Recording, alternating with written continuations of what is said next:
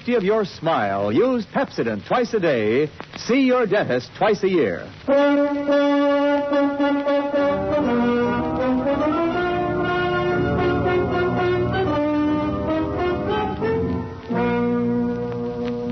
Lever Brothers Company presents the Pepsodent program, The Adventures of Philip Marlo, starring Van Heflin.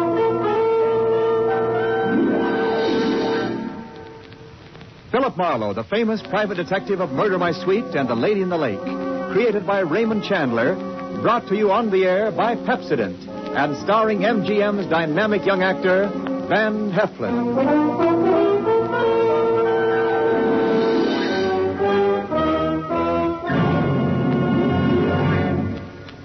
Now, families all over America have named their favorite toothpaste. New Pepsodent with Irium. New, fresh-tasting Pepsodent with a new, cool, minty flavor. It's preferred 3-to-1 over any other toothpaste. It's true. With families all over America, new Pepsodent is a favorite 3-to-1.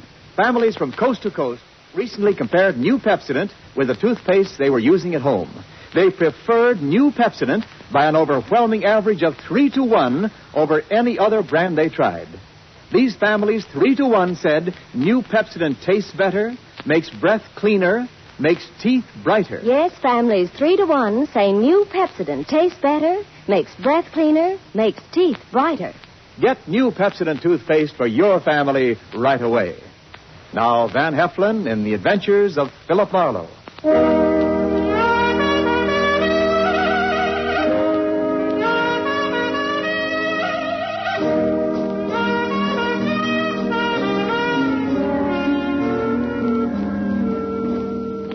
Hollywood after midnight is like any other city after midnight. Night moves in and the city becomes hushed and stealthy. The nightclubs close up one by one, but now and then the police whistle and the prowl car siren serenade the sleeper. If you've got any cop in you at all, you get on edge and you have to get dressed and go out and walk it off to relax. Well, I was relaxing past the Swank Carlton Hotel on the Sunset Strip about 1 a.m. when all of a sudden, recess was over. Hey, Marlo. That you, Marlo? It was George Millar, the quiet-spoken night clerk of the Carlton, hailing me from the doorway, probably to Mucha Melacrino. No, I was wrong. Hey, look, Marlo. You very busy right now? Why, Millar? If I may be as cagey as all that. We've got some trouble on the 8th floor. Where's Curly, your fearless house dick? Tonight he has to have a hangover. What's the beef on floor 8? King Leopardi. Do you know him? King Leopardi? Oh, that's the sweetest trump this side of Gabriel. Is he tenting here tonight? He's in the corridor on the 8th floor, dressed in yellow pajamas, and he's trumpet. There's a girl with him, and they put him on a jam session. Well, suppose the king rejects my diplomatic notes. Well, get rough, but only if you have to. Okay, thanks. But a guy with such an ear for music ought to listen to reason. All right, I'll be down 5 minutes, Millar.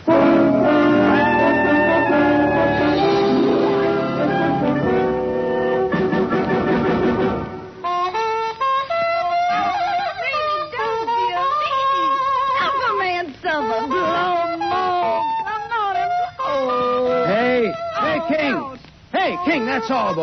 Oh, South out mellow, King and yellow, more schmozzarino, more. I said, all right, King, the party's over. Hey! Were you addressing me, peasant? I said, wrap it up, can it? Put it on ice. The show is over. Ha! Conk him, King. King Kong, that's what he is, King Kong. Let him have it, King. Fanfare to a nosy house dick, as follows. All right, now look, Yellow Pants, wrap up your bugle and buzz off. Now hit the grit. Oh, you're tougher than a 40-cent steak, aren't you? Well, this will make you soft and tender. Here. Attaboy, King. Hit him again for me. All right, hit me with that trumpet, will you? Okay, King. Ooh.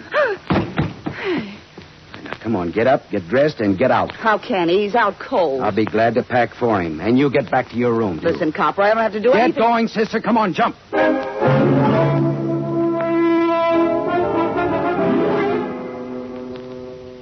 The door to room 815 was ajar. I went in and began tossing a lot of that yellow silk that the king liked so well into his suitcases. Something at the small desk stopped me. Tucked under the corner of the desk blotter was a note. It was assembled from words and letters cut out of newspapers and pasted on a telegraph blank. It said, 10 grand by Thursday night, Leopardi, or else. Her brother. I slipped the note in my pocket and went out in the corridor just as the king staggered past me into his room. I could get an infection from the dirty look he gave me as he slammed the door after him. The door 2 suites away opened a crack and then shut again very quickly. I went over and knocked. Beat it, copper. I want to talk to you. I don't want to hear from you. Okay, here I come, sister. Ready or not? I'll blow you down, so help me, I'll let you have it. Lay that pistol down, babe. Come on, Get out come before on. you pick up weight you didn't count on. And what would the little girl be doing with a .25 automatic, I wonder? A girl needs protection with insects like you around. Look, what's your name? Little Bo Peep. Okay, but what does little boy Blue with a horn mean to you? I admire his work. Do you know King Leopardi? No. Well, what are you doing in a place like this? I can tell you can't afford it. What's your angle? I won a soap contest. All right, baby. You want it that way? What are you going to do? We'll make a phone call. It won't cost you a nickel. Hello, desk. Millar, it's Marlo. I'm calling for the lady in room 811.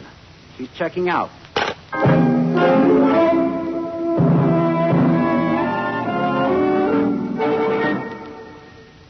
I had a little trouble up there, Millar. Your 2 noisy guests will be checking out any minute. Okay? Oh, well, I hate for things to happen on my shift. Well, the king bopped me with his bugle, and the girl had a gun. Gee, nice people. Yeah, how come you put a floozy like that girl so close to the king? Well, I didn't. Another Quillen, thing. the dayman did. Look, there was a receipt for rent to Miss Marilyn Delorme on the telephone table in her room.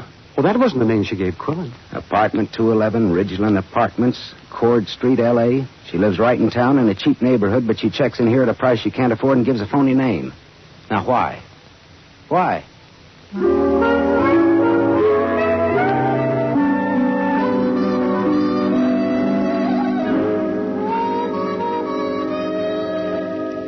Cord Street, where Marilyn Delorme lived, was Old Town, Arty Town, Crook Town.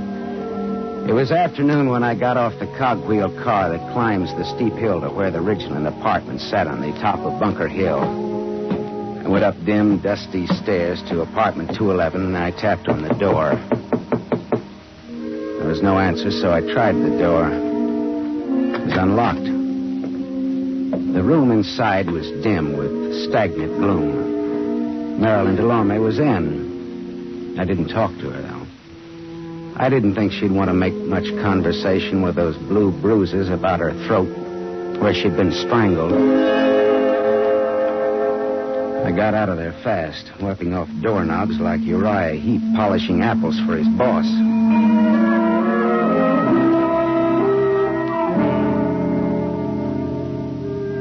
I found King Leopardi at his job at the Club Belvedere. He was relaxing at a table in the bar with a kind of a girl commonly referred to as a knockout.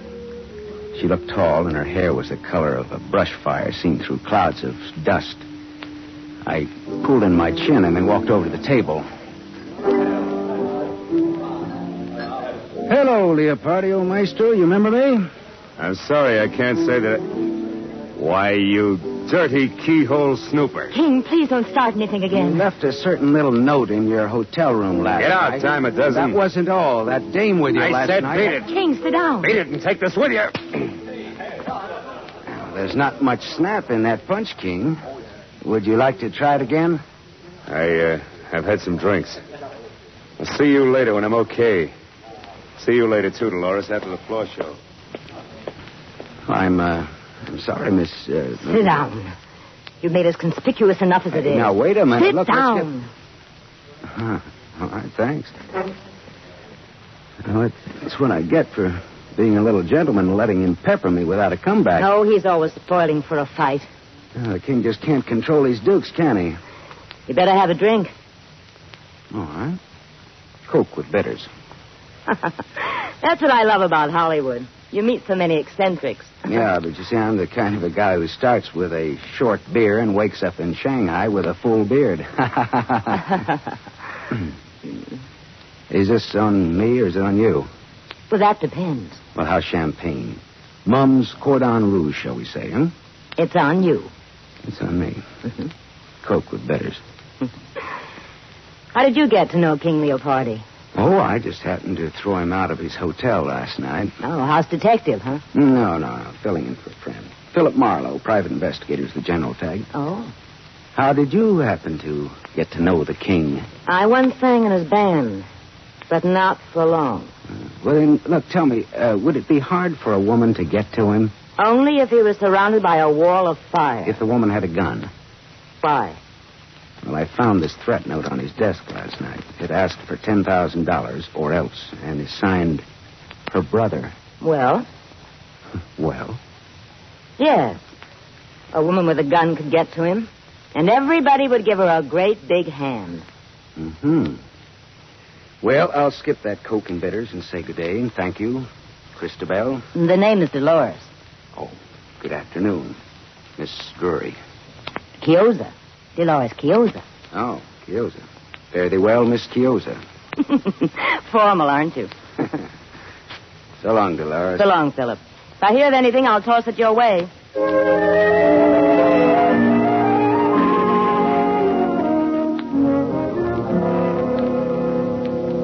The evening papers carried a squib about Marilyn Delorme found strangled in her Cord Street apartment. That was all, dead end. Until about 1 o'clock in the morning when the telephone started having hysterics on my night table. Yeah. Philip, this is Dolores. Dolores. Oh, yeah, sure. Will you come over to my place right away? 2412 Renfrew Street, below Fountain. Hey, wait a minute. It's a sort of bungalow court. Mine is the last one in line. Well, sure, but wait a minute. What's the matter?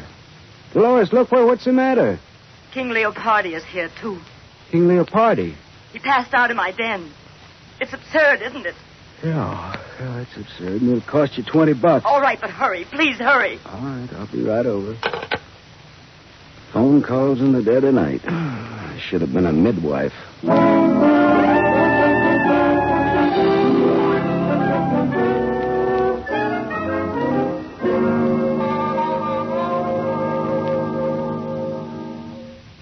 Oh, come in, Philip.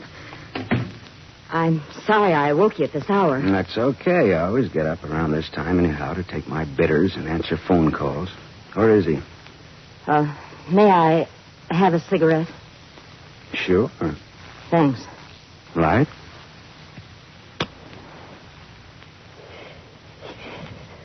Where did you say it was now? In my den. Oh, Philip. Philip, he isn't drunk at all. Did you really think he was drunk? He's dead. What? The king is dead. Long live the... With my gun. Well, good for you. The lady wins the large Cupid doll. Hey, come on, let's go and look at him.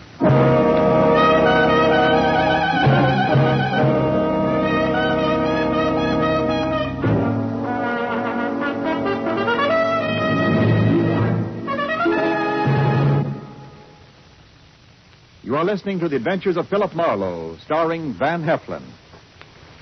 Yes, families all over America have named their favorite toothpaste. New Pepsodent with invigorating Irium foam. New fresh-tasting Pepsodent with a new, cool, minty flavor. It's preferred 3-to-1 over any other toothpaste. It's true. Families all over America say new Pepsodent is their favorite 3-to-1. The Paul A. Thompson family, Summer Street, Stamford, Connecticut, preferred new Pepsodent on every single count. The Thompsons say new Pepsodent tastes best of all, makes breath cleaner, makes teeth brighter. On all these counts, by an overwhelming average of 3-to-1, families prefer new Pepsodent over any other toothpaste they tried. It's a fact. Families 3-to-1 say new Pepsodent tastes better, makes breath cleaner, and makes teeth brighter. Remember, this is not just our opinion. It's the honest conviction of the Thompsons and other families who compared new Pepsodent with the toothpaste they were using at home. Get new Pepsodent, the only toothpaste containing Irium. Get it for your family without delay.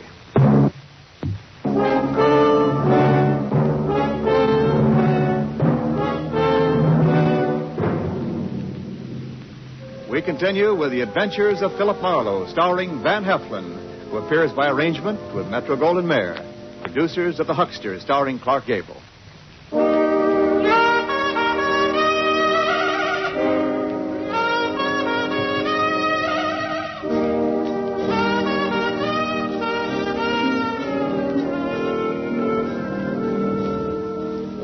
Dolores showed me to the den in the back of the house.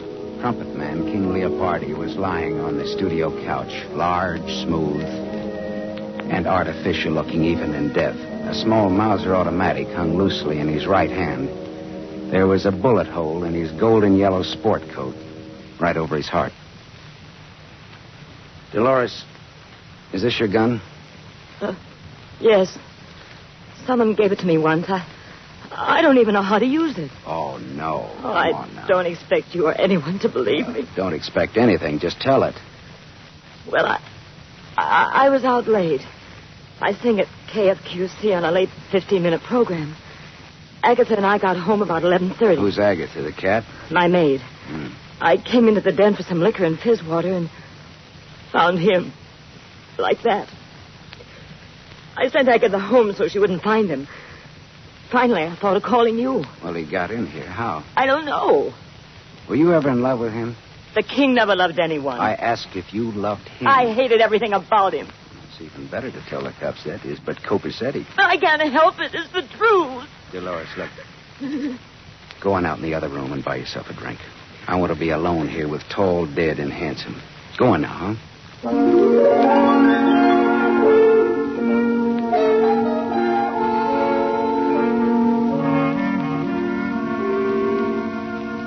After Dolores had taken her white face out of that room, I could work better. I went through the king's pocket and found his key ring. One key fit very nicely in the lock of the back door. I went to the living room where Dolores was huddled against the arm of the Davenport trying to become a part of the pattern. Dolores, how long has Agatha been with you? 2 years. Did you ever steal anything from you? Small things, that's all. A pair of nylons now and then. I didn't mind why. Well, she sold a key to somebody. A key to this apartment. Oh, what's the difference, Philip? We're wasting time. I'm done for as a nice person. They'll think it was a lover's quarrel and I shot him. Or that he shot himself over me. Well, you don't die from the latter, though. Your reputation does. And I care about what people think of me. Yeah. Well, that's what makes me for you again, lady. Thanks, Philip. Now, let's suppose you give me a description of Agatha and tell me where she lives. I want to talk to her. Tonight.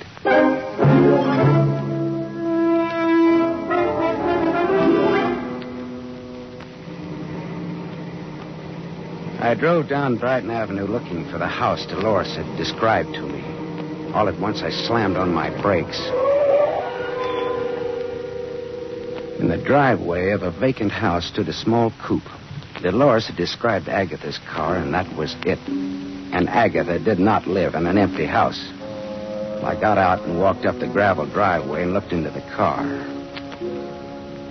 And then I got back in my own car and drove until I found an all-night drugstore. I phoned Detective Lieutenant Ibarra.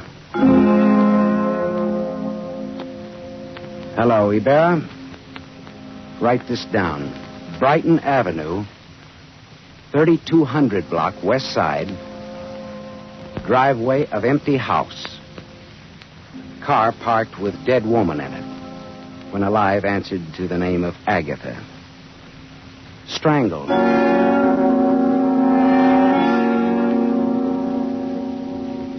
I went back to the Carlton Hotel where it all started the night before. Quillen, the head day clerk, was on night duty. That surprised me a little bit. It was 2 a.m. and very empty, very quiet in the lobby. I was fine. Well, if it is Marlo, the old cruise man. A good morning, and tripe like that. Hello, Quillen.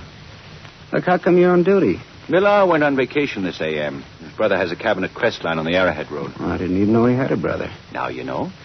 Quillen, look, how come an old hotel man like you registers floozies like that Marilyn Delorme on the same floor with people like King Leopardi? What? You heard me, mine host. I didn't register the girl or Leopardi. Millar did. What? You heard me. Well, why was the room between their rooms empty last night in times like these? Well, Millar had it marked on change. Plumbing out of whack or something. Why? Oh. Well, here's why. A lad with a pass key could have gone into that room and then unlocked the 2 connecting doors. And then you could have run a bus service between the girls' room and Leopardi's. What are you driving at? That girl in 811 had a gun and Leopardi had a threat letter last night. Now, here's what I want you to do. Call the hotel where Leopardi's staying now and ask if he's there. Why? Because. Good enough? Best reason in the world. Wife always uses it. Wait here.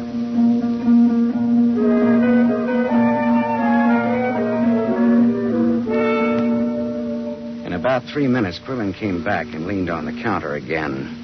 Leopardi isn't there. I talked to a guy in his suite who was almost sober. He said Leopardi got a call about 11 from some girl. What girl? Well, he didn't know. But Leopardi went out preening himself. Okay, thanks, Quillen. Anything to do with that brawl you had with Leopardi here last night? No, all in the spirit of boyish mayhem. Oh. That 815 has a jinx on it, you know. Girl shot herself there 2 years ago. What? A girl shot herself there. Yeah, you said that, but what girl? I don't know what her real name was. Look here, Quillen. I want to see your hotel files of that day 2 years ago and all the newspaper clippings about it. Come on. All right. Let go of my arm, physical culture. I'll get the keys to the record room.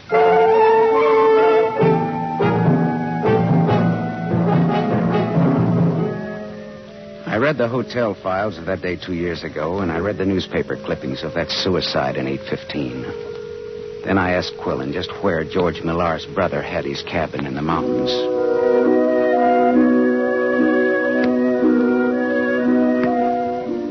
It was just getting light when I pulled up at the cabin, high against a growth of dagger pine and cedar.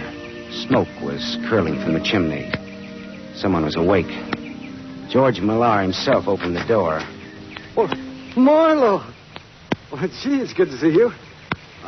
How'd you ever find us up here? How about some bacon and eggs?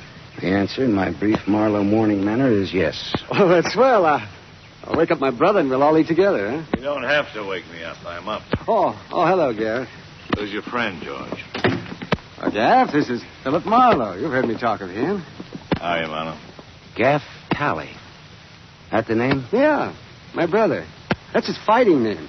He used to be a heavyweight boxer. Fighter. Boxers dance. Fighters fight. Let's get coffee started, huh? Marlo's hungry. Yeah, say, I've had a busy night. King Leopardi's been bumped off. Bumped off? Lowbrow for killed. Vernacular for murder. The king is dead, though. Where? How? In a girl's apartment. Nice girl, too. The old suicide gag. But it could ruin the girl. Oh, gee, that's lousy. Yeah, but it won't work. It was murder. What makes you think it was murder? Well, Gaff, the way I cased the job, the kill was supposed to have been pulled in his room 815 at the Carlton Hotel night before last. Is that a fact now? Yeah. I spoiled it by giving the king the Mary heave-ho before the girl in 811 could get to him. Didn't I, George? I guess you did, Marlo. Yeah. Of course, it would have been poetic justice if King Leopardi had been killed in the same room where a girl committed suicide 2 years ago, registered as Mary Smith. Usual name, Eve Tally. Did you hear that, Gaff Tally? Eve Tally. I heard it, Marlo. So he had a sister named Eve, shot herself in 815 at the Carlton. So what? So, George here told me that Quillen registered that professional gun girl in 815 night before last. Oh, no. George registered her. So? So George kept the room between the girl and Leopardi vacant.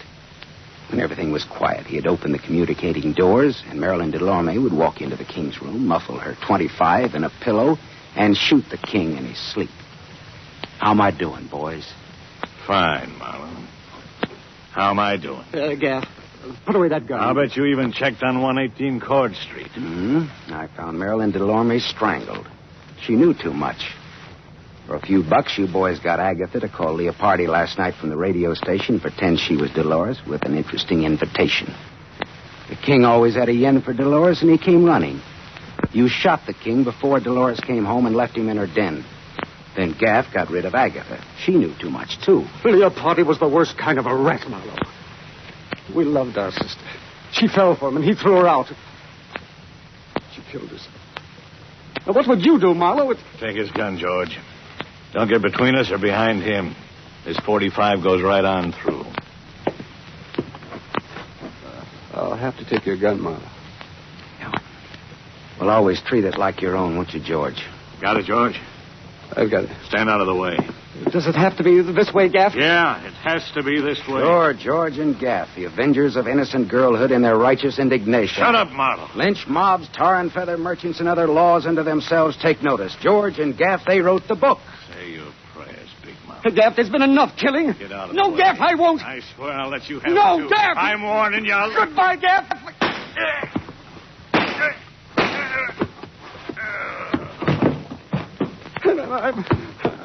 I'm sorry, Gaff. I had to do it. George, he's dead. Listen, I had to do it, Gaff. I just had to. You understand, don't you, Marlo? Yeah, I understand. He was a killer. He killed 3 people. He wasn't going to kill a 4th. I wanted to finish Leopardo out in the open and take what came, but Gaff tried to do it cute. I didn't know Leopardo was dead until you told me, Marlo. I believe you, George. Yeah. Here's your gun back, Marlo. It shoots fine.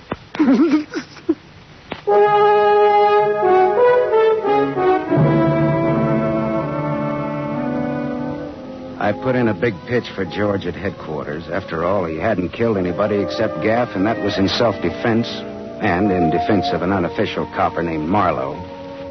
He won't go get off scot-free, but he won't inhale cyanide either at the taxpayer's expense. After I talked to Ibarra at headquarters, I telephoned Dolores Chiosa. I didn't give her the sordid details, but just told her not to worry, that she was in the clear. Philip. Oh, thank you, Philip. I'm so relieved. I'm so grateful. I'm so thirsty. Well, come on over then. Hey, wait a minute. Now, is this fiesta on you or is it on me? Why? Well, I mean, do I drink Coke and bitters or cordon rouge? It's on me. All right, then champagne it is, baby. But look, let me bring the glasses, huh?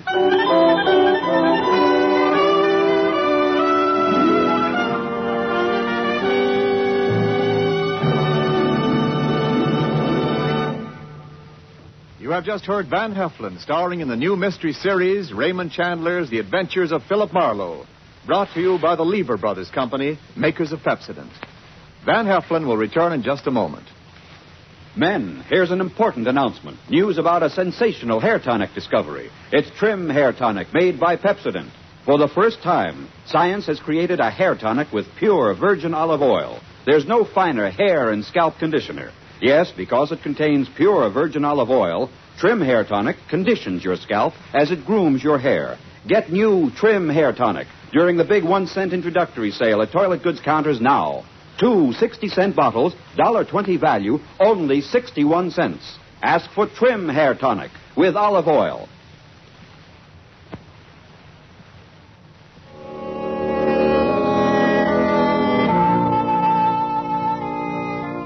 Now, concerning next week's show, here's our star, Van Heflin. Philip Marlo crouched in the darkness of Beverly Glen and waited for those footsteps to come closer.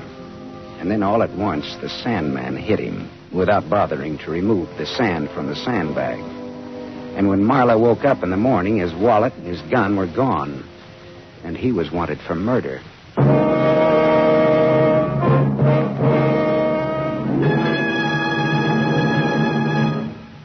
Tonight's story was adapted by Milton Geiger from The King in Yellow by Raymond Chandler, creator of Philip Marlo, the screen's most famous private detective. The original music was composed and conducted by Lynn Murray. This is Wendell Niles inviting you to listen again next week at the same time to another exciting mystery on the adventures of Philip Marlo, starring Van Heflin with a distinguished cast. This is NBC, the National Broadcasting Company.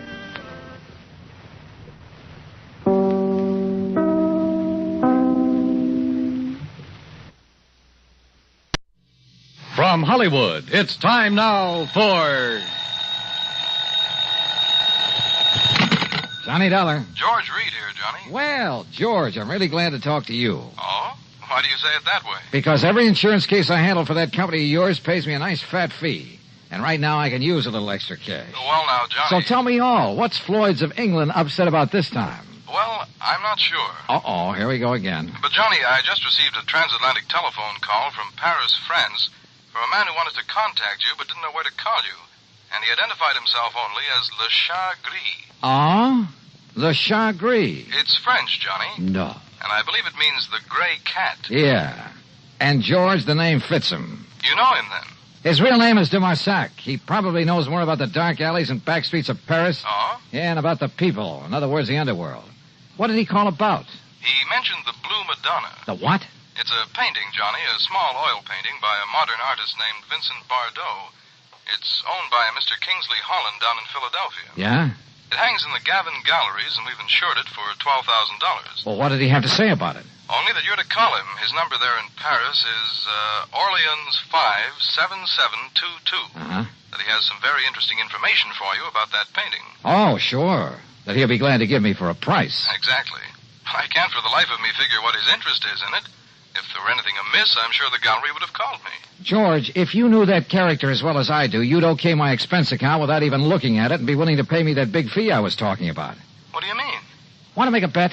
What kind of a bet? I'll give you odds of 10 to 1 that whatever's hanging in that gallery down there in Philadelphia is not the Blue Madonna. What? Now, look, Johnny, good heavens. George, I'll be talking to you.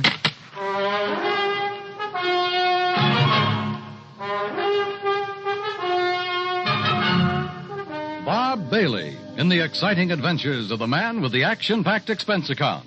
America's fabulous freelance insurance investigator. Yours truly, Johnny Dollar.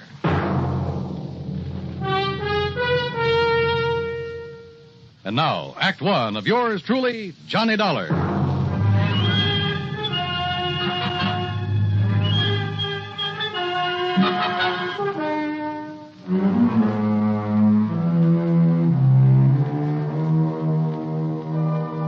Expense account submitted by Special Investigator Johnny Dollar to Floyd's of England, North American Office, Hartford, Connecticut.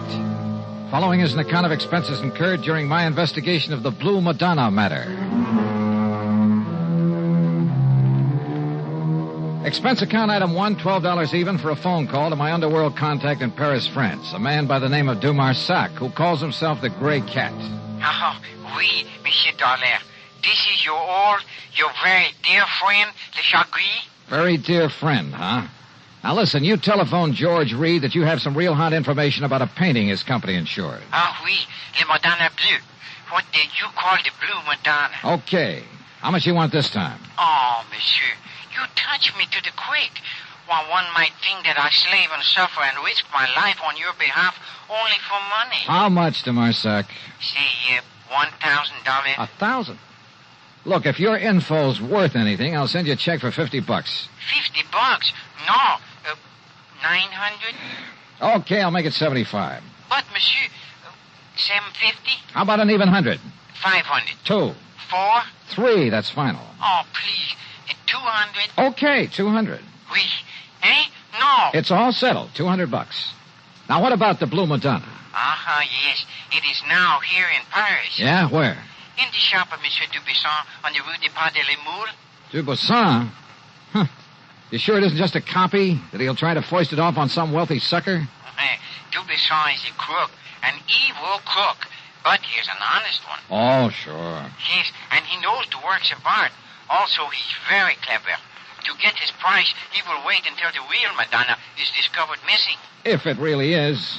That's what I'll check on now. And then you will send me the $500, my very dear friend. 200, remember? Oui, I cheated myself. But, Monsieur... Yeah? Suppose I could find out who smuggled the painting into him, eh? Fine. That would be worth a lot to you, no?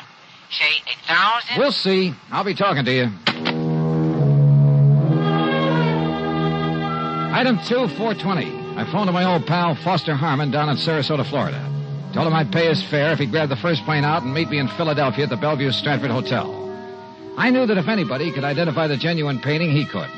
Item 3, $9.40 for my own transportation to the city of brotherly love. Item 4, $9.50, cocktails and dinner for the two of us there at the Bellevue. Yes, the Blue Madonna is one of Vincent Bardot's best-known works. I don't think there's another living artist who could so effectively use various shades of just one color. But what about it, Johnny? Well, first thing in the morning, I want you to come along with me and take a look at it. It's in the Gavin Galleries, isn't it, up on Walnut Street? Yeah, at least it's supposed to be. Suppose? Now, all I want you to do is take a good look at it, then reserve any comments until after we get out of the place. That's all. Well, but Johnny... Meantime, I want to check with the owner of that painting.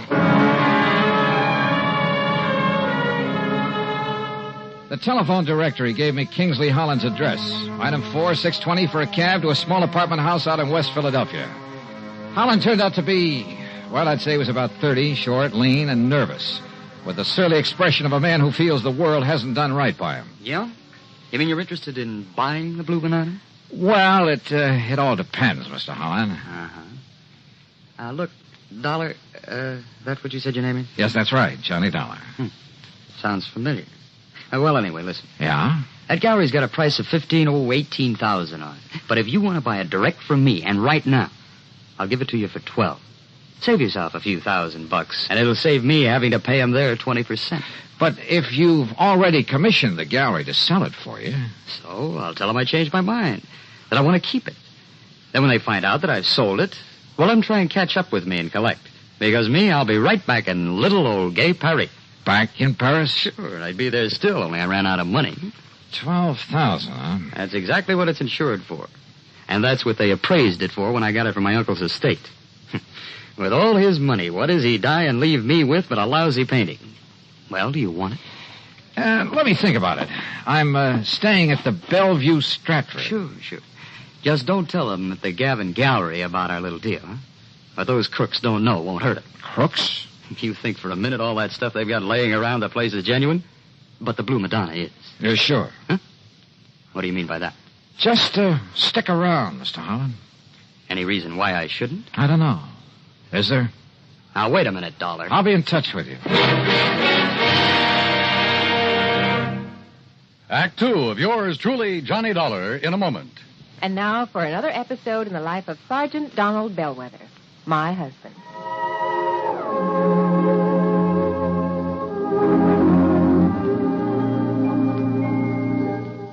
Donald! I'm out here on the back porch, honey. Oh, there you are. Honey, why on earth did you choose a time like this to clean your hunting rifle? We're due at the Jamesons at 7. I'm ready, honey. All I have to do is wash my hands. I'll finish this tomorrow. Be with you in a jiffy. Donald, come back here. Now, what's the matter, Reba? Are you going to leave this hunting rifle right out here in plain sight? Nobody's going to bother it. The kids are asleep and we'll be gone. I don't think our babysitter will bother anything. She's got her homework to do. Those are famous last words if I ever heard them. Donald, don't you realize that accidental death by firearms ranks second only to deaths from falls, fire, and poison? Yeah, but the kids are in bed. Well, sure they are. But what if our 6-year-old Marshall Dillon should wander out to the kitchen for a drink of water? You know, he'd love to play with his gun. Yeah, I suppose so. Well, please put it away under lock and key. Yes, dear, yes, right away. And for heaven's sakes, take those shells, too. You know, many accidents happen when bullets are thrown into a fire or hit with a hammer. Those things are dangerous. You ought to know that. I know, honey. I guess I just wasn't thinking. The unloaded gun and ammunition lying around the house is even more dangerous than itchy-fingered hunters. Statistics prove that. Okay, there. Everything is safe under lock and key. Now, you still angry with me? Oh, Donald, I don't want to sound like a nagging wife, but... My dear, you have every right to reprimand me. Me, a non-commissioned officer. I should know better. But that's the way it goes. We forget. That's why there are accidents in the field, out hunting, and in the home. We all know better. We just forget or get careless with firearms. Well, come on along. Let's get over to the Jamesons. Okay, dear. Now, this won't happen again, believe me. You know, I wouldn't have started to clean that rifle if you hadn't taken so long to get dressed. But you sure did a good job. Oh, you look beautiful. That's my Donald. That's my doll.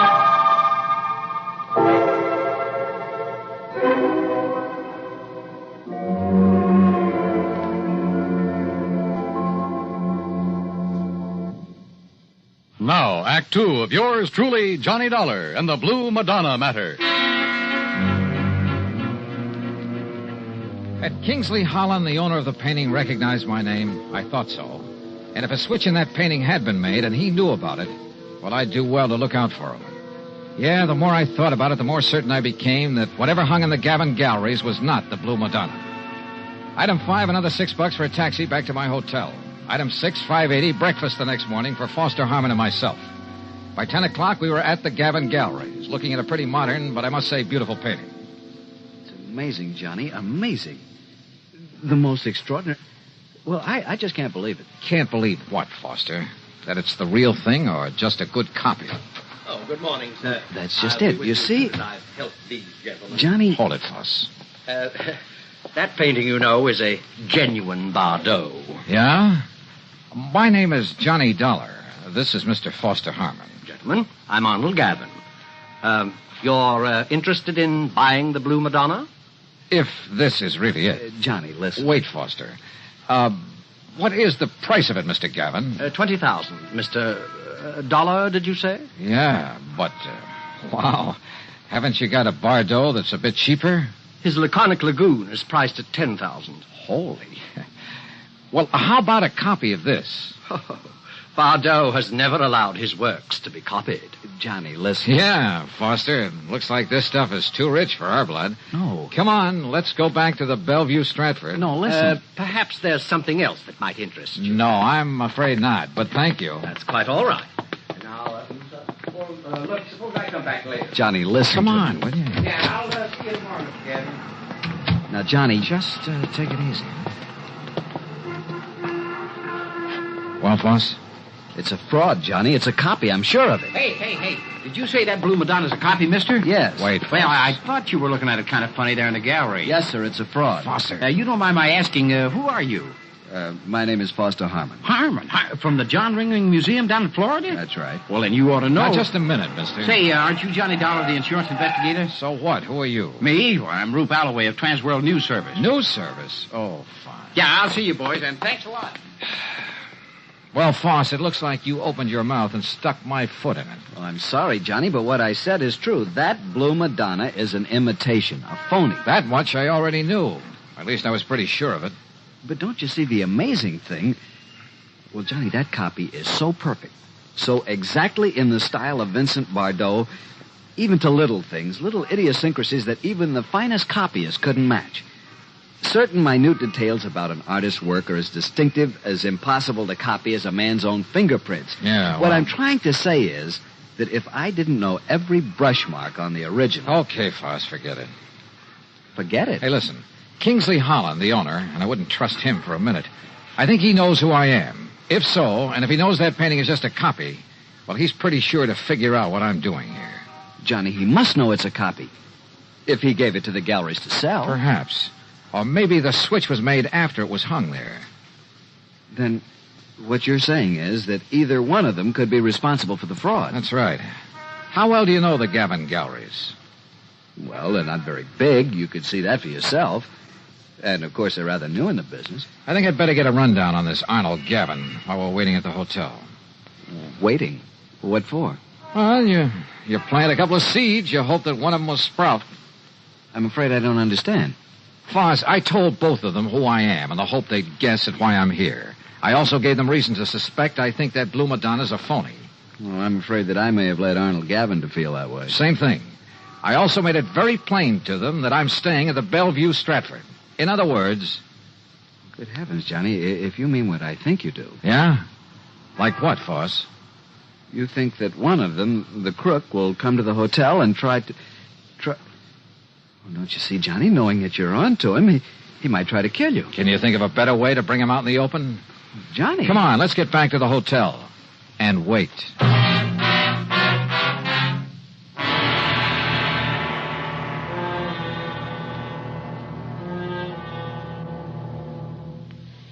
Act 3 of yours truly, Johnny Dollar, in a moment. Do you know who said, every individual in society has certain powers, rights, and privileges which no other individual can justly abridge or destroy? Those words were written by Noah Webster, the man who compiled America's first great dictionary. Mr. Webster knew that if the country which he had seen come into being were to succeed, the rights of the individual have to be protected. Each person is entitled to certain basic rights, powers, and privileges which must not be taken away because of the whim of someone with greater power. In the United States, the individual is important regardless of his wealth, power, or position. The importance of the individual is closely linked to the American tradition. Remember the words of Noah Webster. They are part of your American heritage. the rights and privileges of the individual must be preserved. And now, Act 3 of yours truly, Johnny Dollar. After all, there was no reason to drag Foster any further into this mess, although I knew he'd be game to see it through. So I paid him for all his expenses. That's item 7, $151 even, and sent him on back to Sarasota. Item 8, 10 cents for a phone call to Sergeant Jerry Hawkins at police headquarters. About mid-afternoon, he called me back. Boy, did you ever start a riot. Well, what'd you find out for me about Gavin and Holland? Well, Holland's just a lazy kid that's been trying to live off his relatives all his life. And Gavin? Okay, so far as we know. But listen, you seen the papers? No. The story about that phony painting is on every wire service in the country. All you can see in the headlines is that name Bardot. And I don't mean Bridget. Johnny, you and that Foster Harmon ought to collect a publicity fee. Are you holding Gavin or Holland? Well, what on? Sure, the boys have questioned both of them, but unless we can show some evidence that one of them pulled the switch. Johnny, you got any ideas? Yeah, Jerry. Suddenly, I think maybe I have. Well, then start talking so I can make a pinch. No, I don't think you will. What do you mean, if you know who did it? Well, I didn't say that. But, Jerry, I've got a hunch, a real potent one. And if it's right... Yeah? Well, read tomorrow's papers. Huh? Item 9, $50 for an evening paper and a tip for the bellboy who brought it up to me. Yeah, the sergeant was right. This was the most free advertising any artist has had in years. Prices on genuine Bardots were skyrocketing. As for the fake Blue Madonna, I put in a fast call for Paris. But before the operator could get it through... Yeah? Arnold Gavin, Mr. Dollar. Well, Mr. Gavin... Do you see what has happened? Have you seen the papers? I sure have. And the police have closed my shop, my galleries. Can you blame them? But don't you understand? I've had offers of up to $30,000 for the Madonna. I've received wires offering me nearly $20,000 for the other Bardot, the real one. No kidding. Well, I'll show you how much I'm kidding. I've cabled Bardot to paint some more for me. Paint anything.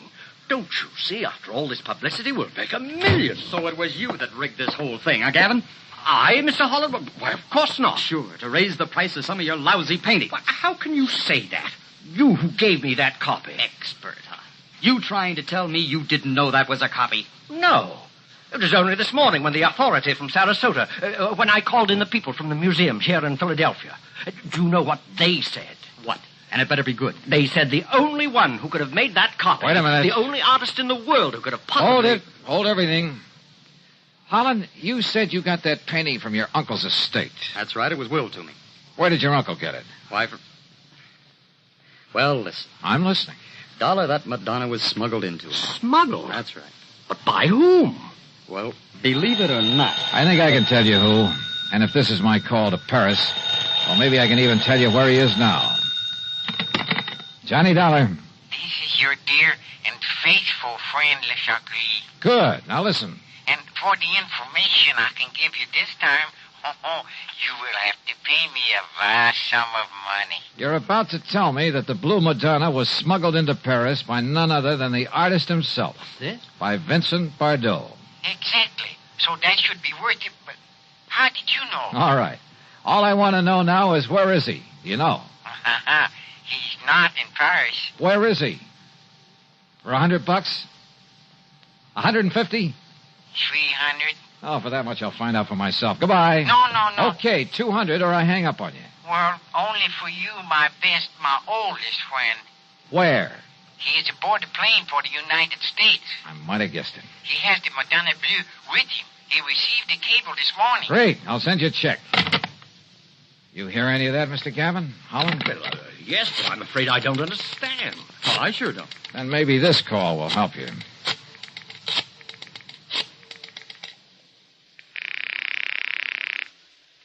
Headquarters? Sergeant Jerry Hawkins. Yes, sir? Sergeant Hawkins. You can have the boys in New York pick him up or wait for his plane to arrive here in Philadelphia. Johnny. If you're sure you really have any charges against him. What? Yeah, he's on his way in from Paris. The guy who painted the copy of the Blue Madonna. Or maybe this is really the original over here. Huh? Well, at any rate, he'll have the other copy with him. So do you want to tell the papers or shall I? Look, will you make sense? Oh, and his name is Bardot. Bardot? That's right, Vincent Bardot. Well? You mean that he painted two of them? Sure. with probably something like this in mind. But I can't And look what it's done for him. Put him on the map. Anything he paints now will net him a fortune. And I don't think you'll suffer particularly either, Mr. Gavin. Well, no. As for you, Holland, well, you'll get a lot more than you thought for that painting of yours. Man, what a fast. Sure. But you know something? What, Mr. Dollar? I just wonder if Le Chagris was in on this thing with him from the beginning. Le Chagris? So help me, I wouldn't put it beyond him.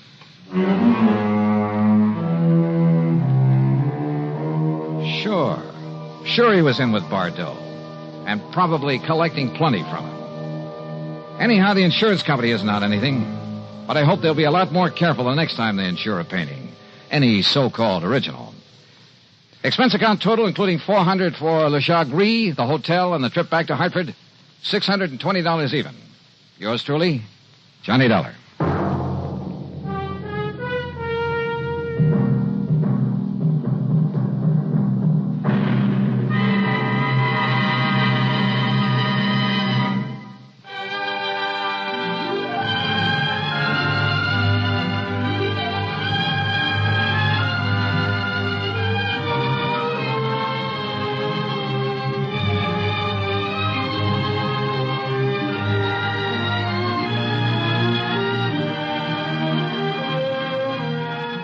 Yours truly, Johnny Dollar, starring Bob Bailey, originates in Hollywood and is written, produced, and directed by Jack Johnstone. Heard in our cast were G. Stanley Jones, Forrest Lewis, Harry Bartell, Joseph Kearns, Bert Holland, and Byron Kane. Be sure to join us next week, same time and station, for another exciting story of yours truly, Johnny Dollar.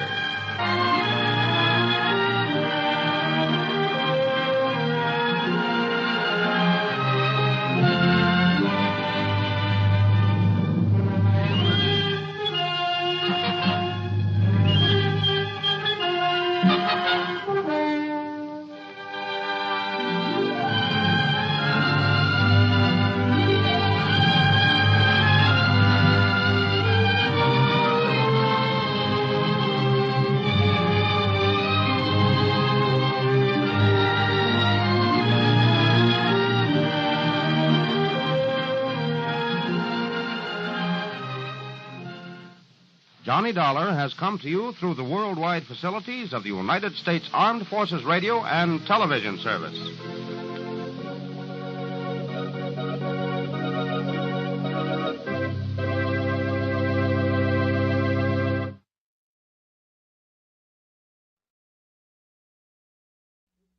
The Signal Oil Program, The Whistler.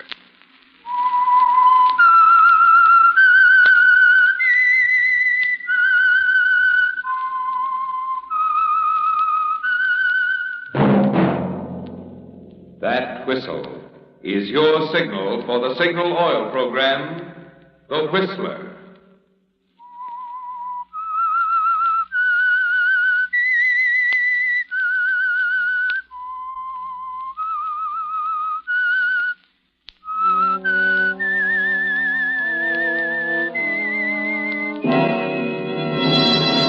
I am the Whistler, and I know many things, for I walk by night. I know many strange tales hidden in the hearts of men and women who have stepped into the shadows.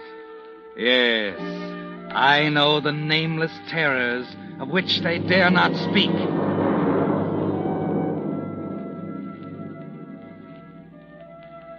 Yes, friends, it's time for The Whistler, rated by independent research the most popular West Coast program in radio history. And remember, let every traffic signal remind you, with new Signal gasoline, you do go farther than ever. Look for the familiar big yellow and black circle sign that identifies those popular Signal service stations in 7 western states from Canada to Mexico. And now the Whistler's strange story, 3 Times a Sinner.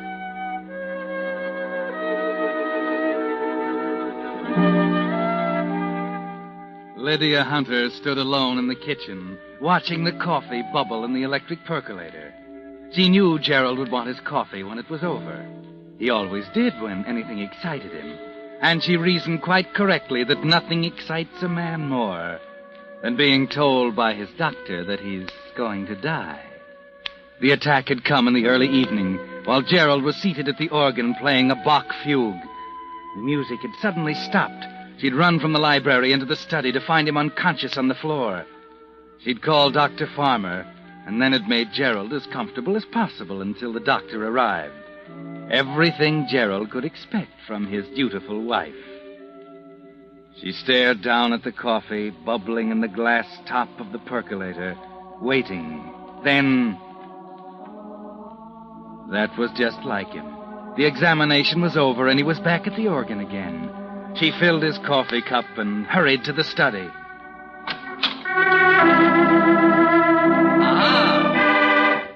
There you are, Lydia. Just in time to celebrate Dr. Farmer's prophecy of my death. Oh, and coffee. My obedient wife is bringing me my coffee.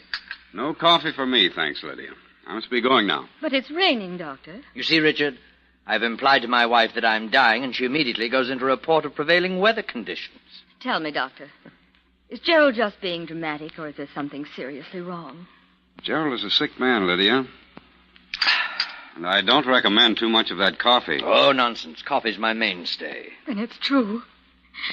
Oh, Gerald. Oh, Gerald. Oh, come, Lydia. Dry those crocodile tears. They stain your makeup. Furthermore, you know you're deliriously happy. Why, just think. I can slip off at any moment now. Don't talk like that, Gerald. It may take years, old man, if you take things easy. Cut out drinking and smoking entirely, of course.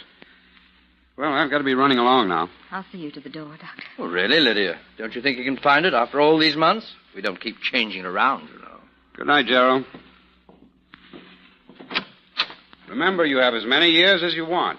It's up to you. Of course, Doctor. It really is serious, Richard. Nothing to be alarmed about. No vigorous schedule or anything like that, though. He can't bear a quiet routine. He'll have to, poor beggar. You sound sorry for him. I am. And I wish you could make your pity sound more convincing, Lydia. Oh, he never believes me anyway. He's always been like that. Look at the rain. Yes. When am I going to see you again? Soon. That's all? Just soon? He's suspicious enough as it is. He's bitter and hurt. You've disappointed him as a wife. Perhaps through no fault of your own, but he is disappointed and bitter. Oh. That can make a man unscrupulous. So be careful. I don't understand. I won't say any more, Lydia. Just be careful and be honest with him. Take good care of him. He needs you, and you owe it to him. Good night. Good night, Richard. Richard! Yes? I love you. Oh. Yes, Mrs. Hunter? I didn't know you were here, Martha. Were you going? Mr. Hunter told me I might go, ma'am. Well, I'd rather you stayed a while. Made him say that. I don't know, ma'am. I'd better see him. Well, Lydia, that was a long farewell. Why did you tell Martha to leave for the night? Is it difficult for you to understand that I might like to be alone with you? But surely Martha has a perceptive eye and a very sharp ear, Lydia. You'd be shocked at the things she knows. Interesting creature, Martha. She has a sort of feudal loyalty to the master of the house. You haven't drunk your coffee, Gerald. Lydia, since you and I are not even friends any longer, would you consent to a divorce? Leave you now? After Richard's diagnosis tonight? That was important to you, wasn't it? Why, of course. It was important because now you know that soon, perhaps even tonight, you'll be a wealthy widow, free to marry again. Gerald, must we go on talking like this? No, not at all, my dear. But I know that you're awaiting my death. Oh. That makes me feel as though I were loitering. I don't want to borrow time, a few weeks, a few months. I don't want to borrow your affection, kisses you don't mean, a few soft words of phony solicitude. Oh, really, Gerald? I don't see why I have to I don't stand want here to and listen. borrow anything, my dear. And I have a way. Gerald, where did you get that bottle? It's marked poison. Yes, quite a coincidence. It is poison. What are you going to do? You mean, what have I already done? As you see, there's precisely half a bottle. While you were gone, I poured the other half of my coffee. I'll never taste it. It's supposed to be like adding sugar. All I have to do is lift it to my lips like this, and... I was hoping you'd stop me. You realize what will happen if I drink this, yet you stand there watching, letting your little dreams multiply. Well, I won't disappoint you, my dear. I shall drink it. Like that. And sail off happily on a requiem of Bach. Yes, a requiem, Lydia. Appropriate for the occasion. Tested in the crucible of time.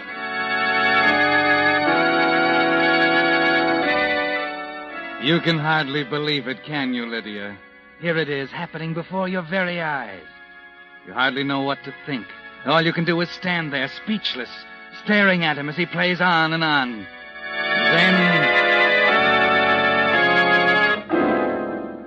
it's happened. At long last. All those wretched years are over, and he lies there slumped across the keys. You stifle an impulse to laugh. You've got to be... Martha! Martha, come quickly! What's the matter? Something has happened to Mr. Hunter. Is he ill? Oh, I'm afraid it's more than that. He's dead. I know it. Please, Martha, you've got to get hold of yourself. So soon. The doctor no sooner told him. Please, Martha, please, come on.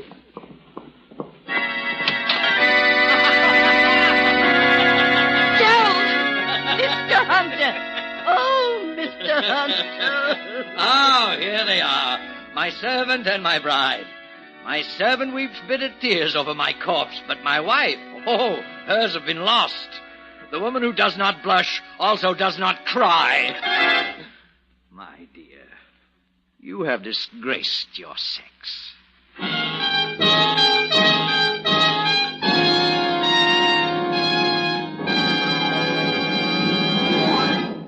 With the prologue of 3 Times a Sinner, the Signal Oil Company brings you another strange tale by The Whistler. Today being April 1st, I'd like to bring you this timely warning. April showers bring May flowers, but they also bring accidents. Here's what I mean. Of the deaths caused by autos, 1 out of 5 occur when roads are wet or slippery. 1 out of 5 when drivers' vision is obscured. Fortunately, precautions can be taken to help prevent these 2 types of accidents. For instance, tires that are worn smooth tend to skid more readily. But a deep, heavy retread job, the kind Signal gasoline dealers are prepared to give your tires, will restore their grip on the road, help you stop more quickly. And if a worn windshield wiper is leaving streaks across your vision, Signal gasoline dealers will install a fine new Rainmaster blade while you wait. So next time you're at your neighborhood Signal gasoline dealers, have your tire tread and your windshield wiper checked. You'll feel a lot better knowing your car is prepared for any kind of weather. And it may help save a life. Possibly your own. And now back to the Whistler.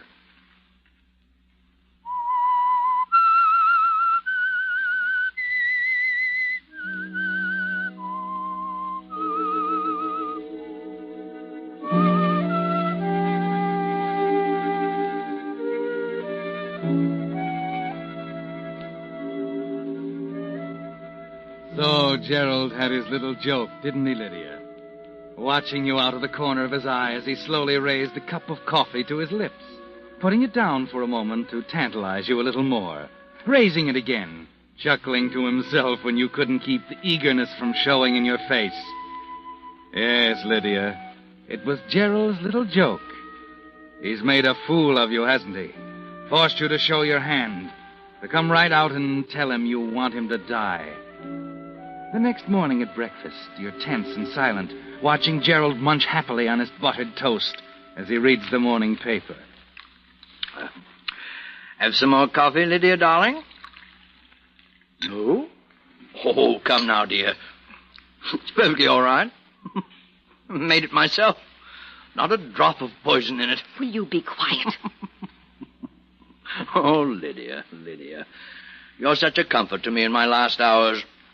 The beautiful, dutiful wife offering peace and consolation to her lord and master in his declining days, giving freely of her strength. I've had all I can stand, Gerald. Now, that's enough. Very well, my dear. There's a half bottle of poison on the shelf in the medicine cabinet. Oh, here. Let me butter you a piece of toast. I'm not hungry. When are you going to kill me, my dear? Oh, pass me the marmalade, will you? Thank you. Gerald, why did you do it? You, didn't answer my question. When are you going to kill me? I can't stand this any longer. Sit down, Lydia. There. That's better. I'm very happy about last night, you know. Yes, it brings things right out into the open. I've known for years that the only thing you wanted was my money. Awfully good marmalade. Won't you have some? What did you do with a half bottle of poison that's missing, Gerald? I poured it into the fireplace. Still half left, though. Ought to do the job quite nicely. I signed for it at the pharmacy myself, if you're wondering. Told them it was for the moths. So, you see, it's all ready for you, Lydia.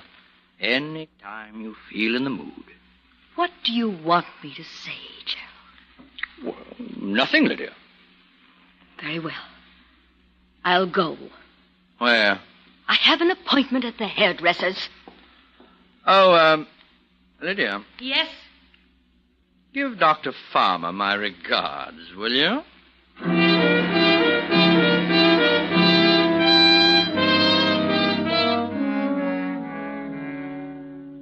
Gerald was tempting you, Lydia. But why, Richard? I don't see... By pretending to be dead, he gave you 5 minutes of being a widow. He wanted you to enjoy that feeling.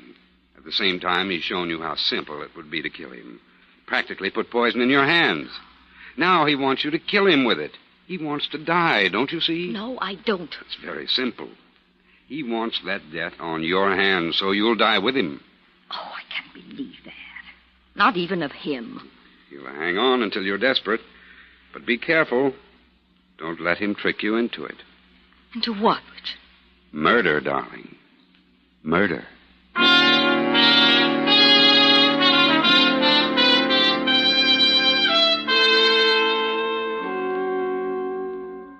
So you go home, Lydia, and determined to wait him out. He can't last long. There's no point in thinking about it anymore. Time will take care of everything. Get your mind off it, Lydia. Don't think about it anymore. Murder, darling. Murder. The words keep coming back like the thought of a new toy to a child. And you can't surrender like a child and turn to thoughts of other new toys. Murder is the only toy you want, isn't it, Lydia? As the days pass, it keeps returning unconsciously. The bottle on the shelf in the medicine cabinet, half full, bought in Gerald's name, flaunting its power at you every day. Murder, darling. Murder. And finally, the night comes when you can't resist it any longer. You go into the medicine cabinet and take the bottle, hold it tightly in the palm of your hand, and walk back into the kitchen. When the coffee's done, you pour a cup and add the contents of the dark little bottle. No sugar, Lydia. Gerald has told you the poison is sweet. Now, a little cream. That's it. You're ready now. The bottle is in your pocket, empty. You're ready for Gerald playing on the organ in the library.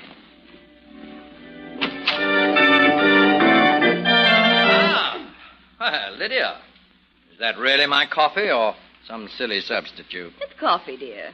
You haven't had any in such a long time now. I'm sure Richard couldn't object. Oh, thank you, darling.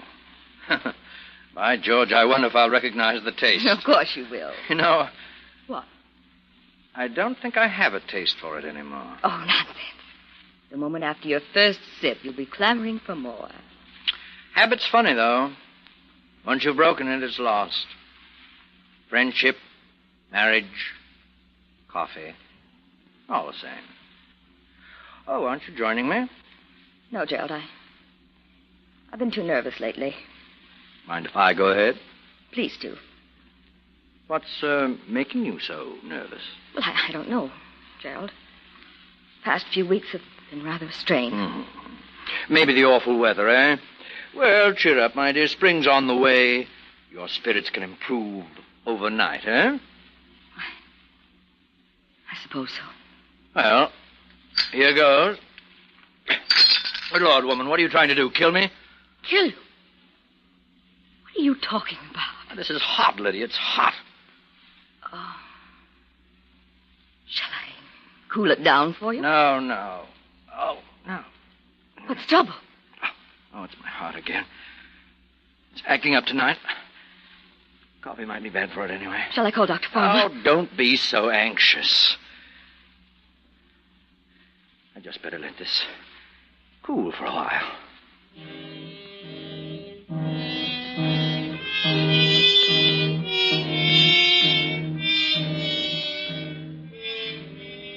Gerald. Huh? Your coffee's getting cold. Oh, yes. I forgot all about it. I say. Now, what is it? This is sweet. You sure you haven't put too much sugar in it? It's just your imagination. I suppose. That does taste good. Now, my dear. Yes? You may put the empty bottle on the organ. What? That will make it look like suicide. If they don't find the bottle by my side, you'll be suspected of murder. Go on, put the bottle on the organ. I'm going to play for a while as I wait for it. So you know. And you're not at all embarrassed. Not the faintest sign of a womanly blush. You're the worst kind of sinner there is, a deliberate one. You sinned when you married me for my money. You sinned when I tried to commit suicide and you didn't attempt to stop me. And now you've sinned again because you've tried to kill me. Do you honestly think, my dear, that anyone 3 times a sinner can escape punishment? In a few moments, you'll be dead, Gerald. Perhaps. What do you mean? The sweetness of the coffee betrayed you, my dear. I knew when I first tasted it was poison. But you drank it anyway. It is suicide, Gerald. You knew all the time. Oh, you foolish woman.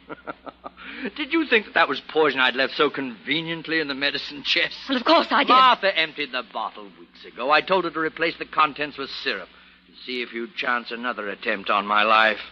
Well, you came through very nicely, my dear.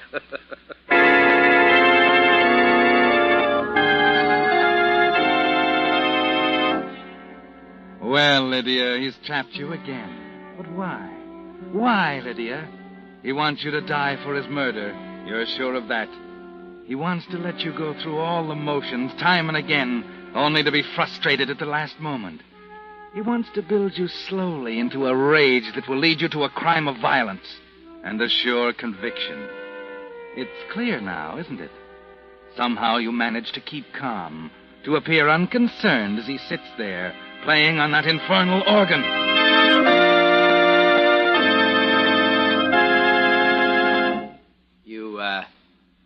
You don't look disappointed, Lydia. Why? Why aren't you disappointed? A minute ago you thought I was going to die. Now I tell you that I'm not. You aren't disappointed. Why? Why aren't you disappointed? That smile, Lydia, why are you smiling? Wait a minute, you found out about the syrup, didn't you? You discovered it wasn't poison, didn't you? Lydia, answer me. Answer me. Your coffee was too sweet, wasn't it, Gerald? Was it sugar? Or did you put real poison in it? Come, tell me, Lydia. There's a strange look in your eyes, Gerald, darling. It seems to be getting stranger by the minute. Sugar doesn't do that, does it? Lydia!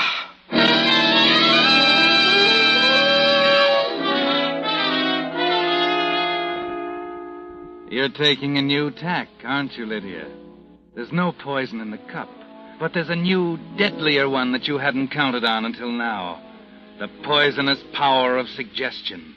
He actually believes he's dying, and you're making the best of it. The real poison is sweet, Gerald. Remember?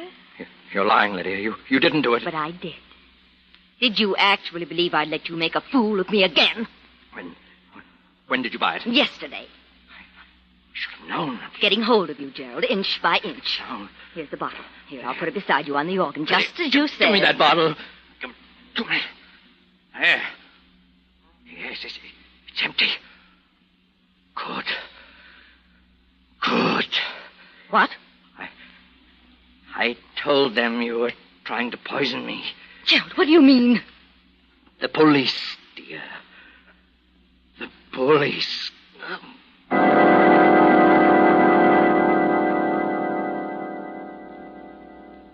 Well, Lydia, for once you're a step ahead of him. So he told them you were trying to poison him. You can't resist now. You've got to laugh about it. Relieved, free at last. Gerald slumped over the organ keyboard, dead. So much simpler now. Death of a stroke. No poison, no suicide. No prying medical examiners. Just one thing, Lydia. The bottle. That would cause suspicion, wouldn't it? When there's nothing to be suspicious about. So you take the bottle from Gerald's hand, go down into the basement and crush it to tiny bits with an axe.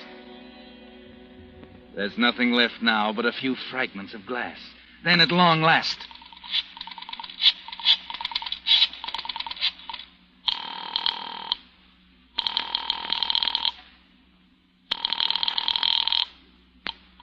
Yes? Richard, darling. Lydia, what's up? You must come at once, dear. Gerald is dead. When? 10 minutes ago. Lydia, you didn't... Of course I didn't. He died of a stroke, Richard. Oh, you must come at once. I'll be right over. Good. And Richard, Yes? I love you.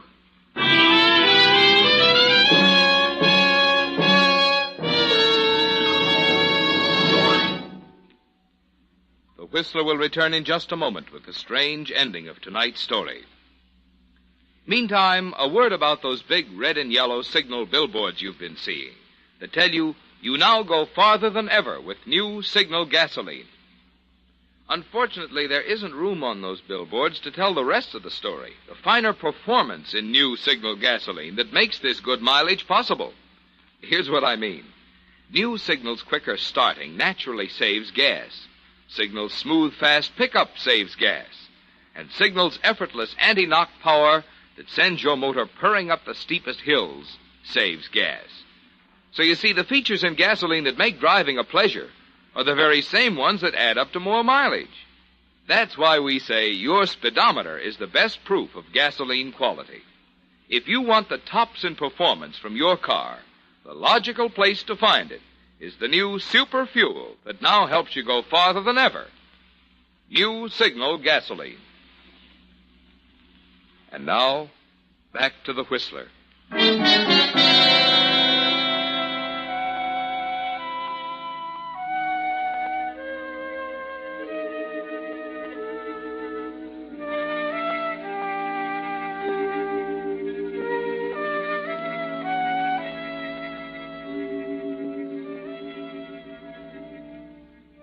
Well, Lydia, it's over, and you're free at last.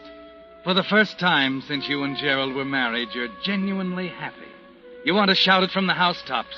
Tell the world that Gerald is dead and you're free. That all his cruel cunning and practical jokes got him nowhere. That the trap didn't work. You almost wish Gerald were alive for a moment, just so you could tell him. But instead, you must sit quietly in the living room in your black dress and wait for Richard Farmer to finish the examination. What a day. I can imagine. We'll have a drink in a moment. So I could use one. Are you finished? Yes. Simple death can be just as troublesome as suicides and murders, you know. I can imagine. Lydia. Yes? Lydia, has it occurred to you that Gerald might not have died from a stroke? Of course not. Why? He might have committed suicide. Why, that's impossible. I was with him all last night. You didn't leave him? No, not for a moment. We talked quite a bit. But he might have slipped something in his coffee while you weren't looking. Oh, don't be absurd, darling.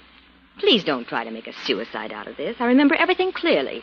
He clamored for coffee. I made it for him. He drank it, and soon after he had the stroke. Why don't you want to let it go then? The medical examiner from the police department. What? He was the man in the gray suit.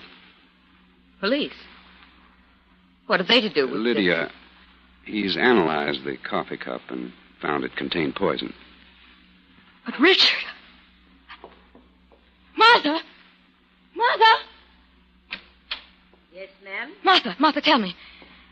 About that bottle of poison in the medicine chest. You emptied that bottle, didn't you? You replaced the poison with syrup. I don't know what you mean, ma'am. I never touched the bottle. Martha! Father, you... What's the matter, Lydia? He did it. It was a trick. Lydia, dear, don't worry about it. Everyone knows it's suicide. You just didn't see him pour the poison into the cup, that's all. And if he didn't leave the room, as you say, then the empty bottle must be somewhere in the room with his fingerprints on it. The bottle? That's all the evidence the examiner says they need. Just the bottle, don't you see, dear? Lydia. Lydia, what's the matter? You look white as a sheet.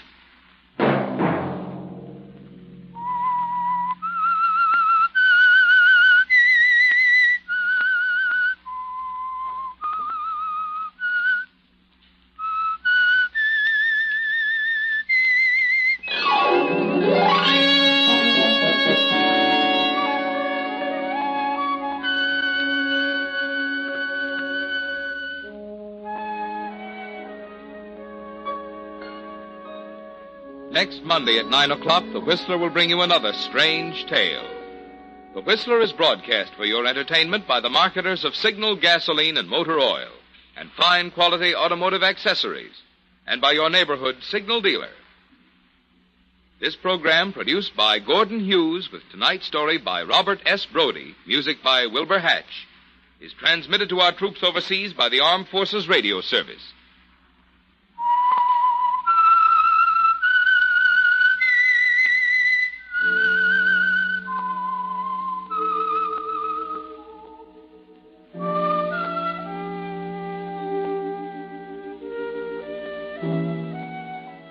That whistle is your signal for the Signal Oil program, The Whistler. This is Marvin Miller speaking, reminding you to look for those familiar yellow and black circle signs that identify those popular Signal Oil stations in 7 western states from Canada to Mexico. This is CBS, the Columbia Broadcasting System.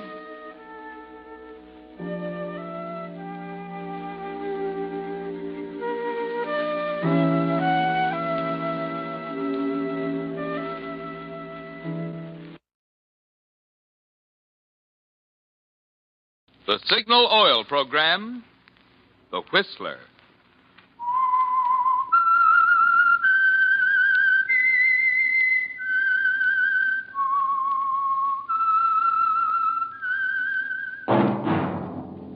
That whistle is your signal for the Signal Oil program, The Whistler.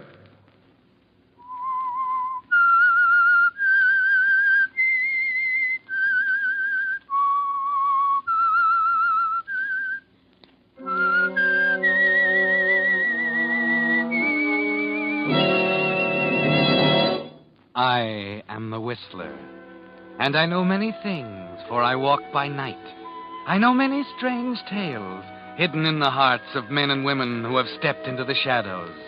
Yes, I know the nameless terrors of which they dare not speak.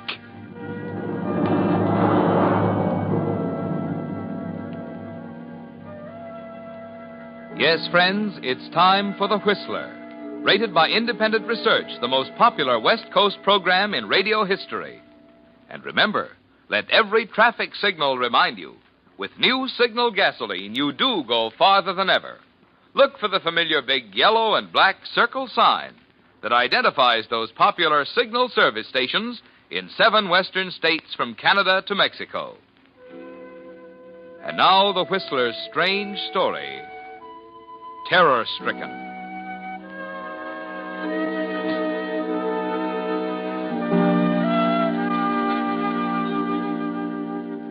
Fear can become a terrible thing. Gangrenous, disintegrating, warping, twisting, gnawing at a man's mind until he's conscious of nothing else but its presence. That was the kind of fear that took hold of Benjamin Reynolds. And oddly enough, it was the natural outgrowth of the very thing that started him on the road to success. There was a trial, an important trial.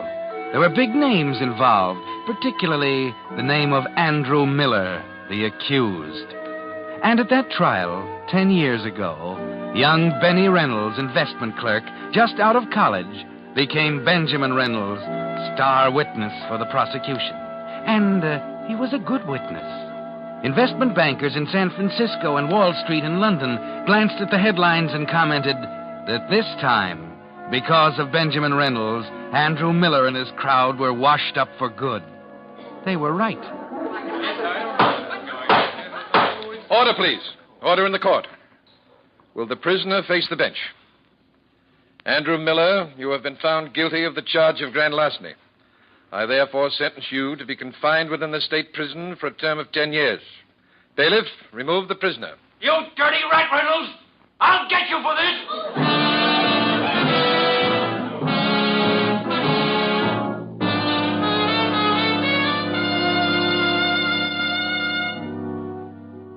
Yes, Benjamin, that was the big break. Overnight, you became the banker's champion, the man who almost single-handedly broke up the Miller crowd. Today, just 10 years later, you're head of the Rental Investment Company, a pillar of the community. It's a nice morning as you sit at the desk in your private office, looking at reports. Yes, Mr. Reynolds. Joan, will you send Mr. Barton in, please? Yes, sir. 46,000 Allen account. Well, that can't be right. Gross commissions chargeable. Oh, wait a minute now. I know that's wrong. You wanted to see me, Ben? Yes, Ralph. These figures, are you sure they're correct? Of course. I prepared the statement myself. Oh, well, things like this don't do my heart any good, Ralph. Sit down, will you? Oh, sure. I'm sure there must be a mistake somewhere. I don't think so. But of course it's possible. Well, suppose you recheck them, just to be sure? Well, that's a big job. I'd have to go through all the records for the whole year again. I wouldn't ask you if I didn't think it was important. Well, perhaps I ought to call in the Monroe Auditing Company. No, I'll do it, Ben. No use taking on that expense. Well, all right, if you can have it by next Monday. Otherwise, I'll have to call Monroe. I've got to have those figures for the directors' meeting. I'll have them for you. By the way, Ben, have you seen the papers? Yes, I glanced through them at breakfast. Did you by any chance see this? Oh, yes, I missed that. Among those released from state prison today is Andrew Miller, convicted 10 years ago of grand larceny in a trial that caused worldwide comment in financial circles. Remember him? What do you think? I remember what he said when the judge sentenced him. Yeah. Does it make you a little nervous, Ben? I mean, just knowing the man is on the loose again? Oh, I doubt very much if Andy Miller will do anything that'll send him up again. Still, you never know, do you?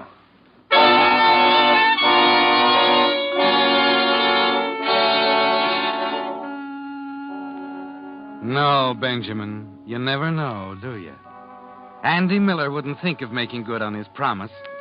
Or would he? Somehow you can't concentrate. Find yourself thinking about it, wondering, walking to the water cooler in the corner of your office every 5 minutes, wiping perspiration from your forehead until your handkerchief is soggy. And the next morning, it's worse as you answer your morning mail. Your order for 100 shares of Consolidated Power and Light at the market, thereby acknowledged, and... Say, that was Consolidated, wasn't it? I think it was Southern California Edison. Oh, yes. Make it Edison, then. And will be executed immediately. Very truly yours. Now, let's see. We took care of McDonald. And, what's this? You rat. I'll get you, and don't forget it. Why, he had the nerve to sign it. What's the matter? Where's the envelope to this thing? Why, Vera takes them off and... Get Vera in here right away. Well, she's out on an errand for Mr. Barton. All right, then, get Barton. Yes, sir. And don't forget it. Andrew Miller. Of all the crust, You sent for me, Ben? Yes. Take a look at this. Same words he used at the trial. That guy must be crazy. He signed it himself. What do you make of it? I don't know. Didn't lose any time, did he? I think he's trying to bluff you. Or maybe he didn't write it. Oh, he wrote it all right. I don't know. It's pretty fantastic after 10 years. But in view of the threatening tone, I'd certainly check to see if it's genuine. Yes? Yes? Vera's here, Mr. Reynolds. Send her in, please. Well, we'll see what she knows about it. You want to see me, Mr. Reynolds? Yes. Vera, did you notice this letter in the morning mail? Well, I don't read the mail, Mr. Reynolds. I just open it and put it on your desk. I've instructed them not to read company mail, Ben. Oh, of course. Well, I might remember it if I saw the envelope. Yes, Mr. Reynolds. Have the wastebasket containing the envelopes from today's mail brought into my office, will you? I'm sorry, Mr. Reynolds. The janitor emptied all the wastebaskets an hour ago. Oh, very well. What are you going to do now? Well, I guess there's nothing I can do but call the police.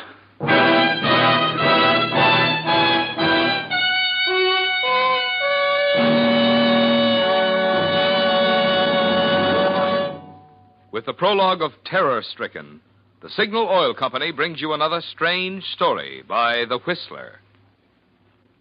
If you've been reading the new car ads, and who hasn't, you've no doubt noticed the emphasis that's being put on increased mileage. 25 to 30 miles per gallon from some of the new models. Now, why do you suppose this is? Is it because folks today are interested in making dollars go farther? Well, partly. But even more so, they're interested in the increased engineering efficiency which makes that greater mileage possible. Yes, and right there you have the reason why Signal Oil Company is so proud of the fact that you now go farther than ever with new Signal gasoline. You see, Signal's improved mileage is the result of increased power, amazing new power. The same power that gives new Signal gasoline quicker starting, faster pickup, and quieter, higher anti-knock. That's why we say, look to your speedometer for the final measure of gasoline quality. You'll find that the super-powered new gasoline that gives you peak performance is also the gasoline that now helps you go farther than ever. New Signal gasoline. And now, back to the Whistler.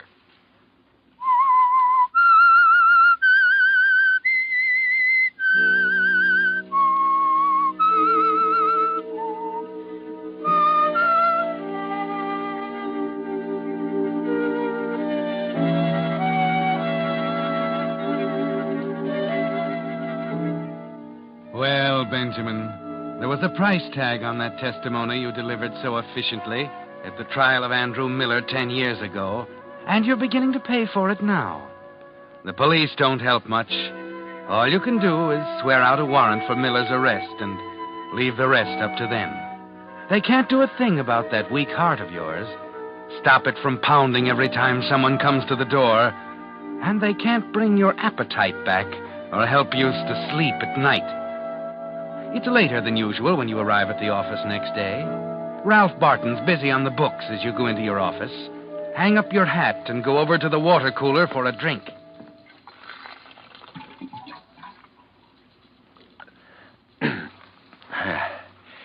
I guess I'd... Help! Help! Yes, Mr. Reynolds.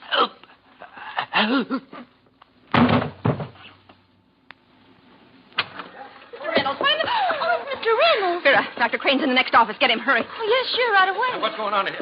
Mr. Reynolds, what's happened? We came in when he called for help. Get a doctor. Vera's already gone for one. What's keeping her? There's a doctor right down the hall. She should be back in a minute. That isn't soon enough. Oh, but it takes some time. Don't you realize every second counts? Oh, here she comes now. Right in here, Dr. Crane. Stand back. Stand back, please. Yes, give him room. Doctor, is it serious? Can't tell yet.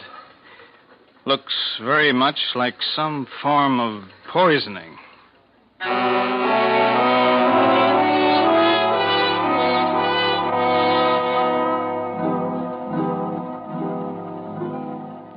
Well, that was a close call, wasn't it, Benjamin?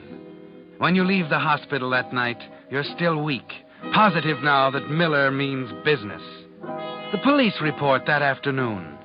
Poison in the water cooler, just enough to knock a man out. No fingerprints. No way of knowing how Miller could have entered the office without being seen. Nothing they can tell you except to carry on as usual. For the next 2 days, you find yourself waiting for it, tense, expectant, but nothing happens. And you begin to relax a little, to believe what the police lieutenant said about Miller being too smart to try it again. Perhaps they're right, Benjamin. Perhaps what you need is a change, a dinner out with your wife, Sally, at a restaurant on 6th Street. Ben, dear. Ben. Oh, I'm sorry, Sally. I was thinking. Oh, please try and forget it, darling. Oh, the whole thing's ridiculous. The man wouldn't have to take a chance like that. Oh, there must have been a mistake at the bottling company or something. Of course, dear. Now let's forget it, huh? But you're as fidgety as a cat. No, I'm not. But I am hungry. Ben, do you mean it? Of course I do. Why? Oh, because you've hardly touched your meals the last few days. Oh, well, let's order, huh? I'm starved. Well, what'll we start with? Well, what about a shrimp cocktail? Wonderful. Then mixed green salad? And a sirloin for two. Medium rare. Oh, Ben, darling. Oh, darling, are you all right? I'm the manager. You hurt? No, I'm all right. It missed me. See there in the wall? Good Lord. Well, I don't know how that... Who did it? Oh, I don't know, sir. It came from over there somewhere. Well, don't stand there with your mouth open. Call the police. Well, of course, right away. Come on, Sally. Let's get out of here.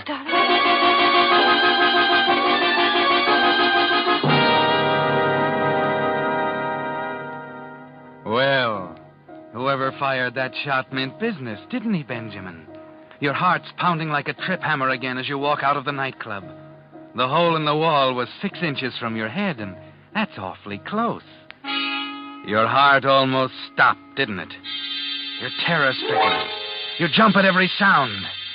And then you wonder why Miller doesn't come right out and kill you. But you remember he's had 10 long years to plan his revenge. No, sudden death would be too easy. He wants to make you suffer. Of course, sleep is out of the question. Even the powders the doctor gave you have little effect on your frenzied nerves. You imagine all kinds of things as you lie there in bed. Ben. Yes? Ben, why is he trying to kill you? Please, Sally, let's not talk about first it. the poisoned water and the trip to the hospital, then that shot tonight. Yeah. Oh, but Ben, the police will catch him. Soon he can't talk. I just hope it's soon enough. Oh, sure. Oh, that's the door. I wonder who in the world... Oh, no, lie still, darling. I'll get it. No, I'll get it. Hold your horses. I'm coming. Oh. What do you want? What do I want? Yes, that's what I said. What do you want? I'm calling for the remains of the dear departed. Are you drunk? No, I don't think so. Now, look, it's cold here at the door. Hurry and state your business, please. I did. I was sent to call for the mortal remains of... Man alive, will you talk sense? I haven't time for foolishness. This is 1620 Runyon Avenue, isn't it? Yes, it is. Then it's the right place. Who sent you, anyway? The Gold Hills Mortuary. Now, do you understand? No, I don't. There must be some mistake. The party on the phone was very explicit. He said 1620 Runyon Avenue. The remains of the late Benjamin Reynolds. That's not funny, mister. I'm Benjamin Reynolds. Oh. Now, get out. Get out of the body of Benjamin Reynolds. Will give you a very black eye. Oh. What's going to happen next?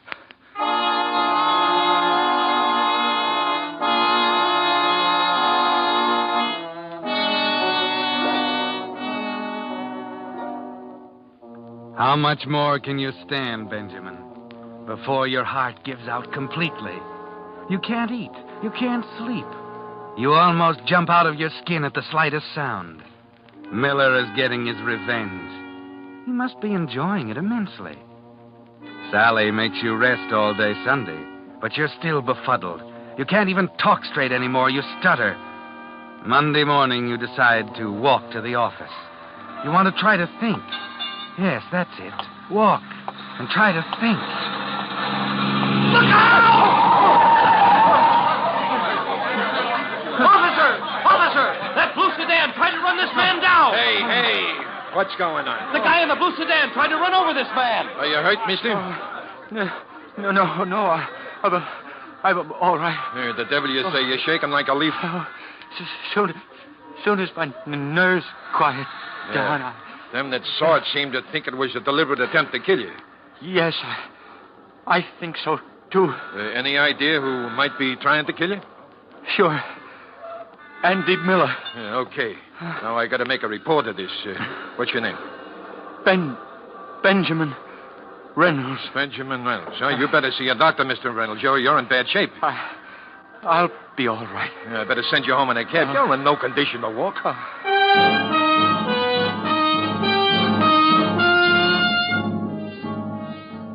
Another close call, and you're scared almost to death, aren't you? You wonder how much longer your heart will be able to stand it. Not much longer now. You tremble so violently you can't even light a cigarette. Even at home, you can't sit still. You pace the floor back and forth all day long until finally night comes. You can't sleep. You toss and turn. Yes, the days are bad, but the nights are filled with terror. Who's there? Ben, dear. I said, who's there? Oh, it was nothing, honey. What's that? What's that? Oh, stop it. Who are you? Why don't you answer? Oh, it's only the shutter. Oh, Ben, don't be so jumpy. Yes, of course. Oh, only the shutter.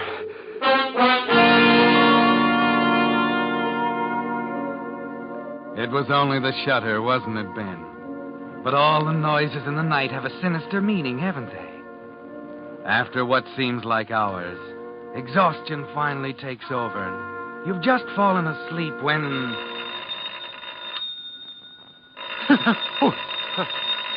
Who's at the door at this hour? Ben, dear, don't be frightened, darling. It's not the door, it's the phone.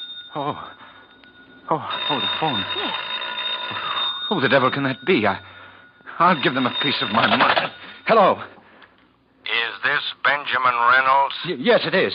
What's the big idea of calling me at this hour of the night? Don't you know? No, and I don't care. Oh, yes, you do. You got a letter the other day, remember?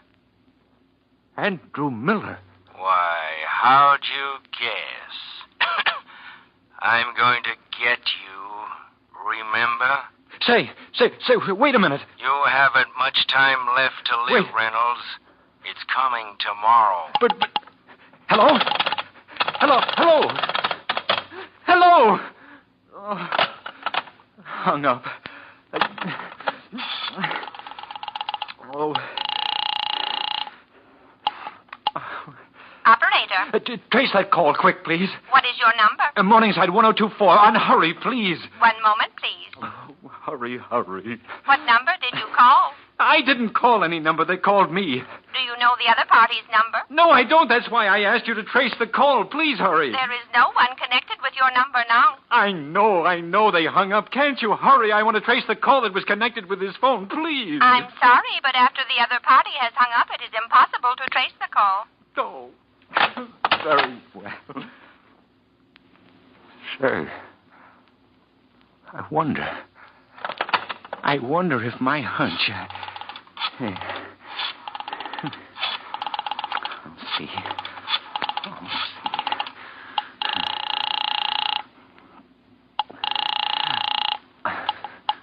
Hello? Hello, Barton. This is Reynolds. What the deuce makes you call me at this time of the night? Barton. Andrew Miller called. He said I haven't much time to live. Is that so? Yes, and I'm at my wit's end. What can I do? He's coming here, Ralph. Lord knows what he'll do to me. What do you mean he's coming there? Well, he just told me. You can't take this much longer, Ben. Why don't you call the police? Well, I've called the police a dozen times. I tell you, Miller's too clever for them, Ralph. Then there's only one thing to do. Get out. Well, yes, but he'd follow me. He knows where He hasn't checked me. Now, look, it's out of the question for you to stay there under the circumstances. I'll be over in the morning, and we'll go up to my cabin for a few days. You've got to get a complete rest. Yes, you're absolutely right, Ralph. I've simply got to. And listen, there's someone tipping that guy off on your movements. This time, make sure. Don't tell anyone where you're going. Well, yes, but what about Sally? Tell her you're off on a business trip or something. Yeah, that's it. The convention starts tomorrow in Cedar City. If necessary, you can call her later from the cabin. Yeah. All right, Ralph. I'll pick you up in front of the signal station at Runyon and Broadmoor tomorrow morning at 8, right? Right.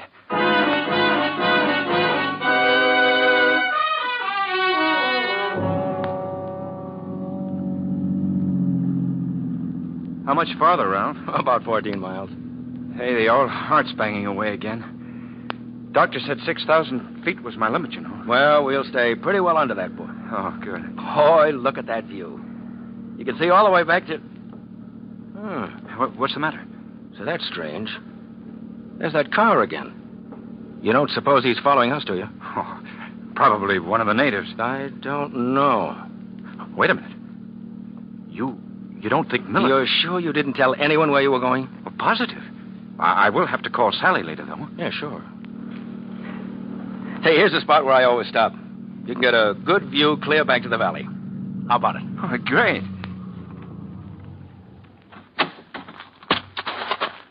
Up this way. Yes, kind of steep. I better take it easy. Now, there's a level spot up here at the top. Well, you go ahead, Ralph. I got to watch myself in this altitude. Get that air. You know, this is what I needed. Mountain air, sunshine, quiet. Hey, where are you? Up here. Come on. This is a real inspiration, Ralph. How'd you think of it? You mean this? Whew. I mean getting away from everything like this. One sniff of that air and a fella forgets he ever had any worries. Hey, look over here. Hey, now, take it easy. Kind of close to that edge, you know. Look, Ben. 1,500 feet, straight down. Yeah, I'd just as soon stay back here if you don't mind. What's the matter, Ben? Afraid? No, just sensible, that's all. You know, funny thing about me in high places, it seems You ought to be afraid, Ben. That's where you're going.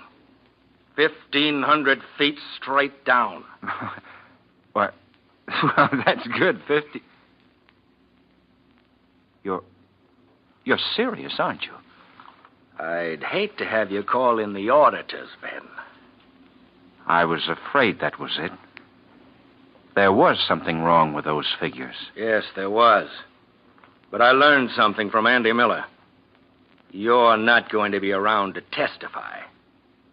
You're going to have a dizzy spell. And they're going to find you 1,500 feet down there on those rocks.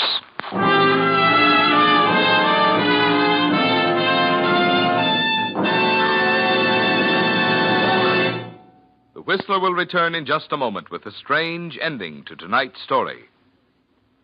Meantime, here's news about one of the first of the new post-war developments to make driving safer and more restful. You know how our bright western sunshine glares off pavements and off the windshields and polished chromium of other cars, causing eye strain that makes you squint and get headaches? Well, during the war, the Army and Navy used a new principle of glare control.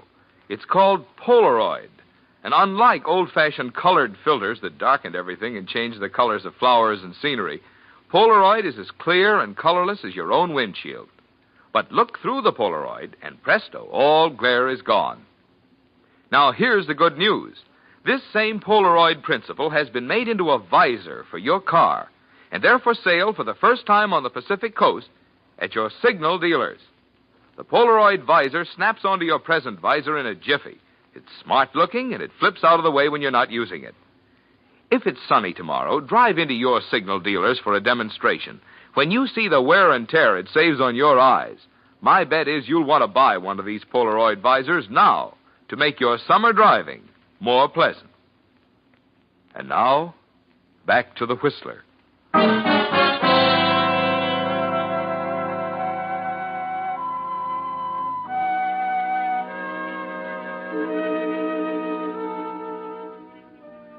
Well, Benjamin, you seem to be in a tight spot.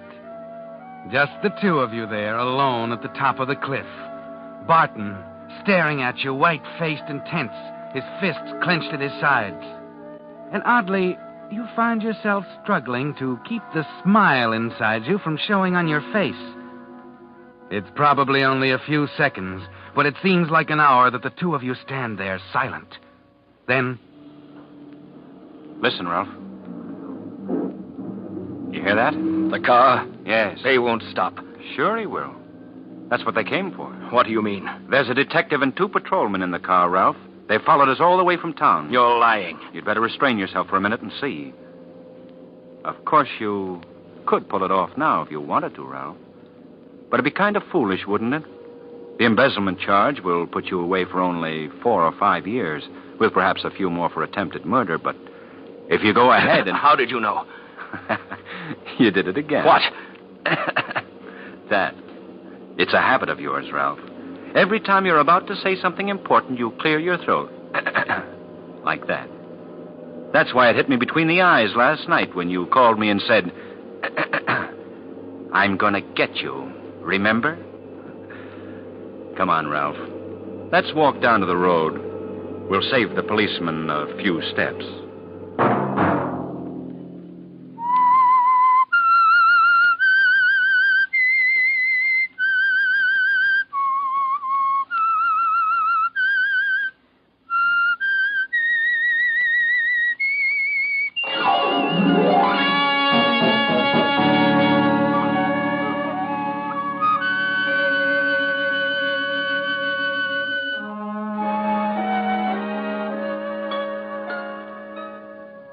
Next Monday at 9 o'clock, The Whistler will bring you another strange tale. The Whistler is broadcast for your entertainment by the marketers of Signal, gasoline, and motor oil, and fine quality automotive accessories, and by your neighborhood Signal dealer. This program, produced by George W. Allen, with tonight's story by Walter Jensen, music by Wilbur Hatch, is transmitted to our troops overseas by the Armed Forces Radio Service.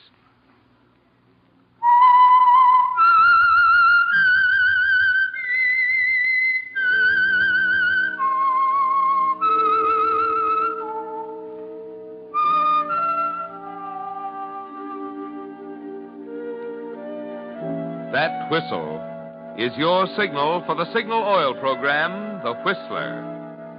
This is Marvin Miller speaking, reminding you to look for those familiar yellow and black circle signs that identify those popular Signal Oil stations in 7 western states from Canada to Mexico. This is CBS, the Columbia Broadcasting System.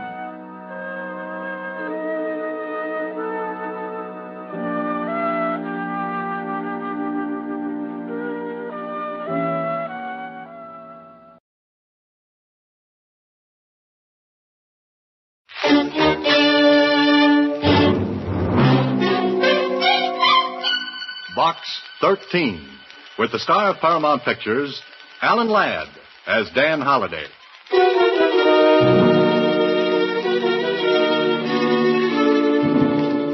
Hey, look, boss. Look at this. An ad in the Star Times out-of-town newspaper. Yeah. Box 13, adventure wanted. We'll go any place, do anything. Well, this looks like the right answer, Tony. Yeah. I think I'll write a letter to Box 13. The letter was postmarked from a city in Nevada. It came airmail, special delivery to Box 13 and me. It sounded like a great chance to grab a change of scenery and maybe a little fun. Fun? Brother, how wrong could I be?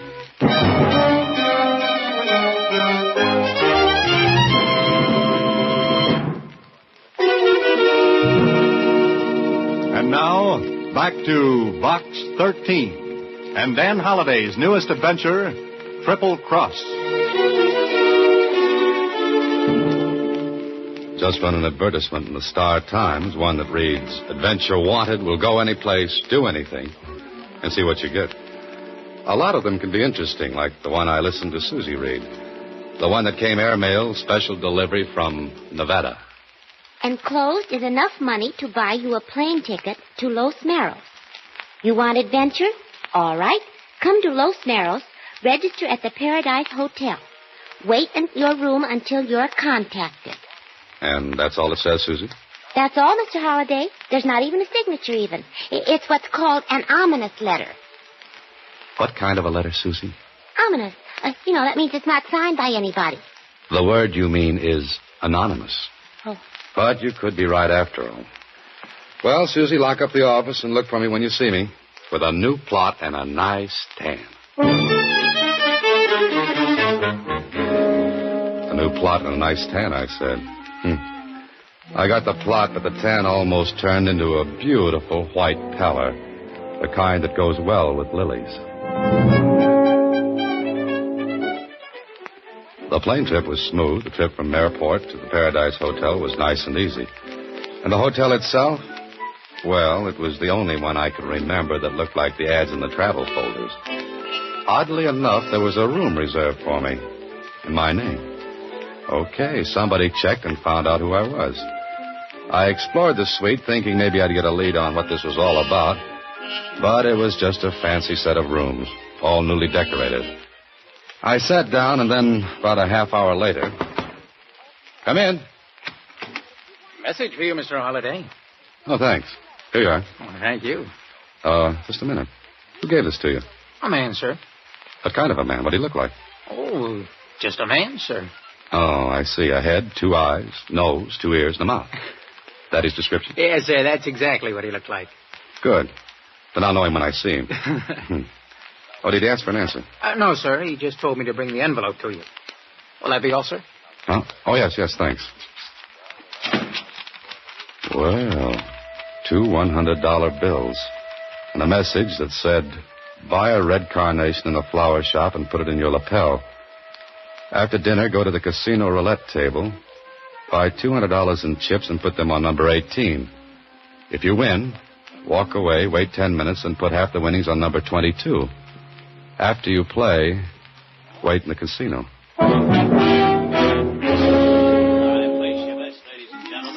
So, with a carnation in my lapel, I bought $200 in chips and walked to the roulette table. There weren't many players. It was a little too early for the big crowd. So I waited a minute and watched the play.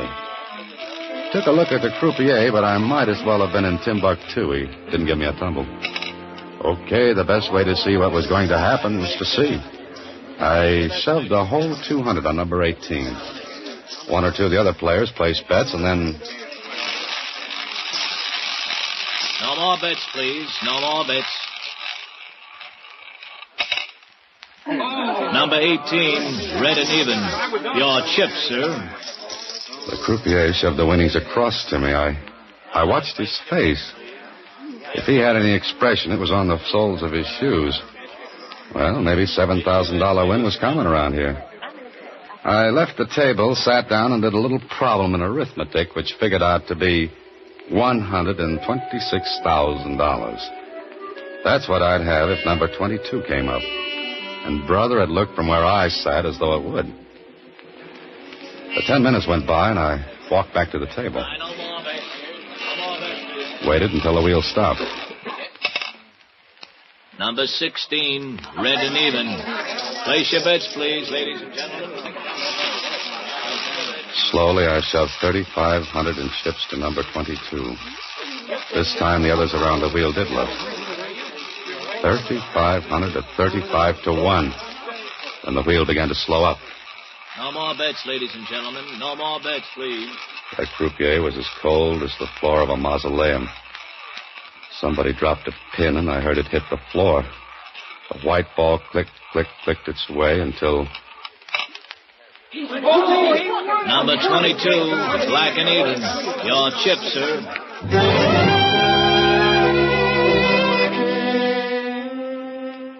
I cashed in the chips, and there I sat, with $126,000 tucked away in my inside coat pocket.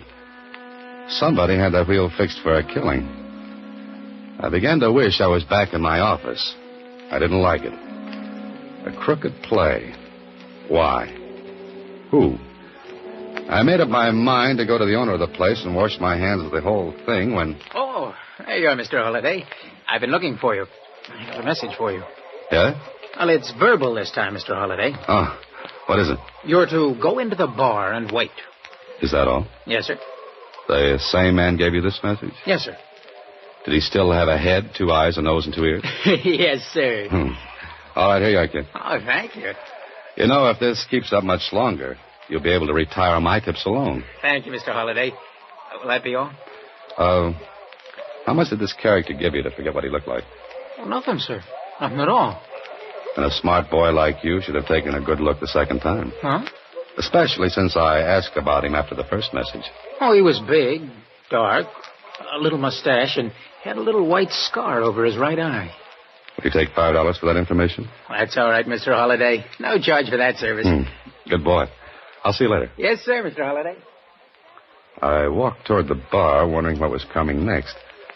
I didn't like that fortune burning the cloth in my pocket. The bar was like my suite. Fancy, rich, and expensive. I climbed up on one of the stools, and the bartender came over and... Yes, sir. May I serve you, sir? Got any ginger ale? Yes, sir. What with, sir? Oh, by itself. Just a glass of ginger ale. Just a ginger ale? Oh. You see, I like the bubbles. Champagne has bubbles, too. But they're still around the next day. Just a ginger ale. Yes, sir, of course. Excuse me, is someone sitting here? Oh, no, I don't think so. Thank you. Here you are, sir. Ginger ale. Thanks. The usual, please. Okay. Yes, sir, may I? You got a light? Of course.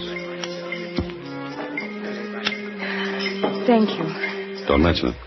Here you are. Thanks. Why do you drink ginger ale? I like it. Why do you drink martinis? Same reason, I guess. It's a brilliant conversation, isn't it? Well, I've heard better. You're not very friendly, are you? A Boy Scout is always friendly. And does good turns. So I hear. Do you want to be helped across the street? All right, I'll shut up. I took a good look at her. There was something scared looking about her. She was nervous.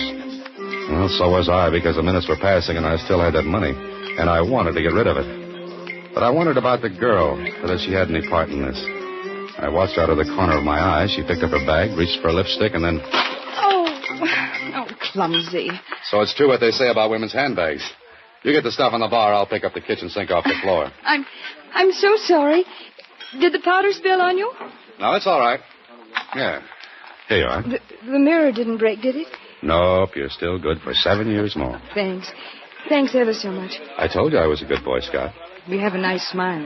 Want a toothpaste commercial to go with it? Now, don't be nasty. I'm sorry. I guess I'm just as nervous as you are. Let's talk about something else. She chattered away. It really is I listened with half an ear. Once in a while, threw in a yes or a no.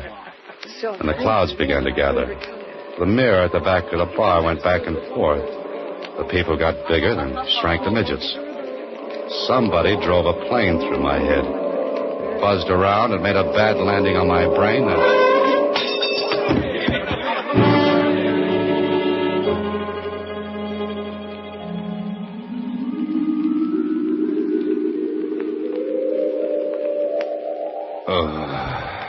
There you are. Feeling better now? You'll be all right. Just lie there, take it easy. Sure, Hey, I'm in my room. Of course. We brought you here. We? I'm the hotel physician, Mr. Holliday. Oh, what happened? Just a fainting spell, nothing serious. Fainting spell? What are you talking about? Fainting spells. Your wife told me you get them. My what told you what? No. Just lie back. Whose wife said what? Your wife. She's got to have a prescription filled. Now, listen, Doc, Hand me my coat, will you? It's better if you lie here. It's better if you hand me my coat. Give it to me. Oh, very well. There you are. What's the matter?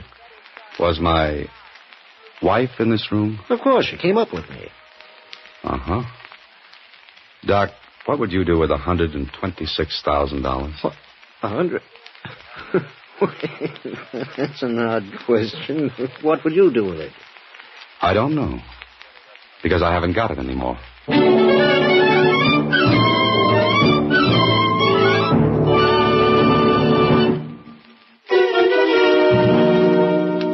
Now, back to Triple Cross. Another Box 13 adventure with Alan Ladd as Dan Holliday. So there I was, $126,000 in the red. If it was meant to be taken from me, then somebody was working it the hard way. Sure, the girl slipped something in my ginger ale when I picked up the stuff that fell out of her handbag. She took the money. All right, I wanted no more of it. I was going to head for the nearest exit, running, not walking, when... Come in. You Holliday? Yeah. Do I know you? Call me Tony. I'm the guy who wrote the Box 13. Oh. All right, goodbye, Tony. Sit down. What's the idea? Funny, I was going to ask you that. If we're playing 20 questions, let's skip the other 18, Tony. I got a big one left. Where's the dough? You tell me. Give it to me. Well, I didn't like him. I didn't like the gun he was playing with either. And I didn't like the little white scar over his right eye or the little black mustache. I was willing right then and there to cross him off my friendship list. But I told him what happened. It's a great story. Ain't heard one like it since I read fairy tales. Well, I don't care if you believe it or not. You got no regard for your health, Holliday. Look, Tony, I'm leaving this place You'll now. be too heavy to carry out if you take one more step. That's better. Now, what kind of a frame is this? Once more, you tell me. I played a crooked wheel downstairs. I don't like that. You got adventure, didn't you? I don't want anything that's crooked. Look who's talking. Who was the girl? Believe it or not, I never saw her before. What did she look like? I don't know. Yeah. Ever try to take a good look at anyone in that bar downstairs? It's too dark to even see a lighted match. You're smart, Holiday. The game with the girl is neat. Awful neat. You get the dough, play doggo. Act like the girl slipped you Mickey. Later she turns up with the dough and you two split. Now talk sense, Tony. I didn't know why I came to Los Morris in the first place. I didn't know how I was going to get that money. How would I have time to dream up that frame with a girl? Yeah. Yeah, I never thought of that. Okay, Holiday, maybe you're telling it straight. Okay. Now can I go? No. You get that money back first, then you can go. I don't think I'll stay for the ninth inning, Tony. The game has not started yet, but you get that dough. How? That's your problem, but get it. Look, Tony, I'm backing out of this. You know I can go to the sheriff. Oh, no, you won't. Because there'll be a tail on you from now on out. One move like you're going to the law. Understand? Okay. Okay, I get it. And there'll be somebody in this room to see that you don't use the phone. You'll be covered like a pool table, Holiday. What if I can't find the girl? What if I can't get the money back? The boss will be awful mad. And? There are worse places than Los Morros to spend a lifetime. If you live. Ever have one of those dreams in which you try to run away from something and can't? Well, this one, with my eyes wide open, was really something. Tony and I went downstairs. Two other characters detached themselves from chairs when Tony nodded at them. Brother, I was covered. It looked hopeless. With Tony not far behind, I asked the doctor if he'd ever seen the girl who said she was my wife. Well, there was no dice there. Then I remembered something. I told Tony I was going back into the bar. Bar? What for? Now, look, Tony. Let me do it my way. I'm the one that's on the spot, so let me play it the way I want. Okay. I'll watch. And don't try for a quick steal, because the boys outside know what to look for. Go ahead. Thanks. What would I do without you, Tony? I don't know. Because you're not going to be without me. Remember, I'll be watching.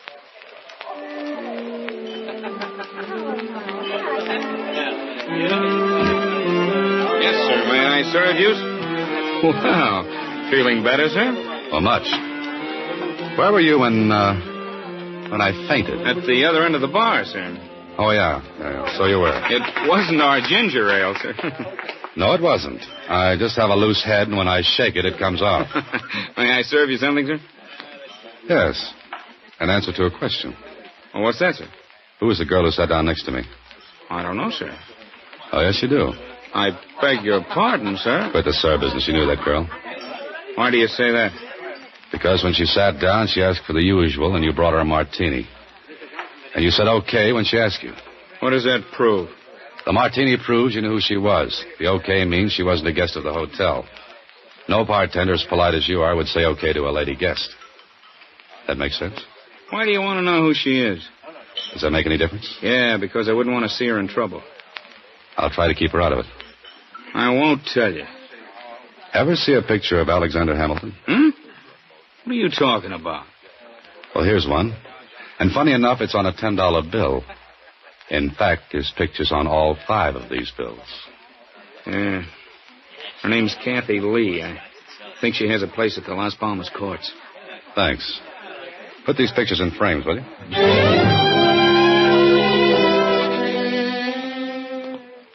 I found the Las Palmas courts. And, of course, Tony behind me all the way. The name list in front said Kathy Lee lived in number 8. I looked around before I turned in the walk. Yeah, Tony was closer to me than varnish on a tabletop. I found number 8 and stopped for a second. Looked for a phone line, but there wasn't any. I knocked at the door. No answer. I tried it again. Then I heard Tony whisper from the shadows. Try the door, Holiday. I did. It was unlocked. Tony coached from the sidelines. Go on in. I went in and closed the door behind me. It was dark. I decided to risk a call. Kathy? Kathy? Kathy Lee? She wasn't there. I fumbled my way to what felt like a dresser and a lamp.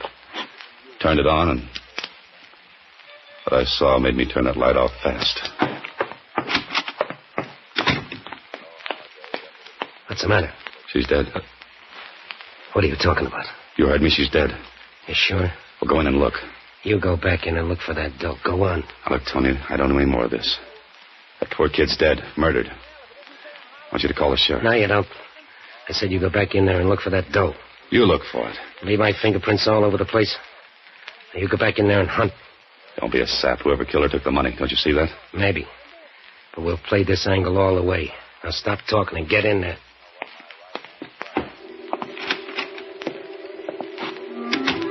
I hated to turn on that light, but I had to. I didn't look at her. I looked through the room. Then I found something. A plane ticket to San Francisco, leaving that night. And a boat ticket for South America. They were in an envelope, but the information on the envelope said there would be 2 reservations.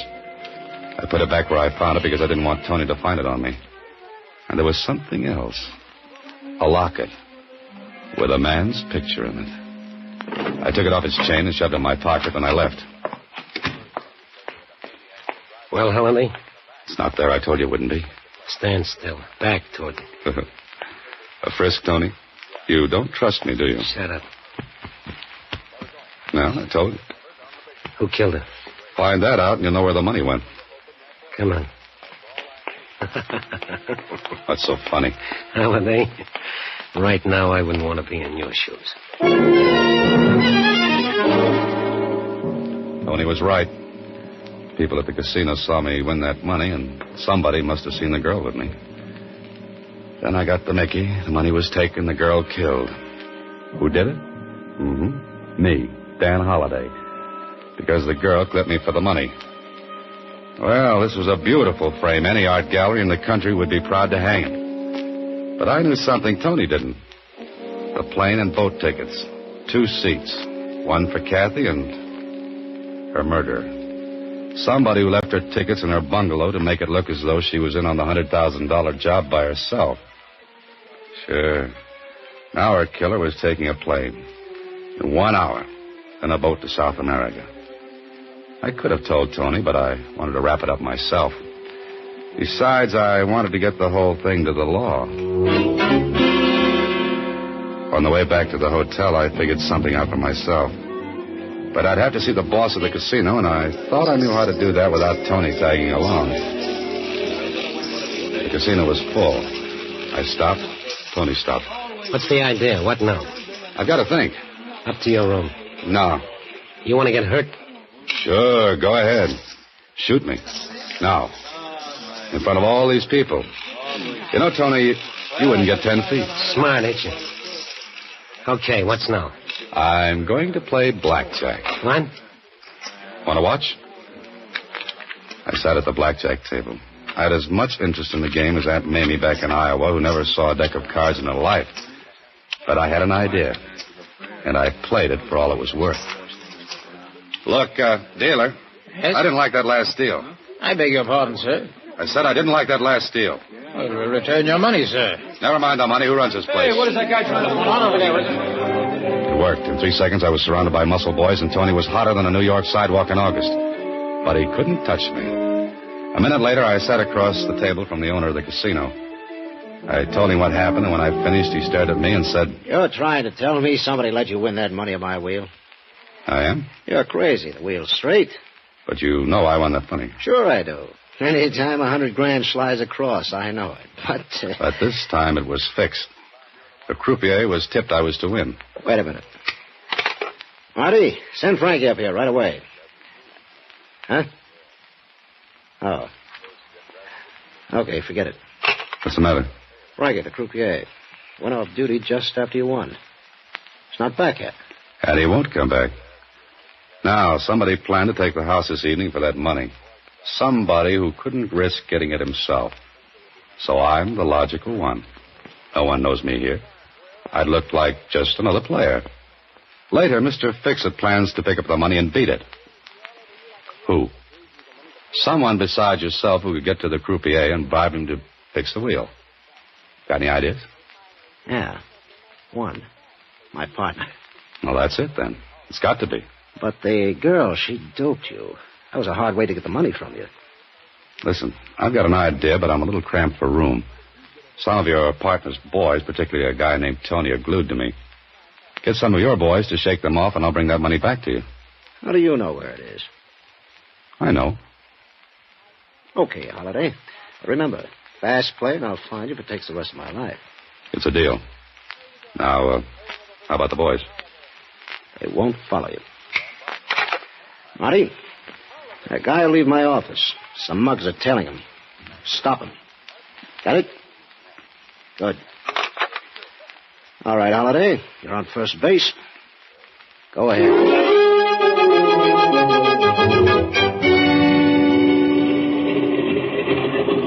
I was sure he'd be at the airport, and I wasn't wrong. He was sitting in the shadows on the outside. I walked over to him, and he looked up. Holiday, I thought you would be... Thought I'd be framed. Huh, Frankie? What are you doing here? I've got a message from Kathy Lee. Kathy?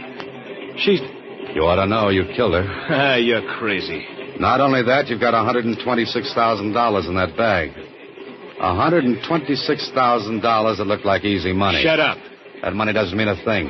It's the girl who counts, the girl who was willing to do what you told her to do. The girl you triple-crossed and killed after you double-crossed your boss who bribed you to fix the wheel. It's too bad you're so smart, Holiday. It's too bad you led with that right, Frankie. Somebody call the police to come and clean this up.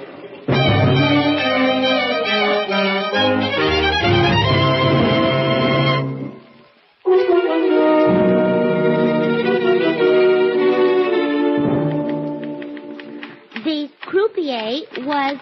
Oh, please hurry, Mr. Holliday. I want to hear the ending. All right, Susie, all right. What do you want to know? Well, how did you guess that Kathy Lee was the croupier's girl? Well, her locket had his picture in it. Oh, they should have given you the money as a reward. No, thanks, Susie. They can have it. But there's one thing I don't understand, Mr. Holliday. And that's? You didn't get a tan at all. You're just as pale as when you left. Oh, $126,000. A murder and a tan, too, she wants. Good night, Susie. Next week, same time, Alan Ladd stars as Dan Holliday in Box 13.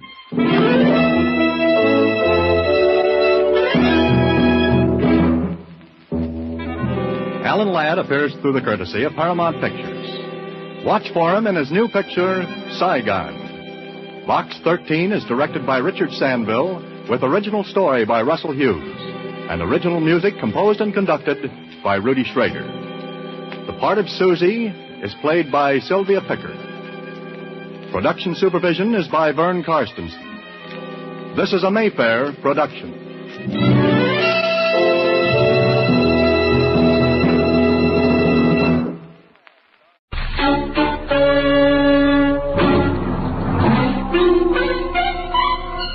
Box 13, with the star of Paramount Pictures, Alan Ladd, as Dan Holliday.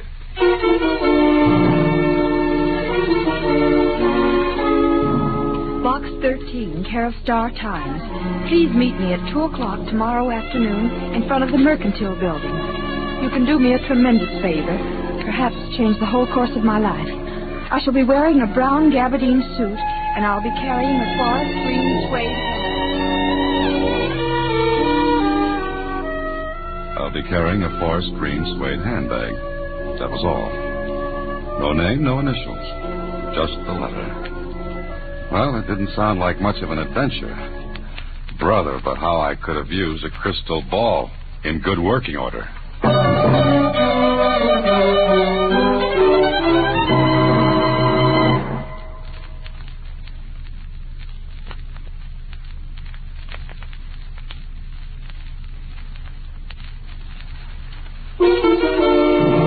And now, back to Box 13 and Dan Holliday's newest adventure, Look Pleasant, Please.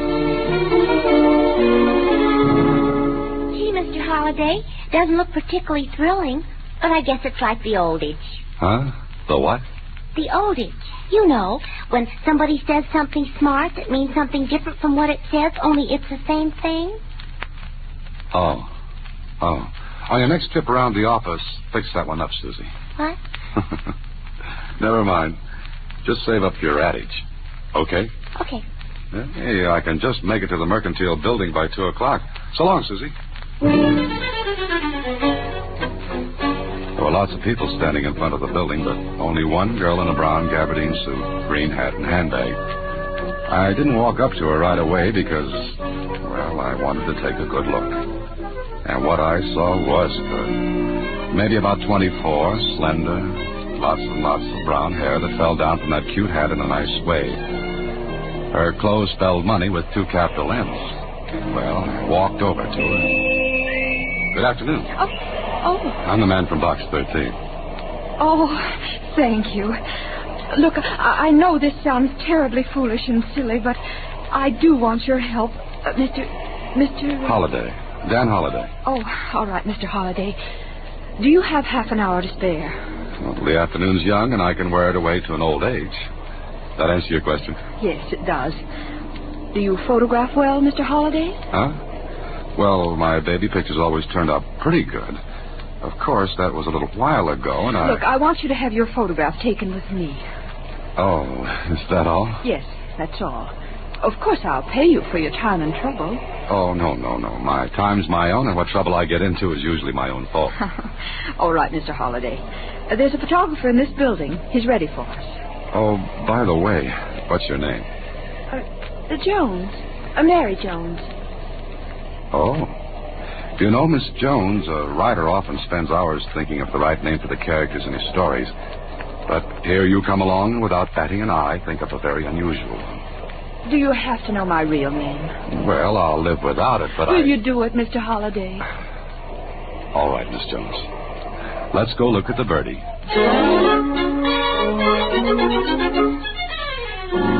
The photographer was ready, and it didn't take long for him to run off 3 shots. Miss Jones paid him, and the 2 of us went back downstairs.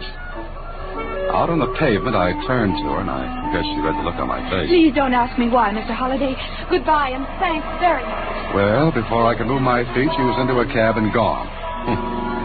If this was it, I'd just chalk up the shortest adventure on record. There's nothing to do but go home and mark it off to experience.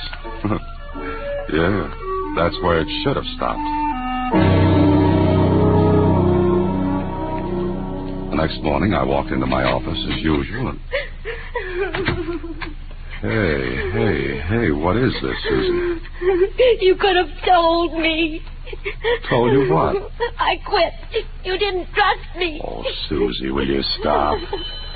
Oh, and the phone's been ringing all morning. Everybody wants to know about it. About what? Just answer the phone and find out. You... Careful, Susie, careful. Hello. Good morning, lover boy. Oh, Kling. Well, how's the police department? This bright and early, it's not good to hear your voice. I called for information. Yeah, what kind? What about? Well, shall I wear my organdy hat and crepe de chine badge? What are you talking about? What is the matter with everyone? For nothing, angel face. All's well with the world. And about $15 million. Everybody's crazy. Yeah, everybody but you. Oh, nice going, Holiday. Nice going. Am I invited, or don't you want cops? It might make the thing look bad, you know. In 2 seconds, Kling, I'm going to hang up on you. What goes? Don't you ever read the papers? Or don't you know what's going on in your life? Now, listen, Oh, go arrest somebody. Now, look, Susie, what's this all about? Look at the morning papers. All right, I'm looking at... Holy mackerel. She's awful pretty. Be quiet, Susie. Prominent heiress announces engagement to Dan Holliday. Dan Holliday, that's me. That's my picture with her. Sure it is. I've been framed. Oh, but you wouldn't frame a newspaper picture, would you?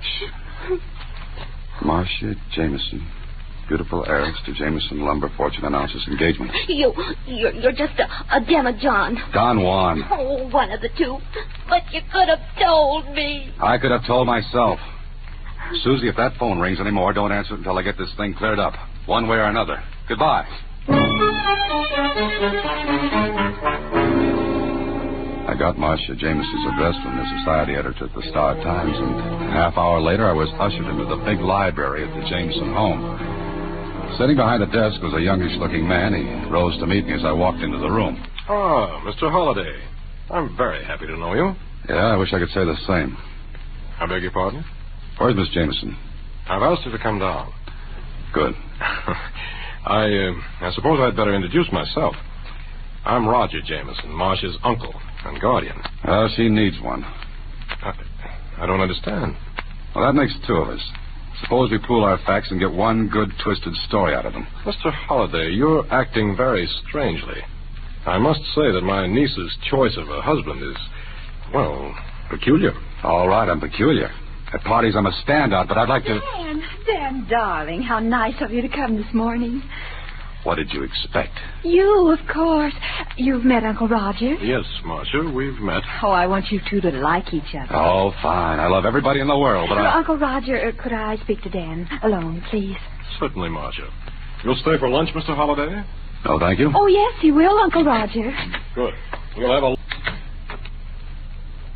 Now, Miss Jameson. Why did you come here? Maybe you haven't seen the morning paper. Mr. Holliday, Dan, help me. I did. And I've got engaged. Look, Miss Jameson, Marcia. I don't know you that well. We just became engaged this morning. Dan, it's imperative that you act as my fiancé until after the 16th of this month. Oh, what happens then? Oh, Dan, if you'll just do what I ask until the 16th. On that day... yes, come in. Lunch is ready any time. You are staying, Mr. Holliday. Yes, you'll stay, Uncle Roger.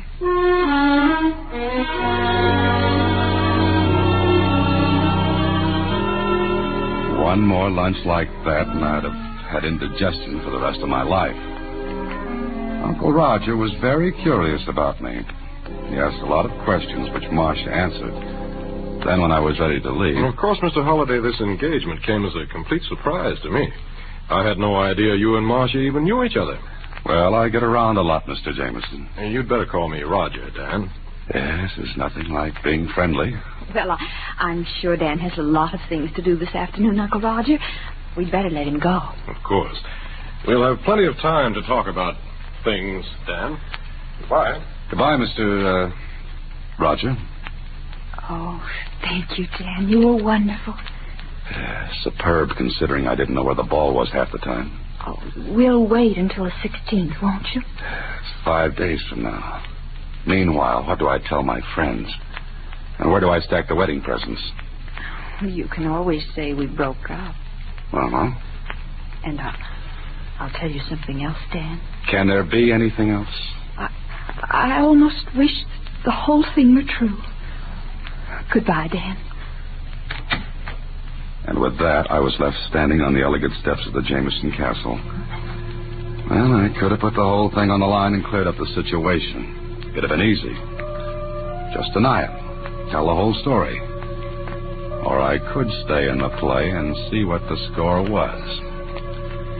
I walked down the stairs, then glanced back and looked up at a window and right into Uncle Roger's eyes. Before I could smile, he let the curtains fall back in place. Okay, that made up my mind. Curiosity killed a cat, they say. All right. Yeah.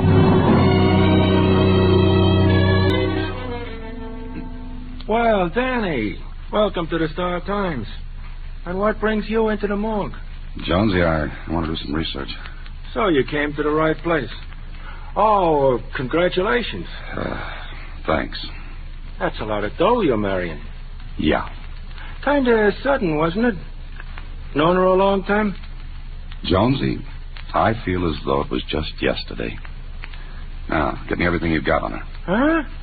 You're going to look up your own fiancée? Yep. What's the idea? Kind of silly, isn't it? Well, it's your business. I can put my fingers right on the stuff you... You got much? All here. Matter of fact, I was reading about her this morning. When I heard you were marrying her, I did some work. And? Well, on the 16th of this month, she comes into about 15 million. What? Yeah. But she has to be married by then. Oh. How come? Her father's will says so. If she doesn't marry by the 16th of this month, this year, her 15 million goes to, Roger Jameson, uncle. Oh. You didn't know? I don't know a lot of things. What else have you got, Jonesy? Engaged twice before, and both her fiancés had accidents. Bad? Yeah. Dead? Well, if they weren't, they had an awful dirty trick played on them. What? They were buried.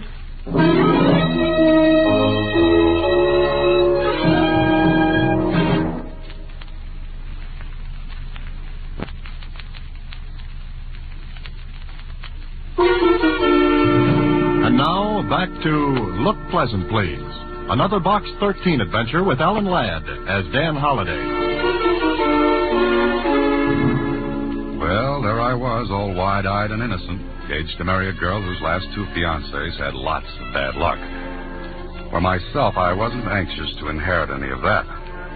But I had to find out a little more. So I went back to the Jameson place. The butler recognized me and let me in without announcing me. I walked down the hall and heard voices in the library. Ordinarily, keyhole listening would have been out, but, well, I heard my name. The door was open, so... I tell you, Dan, we'll go through with it. Oh, Dan, first name already, huh? Oh, don't be silly, Charles. I've got to convince everyone he is my fiancé. Well, what if he backs out before the 16th? He won't. What makes you so sure? I know. Huh? Oh, don't be stupid, Charles. I'm not stupid. I'm just careful. Darling, you know better. Well, all right, Marcia. Now, you'd really better go, Charles. After all, you know... As they say in Alice in Wonderland, curiouser and curiouser. I was wondering about it when Charles came toward the door. I backed away and ducked into another room. Well, where is Dan now? I don't know, Charles, but you'd better get back to the office or Uncle Roger will miss you. All right, darling. Bye. Oh, I'll tell you when and where we can meet again, sweetheart. You know, I'm fussy about these things. Oh, who the devil is... The name's Holliday, Charlie. I'm engaged to Marcia. How did you get in? The front door. It works. You ought to be ashamed of yourself, Charles, kissing another man's betrothed. Well, now look, Dan, Oh, you go on, Charles. Dan, I want to explain something. They could stand it. Now, look, Holliday, Go on, Charles. Oh, very well. I'll see you. Will you come into the library, Dan? But I've got a book. Oh, please, I owe you an explanation. Okay. Well, Charles is... Charles is the man you love. That the line you're hunting for? Yes. All right, that's the first olive out of the bottle. The rest should be easy. But it isn't. You see, Dan, your life's in danger. Yes, I gathered that from the things I read a while ago. You read? Yes, the newspaper files. Oh, Dan, if you want to, you can back out. I know. But maybe I'm more than a little curious. But you know about my two fiancés. Extinct. Uncle Roger killed them, or had them killed. And Uncle Roger knows nothing about Charles? No. The aforementioned uncle thinks I'm fiancé number 3 in order of appearance. Uncle tries to put a block on me while Charles goes for a touchdown, right? Oh, you make it sound so brutal, heartless. Got any other words for it? You and Charles live happily ever after. I don't. All right, you can do as you please. I was going to ask you to go through with it, but I can't. So, before I left, I promised Marcia I'd stick it out another day. Okay, I'm a sucker. But if Uncle Roger was going to toss a curve, I'd at least be waiting for it. But before I went any further, I called on Lieutenant Kling, told him what was up. He was very sympathetic. Oh, what a story. Ha, ha, ha, ha. Strikes you funny, huh? Yeah. All I want to know is, was there anything that might have tied the uncle in with the deaths of Marcia's fiancés? No. You're sure? Sure I am. When I read about your engagement, I remembered her name. And? Those deaths were accidents. And the uncle? Clean. Look, Clean, maybe he's smart. Yeah, could be. There are lots of smart people in the world. Oh, but I'm not one of them. Is that it? Look, Holiday, I warned you that someday your Box 13 routine would land you in a slippery spot. Okay, it's up to you to keep your footing. Cling, just suppose I lead with my chin, and Uncle Roger takes a poke at it. Would that open up the other two cases? Sure. All right, maybe I'll do it. Holiday. What? Look, take it easy. Why, Lieutenant, you sound concerned for me. I'd miss having to hold your hand every once in a while. Well, what are you going to do now? Call on Uncle Roger and make like a sucker.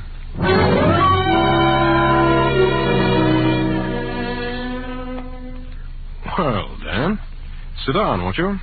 Thanks, Roger. You know, it's going to be quite a treat seeing Marcia married. Yes, after two unhappy beginnings before. Oh, you know about those? Marcia told you, I suppose? In a way, yes. Mm-hmm. You wanted to see me about something, Dan?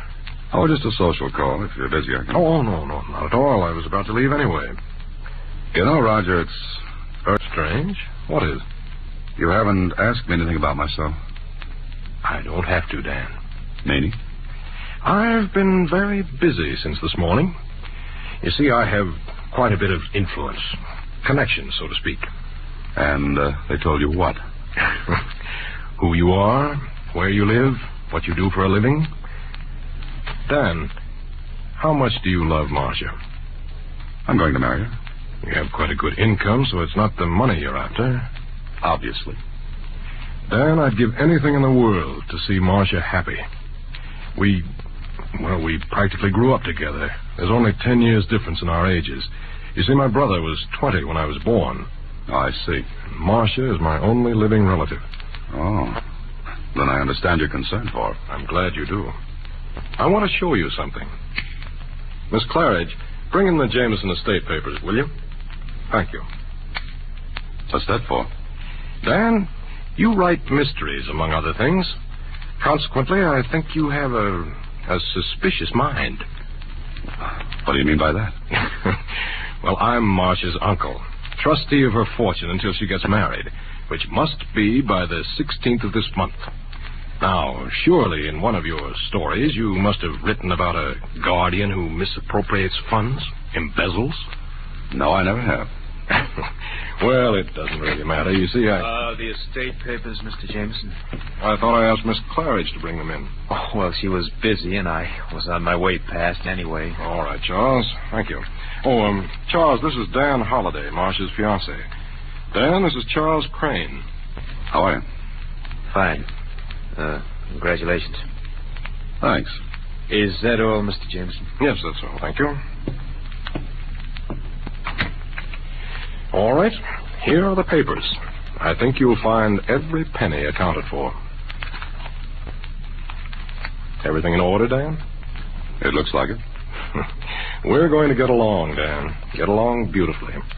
I wonder for how long. If Uncle Roger was planning on making me number 3 on his hit parade, he was playing it smart. Oh, he was smooth. Mm-hmm. So smooth that I stayed at a hotel that night. If Uncle Roger knew where I lived, I might have visitors. And of course, I didn't sleep much. It was a lot of thinking to do. And it added up to something funny. The next day was Saturday, and it came in handy because Uncle Roger's office was closed. And I wanted to see something there. I called on Marcia and told her. Maybe she was a little surprised. Why do you want to go through the files, Dan? I've got a hunch, Marcia. Maybe Uncle Roger didn't show me the right papers. For the estate? Yeah, that's it. Have you got a key to the office? I could get one, and one to the files. Get them for me, will you? Say, where's Uncle Roger today? Oh, on a yacht anchored outside the harbor. You're to go there tomorrow night. Why? He's arranged an engagement party. Danny, if you don't want to go, if you want to back out now. Nothing doing. I'm beginning to like this. All right, Marcia, give me the keys.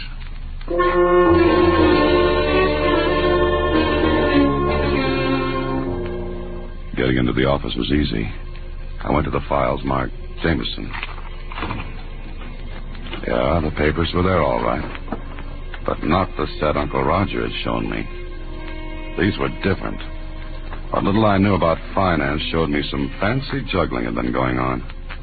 I was checking them carefully. A neat round hole appeared in the file case alongside my head. I ducked behind the case and peeked around just in time to see the outer door to the office close. Somebody with a silenced gun played clay pigeon with me. So Uncle Roger was on the yacht, was he?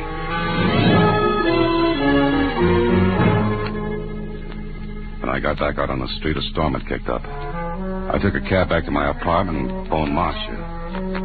She didn't answer. The butler said she had gone and Uncle Roger was on the yacht. Late in the evening, I received a note from Marcia. Dan, I'm terribly frightened. Roger insisted that I come to the yacht tonight. I'm writing this note from my cabin now. I know something dreadful will happen, so please, if you can, come at once. There are speedboats at the dock to take you out. But be careful, Dan. Be careful. It could have been a trap, but I compared the writing on this note with the first letter to box 13. Oh, it was hers all right. Careful, neat, precise. Okay, if this was a showdown, might as well get it over with.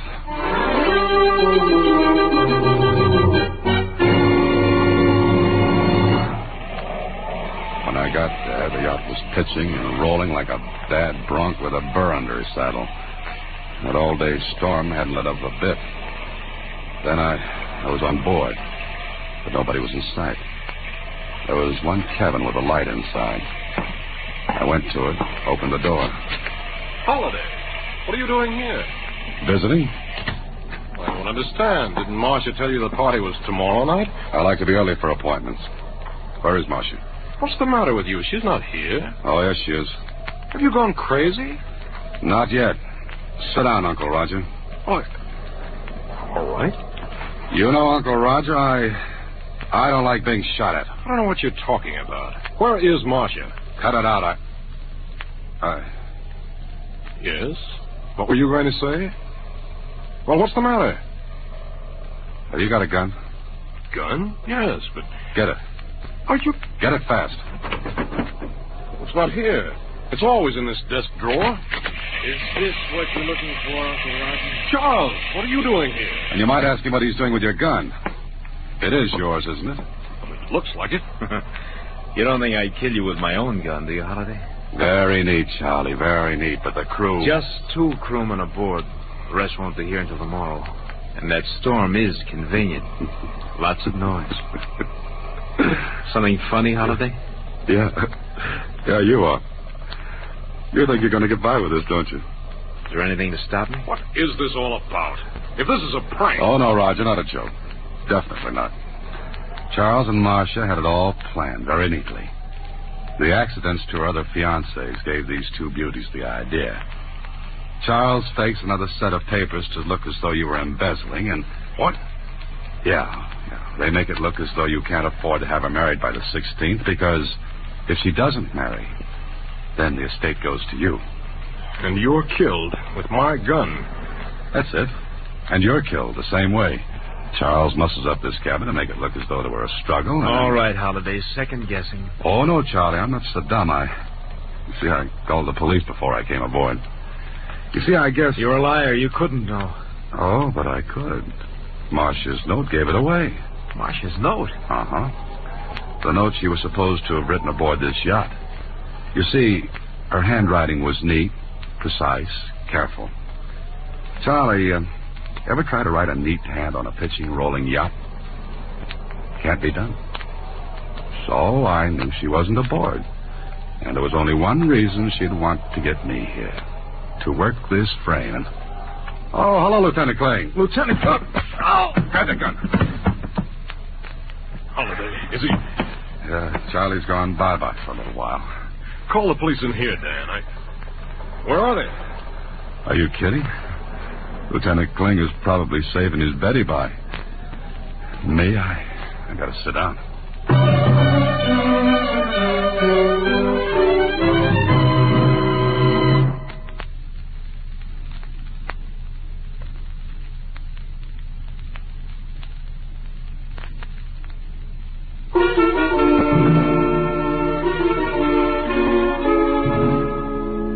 You see, Susie, they weren't satisfied with $15 million.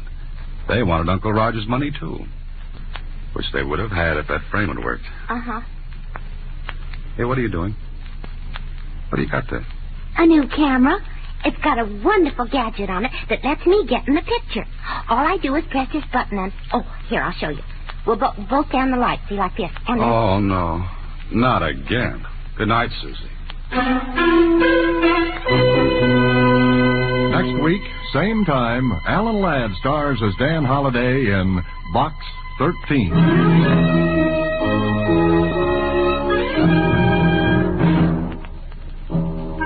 Alan Ladd appears through the courtesy of Paramount Pictures. Watch for him in his latest picture, Saigon.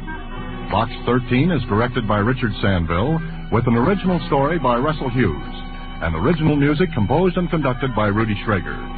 The part of Susie is played by Sylvia Picker, and that of Lieutenant Kling by Edmund McDonald. John Beale played Roger Jameson. Production is supervised by Vern Karstensen. This is a Mayfair production from Hollywood.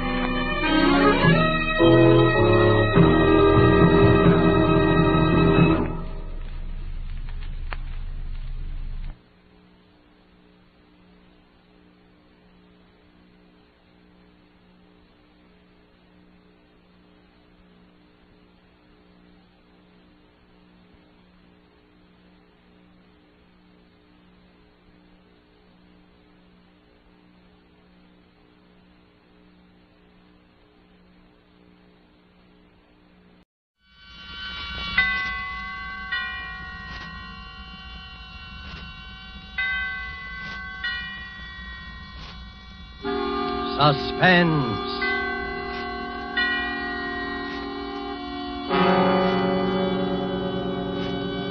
Presented by Roma Wines, made in California for enjoyment throughout the world. Salud. Your health, senor. Roma toasts the world. The wine for your table is Roma, made in California for enjoyment throughout the world. This is the Man in Black, here for the Roma Wine Company of Fresno, California, to introduce this weekly half hour of Suspense. Tonight in Hollywood, Roma brings you as star Mr. Peter Lorre. The suspense play which stars Mr. Lorre and which is produced and directed by William Spear is called Back for Christmas. In this series, Roma brings you tales calculated to intrigue you, to stir your nerves, to offer you a precarious situation and then withhold the solution until the last possible moment. And so, with Back for Christmas and with the performance of Peter Lorre, we again hope to keep you in suspense.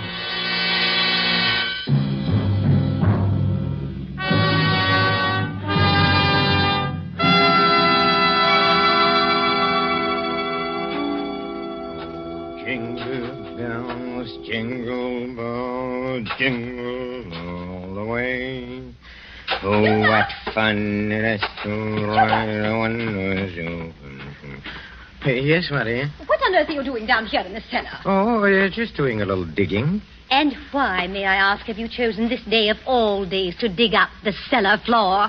Oh, I thought because the weather has been so damp, this would be a good time to plant that little devil's garden I told you about. Devil's garden? Whatever nonsense is that? Don't you remember that was my little joke about it? You see, I've managed to get hold of the spores of several unclassified wild orchids. In their wild state, they bloom under damp masses of leaf mold. The South American Indians call them devil flowers because they appear to bloom under the ground. Well, I'm sure the South American Indians will be very interested if you succeed in growing these ridiculous flowers under the cellar floor. Whom else it will interest, I can't imagine. Oh, what's that terrible smell? Oh, that's the leaf mold, chemically identical with the earth blanket they grow under in their wild state. And I want to get these started before we close the house. Do you realize that we're sailing for America a week from today, and you've made no arrangements whatever? Unless you call digging a hole in the cellar making arrangements. I certainly don't. Devil's garden, indeed. Sometimes I think you're going soft in the head, Hubert. Oh, I suppose it is inconsiderate of me. You see, and I've been wanting to try this experiment for a long time, but with all those lectures and seminars at the university, there never seemed to be enough time. Well, there certainly isn't any time for it now. I suppose you've forgotten I made an appointment for you at the barber's this afternoon. Oh, must I shave my beard off, Hermione? I thought we'd been through all that. Of course you must. They don't wear beards in America. It's bad enough you're speaking with that accent. They'll probably think we're Germans as it is. Oh, I should think it would be quite easy just to explain that I'm Swiss. Now, Hubert, don't be argumentative. Go and get your jacket on and do as I tell you. Yes, Hermione. And don't forget to take your umbrella. It looks like rain. Yes, Hermione. And don't look so put upon, Hubert. Someone has to plan things in this house. Never even get to the university in time for your lectures, much less make arrangements for a trip to America. I know, but what about my specimens? There'll be plenty of time to plant your precious devil's garden when we get home from America.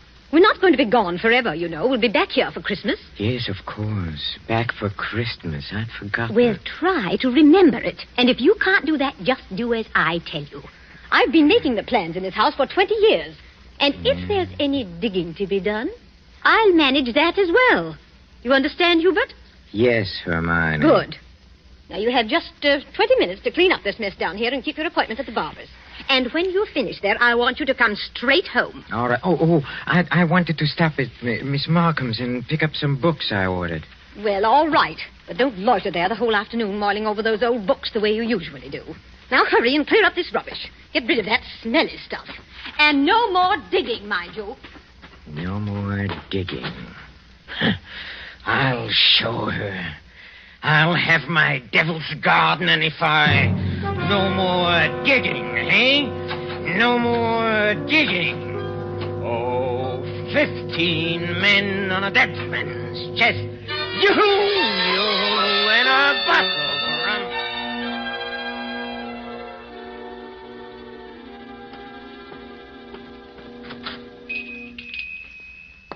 Good evening, sir. Oh, good evening, Miss Markham. Why, it is Professor Schumacher, isn't it? Do you like me better this way? You look ever so much younger without the beard. 20 years at least. 20 years. Oh, you'll be glad to know those books you ordered have finally arrived. Oh, yes, the books. Let me see. The Phytotomy of Phalloid Gametophytes and Coniferous Shrubs of North America. Those are the ones you ordered, aren't they? Yes, thank you. You're very kind, Miss Markham. Why kind, Professor Schumacher? Well, not many young ladies in bookshops would go out of their way to look up rare books for an old professor of botany. Why, you're not old, Professor Schumacher. Really, you look... What do I look like? And besides, I adore botany. It's my particular hobby. Oh, really? You've never told me that before, Miss Markham. Well, I was afraid to. You looked so imposing with the beard and all. Miss Markham, forgive me if this sounds foolish, but since talking with you today, I feel that shaving off my beard is the most important thing I've done for 20 years. Oh, it is? I'm sure it is. For 20. I'm so sorry that I've been so distant with you all this time. Oh, there were times when I almost spoke up. Oh, really? Times when you came in here tired after a day with your students at the university. You seemed so alone. The way I'm alone in the world. Alone? I'd like to have asked you to stay a while and talk with me, but some way or other I always wound up giving you your change and letting you go on your way. Say, you're alone in the world? Since my father died. Oh, Miss Markham, did you never think of marrying? My father was a very remarkable man. I never found anyone who seemed to measure up to what he led me to expect of men. Miss Markham... Oh, it's been so long since anyone called me by my first name. I'd like you to, if you want to. It's Marion. Marion? Oh, how nice. And yours? Well, Hubertus. but in English, Hubert sounds better, huh? How long have you been alone, Hubert? Alone? I knew you were a widower, of course. The first time I saw you. A widower? I can always tell. There's a certain sadness in a man's eyes. A sweet sadness, I think, when he's been married and then lost... A widower. I never thought of it in quite that way. Oh, I'm sorry. I shouldn't have been talking like this, I suppose, but I've often wondered what she must have been like. Your wife, I mean. Hermione? Not an easy woman to forget. Very strong. Always managing things. The house, my wardrobe, my friends. Even when we dined at a restaurant, she even then ordered my food. She was always managing things. Her whole life. Managed herself to death. Poor woman. She must have loved you very much. But she needn't have put herself out so. It's plain to see you don't need things managed for you. No. You need companionship, I think. Someone sympathetic with your work. But the last thing on earth you need is a manager. How well you put it. The last thing on earth.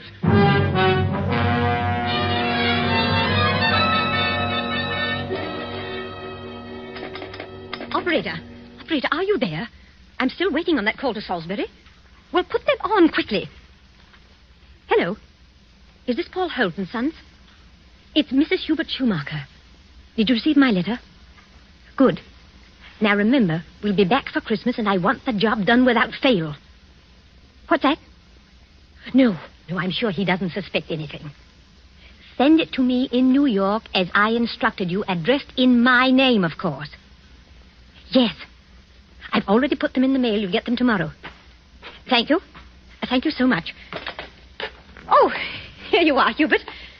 Where have you been? Oh, backstairs. I dismissed the servants. Dismissed the servants? Mm-hmm. But I've asked some friends of mine into a farewell luncheon. Go and tell them it's a mistake. Well, I'm afraid it's too late now. They've packed and gone. You have messed things up properly. How many times have I told you to leave things to me? I make the plans around here. Yes, Hermione. You'll have to do better than this when I plan the trip home, or we'll never in the world be back for Christmas. Back for Christmas. Back for Christmas. Must you keep saying that? Why not? We are coming back for Christmas, aren't we? Well, supposing I were offered a professorship in one of those wealthy American universities. Nonsense. Americans care nothing for botany. Well, Luther Burbank was an American, wasn't he? That's different. What have you ever done except muck around in the dirt with a lot of roots and tubers? Well, they asked me to lecture, didn't they? All right. Now, there's no use getting yourself in a state about this, Hubert. No doubt this extra money will come in very handy when we arrive back for Christmas. Precisely. No good to make a joke of it.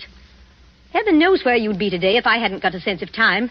Yes, Hermione. And as you've been so foolish as to dismiss the servants, you may empty the ashtrays and straighten up this room while we're waiting for the guests to arrive. I'm going in to have my bath. Call me when they get here.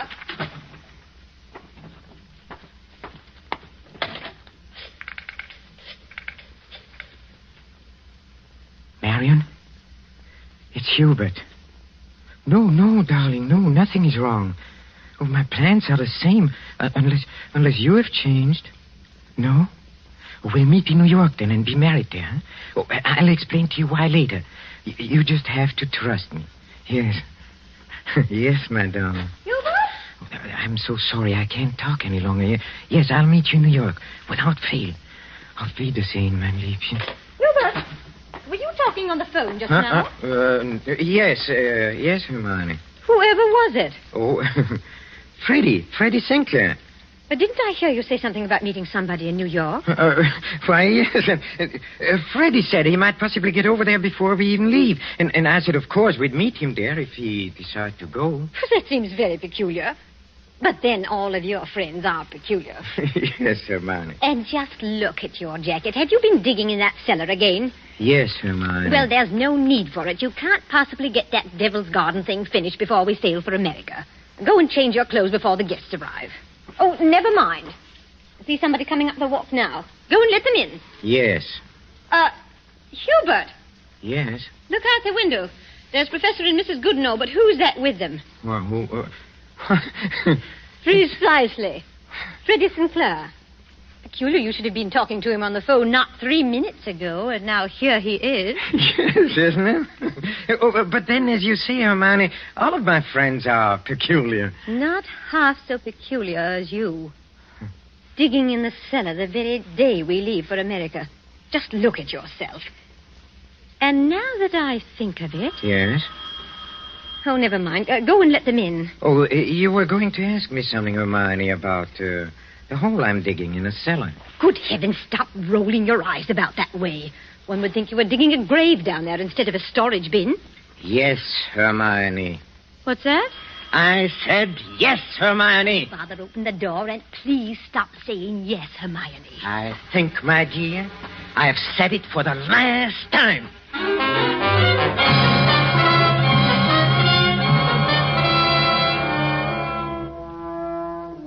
A professor of botany, his loving wife, and an oblong pit in the cellar. Just the right size for his botanical specimens, his devil's garden. With these ingredients for a story of a perfect crime, Back for Christmas by John Collier and starring Peter Lorre, the Roma Wine Company closes the curtain for a moment on another breathless study in suspense.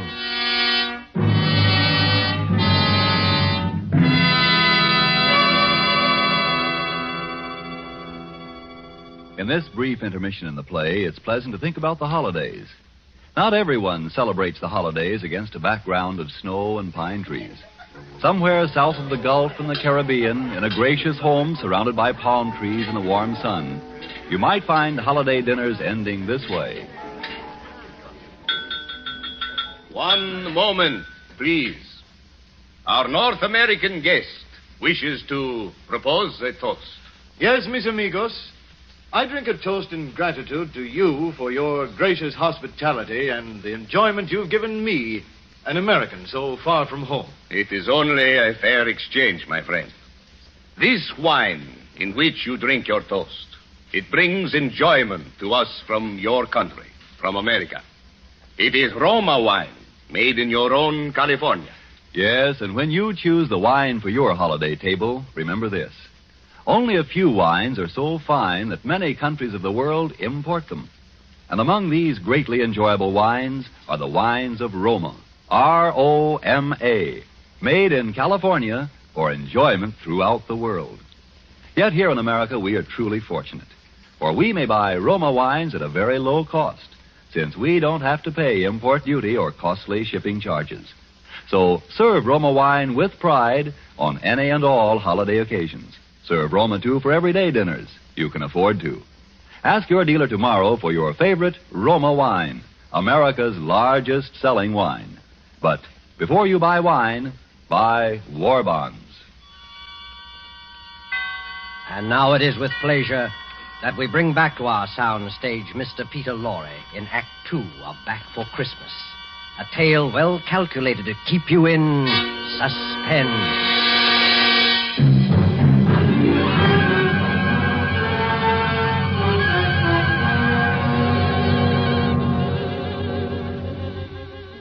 Back for Christmas. Hermione was so positive we would be back for Christmas. That last afternoon, pouring tea out for a few friends who had come in to say her last-minute farewells, she kept reiterating it. Now, mind you, Hermione, don't let those Americans lure your husband with one of their fat university jobs.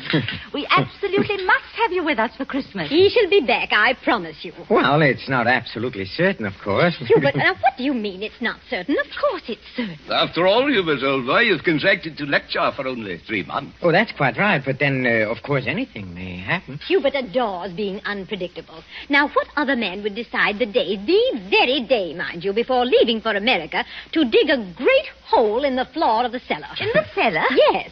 He's going to put some unclassified wild orchids down there. A devil's garden, if you please. It sounds so mysterious. That's Hubert, though. It's really quite simple, however, once you find out what he's up to. Now, take that telephone call he put through to you a few minutes ago, Freddie. To me? Of course. Now, Hubert wanted to surprise me about your plan to meet us in New York next month.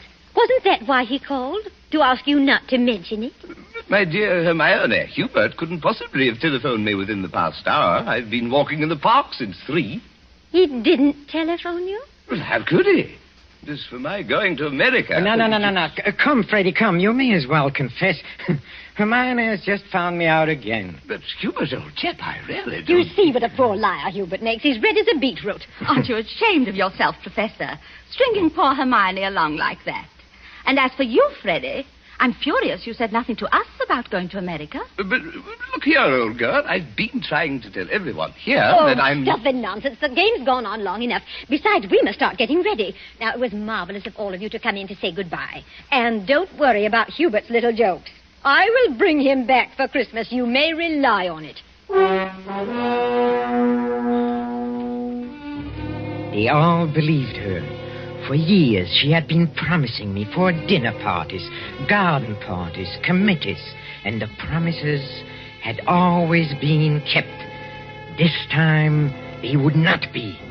I had seen to that. The servants were gone for good. The farewells all said. I had timed to the minute how long it would take to fill in a hole in a cellar. My devil's garden. Upstairs in a bedroom, I undressed and put on my old bathrobe, and then I opened the door into Hermione's room. Hermione, have you a moment to spare? Of course, dear. I'm just finished. Oh, then, will you come in here for a moment, please? There's something rather extraordinary here. Oh, good heavens, Hubert. What are you lounging about in that filthy old bathrobe for? I told you to put it into the furnace. Oh, I'll do it. I'll do it today. Yes, really, I will. Well, high time. Now, what is it you want to show me? Oh, here, in the bathroom. Just look. Who in the world do you suppose dropped a gold chain down the bathtub drain? Nobody has, of course. Nobody wears such a thing. Then what is it doing in here? I don't see anything. Well, look. I'll hold this flashlight here for you. If you lean right over, you can see it shining. It's deep down. Oh, such a lot of nonsense. Just as well, I don't see it, Hubert. Go on looking, Hermione. In just a moment. Hubert, I absolutely refuse. Hubert, what are you doing? Take your hands off my neck. I will, Hermione. Just as soon as I've finished the arrangements for my trip to America. What are you talking about? You thought you were the only one who could plan things, didn't you? Didn't you, Hermione, huh? Oh. Well, I've been making some plans of my own this past week. In exactly 2 minutes and 16 seconds, you'll be dead. You see?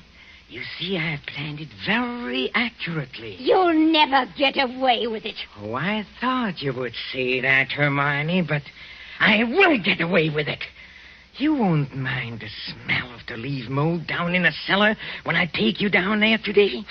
Yes, that is where you are going, Hermione. Right into my devil's garden that annoyed you so much. My friends all expect me back for Christmas. They do. If they don't hear from me, they'll start asking questions. No, they won't.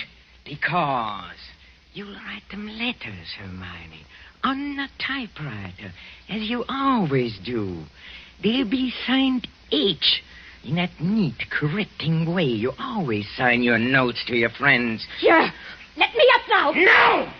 It won't work, Hubert. You were never any good at planning things. Oh, but I have changed. I've learned from watching you all these years. The lecture people in America. They'll expect you to be traveling with your wife. I will be traveling with my wife, but not my present wife, Hermione. Hubert! It won't work, I tell you. That pit you dug in the cellar... Oh, it will work. It'll serve its purpose well. Hubert! No, I'm sorry, dear. This thing has to be done exactly as planned. You have just 5 seconds to say your prayers. Hubert, you must listen. The cellar, it... Don't do it, Hubert! Yes, Hermione!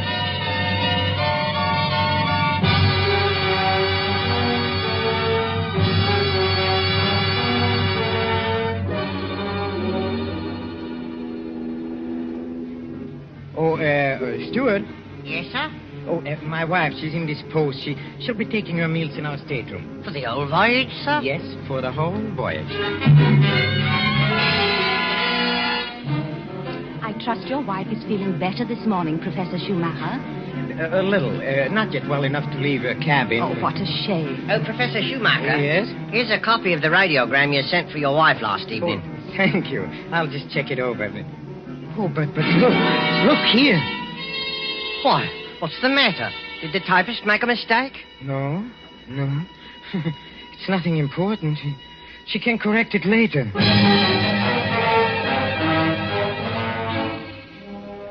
For a moment, I had a feeling that Hermione had been leaning over my shoulder again, correcting what I had written as she always did. I had written a radiogram to Professor Goodenough and his wife. Haven't been out of my cabin the whole beastly trip, Hubert. Well, now Doubt will be back for Christmas. But the operator had left out the W, and it read, "No Doubt will be back for Christmas." Exactly what Hermione would have written. Well, the rest of the trip was uneventful. Marion and I met in New York just as we had planned. Just as we had planned.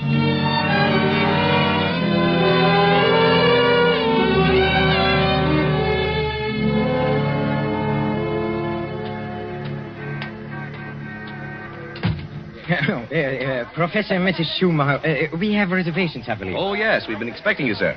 Boy, take Professor and Mrs. Schumacher's luggage up to their suite. You know, Mrs. Schumacher, you're quite a surprise. Oh? Your letter reserving the rooms was so thorough, I was expecting an older, more forbidding sort of person, frankly, ma'am. No. As a matter of fact, we're just married, but my letter reserving the rooms. Oh, I wrote the letter, my dear, and I signed it Mrs. Hubert Schumacher. Just a joke. What a cunning old fox you are, Hubert. Now that I think of it, I almost forgot. There's a letter for you, Mrs. Schumacher. That's peculiar. I wonder who on earth... Oh, well, we'll soon find out in good time.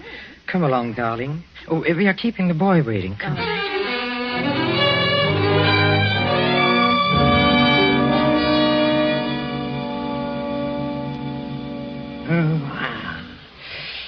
Nothing like a cold, brisk shower to put a man to rights. Hubert, this letter. Oh, yes, the letter. Oh, dry my hair, will you, darling? Please. It seems to be a bill of some sort from a building contractor in Salisbury. Oh, really? Oh, bother, dry your own hair. Thank you, darling. Let's see this bill, or whatever it is. It's very puzzling. Hubert, you were a widower, weren't you? I mean, Hermione isn't still alive. Good heavens, no. Well, let me read that. Dear Madame, this is to acknowledge your order together with the keys to your house in Launceston Place. Our man had no difficulty in finding the place where your husband had begun the excavation in a cellar, but apparently he changed his mind at the last moment and filled it in again. What is it, Hubert? Our man will begin digging tomorrow, and the job will be completed in ample time for your surprise Christmas present to your husband. We are happy to be conspirators with you in this thoughtful gesture and hope that Professor Schumacher will be pleased at the results of our work on his Devil's Garden. Very truly yours, Paul Holt Sons, Contractors. What does it mean, Hubert? Means that Hermione was right. I will be back for Christmas. I will be back for Christmas. I will back for Christmas. Back for Christmas. Yes, Hermione.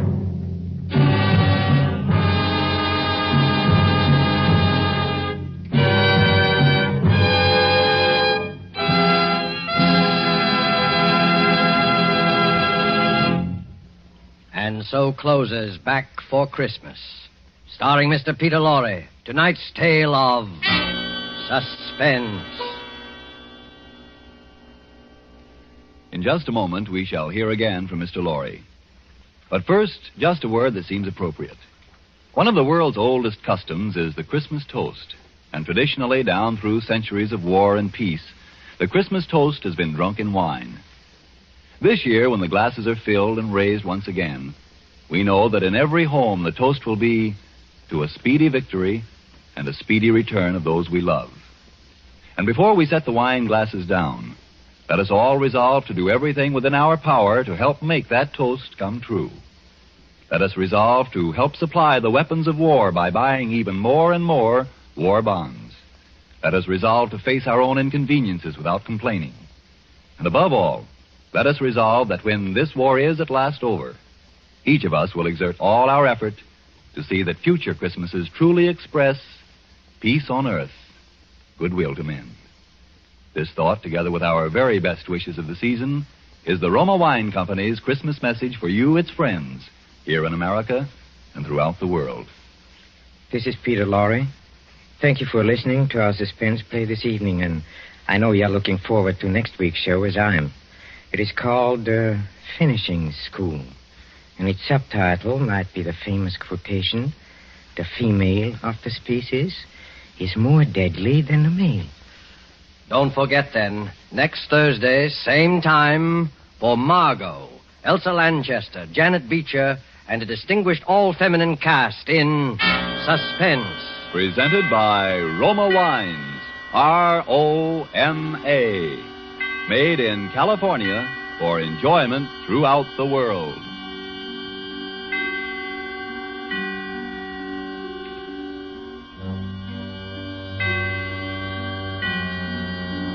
This is the Columbia Broadcasting System.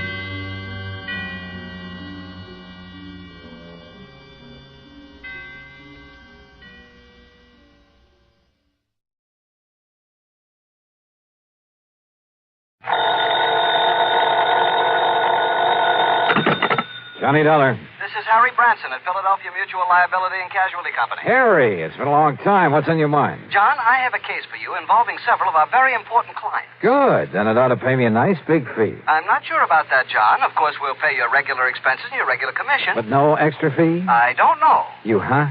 That is to say, it all depends on what you're able to, shall we say, unearth.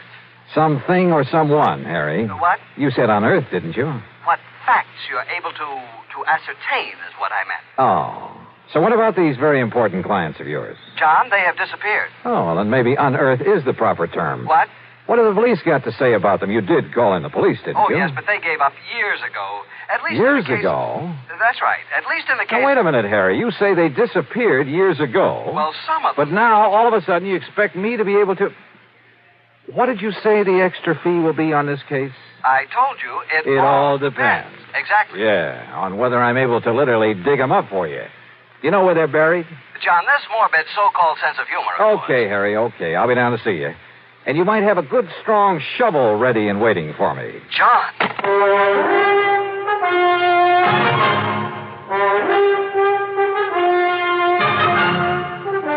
Bob Bailey in the exciting adventures of the man with the action-packed expense account.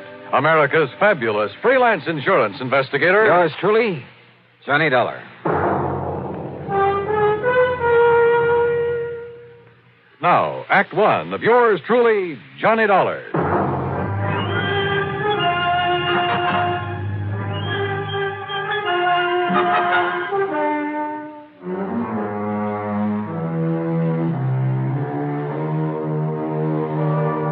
Expense account submitted by Special Investigator Johnny Dollar to the Philadelphia Mutual Liability and Casualty Company. Following is an account of expenses incurred during my investigation of the cask of death matter. Expense account item 1, 1340, train fare and incidentals, Hartford to Philadelphia. I went by train since Harry Branson didn't seem to be in a hurry, and I enjoyed a look at the countryside this time of year. It was a little after noon by the time I reached the office on Walnut Street and sat down to talk with Harry. But I thought I impressed the... Old sober-sides Branson hadn't changed a bit since the last time I'd seen him, and he still looked as though he was carrying the weight of the world on his shoulders. However, now that you have finally arrived, suppose I get right to the point and tell you what this is all about. Well, you said on the phone that some of your policyholders have disappeared. Yes, and you must understand this, John. Yeah? In accordance with Pennsylvania law, in a case of a mysterious disappearance, and I'm sure you're familiar with the mysterious disappearance clause, it's part of all our life insurance contracts. Well, if you mean, did I ever read the fine print on one of your policies, the answer's no. You should sometime. The fact remains that when the insured disappears and fails to return or otherwise be accounted for by the end of 7 years, when the company has received no proof the insured is still alive, the company then presumes the insured to be deceased. Do I make myself clear? Keep talking, Harry. It simply means that at the end of 7 years, the full amount of the insurance is then paid to the beneficiary or beneficiaries, whichever the case may be. So, 7 years ago, a Mr. Wilbur Davis of Goshenville here in Pennsylvania mysteriously disappeared. Now his beneficiary is demanding payment of the insurance. Naturally. So why don't you pay it? We shall. But in checking through the files, I've suddenly discovered that his was only the first in a long series of mysterious disappearances. There have been a total of 8, all within a relatively small area, and of recently increasing frequency. When was the last one? The 4th of last month, Mr. Charles Moody. Charles Moody. Where? In the little town of Kirkwood, New Jersey. And the police have found no clue as to what might have happened to him? None whatsoever. One in Goshenville, Pennsylvania. One in Kirkwood, New Jersey. Where were the others? 2 in other small Jersey towns, 2 here in Pennsylvania, and 2 down in Delaware. Any relationship among the beneficiaries? None. That is, none that we know of. Why do you ask that? I just wondered if some one person was killing them off to collect the insurance. No, the beneficiaries are all widely separated individuals, so you can dismiss any possibility of murder. Harry, in a case of this kind, that's the one possibility I never dismiss.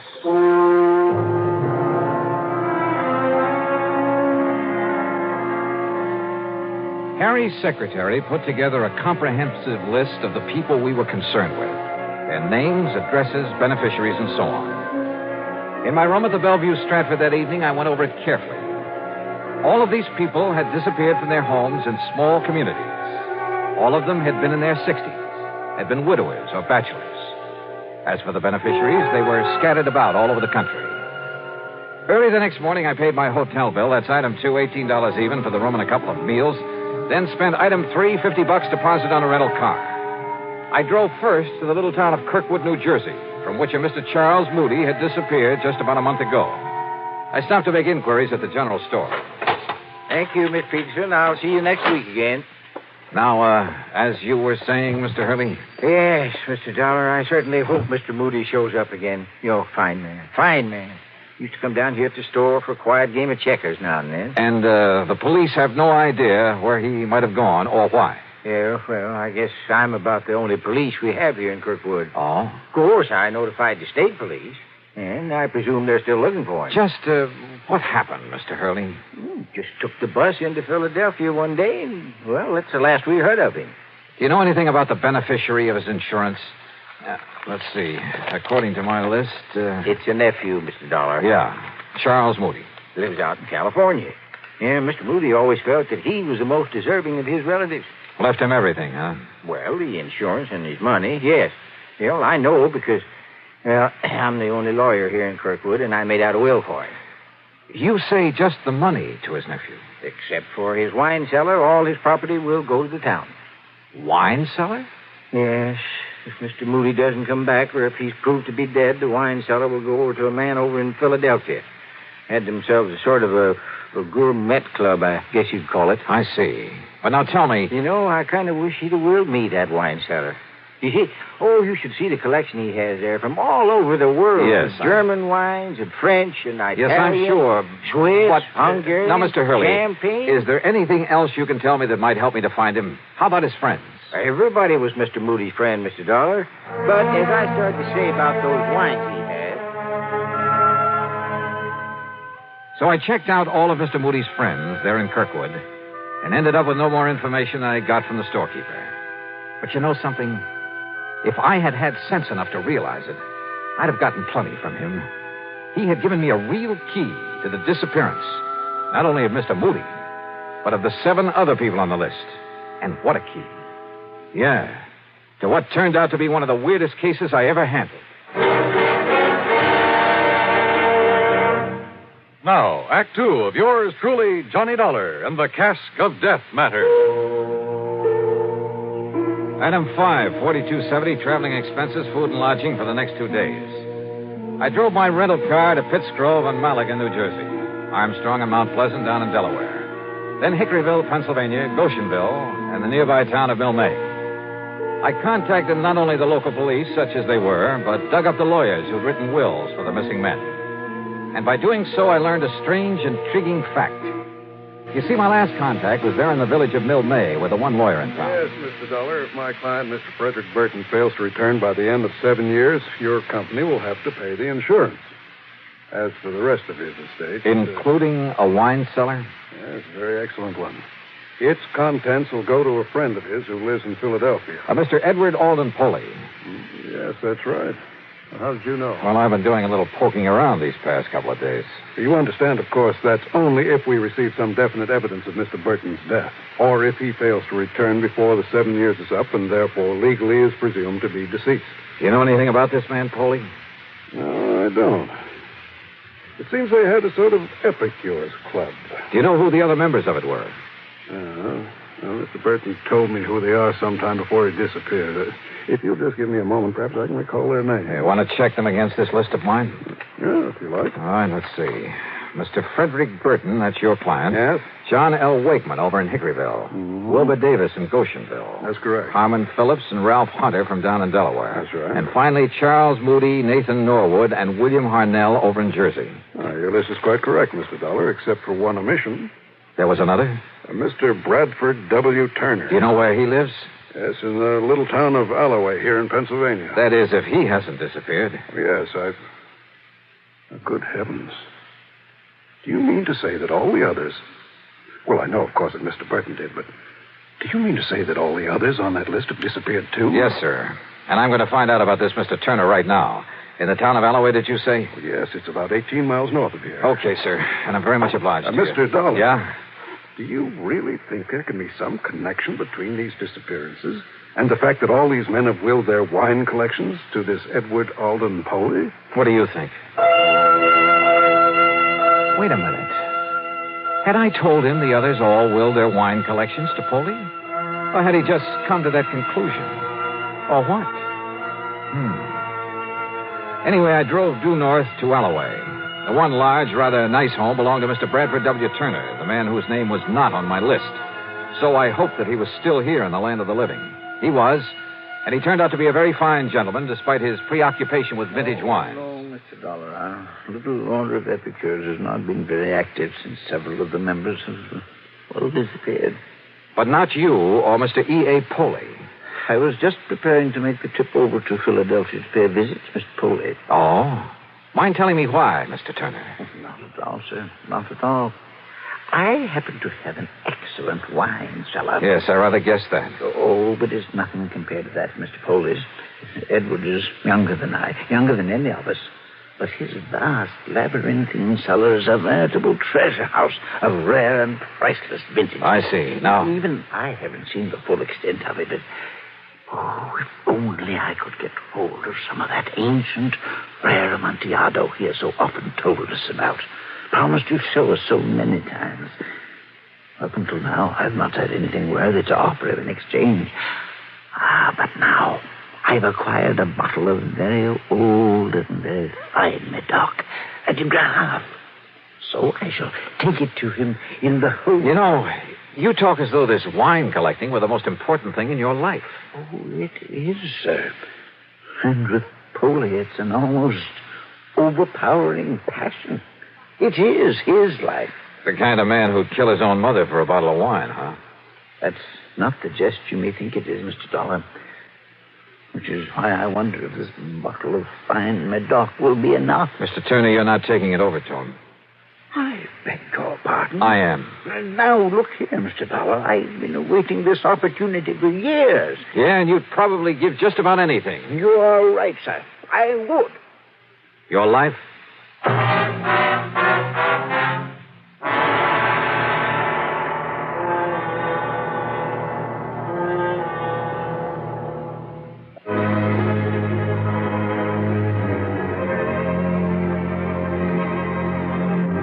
Yeah, every one of the old men who disappeared had been a nut on the subject of wine collecting, and had provided in his will that his cellar was to go to a Mr. Edward Alden Poley. You know something? When I talked to Poley at his home in the old Germantown section of Philadelphia, I decided he was the biggest nut of all, and possibly a dangerous one. It was an old house and a big one. It must have been one of the original Philadelphia mansions. As for Poley himself, well, I'd say he was a man of about 50. He was short and heavy-set, and his face reminded me of a bird of prey. Very thin, with a long, aquiline nose. His eyes were far apart and almost beady. In spite of his shortness, he seemed to almost hover over things, including me. As he led me into the library, his eyes kept glancing at the package I carried, and there was a kind of inner glow in them. I could think of only one thing. Madness.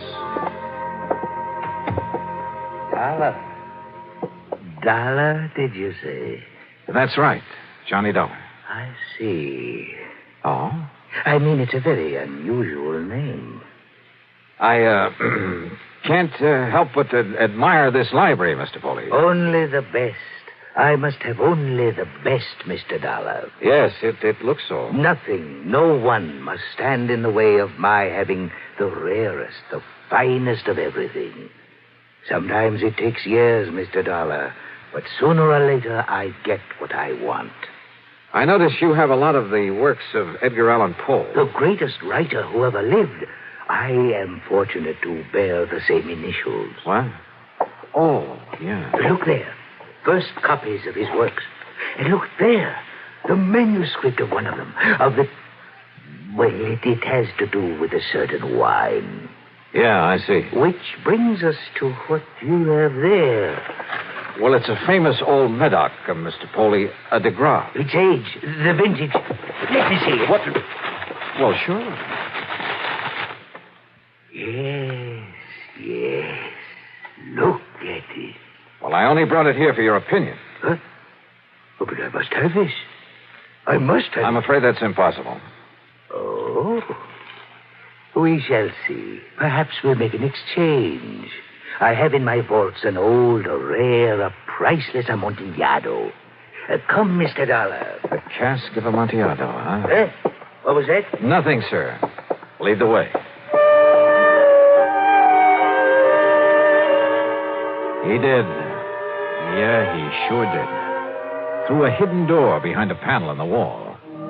Instead of using a flashlight, he took along a sort of torch, a flambeau, I think you call it, that gave off an evil, oily smell that stained the passageway with smoke. He led me down a long, winding staircase between the walls. Then finally we came to the vast wine vaults deep underground. This was really something out of Edgar Allan Poe. It was cool and damp with great drops of water slipping down the old stone walls. On one of them was a motto. Nemo me impune lacessit. I'm afraid my Latin is a little rusty. No one dare seek to best me with impunity. Yeah.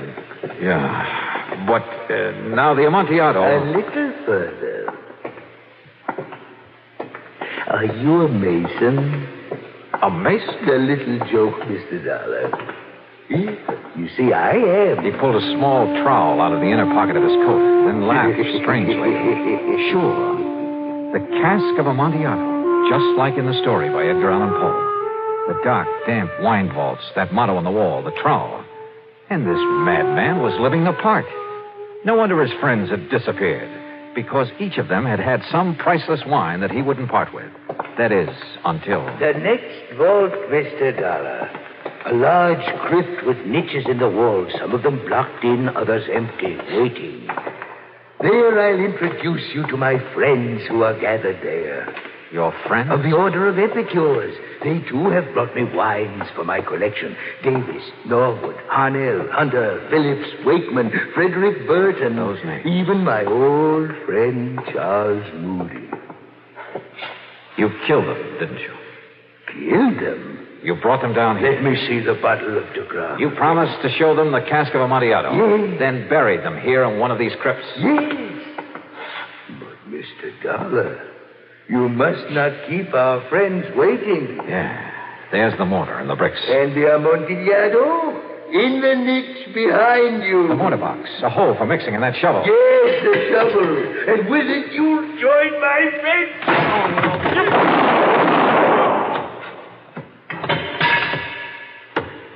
This isn't the way the story.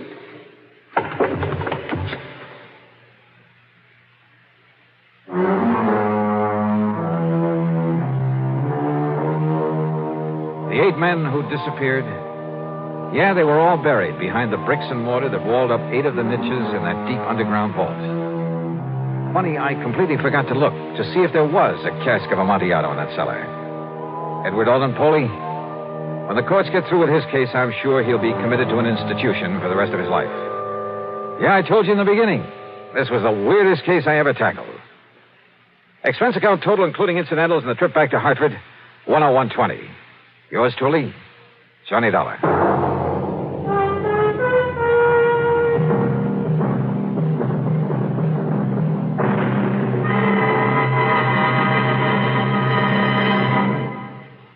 Now, here's our star to tell you about next week's story. Next week, I run into a girl who is fabulously rich, and because of it, fabulously poor. Join us, won't you? Yours truly, Johnny Dollar.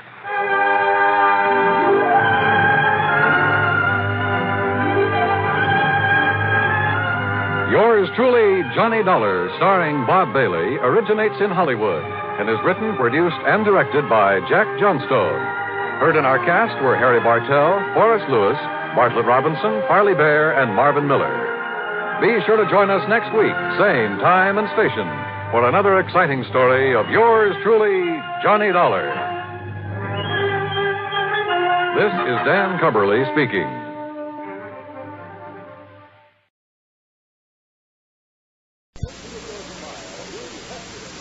For the safety of your smile, use Pepsodent twice a day. See your dentist twice a year.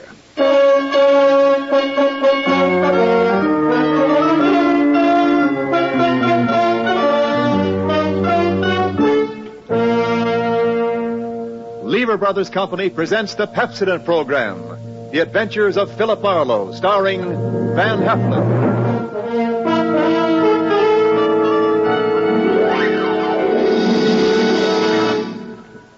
Pepsodent presents Philip Marlo, Hollywood's famous private detective created by Raymond Chandler. Philip Marlo, tough, cynical private eye of Murder My Sweet, the sardonic, case-hardened detective of The Brasher Doubloon, The Lady in the Lake, and The Big Sleep. You've seen him in action in all of those top-flight mystery pictures. Now, in order that you may continue to enjoy this exciting mystery series, Pepsodent brings you The Adventures of Philip Marlo on the air with a cast of noted radio players. And starring MGM's brilliant and dynamic young actor, Van Heflin.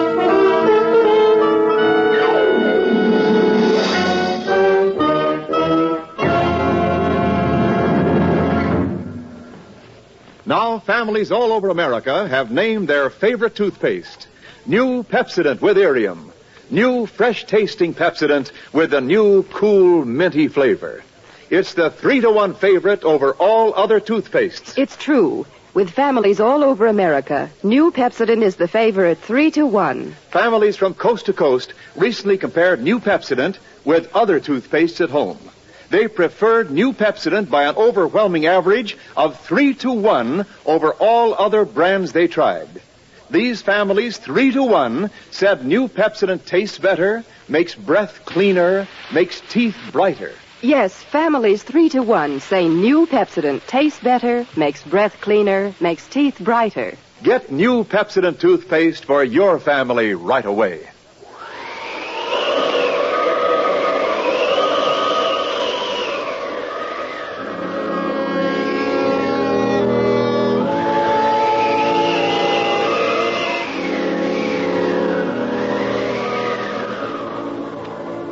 There was a rough desert wind blowing into Los Angeles that evening. It was one of those hot, dry Santa Anas that come down through the mountain passes and curl your hair, make your nerves jump and your skin itch. On nights like that, every booze party ends up in a fight, and meek little housewives feel the edge of a carving knife and study their husbands' necks. Anything can happen when the Santa Ana blows in from the desert.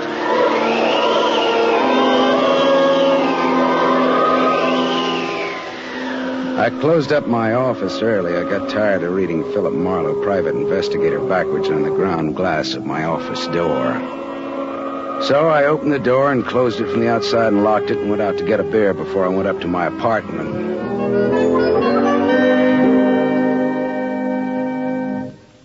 Fill her up again, Mr. Marlin? Marlo. Marlin is a fish. Yeah, I know. Hey, you bartender. Give me another ride. Drunk again. What'd you expect in this business? Autograph hounds? Make it snappy, you hear? Be right with you, sport. I gotta draw this man a beer. Crying out loud, these stumble bums who come in here. You got another customer, Bacchus? Hey, Bud. You seen a lady in here lately? A lady? Tall, good-looking, brown hair, a print bolero jacket, and a blue silk dress. No, sir. No, sir. Nobody like that's been in. All right, straight scotch, fast. I left my engine running out there. Yes, sir. Yes, sir. This slick-looking, sarcastic guy stepped up to the bar and drank his scotch whole. And he stopped. The drunk was grinning at him.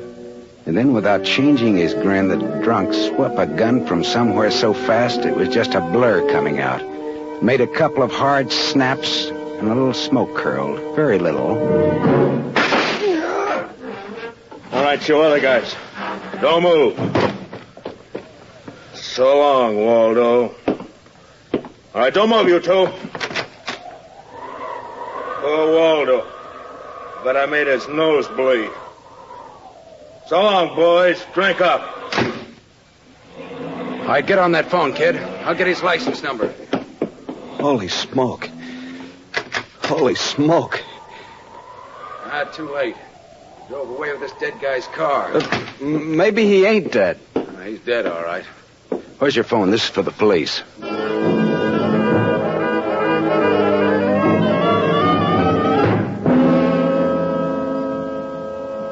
The prowl car boys were there in about 5 minutes.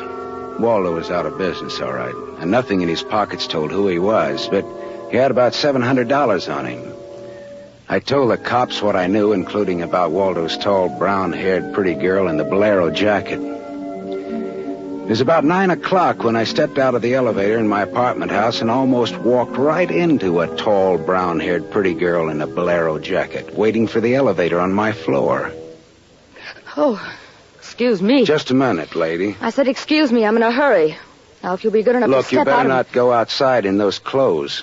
Just what do you mean by telling me This isn't a make. You're in trouble. Trouble? Yeah, the cops are looking for you in those clothes. But I haven't done anything that... I'm in room 41 across the hall now. I never collected an etching in my life. All right, I'll go with you. I'll go.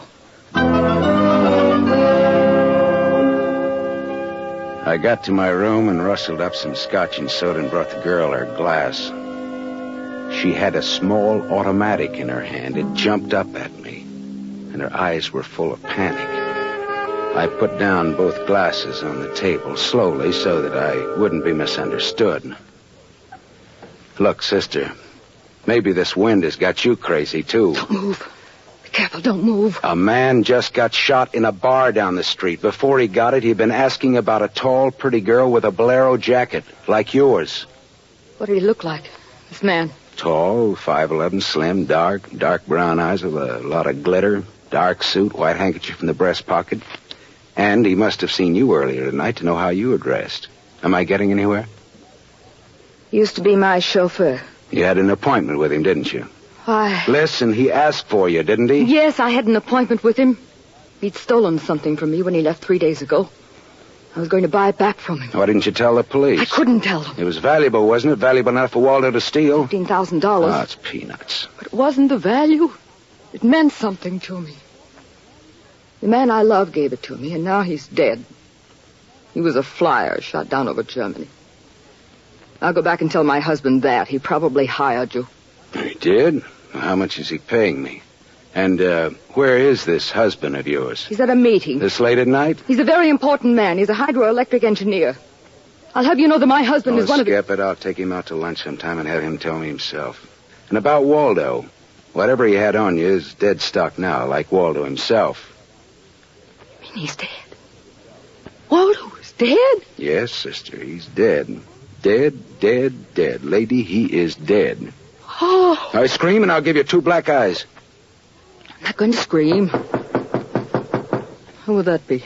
There's a dressing room behind that door. Hide there. Now, don't argue with me. Do it. All right.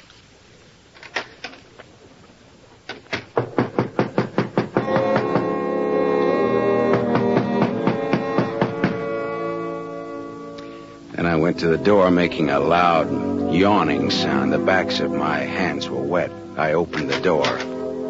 Without a gun, that was a mistake. I certainly knew the gun I was looking into, a .22 target automatic that had already killed one man that night. And I knew the bald head and the flat, shiny eyes and the face like a poisonous lizard. Baldy put the muzzle of his gun lightly against my throat. I backed into the room, and Baldy kicked the door shut. You alone? Look for yourself. I'm asking, not looking. I'm alone. You and that dumb bartender saw me dust off Waldo. What did Waldo do to you? Who's asking? Just making conversation. He stooled on me on a bank job we did together. Got me 4 years in Michigan pen. How is he? Dead? I'm still good, drunk or sober. Tell me why I came here, pal. You heard the barkeeper and me talking. I told him my name, where I lived. That's how, pal. I said why. Skip it. The hangman won't ask you to guess why he's there. Oh, you're pretty tough at that, ain't you? But you're slamming off, pal. All right, but you could get that gun out of my neck and try somewhere else. Oh, yeah, sure. Is this better? This suit you all right? Just so it isn't my neck. Say when, pal? It's your party. I leaned against the gun. The door of the dressing room showed a crack of darkness. The crack widened. I began to shake a little. The girl came quietly into the room, but there was white all around her iris. She was scared. She had her gun in her hand, but I was sorry for her. Dead sorry. She'd try to make the door scream. Either way, it'd be curtains for both of us. You scared, mister? You worried about any little thing? I couldn't talk. The girl floated in the air somewhere behind Baldy, and her horrified face was drifting toward us. My mouth was as cold and dry as yesterday's toast. Well, kid, how's it feel? You ready yet?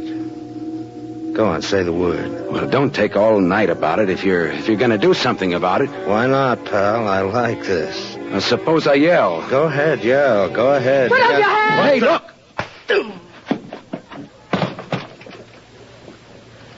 Oh? Thanks, sister. Thanks. That buys me. Everything I have is yours now and forever. Is he dead? You flatter me no end, lady. I only punched him. All right, now get out of here while I call the cops down on this killer. Yes. Good night. Good night. Hey, wait. Leave that bolero jacket here. It marks you for the cops. Oh, yes. Here. Okay. See you again? Why? Oh, I don't know. No, I guess not. After all, who am I to be the rival of a dead flyer? I'll see that the police get Jesse James here. Good night, lady.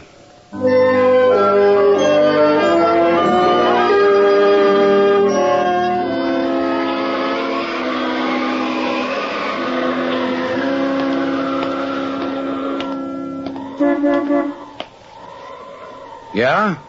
You mean me? Yes. Please.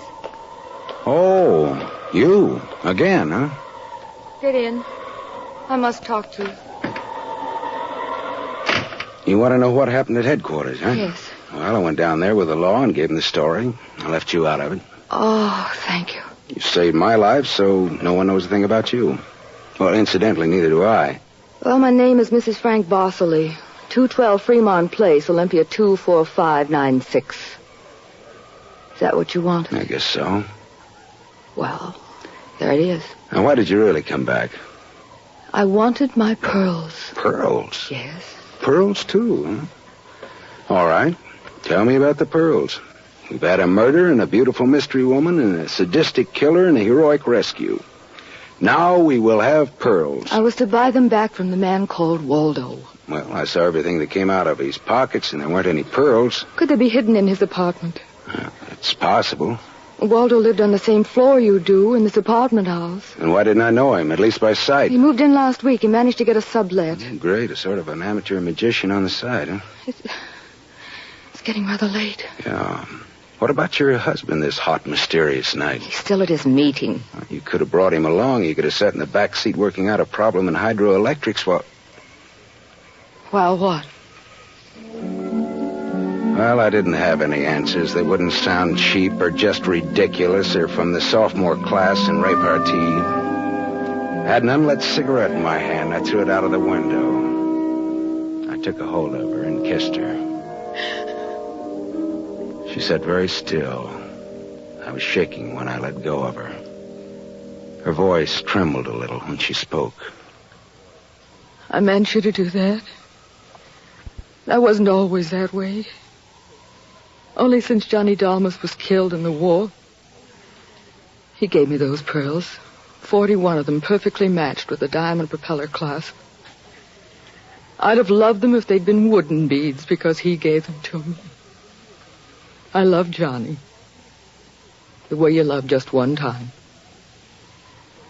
You understand that? What's your name? Lola. Lola, how did you explain a $15,000 pearl necklace to your husband? I told him they were imitation, and I bought them myself. How did Waldo latch onto them and what they stood for? When my husband was in Argentina, Waldo and I'd go for long drives. I was restless and wretched because of Johnny. Sometimes Waldo and I had a little drink together, but that's all. But you confided in Waldo about those pearls. I was a fool. And when your husband came back, Waldo stole the pearls and offered to sell them back to you, or he'd tell Papa, huh? I was a fool. And now you think the pearls are upstairs in Waldo's apartment? I suppose it's a lot to ask. No, sweetheart. I've been paid. I'll go look. Wait here, huh?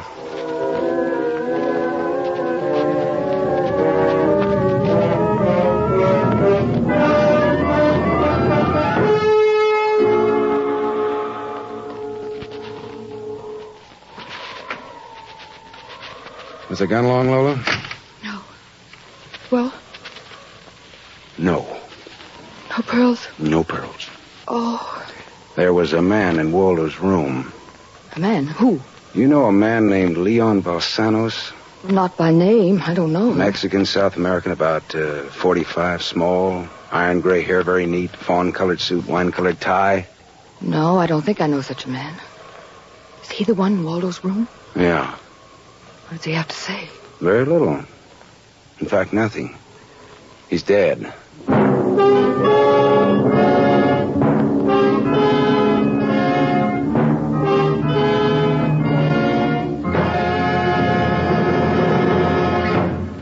You are listening to The Adventures of Philip Marlo, starring Van Heflin, with music composed and conducted by Lynn Murray.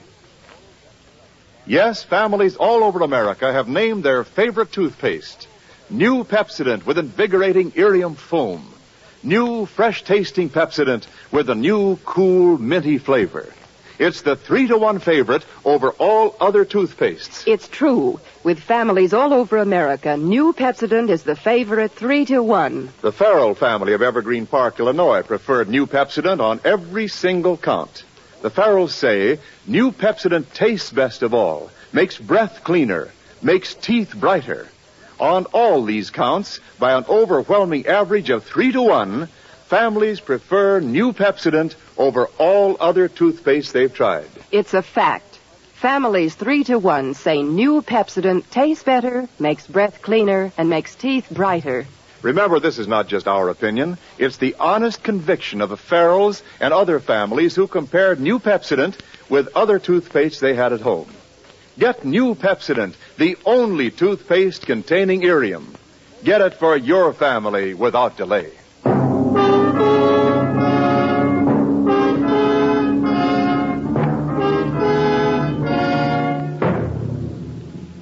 We continue with The Adventures of Philip Marlo, created by Raymond Chandler and starring Van Heflin, who appears by arrangement with Metro-Goldwyn-Mayer, producers of the Technicolor musical Fiesta, starring Esther Williams.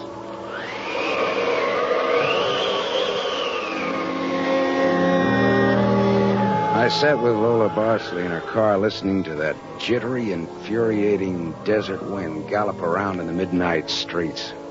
I just told her about the Latin-looking man I'd found in Waldo's room in a very dead condition. I held her hands until they stopped trembling.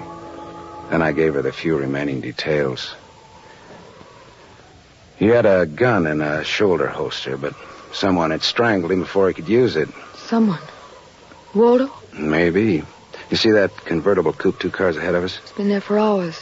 It was there before I parked here to wait for you. Leon, the man in Waldo's room, came in that car, but according to the key containers he carried, that isn't his car. Whose car is it? Does it matter? Well, it belongs to a lady according to the tag on the keys. A lady? Well, anyway, a woman, if you're going to split hairs. Eugenie Kolchenko. In West Los Angeles? Never heard of her. Uh-huh. All right, well, you go home now, huh? What are you going to do? Drive that flossy convertible around, wave at my friends, impress people. You run along now. Me, I've got another date.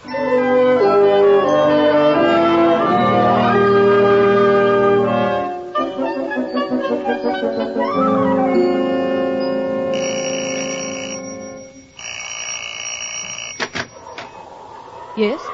What is it, please? Miss Eugenie Kolchenko? Yes? What is it? Did you lose or misplace a pigeon gray convertible coupe? What are you saying? Now, don't be alarmed. I found it and I brought it home to you. Come in, please. It is a reward you wish. Shall we say... Snap out of it, Dragon Lady. Who was he? Who was who? The little guy, Leon. You loaned your car to. He's dead. Who was he? Oh, no. Oh, yes. Eugenie. Darling, come here, please. What's the matter, honey? Who is this man? I came about Miss Kolchenko's car. What about her car? The gentleman who borrowed it couldn't return it on account of he isn't alive. He's dead. Darling, he's dead. Well, that's putting it more bluntly, of course. Dead, huh? Completely. Who are you? Philip Marlo, private investigator. My card. Mm-hmm. You told the police yet? Never do at once what can be deferred pending negotiations. Aesop. I might negotiate. Oh, peachy. What do you know, Marlo? A man named Waldo was shot in a bar tonight. I happened to have the inside as to who he was, and when I visited his apartment tonight, I found this Leo Balsanos dead. He wouldn't have had $500 in 20s on him, would he? No, but this Waldo had over $700 on him when he was killed at that cocktail bar, mostly in 20s. Is there a basis there for negotiations yet? Very well, Marlo. I'm a married man. There were certain unpaid bills for some stuff Miss Kolchenko here had charged to my account. But you told me I might charge to your account. All right, so I wasn't very bright. That might be the understatement of the decade, but go on. I had the unpaid bill safely in my briefcase. Somehow this Waldo had a chance to steal the briefcase. I hired Leon and gave him $500 to buy back those bills from Waldo. Instead, Waldo took Leon's dough and was forced to kill Leon in the process. And then he went out to keep another date and accidentally walked into an old pal hostile enough to blow him down. And someone still has those bills. And I'm in for a divorce suit. The man who shot Waldo got away in Waldo's car with your briefcase in it. Yeah, that could be. The cops caught him. Oh. And the police have the briefcase. Maybe. But the police are interested in solving crime, not in tossing mud for the benefit of sensation eaters. Look, I've got a friend or two at headquarters. Let me see what I can do. It's worth $500 to me. Well, then that's what it'll cost you.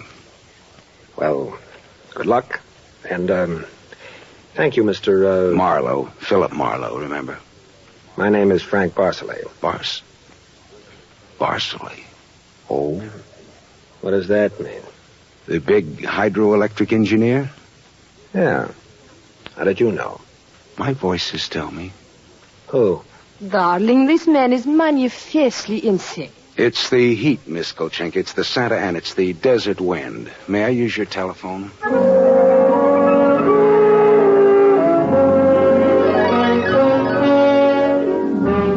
Someday I must tell you about Ibarra. Salt of the earth, Ibarra, detective lieutenant over at Central Homicide. I phoned Ibarra from Miss Kolchenko's house and told him where he could find a well-dressed cadaver named Leon and furnished a few small details. I gave Ibarra time to check my tip, and then I went down to see the good lieutenant and told him why I'd been up in Waldo's room, only to find Leon instead of a certain lady's string of pearls. Pearls, eh? Well, I thought Waldo might have them up there. Whose pearls were they? A lady's. Go on. Or they might have been in Waldo's car that Waldo's killer drove away in. Yeah. What, yeah? They might have. Also a batch of unpaid bills charged to the account of a certain Frank Barcelay? Yeah. Uh-huh. Well, now, the police aren't interested in domestic scandal. They want to prevent or to solve crime, right? So I've got $500 for the police fund if those pearls and those bills are returned to their rightful owners. Quit your kidding. No, it's a valuable necklace. Yeah? There's your necklace. That's it. 41 pearls, perfectly matched diamond propeller clasp. That's it. That's the one. Take it away, Marlo. On the level? Just tell me straight what it's all about, all I ask. Sure. Well, this Waldo was blackmailing a wife with the pearls, and her husband with the bills, a guy by the name of Barcelay. Well, Barcelay sent Leon to get the bills from Waldo. Instead, Waldo killed Leon. Then stepped out and happened to get shot by that guy at the bar. Now, if Barsley's name stays out of the paper, I get $500. And that goes to the police fund. We'll keep him out. Well, now, I'm not in this case for money. I just want to get back the bills and the pearls. As you say, Marlo, the police aren't in business to sling mud. Well, you can deliver the pearls to the lady yourself if you like. She lives at... No, Marlo. You better take them to her. You see, except for the diamond propeller clasp on them, they're phony. Phony? But... All but the clasp, Marlo. All but the clasp.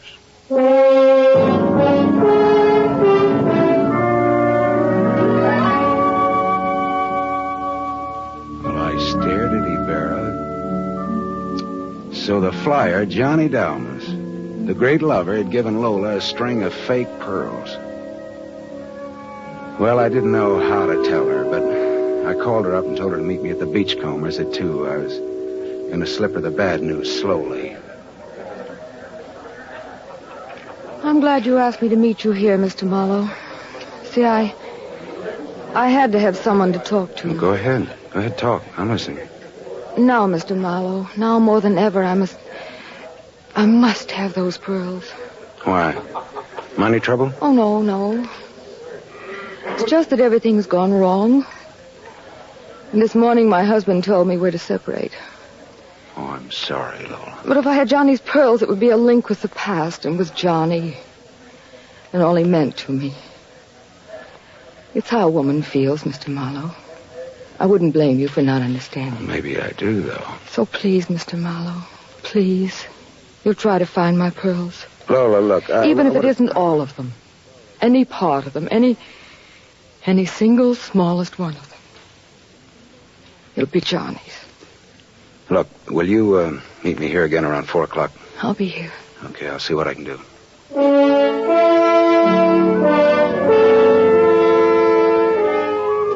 There was only one earthly decent thing I could do. I took Lola's glass pearls to a jeweler, and I had him take off the diamond clasp and put her on one of those strings of so-called simulated pearls that they sell you for $3, tax included. And I went back to keep my 4 o'clock date with Lola at the Beachcombers. Well, Mr. Marlo, anything new? Yes, the police found some pearls in Waldo's car. They found my pearls? No, not exactly. Not exactly? Well, Waldo was getting set to gyp you, Lola. He had the diamond clasp of your necklace attached to a string of cheap imitations. And then he sold the real pearls. Oh, how... Oh. These are the imitations here. Yes. But it is my clasp.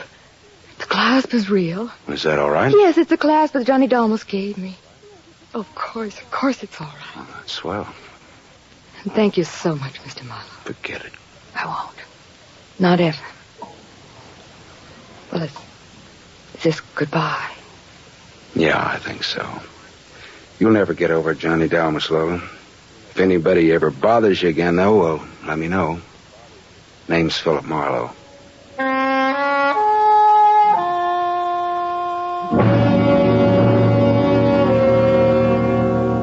I drove almost to Malibu, and then I parked and walked out on a rock cliff jutting into the Pacific Ocean. Then I reached in my pocket and dug out the string of Bohemian glass pearls that Lieutenant Ibarra had found in Waldo's car. I cut the knot at one end and slipped the pearls off one by one. One by one, I flipped them into the water. The gull swooped down on them and then flapped up again, screaming indignantly. The phony pearls had fooled Waldo and Lola Barsley, but they couldn't fool a seagull. I said to myself, to the memory of Johnny Dalmas, just another four-flusher. I listened a while to the wheeling seagulls. All at once, I realized that the wind had died. The Santa Ana had blown itself out. The red wind was done. It was over.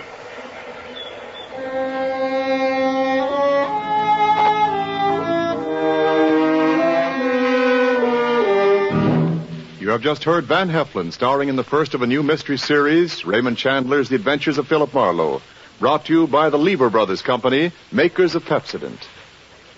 Have you tasted the new Pepsodent toothpaste? Its lingering, minty flavor is so fresh and inviting, families prefer it by an overwhelming average of 3-to-1 over all other toothpastes in a recent nationwide test.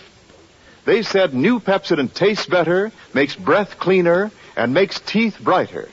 Remember, new Pepsodent gives you more invigorating irium foam. It sweeps dulling film away.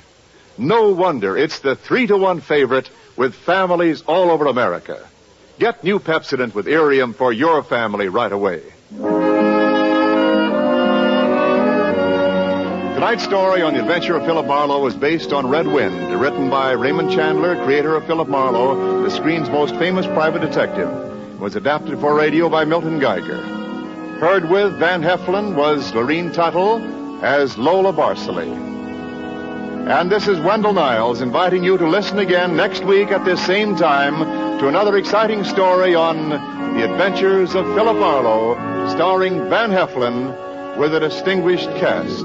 This is NBC, the National Broadcasting Company.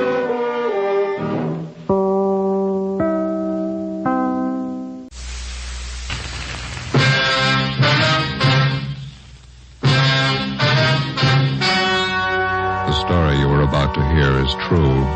Only the names have been changed to protect the innocent. Fatima Cigarettes, best of all long cigarettes, brings you Dragnet.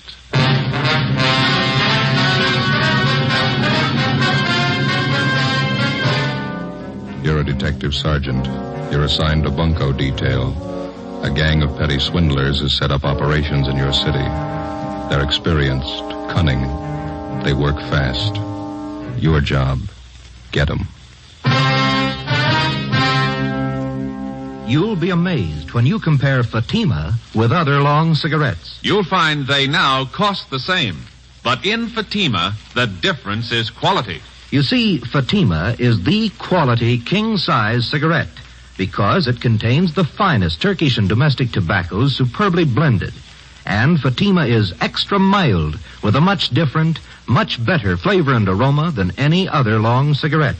Because of its quality, its extra mildness, its better flavor and aroma, Fatima has more than doubled its smokers coast to coast. So try comparing Fatima yourself. Fatimas now cost the same as other long cigarettes, but your first puff will tell you. Ah, that's different. Yes, in Fatima, the difference is quality. Ask your dealer for Fatima, the quality king-size cigarette. Best of all, long cigarettes. Start enjoying Fatima tomorrow.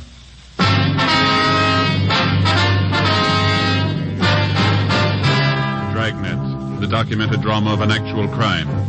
For the next 30 minutes, in cooperation with the Los Angeles Police Department, you will travel step by step on the side of the law through an actual case transcribed from official police files. From beginning to end, from crime to punishment, Dragnet is the story of your police force in action. It was Tuesday, December 14th. It was cold in Los Angeles. We were working the day watch out of bunco detail. My partner's Ben Romero. The boss is Captain McCauley. My name's Friday. It was 10:35 a.m. when I got to room 38. Bunco detail. Joe? Yeah, Ben. Joe, this is Miss Bergstrom. You talked to her on the phone last night? Oh, yeah, sure. This is my partner, Sergeant Friday. How do you do? Glad to know you. Would you care to sit down? Thank you. I was downtown, so I thought it'd be just as easy for me to come in and see you. Did you bring those things with you, Miss Bergstrom? Here they are. Wristwatch. Pen and pencil set. Mm-hmm. Sure make them look nice, don't they?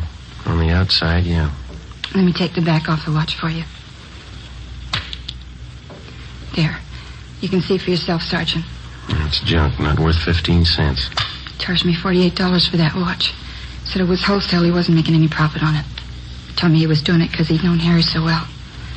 Watch only ran for a date and it stopped. How about the pen and pencil set, miss? This is bad. Pen's just a shell, won't even write. Same with a pencil.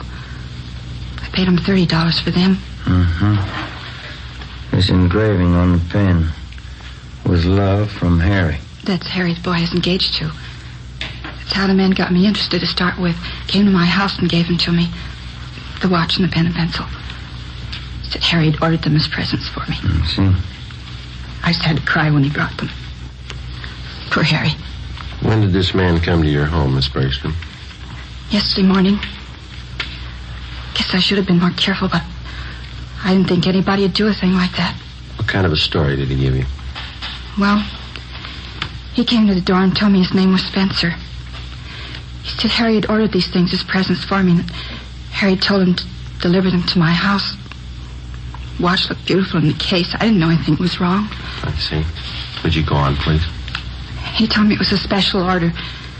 Said Harry had written him from overseas a week before. Harry was in the Marine Corps, you know. Mm-hmm. Well, he said he hoped the engraving was all right. The way Harry wrote he wanted it in his letter. I just couldn't take it. I cried. This man, he pretended to be a close friend of Harry?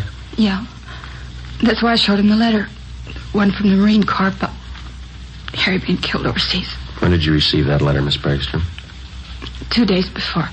On Saturday. Harry's name was on the casualty list on Monday. Yes, we understand. What did the man do when you showed him the letter? He sympathized with me. Or he pretended to. I didn't think there was any trick. I didn't think anybody was that low. Pen and pencil set looked a little cheap, but I wanted them no matter how cheap they were. Harry's last present to me, that's what I thought. How did he broach the idea of money? Well, when he was ready to leave, he told me Harry had ordered the things on credit. He said he didn't want to mention it, but he wondered how he could get payment for the watch and the pen and pencil. Well, he didn't show you a bill, did he? An invoice listing the price of the watch or the engraving that was done? No. I didn't want him bothering Harry's mother or father at a time like this. I borrowed some money from my dad and paid him. Let's see, it's $48 for the watch, $30 for the pen and pencil set. Yeah. He gave me a phone number to call if the watch needed adjustment, and when I found the watch was a fake, I called the number. It was a Chinese laundry. They didn't know anything about it. You haven't seen or heard from this man since he left your house yesterday morning? No. Could you describe this man for us, Miss Bergstrom? What he looked like, clothes he was wearing? It's right here on this slip of paper, Sergeant. I wrote it all out for you. Thank you. Well, you're not alone, if that's any consolation. There's an army widow out in Hollywood who was cheated on the same kind of deal last Friday. It's so cruel using a dead person's name to cheat you. Yes, ma'am. How can anybody get lower than that? They keep trying. Ben and I took Miss Bergstrom's crime report. The phony watch and pen and pencil set were booked as evidence. In the past 2 weeks, we'd received a half a dozen identical complaints from relatives or friends of lately deceased persons. The swindler, or con man, as he likes to be called in his trade, gets the names of lately deceased persons from the obituary column or the military casualty list in the newspapers. And then he fixes up some cheap article of merchandise with appropriate engraving and calls on the friends and relatives of the deceased. He pretends to know nothing about the death of the person whom he claims placed the order for the merchandise. In almost every case, the friend or relative agrees to pay for the articles at some exorbitant price. For the con man, it's a lucrative racket. For the public, a vicious one. Wednesday, December 15th, Ben and I looked up an informant, a former con man. What do you think of it, fellas? Been in business for 2 months, doing fine. What do you think of it? Looks great, Judge. Nice setup. Finest baby laundry in South Los Angeles. That's why I advertise. Hey, you don't think that's too broad, do you? No, I don't think so, Judd. You got some nice equipment here. Baby laundry. How'd you ever get started? Father-in-law set me up with a loan. Says he got tired of me trying to sell him bum watches. Well, that's a good break for you, Judd. Say, you got a couple of minutes? We'd like to talk to you. Sure thing. Come on back here. Okay. Fine, thanks. Yeah, I'm squared away, living a solid life. Not bad at all, you know. It surprised me. You ever see any of the old gang, Judd? Not much, no. Some of the old grifters look me up now and then, try to touch me. No go. Hey, here you are.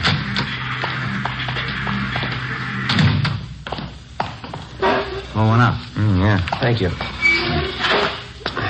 Okay, fellas, what can I do for you? Well, we'd like to know how close you got your ear to the ground, Judd. There's a gang of bunks in town. They're working hard. What pitch they using? They're working the obits, the casualty lists. Thought maybe you might be able to help us. I don't know. How long you been going? Last couple of weeks. Had half a dozen reports on them. That's one thing they never could tap me for. Obituary racket. Lousiest racket there is. Can you do anything for us? I heard one little rumble about it. 4 or 5 guys in the con mob. That right? We know that, Judd. Where can we look for them? Now, you know my position. When I quit the game, I quit. The only contacts I make are when some of the old boys come around for a touch. Well, how much have you heard about the gang? What I said, there's 4 or 5 of them out of Middle West, I think. You got any idea at all where we could start looking? Well, I can start checking for you. You nailed any of them yet? We've got to find him before we can arrest him, Judge. Yeah, well, as I say, when I quit the game, I quit. But maybe I can take a few soundings for you. Can't promise you anything. I'm strictly on the up and up. Okay, Judge. You know where to get in touch with us. We'll appreciate anything you can do. Yeah, well, you've helped me plenty of times, fellas. Wouldn't hurt a bit to tab that bunch. I'll walk out with you. Yeah, see, you got all the machines going. Baby laundry business must be pretty good, huh? It's a staple commodity, fellas. Kids always need a fresh change. Just a minute. Yeah, look at this. Well, just look at the size of it. Yeah. You ever see anything so small in your life? It's cute, huh? Yeah, what is it? New kind of soakers, I think. Let's see the label here. Yeah, Mother Greg Super Soakers. Kids things, they sure give me a wallet, you know. Hey, we might as well check the office while we're here, Ben. Can I use your phone, Judd? Yeah, right over there on the wall. You got change? Yeah, thank you, I have.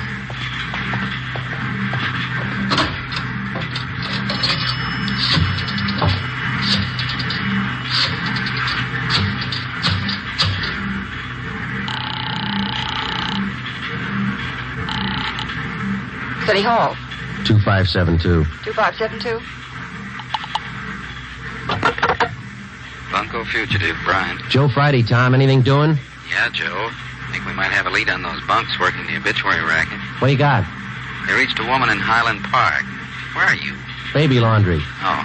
Well, it's a Mrs. Westerly. Her daughter was killed in an auto accident. Last night they came around and sold the woman a watch her daughter was supposed to have ordered. Also a necklace and pen and pencil set. $250. Usual junk. Did you talk to this Mrs. Westerly? Yeah, we took the report. The man's description, his M.O., the rest all match up. What's the lead? She watched the man when he left her house. Yeah? He got in a taxi cab. 10:30 a.m. While Sergeants Bryant and Ullery got out a broadcast on the suspect, Ben and I drove to the offices of the cab company where we contacted the special agent. He helped us check the way bills for the preceding night. On the way bill for cab 213, we found the trip listed. Starting point, the intersection nearest the Westerly home. Destination, a hotel on South Flower Street. We went to the hotel and interviewed the desk clerk. From the description we gave him, he identified the man as Fred Gene Norris from Minneapolis. At least that's the way he'd signed the hotel register. The clerk told us Norris wasn't in. We had him show us Norris's room. In his suitcases, we found quantities of dime store costume jewelry, monogrammed, and 24 cheap wristwatches and wallets and handbags done in poor quality imitation leather. Also a portable engraving set. The clerk told us that Norris was expected back shortly. We told him to say nothing to the suspect when he arrived. We called the office and arranged for a stakeout at the hotel. Then we drove back to the office. 1 p.m. They told us Norris had been recognized from his description and picked up by Unit 17R on the way back to his hotel shortly before noon. Ben and I joined Sergeants Ullery and Bryant in the interrogation room where they were questioning the suspect. He looked about 40 years old, white, male American, about 6 feet tall, 170 pounds. He would admit nothing. Bryant kept questioning him. You're wasting our time on your own, Norris. Face it. You were playing a rough game and you lost. Now, how about it? You're going to feel pretty silly when you find out you got the wrong guy. What do you work for, Fred? You can do what you want about investigating me. You haven't a thing to hold me on. There's no use wasting any more time. You got that list of victims? Yeah. These are the ones that tabbed Norris. Thank you. Couple more here, Joe. Thanks, man.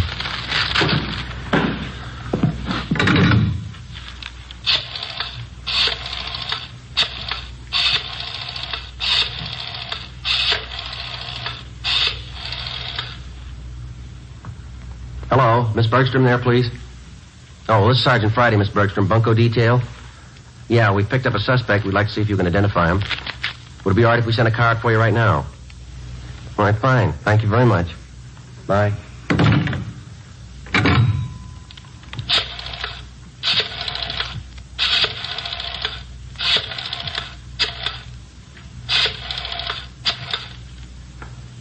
Look, I can't sit here all day. I have business to attend to. Quiet, Norris. He's on the phone. Hello, Miss Cronin there, please.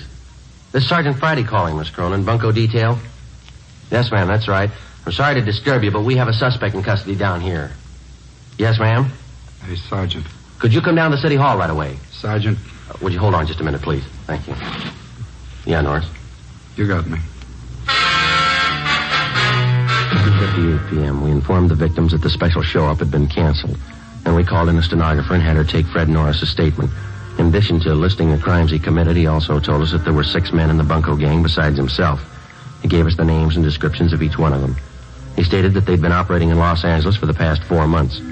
Nora said that none of them had ever met the leader of their bunco gang. The only contact they had with the leader was through one of the older gang members, a man by the name of Wesley Fisher. Before Norris was taken to Central Jail for booking, he gave us the address of the house where he had been living with the other gang members. Norris's information on the suspects was checked through R&I. We got one mate, Wesley Fisher. He had one prior arrest 2 years before on a grand theft charge, but he'd been released for lack of evidence. 3:15 p.m., together with Sergeants Ullery and Bryant and 2 men from Metro Squad, we drove out to the address given us by Fred Norris. It turned out to be a neat-looking bungalow in the West Hollywood area. Well, let's go.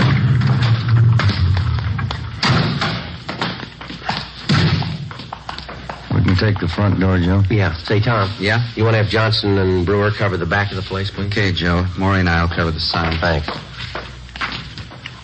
Let's go, man. Did you want to see the people who live there? Yes, ma'am. Do you want to check for the termites now? I'm Mrs. Callahan, the owner. No, ma'am. We want to see the tenants. Oh, I'm afraid you're a little late. Was that so? They just moved out, bag and baggage.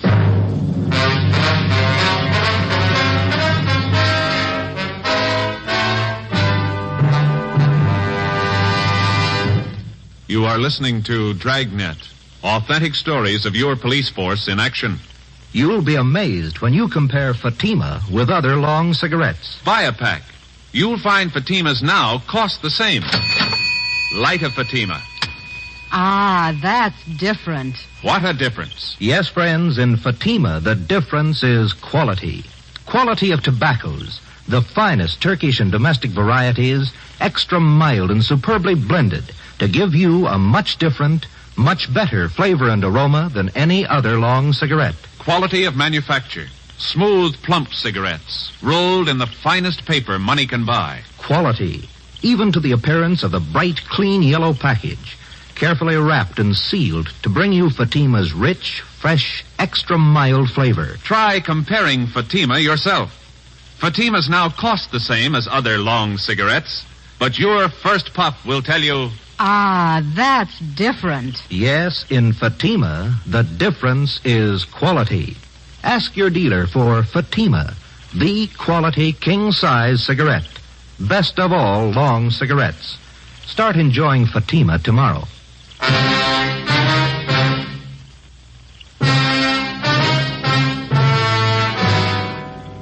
Wednesday, December 15th, 4 p.m. We made a thorough check of the house, which the 6 suspects had just vacated. We found nothing that would help us. We talked to the owner of the house where the suspects had been living. She told us that she'd rented the place, furnished to them, about 3 months before. She identified Wesley Fisher's mugshot, but she told us that he'd used the name of Charles Wilder. She also recognized each of the other gang members from the descriptions that Fred Norris had given us. She told us that while they were living there, the men seemed to keep odd hours and that they had a car. She told us that she'd taken the license number of the car the day the men moved in. The number was checked with DMV. It was registered in the name of Wesley Fisher, 1008 California Street. It's a transient hotel. The manager told us Fisher had moved about 9 months ago. There was no forwarding address. We got out an all-points bulletin on Wesley Fisher requesting that all occupants in his car be held for investigation of grand theft. Thursday, December 16th, 8 a.m. Ullery, Bryant, Ben, and I met with Captain McCauley. Where are they getting all this junk they're palming off? Where's their source of supply? The guy we picked up, Norris, told us they brought a good supply of it out with him from the Middle West. That hotel room Norris had downtown, they were using that for a warehouse. They didn't want to keep the stuff at the house they were living in. How are they hitting? Any possibility of stakeouts? No, not unless we cover every name in the columns. You might have to try it. Something's got to be done. Look at these. 2 more this morning, straight out of the obituary column. Took one family for $90. Another one for $60. How about that last run through the stats office? Help you any? They pulled some more mugs for us. We're going to show them to the victims this morning. How about this Norris? You think he's come up with everything? We were up talking to him again at county jail yesterday. Didn't have anything new, Skipper. We dropped in at the sheriff's bunco detail. They've got one new case, same M.O. Description comes close to one of the guys. The victim was the father of a Navy flyer lost overseas. They sold him a gold watch chain that his son was supposed to have bought him for a present. Solid brass. The sheriff's men got anything new? We've been working pretty close with him. Nothing new. Excuse me. Bunko fugitive, Captain McCauley. I talk to Joe Friday. Oh, yeah, hold on. You, Friday. Oh, thank you. Yeah. Joe, this is Judd. Can you meet me out at my place? What do you got? The name Wesley Fisher mean anything to you? 8:30 a.m. Ben and I drove out and met with Judd at his home. He was still in his bathrobe when he met us at the door. He told us he had an important appointment downtown at 9 o'clock and he was in a hurry. We talked to him while he shaved. Hope you fellas don't mind. Can't miss this date, lining up some new business, you know. It's all right, Judd. Go right ahead. Yeah, I gotta move fast on these things before they cool, you know. Well, what you saying with us, Judd? What's the story? Well, I don't know what's worse. Brother Max called me this morning. You remember my brother Max, don't you? No, I don't think so. He works the Pink Parrot Bar in South Main. When you were in to see me the other day about those grifters you want, I gave my brother a tumble on it. Told him to keep an eye open. Hand me that towel, will you? Oh, yeah. Here you go. Thanks. They're all steamed up. What'd Max come up with? Well, he's night bartender at the Parrot, you know. Now, last night he spotted a couple of guys at the bar. Had some day-old newspapers. Uh-huh. They were sitting there with the papers turned to the obituary column, checking off names, writing down addresses. Max is pretty sharp that way. Spotted him right off. Lousy razor. Does Max know these two men he spotted? No, not by name, but he knew that one of them lived in the hotel next door to the bar. When the hotel night clerk came in for a beer, Max asked him about it. He tabbed one of the guys as Wesley Fisher. Did he have anything on the other man? No, the clerk told Max he doesn't live at the hotel, but he spends a lot of time there with Fisher. Well, had he seen Fisher and this other guy at the bar before? Yeah, Max says he's been in before. Got lashed up a couple times. Mm-hmm. Say, would it be okay to contact your brother at his home, Judd? Sure. We don't want to contact him at the bar. Yeah, sure thing. Get your address as soon as I'm finished here. He just moved. Okay. I don't know. Hope I didn't get you guys out here for nothing. Appreciate it, Judd. Looks good. Seems to fit. That hotel down there, it's a hang-up, con man. Angles are all there. Let's hope Fisher is. 8:53 a.m. We arrived at the hotel on South Main Street. We checked with the desk clerk, who told us that Wesley Fisher had room 37. As far as he knew, Fisher was in his room. We got a pass key from the clerk and went up to room 37, where we found Fisher and another man. He identified himself as Raymond Breen, one of the gang members identified by Fred Norris. We also found a small supply of cheap watches and pen and pencil sets in Fisher's car. It was parked near the hotel, was impounded. We took both suspects back to the city hall. We questioned them separately in the interrogation room. Breen was first, but he refused to answer our questions. He was taken back to the squad room, and Wesley Fisher was brought in. Sit down, Fisher. Thank you. Guess you know why you're here. No, I haven't the least idea. All right, then we'll show you. Do you know Fred Norris? Fred Norris. Name sounds a little familiar. Can't quite place it. He places you pretty well. He says he worked with you and Breen up till a couple of days ago. That's so? Yeah. Says he lived with you in that bungalow out in West Hollywood. That's so. Norris, West Hollywood. When was that? 2 days ago, Fisher. Your landlady identified your mug. She even had the license number of your car. What's it prove, gentlemen? Proves you're lying. You and Breen worked together. You did work with Norris. You're part of one of the filthiest rackets going. Gentlemen, you're making a bad mistake. No, there's no mistake, Fisher. Your picture's been identified by at least a half a dozen victims. Now, you can go on playing coy all you want, but we can prove that the pen and pencil sets that you sold some of the victims are identical to the ones we found in your car. I haven't any idea what you're talking about. Believe me, that's the truth. You wouldn't know the truth if it followed you, mister. Now, look, maybe you're great at conning old men and young girls, but don't try to pass any of it here. Now, just a moment. No, you listen, you two-bit thief. I couldn't begin to tell you off for the rotten things you've been pulling off in this town for the past 3 months. That young girl who lost her boyfriend overseas, that widow out in Hollywood, the old man in Highland Park whose wife passed away. You must have felt pretty sharp cheating them out of a few bucks. Maybe you don't remember, mister, but we do and they do. You're going to pay for them. You all through? I'm through, Fisher. You're just starting. I have nothing further to say, gentlemen. You can talk to my lawyer. We'll give him your new address. Yes. County Jail. Suspects Wesley Fisher and Raymond Breen were booked and transported to the county jail. Both of them were positively identified by the victims. Warrants were obtained for the 3 suspects, Norris, Fisher, and Breen. They were arraigned and held to answer at a preliminary hearing on several counts of grand theft.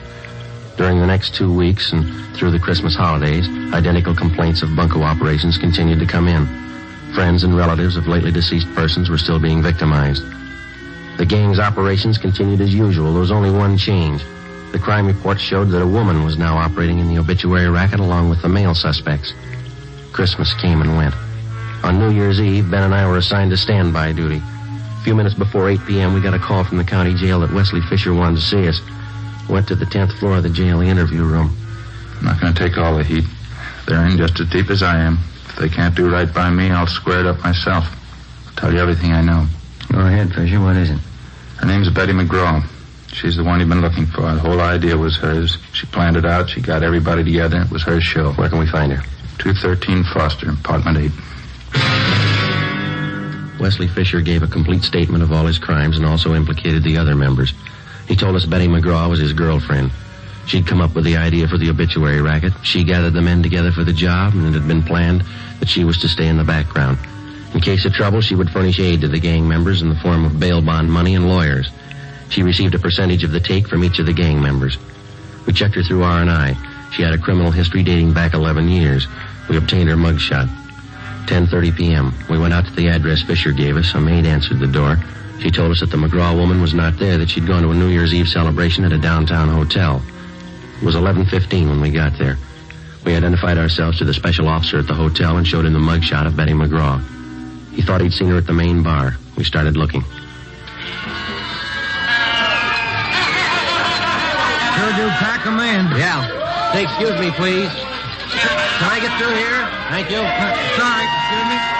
Hey, Joe, over this way. I think we can get through. Okay, do you see her yet? No, they're jammed in there. I can't see a thing, but... Hey, wait a minute. Yeah.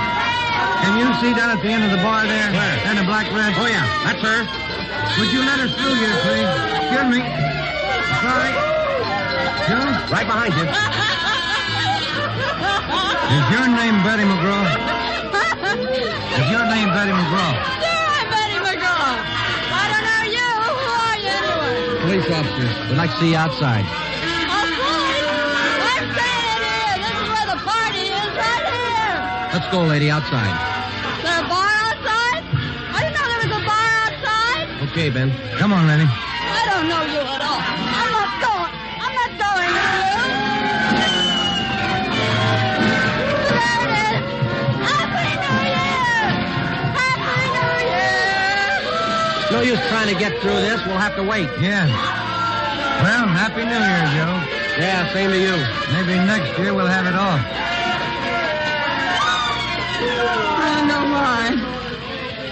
I always cry when I hear that song. No reason, I just cry. Yeah?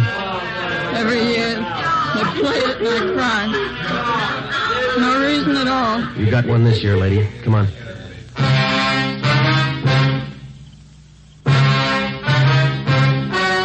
The story you've just heard was true. Only the names were changed to protect the innocent. On March 28th, trial was held in Superior Court, Department 93, City and County of Los Angeles, State of California. In a moment, the results of that trial. Now, here is our star, Jack Webb. Thank you. In the past few weeks, I've asked you to send me the names of cigarette dealers who are out of Fatimas. You see, the demand for Fatimas is so great that I want to make sure that all of you can buy them. So keep your letters coming. If you find a dealer fresh out of Fatimas, let me know and we'll have something done about it. Write your dealer's name and address on a card and mail it to me, Jack Webb, Post Office Box 951, Hollywood 28. That's Jack Webb, Post Office Box 951, Hollywood 28. Now for you, Mr. Dealer. The coming holiday season will find new thousands insisting on Fatima quality. So step up your order for Fatimas tomorrow. Get in on the increasing demand for the quality long cigarettes.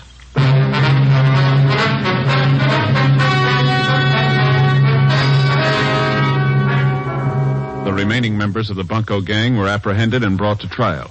All of them, including the gang leader, Elizabeth McGraw, were tried and convicted of grand theft. They are now serving their terms in the state penitentiary.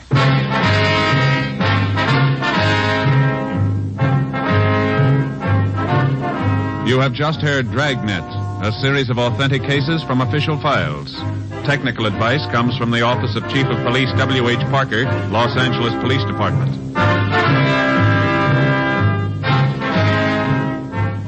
Fatima Cigarettes, the best of all long cigarettes, has brought you Dragnet, portions transcribed from Los Angeles.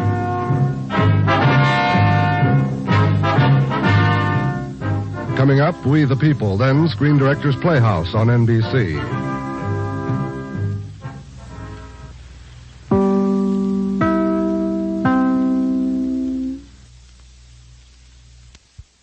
Tired of the everyday routine? Ever dream of a life of romantic adventure? Want to get away from it all? Escape! Designed to free you from the four walls of today for a half hour of high adventure. Tonight we escape to the waterfront of Havana and to an underworld where men live and sometimes die by a bizarre code of their own. As Burnham Carter tells it in his exciting story, Night in Havana.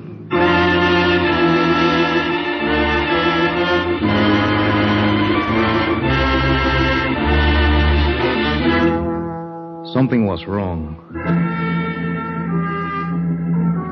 Halfway up the street of Pious Works that evening, I realized that something was wrong.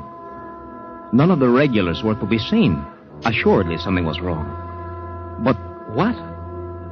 And then I remembered that since I had decided to live an honest life, it was really no concern of mine.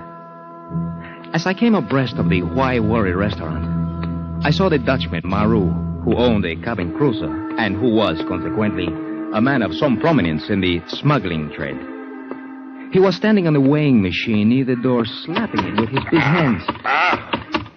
Tio, you have a penny? A penny? See, here. Thanks. 193 pounds.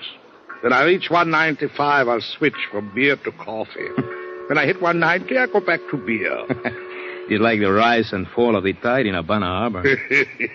2 pounds of beer to go. If you're headed for the Cafe Mosca, I'll join you. Well, bueno. Hey, come along. Tio, got a few dollars to lend me? I have not seen any money in weeks. I was hoping to find a purchaser for my gun this evening. Tio, you're kidding. You're going to sell your gun? See? How will you live? Honestly. Honestly, Marlo, you... Please, you are attracting attention. Quiet, you have attracted attention. Quiet. What? The police, Lieutenant Molina across the street. Oh, here they come. Who's that with him? Sergeant Ortiz, newly promoted, very ambitious, and... No, I missed the highlight game last night, Maru. I remained at home and read instead. You, stand where you are. Why, it is Lieutenant Molina and Sergeant... Search these ones, Sergeant. Nothing, Lieutenant. This one conceals nothing. You see, I lead a dull and peaceful life. I see that you do. Use your handkerchief, Tio. Your lips bleeding.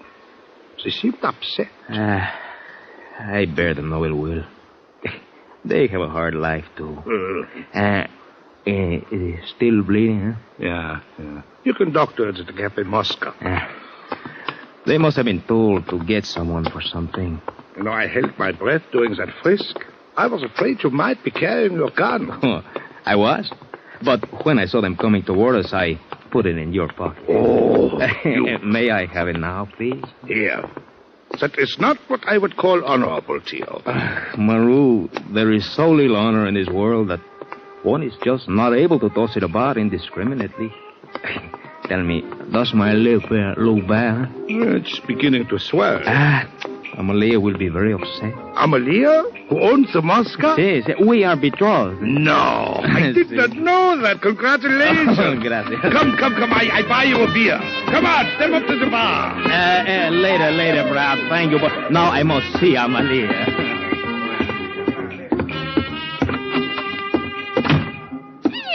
Tio, little one.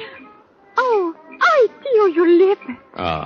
Did nothing, Amalia. Nothing. The police were in a petulant mood. There is nothing. Oh, the police, yes, they were here. Lieutenant. Wait, he gave me his card. Yes, Lieutenant Molina. Tell me, did he mention the cause of all this ill feeling? An American tourista. A very rich one. A very gay one. She has been robbed. And so soon did the police chief let it be known that American tourists were not to be robbed. Amalia, what did she lose? An emerald. An emerald of great size. Oh. She had it in her purse, left the purse in the Café Diablo. Theo, you had nothing to do with this matter, did you? Oh, no, my fair one, nothing. I wish I had. You promised, Theo, you promised. I know, but... Amalia, it's not easy to be honest. I would have been honest years ago. Could I have earned money at it? Little one, listen to me. After each of your transactions, they have kept you in the jail. It is like my account books. One malefaction, one payment in jail. See. Now you owe them nothing. There are no debts. But you have a debt. The mortgage of $2,100 on this cafe. Oh, let that be. Little by little we shall pay it. But there is my pride to consider, my dove. To this marriage, you bring the Cafe Mosca. I bring nothing. Ay, Theo. You bring your love. Is that nothing? Oh, in your eyes it is much, see, but in the eyes of the bank, it's nada. Who is this American tourista who carries emeralds in her purse? Huh? Oh, Mrs. Turner. She is here with her husband. They have great wealth. They came from Miami in their own cruiser.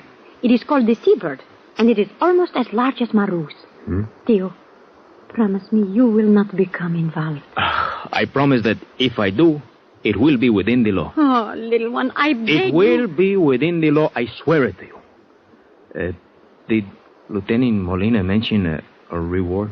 No. He said that if I acquired information concerning the emerald, I was to inform either him or Mr. and Mrs. Turner at the Hotel Flores. Well, perhaps it would be best to learn whether there is a reward and of a size sufficient to warrant time and effort. I am going to see Senor Turner, Amalia. Theo, little one, I am afraid. Oh, there is nothing to fear. An honest man need never have anything to fear. Let me have Lieutenant Molina's card, my dove. It may help me to impress the Americans.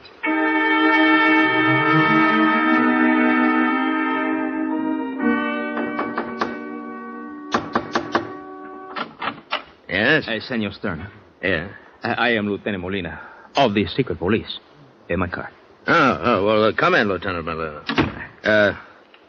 Tell me, is there another detective with that name? It seems to me that well, it is a common patronym, like in your country, Smith.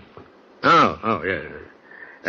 Well, have you found the emerald? Regrettably, senor, no. But I would like to talk about it. And I'll call my wife. She's the one who lost it.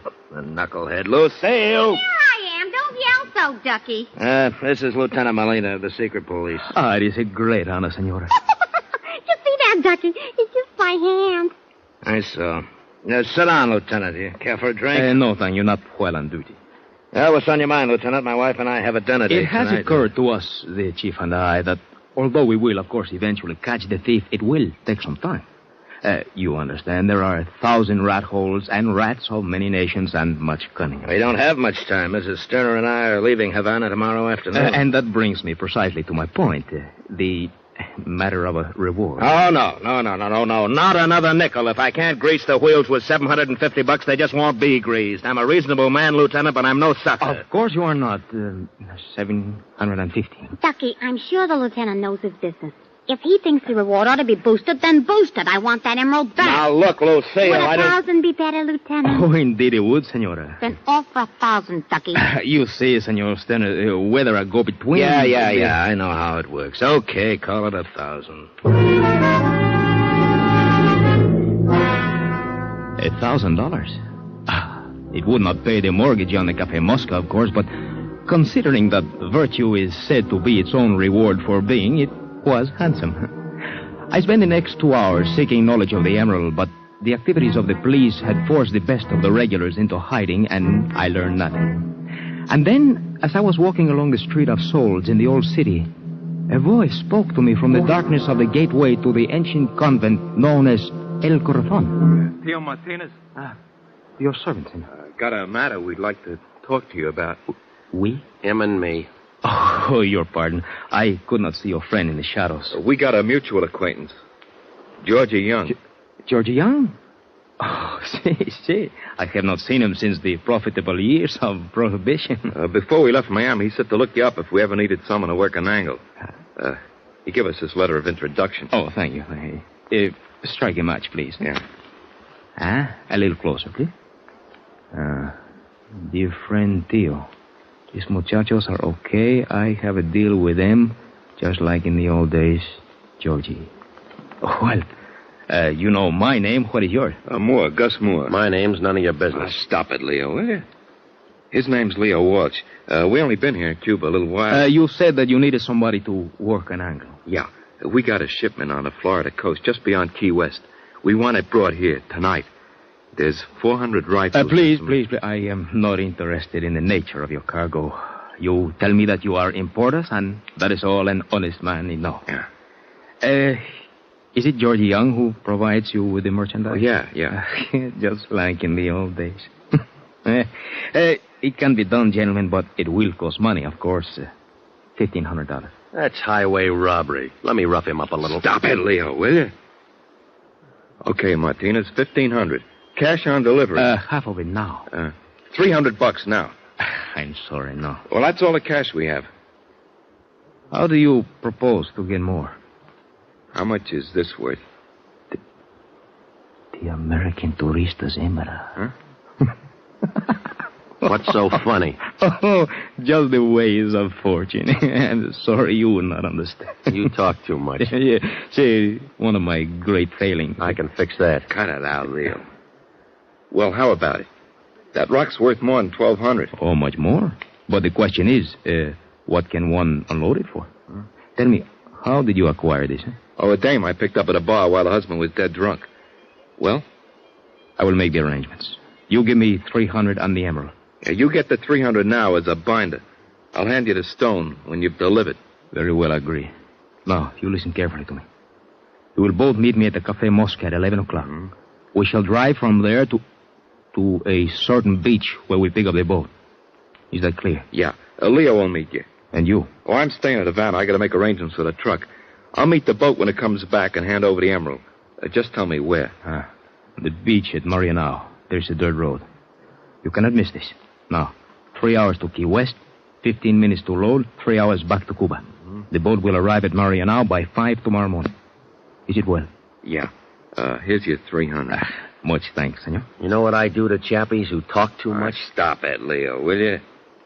He'll meet you at the Muskie at 11. It will be my pleasure.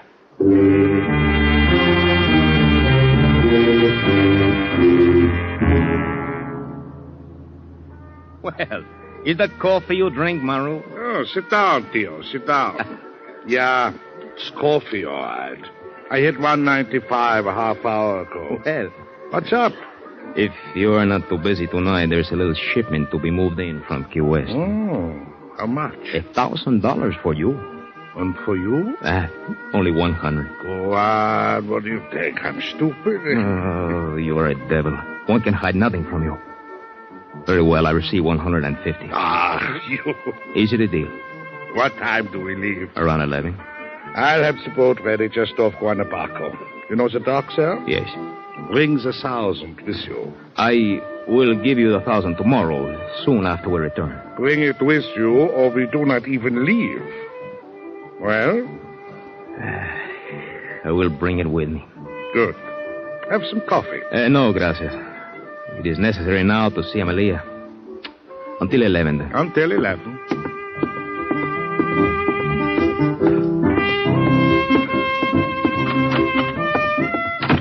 Theo, I was worried, little one. You were gone so long. Oh, I had much business to transact. Oh, Amelia, I am working on a deal, a very big deal. So big that I need $1,000 to swing it. Theo.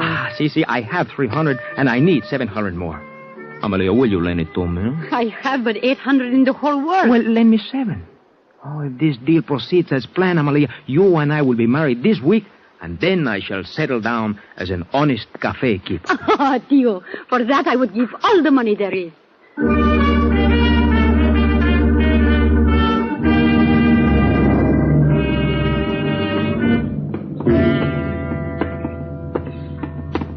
Where is this boat? I don't see it. Impatient, Senor Walsh.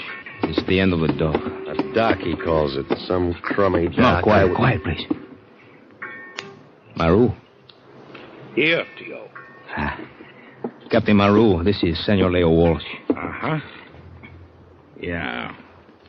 You, have some money, Tio? Here. $1,000 as agreed. Senor Walsh will guide you to the exact spot at Key West. And, gentlemen, I wish you both a good journey. Save your wishes for somebody else. You're coming with us. No. I make it a point never I to... say you are, so does this. I have a repugnance for guns between associates. And I don't trust people who talk so much. You're coming with us. Now get in. I shall do as you say. All right, now you, Skipper. Thank you. Some tub. You'll never see a faster one. How fast? 40 knots. All right, shove off. How come you're so quiet, big mouth? Oh, I was just thinking. I was thinking that the life of honesty contains almost as much interest as the kind I have formerly led.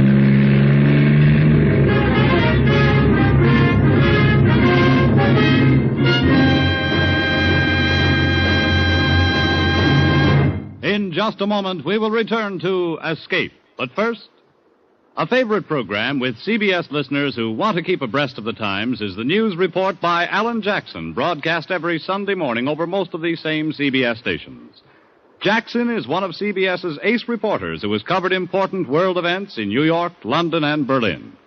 Now stationed in CBS Washington News Bureau, Alan Jackson brings you the news in a clear, informed manner that has become a CBS tradition. Remember to listen this Sunday to Alan Jackson and the News, a regular CBS feature. Tune in this fall for the shows that you love best of all. Listen carefully, here's the address. It's CBS. And now back to Escape and the second act of Night in Havana.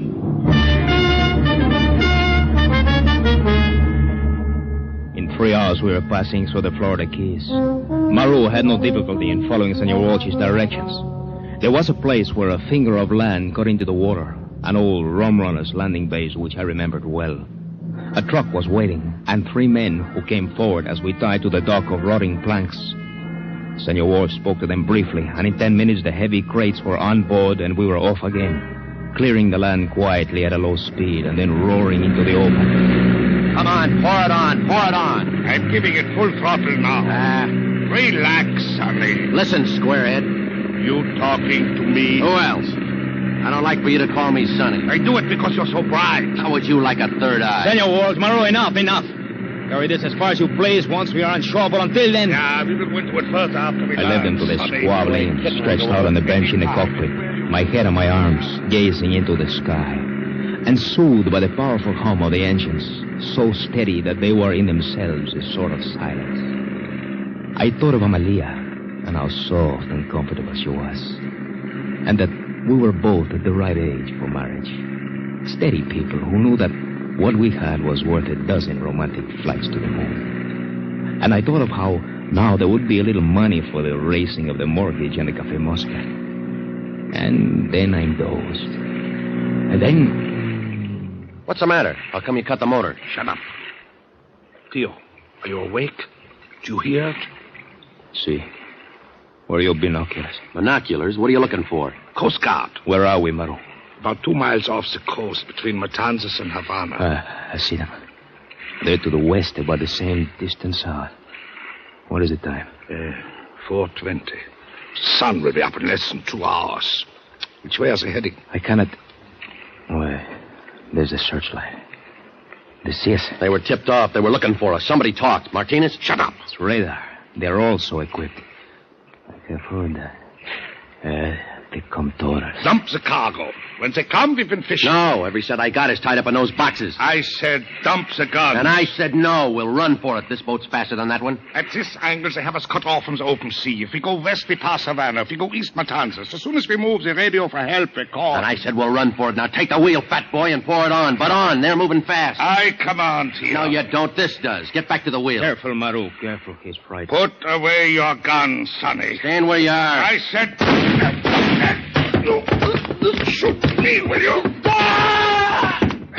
Enough, Marlo, enough. His spine has cracked like a banana stalk. Enough, I say. Gio, I hurt bad. Lie down here. Let me see. Well? Ugly, Marlo. Very ugly. Help me to the wheel. Yeah. Then drop the dinghy and roll to shore. I try to make it back to Key West. You need care immediately. We'll both go to shore in the dinghy. But my boat's a Coast Guard. I will turn it out to sea and set the throttles. She'll give them a run for their money. But when they overtake us, they'll find the cargo. They know the boat is mine. One step at a time, Maru. At the moment, we will do as I say. First, we feed Senor Worf to the fishes. Then the dinghy goes over the side. Then you and I.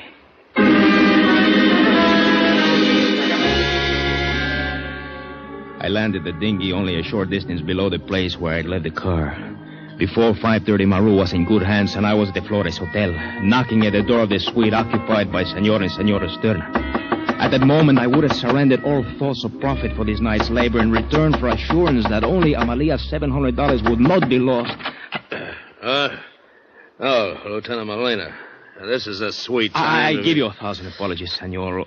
Only an emergency forces me to do this. We can't get your emerald now. Do you understand? Yeah, sure, but... Only we need your cruiser. You must come with me in your cruiser. And now. I assure you it is our only chance. There is no danger, Senor. All right, I'll get dressed. I'll be waiting for you across the street in the black touring car. You come quickly, wear dark clothes, bring the money. But quickly, Senor, quickly.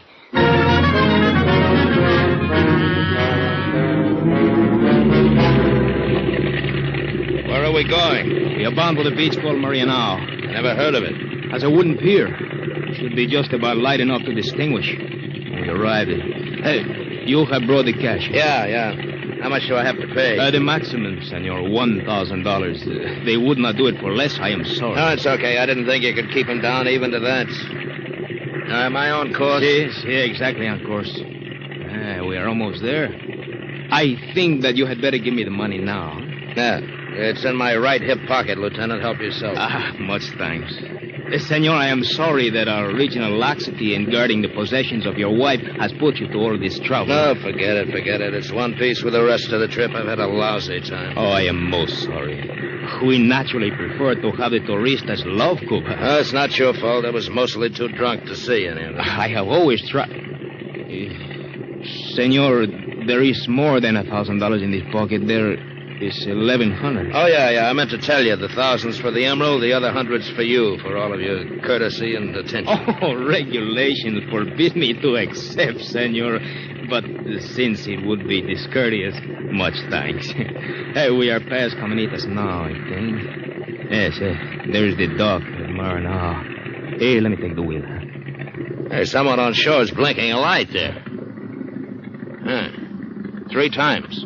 I have noticed. Hey, what are you doing? Heading out to sea? No. I will back in. So. And now comes the most important part, Senor. Now, when I bring the boat to a halt at the dock, you must take the wheel and keep your hand on the throttle with the motor running. And when I say to you, now, you throw in the clutch and full speed ahead. Do you understand me, senor? Well, sure, but why? It's all arranged, isn't it? See, it is arranged, and this is the most crucial part of the arrangement. Okay, whatever you say, Lieutenant. All right, you take the wheel. Now remember, keep your hand on the throttle. Don't forget easy. Here comes my man along the dock now. Remember, when I say now. Go ahead, let's get this over with. Senor Moore? Martinez? See, everything has gone well. Where's Watch? At the wheel. Oh, good. Throw me a line. I'll get my boys to start unloading. First, before you tie us up, we will conclude our affair, huh? You have the emerald for me? Oh, yeah. Here, take it. Good. Much thanks. Here is our cable. Make fast the boat, huh? Yeah, I got it. Now, senor, now! Lie down on the deck. What? But quickly, you will not be surprised forever. Lie down, stay there. Well, I don't understand, huh?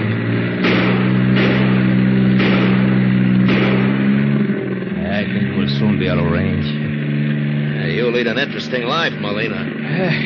It has its moments. When I saw you handing the cable, I was sure I'd rip the stern off her as soon as I gave it throttle. Well, senor, I took the precaution to untie it on our side first. Look, the sun is rising. Senor, do you know of any satisfaction to compare with that accompanying a good job well done?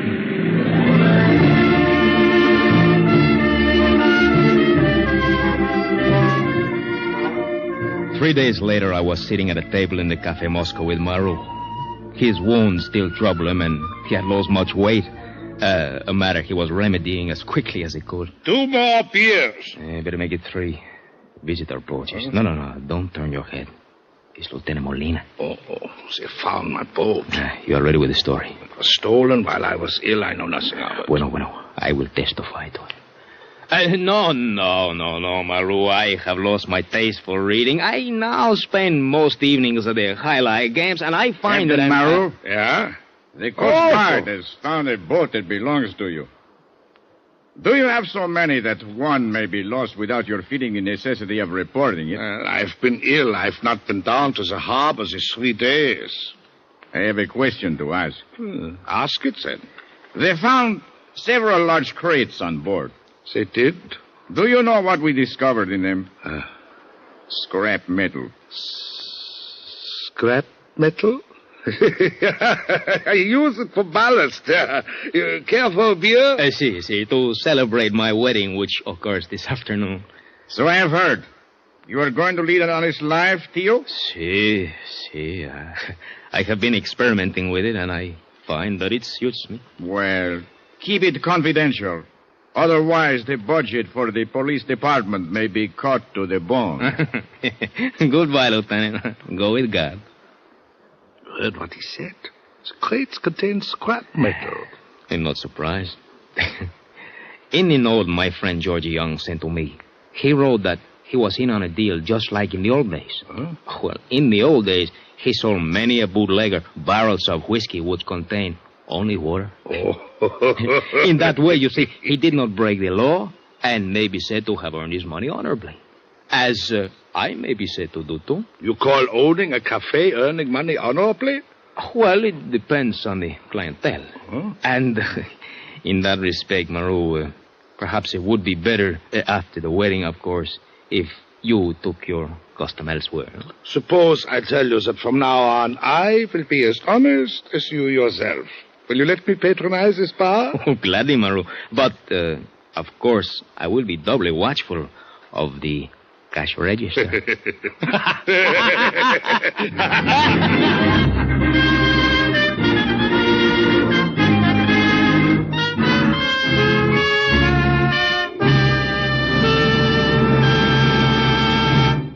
Escape is produced and directed by William N. Robeson.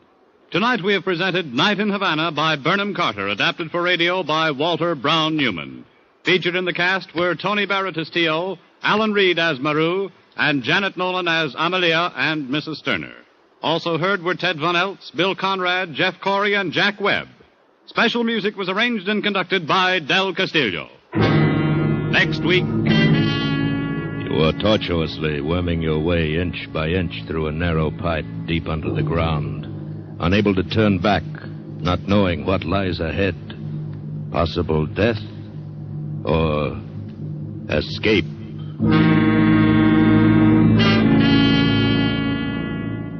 Next week, we escape with William Corcoran's grim story, The Blue Wall. Good night, then, until the same time next week, when once again we offer you Escape.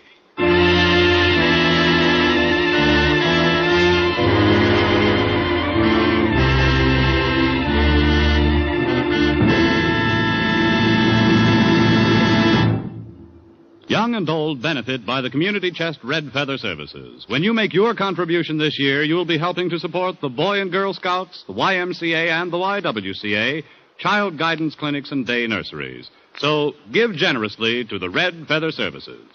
Stay tuned now for Sing It Again, which follows immediately over most of these same CBS stations. This is CBS, the Columbia Broadcasting System.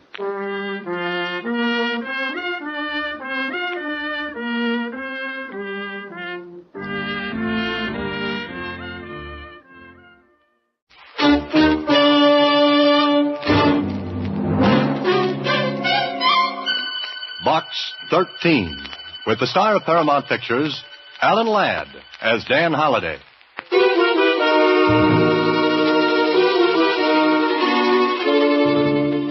Box 13, care of Star Times. They said my son was killed in a drunken brawl. I know he wasn't. He was a good boy. He was murdered. Why, I don't know. If you come to 733 Winship Avenue... If you'll come to 733 Winship Avenue any time and listen to my story, I'll be grateful to you forever. Mrs. Catherine Daly. And that was the letter to Box 13. Just a few lines. But, brother, what those few lines led to.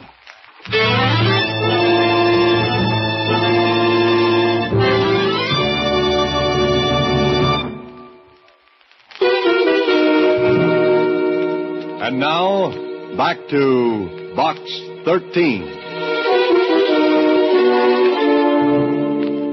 I get some funny letters through Box 13. Some don't mean a thing. Others are from people who answer all the ads. But this one from Mrs. Catherine Daly, it had a real ring to it. I get so I can spot the letters from cranks and curiosity hunters. They're full of big phrases. It's the simple ones that count, like Susie said. Well, it's short, Mr. Holliday. Uh-huh. What are you going to do about it? Well, what would you do, Susie? Well...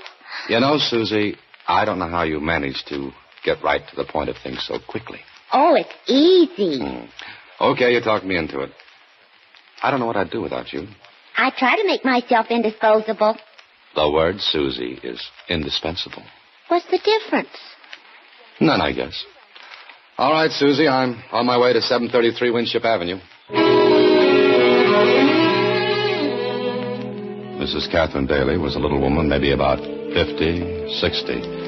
It was difficult to tell because gray hair was pushing hard against the brown. It was her eyes that got me. Maybe not too long ago they'd been able to smile. But now they were dead. Lifeless. Something had been taken away from well, inside. She led the way to a little living room, furnished cheaply but neatly. She sat down, pointed to a chair for me, and then... Are you serious about that advertisement, Mr. Holliday? Well, yes, I am, Mrs. Daly. I haven't any money. That is not much. I can afford something, if it's not a whole lot. Oh, now, look, Mrs. Daly, I'm a writer, and sometimes Box 13 leads me to a good plot. You see, I don't take money because I get paid very well for the stories I get. You see, I used to be a newspaper reporter. Newspaper reporter? Anything wrong with that, Mrs. Daly? Arthur, my son, he was a reporter. Oh? What paper? The Evening Record. Your letter said that your son was killed. He was.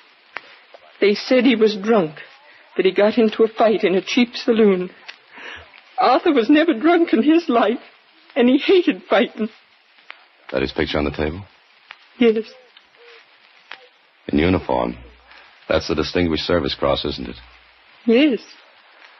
Okay, Mrs. Daly, start from the beginning. Tell me how you want me to help. I'm sure Arthur was murdered. Murder's a tough word, Mrs. Daly. Tough to say and tough to prove. But for a week before he was killed, he kept telling me that we could get out of this house soon, that he was going to make a name as a reporter. But he didn't tell you why? No. Then, the night he was killed, he got a phone call. From whom?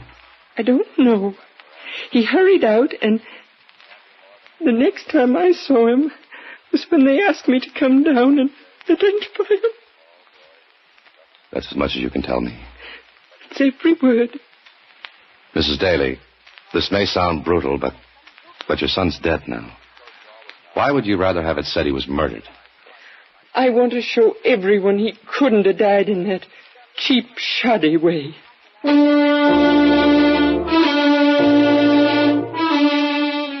Well, that was that. I believed her. Maybe it was the way she talked. Maybe it was her eyes. I don't know. Anyway, I left her house with nothing to go on but what she had told me, and that was little enough. Just that he was on to something would make a name for him as a reporter. Anyway, I went to see what Lieutenant Kling knew about it. About what, Holiday? About the kid that got killed in the saloon brawl. Well, that's what the records show. They show anything else? No, they don't. You know, I like you. Thanks. You can have the next dance. I'm serious. Okay, so you're serious. What about? You're not satisfied with the Daly case either. What makes you think I'm not? Just the way you talk. You don't believe it's right. I believe what the witnesses in that dive said. The Daly kid got drunk. Somebody said something to the girl he was with. Nothing bad, but Daly got mad and started swinging. And? Then he ended up in the red. You didn't arrest anybody? Look, we get a dozen calls a night from down at the hill places like that. Somebody's always getting pushed around, roughed up, killed. Some of the things don't even hit the newspapers. Run-of-the-mill stuff. Sure. But look, Kling, what kind of guys get killed in places like that? Bums, winos, characters who hang out in those joints. But not a kid like Daly. And you're an honest cop. What was that crack for? For a compliment.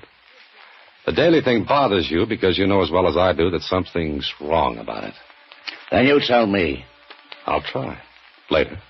Now, look, Holiday, I'm not on the case anymore. Homicide's got enough to do without running down a fight in a saloon. But, But what? But, I don't like it, you're right. I knew I liked you.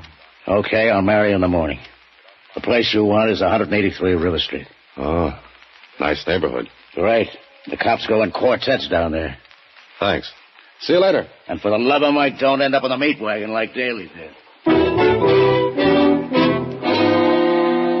Kling was right. It wasn't a neighborhood to raise kids or anything else. And the place I wanted was called the Riverview. Fancy name. Oh, a great place. I stepped over a couple of boarders spending the night on the doorstep and walked inside. There was a tinny piano played by a guy mechanically banging out a tune that its own composer wouldn't have recognized. The bar was set at the back facing the door. I went over to it. The bartender took a long, good look at me. I must have looked strange. I was wearing a necktie and a shirt. He walked over. Yeah? What's with, bud? How are you? Awful. You? Practically dead. Okay. Now that we know each other, what's on your mind? What do you got to drink? Arsenic? Want some? Straight. Water on the side. Funny man, ain't you? Sure. Look, what do you want? A drink, maybe? No, you don't. That suit you got on cost maybe 150. The tie, $5. Any cookie comes in here dressed like you don't want a drink. All right. You win. Swell. Slumming, huh? No, looking. For what? Last week there was a fight in here. A kid got killed. Arthur Daly.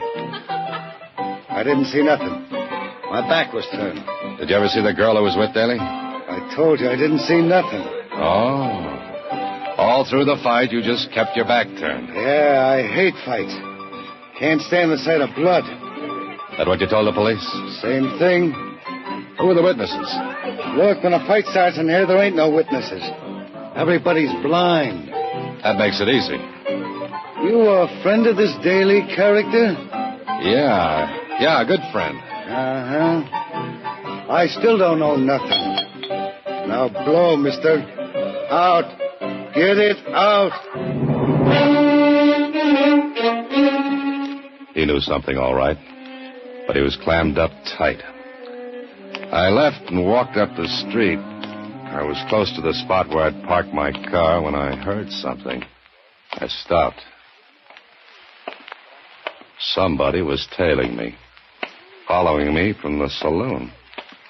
Okay, somebody didn't like me nosing around. I walked past my car. Just ahead of me was an alley, and pulling out of the alley was a truck. I walked a little faster. I got to the alley, skirted around back of the truck so my trailer would lose me for a couple of seconds. Then I stepped inside a doorway. It was dark. The truck pulled away. I waited. Then I heard the steps. He didn't know where I'd gone. But if he was going to pick me up again, he'd have to pass the doorway where I waited for him. Come here. Oh, let go. Oh, you hurt me. Shut up. Oh, please, mister, I ain't no crook. I wasn't going to put this thing on you. What's the idea of tailing me? I heard you talking to barkeep back there. I wanted to talk to you, honest, that's all. You could have caught up with me before this. Gee, mister, I didn't want anybody to see me, honest. All right, talk. Oh. You want to know something, huh? Come on. What do you want to say? Well, honest, I might get in trouble. Look, I got to know I'll get something out of this, eh? Still what you've got, and we'll see how much it's worth. Maybe a $5? Maybe. Go on, talk. Look, I could get in bad trouble. You are right now. Oh, all right. Oh, all right, make it a $5. What do you know about Arthur Daly? I saw the fight. I saw the whole thing. Did you tell the police? Me? I don't get nothing to do with the cops. All right, tell me. This guy that was bumped, he didn't start the fight. Who did? A pug. Ex-pug named Billy Connor. The Daly guy didn't have nothing to do with starting it. It was a frame. Was Daly drunk? No, he had one drink. The girl slipped something in it. I saw her. She was a good looker, so I was watching her. Do you know her? Me? Me know a thing like that? Nah. All right, well, here's your $5. Now, keep your mouth shut, understand? Oh, sure. Maybe you'd like to know something else, huh? What? Oh, mister, ought to be worth something. All right, here. Oh, thanks. You ain't been out of the joint down the street more than a couple of seconds when the barkeep goes to the phone. So? I heard him tell somebody that you was nosing around. Mister, something tells me that you're in bad trouble right now.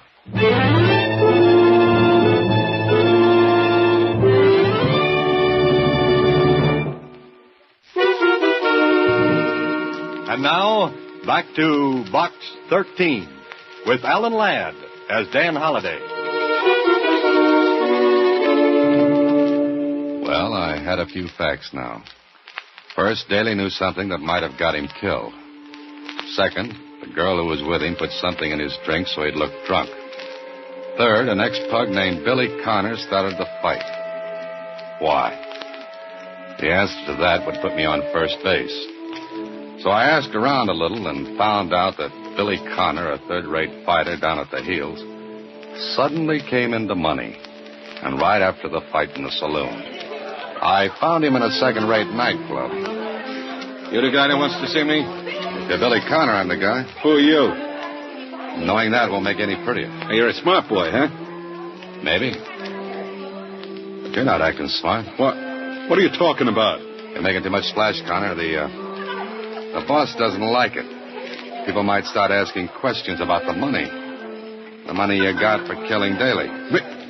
Oh, no, I just started the fight. Then I ducked. Somebody else banged his head for him, not me. Ah, that's the way it was, huh? Sure, you know. Who are you, anyway? Forget it, Connor. Wait a minute, fella. Why'd you say that's the way it was? Didn't you know? Sure I knew. You ain't from them. From whom? You dirty sneak. You a copper? Maybe. Think it over, Connor. Hard. I left him standing there with his mouth open. I thought I'd found out what I wanted to know. But Kling told me... Doesn't mean a thing. You can't prove anything, Holliday. What if I get proof? How? You've got the name and address of the girl Daly was with the night he was killed. And you want him, is that it? You could get hurt. Meaning you won't give me the girl's name? Meaning that if I do, you're on your own. I'll take that chance. Do I get a name and address? Eileen Simmons, 4674 Roberts Drive. And I hope you get more out of her than we did. I hope so, too. I didn't like walking up a blind alley with murder at my back and maybe in front of me. I got to the girl's home, a boarding house in the shabby section, and took a look at the mailboxes downstairs. While I was walking up to her flat, something tingled the back of my neck. Something that screamed a warning. I got to her flat.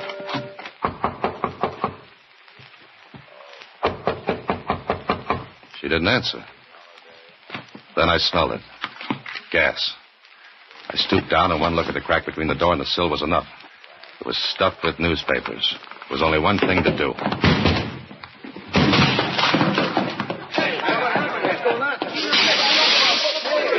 Eileen Simmons wasn't going to talk to anybody. The room was heavy with gas. The window I broke let in some air. Scared faces stared into the door. I smashed open, then I yelled at them. You call the police. Ask for Lieutenant Kling. Go on, hurry. I took a quick look around before I left. In one closet was a fur coat. And from what I knew about fur, this one took money to buy. It had her initials embroidered in the lining. But it didn't fit with the cheap flat. Well, I thought it was about time to make a trip to the Evening Record, where Daly worked as a reporter. Some of the boys knew me, so it was easy to get to talk to Daly's editor. I don't know, Holliday. All I know is that Daly promised me a big story. Something he was working on. Now, look, Charlie. Any idea what it was? None. The kid was close-mouthed. Oh, but you must have some idea. Didn't he give you any hint? Just that it was big and would blow off the top of the building when we printed it. How long did he work for you? Oh, about 6 months, no more. What big assignments did you give him? None. Routine stuff. He didn't have enough experience. Just out of journalism college when the war broke. Went through it. Then served at the war trials in Germany. And in the 6 months with you, there wasn't anything important enough to get him killed, huh? No, there wasn't. Oh, let's see. We sent him on a routine assignment to San Carlito and... San Carlito? What's that? Just one of those little islands in the West Indies. The paper's doing a series on Latin American neighbors, and we... Anything there that might have been the big story? You mean what he was talking about? Yeah, that's it. How long after he got back did he begin to talk about the something big? Hey, just about the same day he walked in here. Where's his desk? Just outside this office. Oh. All his stuff in there? Well, most of it. We were going to send it to his mother, but, well, you know how things are. It was too soon. We figured we'd wait. Come on, let's take a look.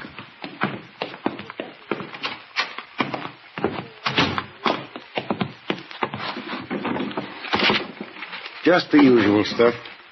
What are these photographs? Never saw them before. Full face, profiles of men. You know them? Not from Adam. Oh, Charlie, can I have these? Well, I don't know, Holiday. Just one ex-newspaper man to an editor. Come on, let me have them. Okay. I didn't see you take them. Thanks. Now, mind if I go through the rest of your stuff? No, help yourself. I'll be at my desk. Right. I went through Daly's papers. There was one little notebook with an entry in it that read, "Got to be careful, never be alone. They won't dare make a try for me unless I'm alone. I've got proof on film, photos of the men I recognized." Okay, so Daly's notebook gave me another lead. But where to? Well, maybe Daly's mother would know. I looked at my watch, but it was after midnight, so I figured it was too late to see her, and I decided to wait until morning. I wish I'd have gone right then and there. The next morning, I went to see Daly's mother, and I found her in the middle of an excited bunch of neighbors. When I got her alone, she told me what was up. There were burglars. They ransacked Arthur's room. Well, let's take a look. But there's nothing missing. Well, let's look anyway. They went through all the drawers. You didn't hear them? No, I slept right through it. Uh-huh. Mrs. Daly, what could they have wanted? I don't know. There's nothing of value here. Look, when Arthur came back from San Carlito, did he bring anything with him? Why, I don't think so. A camera, maybe? His own, but he took that with him when he went. Now think hard, Mrs. Daly. Did he take any film out of that camera when he got back? I think he did. Yes, I remember. He hurried out with some film to have it developed. Where is it? I don't know. Did he get it back from the shop where he took it? I don't think so. I think he'd have shown them to me if he had. And the roll of film he took out of his camera is still in the shop. It must be. Mrs. Daly, we've got to find a check for that film. The kind you get when you leave film to be developed. Come on, let's look. We looked and looked and looked. No check. Began to seem as though whoever ransacked the room found the check, and if he had, well, the thing was over. After half an hour, we gave up. But there was still one more thing to find out. Mrs. Daly, would you mind taking a look at these photographs? Do you know any of these men? Why, I'm not sure. They look familiar, but... His scrapbook, the one he brought back from the war. There are pictures like those in the scrapbook. Well, show it to me, will you? It's in my room, right next door. Here There it is. Here they are, the pictures. But I don't see. I think I do. But I'm afraid to believe it. Look, Mrs. Daly, whatever you do, stay with your neighbors. Don't be alone for a minute. I left the house, and the idea I had was buzzing around inside my head. If I was right, then the whole thing was fantastic. But the pieces began to fit together. Maybe I was thinking too hard. I didn't see the big black car that turned down the corner. I didn't see it until I was almost staring between its headlights. I jumped back and up, and the fenders of the car took the skin off my legs, and the car roared away. That big black buggy had my name for a license plate. It would have looked just like an accident. But it told me something. That whoever was doing the dirty work didn't have the check for the film. Because the proof of what Daly knew was on that film. And if Mr. Accident Maker had it, he wouldn't have risked another accident. I called Kling, got him on the phone. What do you want me to do? Check every photo shop in the city for a roll of film mailed just before Daly was killed. How do you know he mailed it? Because he wouldn't have been fool enough to take it to a photo shop. He knew they were tailing him, waiting to grab that film. So he mailed it, with a note that he'd called for it. Okay, I'll pick up the film, if I can find it. Oh, no, Kling, don't pick it up, please. But you just said you Kling, tell me where it is, call my office, and I'll pick it up. Look, you're asking for a crepe wreath in your door. If those babies are what you say, they'll cut you in little pieces. You want them, don't you? Sure, but I don't... The only way to get them is to make them come after that film. And they won't call it headquarters for it, Kling. But they will try to get it from me. I waited. Finally, Kling gave me the word. I picked up the film and printed the little finishing shop. Kling had given orders that I was to have it. I got in my car, looked in the rear vision mirror, and saw a big black sedan pull in behind me. This was it. I couldn't spot Kling, and the squad car he said would be handy. Maybe something held it up. I didn't know. I got to my apartment. The sedan pulled up behind me and parked. I walked up to my apartment, went over to the window, and saw a man get out of the sedan. He walked slowly and disappeared into my apartment building. I sat down with the film and prints burning a hole in my pocket. Then... Who is it? Mr. Holliday, I'd like to talk to you. I took one more look out of the window. The street was empty except for the sedan. No squad car, no Kling. Brother, if ever I wanted to see that big guy, it was now. I walked to the door. Mr. Holliday? Uh-huh. Who are you? My name is, we'll say Stephen. Okay, you're Mr. Stephen. So what? I shall be brief. You have a roll of film and some prints. I am a camera enthusiast. I shall pay you a good price for the film. How much? You're going to be reasonable. That's fine. Shall we say 10,000? That's big money for a strip of celluloid. I am very enthusiastic about photography. You know, I like pictures myself. Especially pictures of some nice little Nazis who got out of Germany with a lot of money. Oh? You guessed, huh? Yeah, but Daly wasn't guessing when he recognized them in San Carlito. He wasn't guessing that San Carlito is a little island with lots of deserted coastline. Easy to land on. Yes, very handy. And they paid well to escape the trials in Nuremberg. You just talked yourself out of $10,000. Oh, now that's very funny. You would have killed me anyway, as you killed Daly to keep him from spreading the story. You're so right. Now, Mr. Holliday. Oh, that gun didn't look nice. He had it right at my head. I sat still. Stephen came slowly toward me. The black hole in the barrel of his gun looked like the business end of a cannon. Then... Get the floor, Holliday, down! Kling, at this particular minute, you're the most beautiful thing in the world.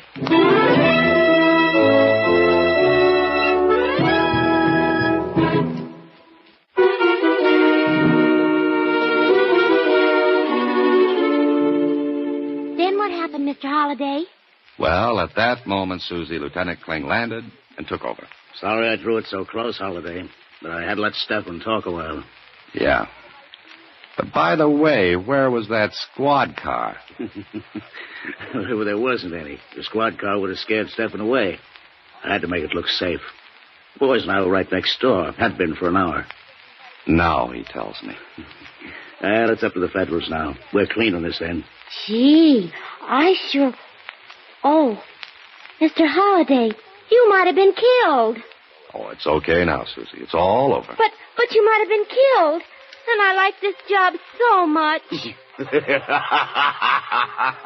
I say? Very funny, Kling. Nothing, Susie, nothing. Good night. Next week, same time, Alan Ladd stars as Dan Holliday in Box 13.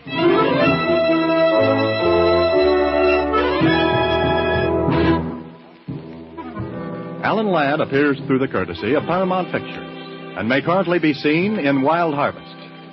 Box 13 is directed by Richard Sandville with original story by Russell Hughes and original music composed and conducted by Rudy Schrager.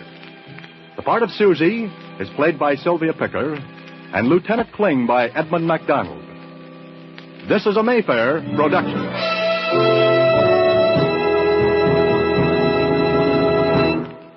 The CBS Radio Mystery Theater presents...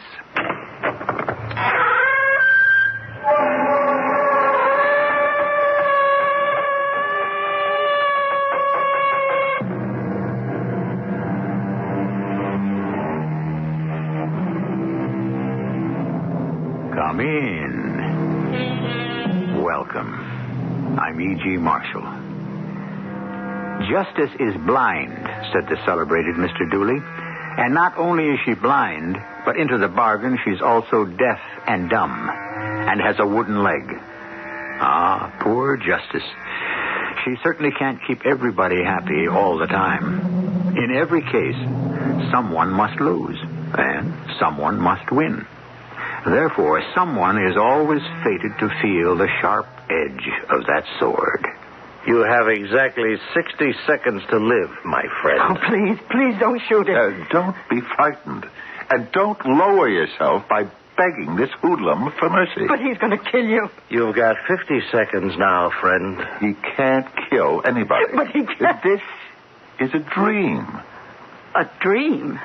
Furthermore, since it's my dream, I'm going to kill him.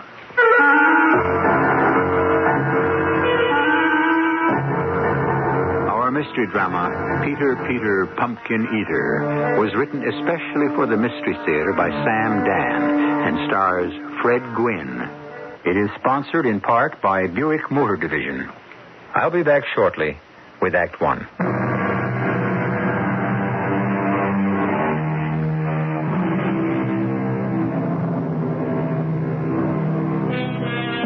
His name is Peter Perkins, but everyone calls him Peter Pumpkin.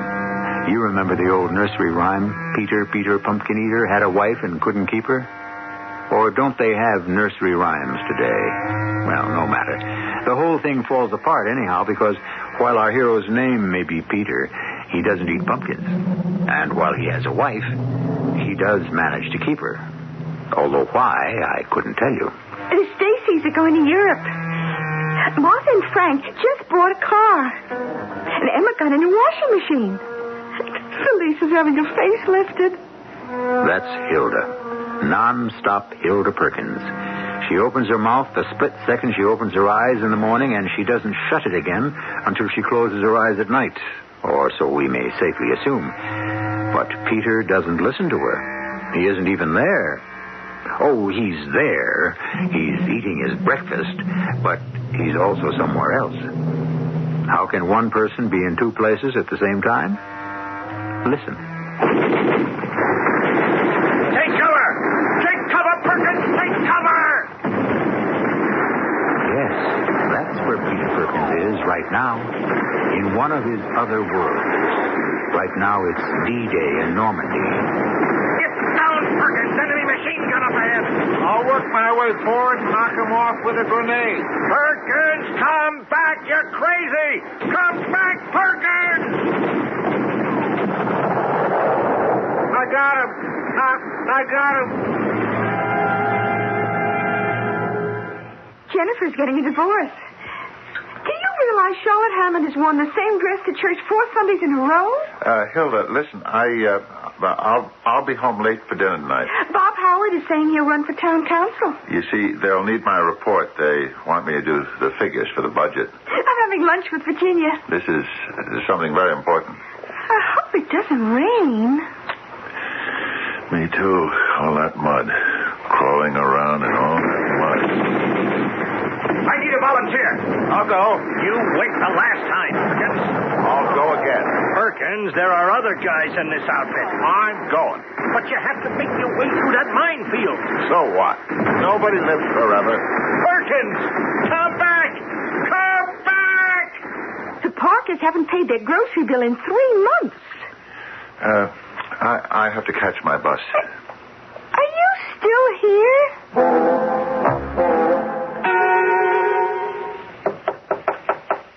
Yeah, come on in. Mr. Benson? Huh? It's me. It's you. Yeah. You're, Pumpkin. Peter Pumpkin. Peter Perkins. Well, that's what I said. You want to see me? Oh, well, You what? First, I want to say that I'm sorry. Sorry? About what? I'm sorry I came in late this morning. Oh? Did you come in late this morning? Yes, Mr. Benson. I was standing on the corner waiting for the bus, but he just drove past. I guess he didn't see me. It happens sometimes. A lot of times. But you're here now. Yes, sir. And I've got the figures. What figures are these? The figures that you said you needed yesterday. Oh, those figures. Yes, sir. And here they are. Well, we don't need them anymore. We don't? No. We decided not to go after that job. Oh. So you just go back to your desk and pick up your regular work.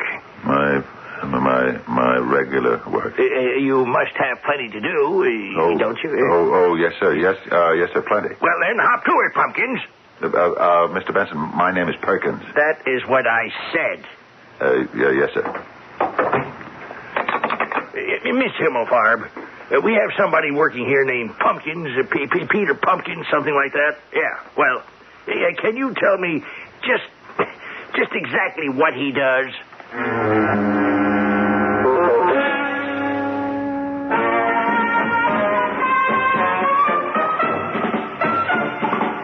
Private Peter Pumpkin, front and center. Sir? Private Peter Pumpkin. My name is Perkins, sir. Private Peter Pumpkins, for heroism above and beyond the call of duty, you are hereby awarded the Good Conduct Medal. The what? By special order of the commanding general, it is my pleasure and privilege to hereby bestow upon you the Good Conduct Medal. The Good Conduct Medal? Oh, what kind of a decoration is that? The Good Conduct Medal? Why, guys get that just for keeping their noses clean. I mean a Good Conduct Medal. For what I did, I should get the Congressional Medal of Honor. Not on your life. Okay, then the Distinguished Service Cross. Nothing doing. Well, then give me the Silver Star. No dice. At least the Bronze Star. Forget it. I won't take less. You're not going to push me around. I got enough of that at home and in the office. But when it comes to this show, I run it. Do you? I decide what happens here. I decide. And what makes you think so? Because this is mine. Yours? Mine. This is my daydream. My reverie. It belongs to me. Who are you, anyhow? Who am I? I'll tell you who you are. You're a figment of my imagination. Well, is that a fact? I made you up. Oh, did you? You do as I say.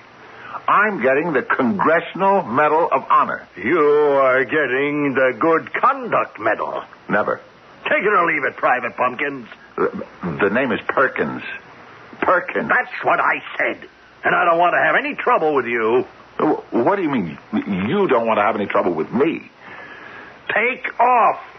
Take off? I'm the one who tells you when to come and go.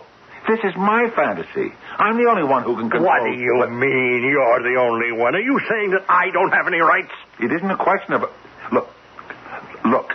I want the Congressional Medal of Honor. No. Why not? Because you don't deserve it. Deserve?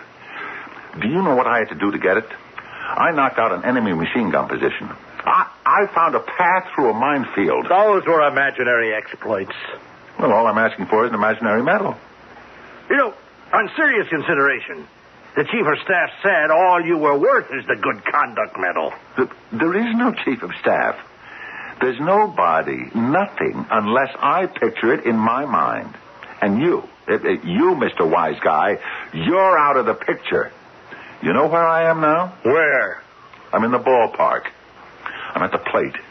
The count is 3-2. The score is tied. It's the bottom of the ninth. Listen to the crowd. Listen. You hear them?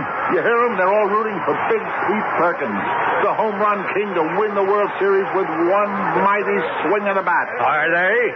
The pitcher goes into his windup. And now, as a hush of anticipation falls upon the crowd, here comes the ball towards the plate. And home run Pete's bat uncoils into a mighty swing and strike three. What did you do? What did you do? I didn't do anything. You struck out. You disgraced me. In front of 80,000 people, you disgraced me. Well, why is it my fault? Because you... Well, I what? You yourself said this was your dream, your fantasy. Didn't you say that you decide what happens? You and you alone? Yes, but... Well, is it my fault that you see yourself striking out in front of 80,000 people? Is it? It's my fault. Yes. Because till now, I've occupied myself with sham heroics and meaningless trivia. Now I shall devote my energy to what is important to mankind. I'm in the operating room, and my patient is a great man of science who must live. He's on the threshold of a discovery that will absolutely save the human race. And yet he lies helpless on the table, victim of a mysterious malady. Needed here are the steel nerves, the delicate fingers, the icy precision of the greatest surgeon in the world. And here he is, the only man who can save him and humanity, Dr. Peter Perkins. Scalpel. Sponge. Doctor. Hold those retractors. Steady. Dr. Pumpkins. Perkins. Yes, that's what I said. Must you bother me at a time like this? Saline solution? But, Doctor... Yes, well, what do you want? The patient is dead.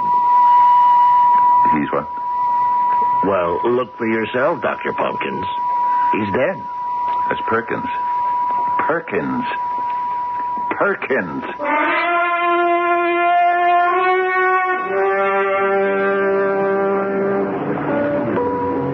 What will it be? I'll have the usual. The usual what? What I usually have every day when I come in here, just about this time.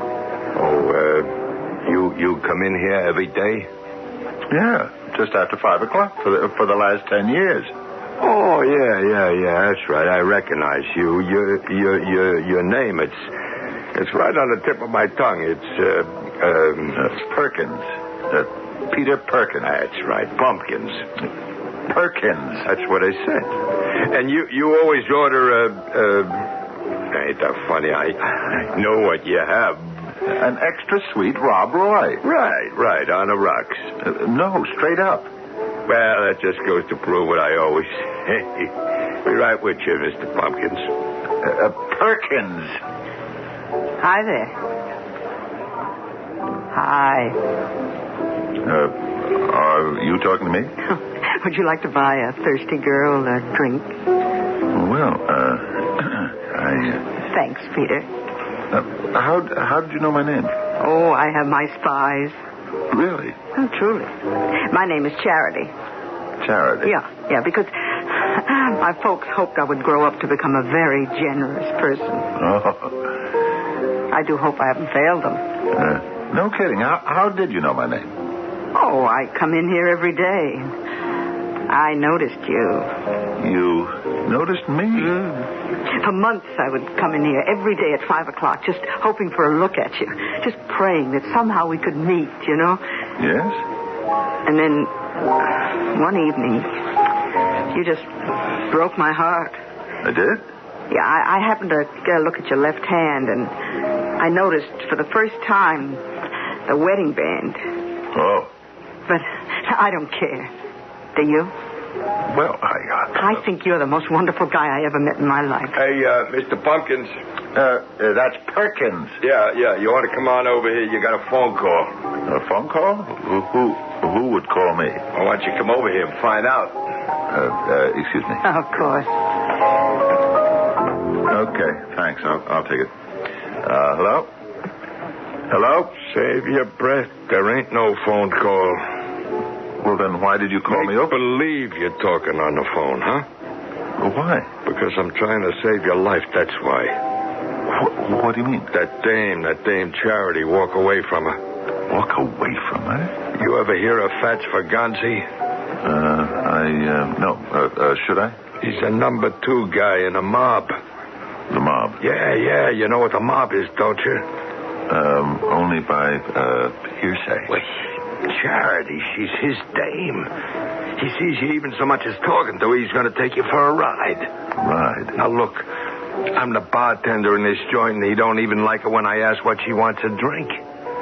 Now, Pumpkins, you take my advice and beat it. The name is Perkins. Yeah, well, you just hang around here with that broad for 5 more minutes, and your name is going to be Mud.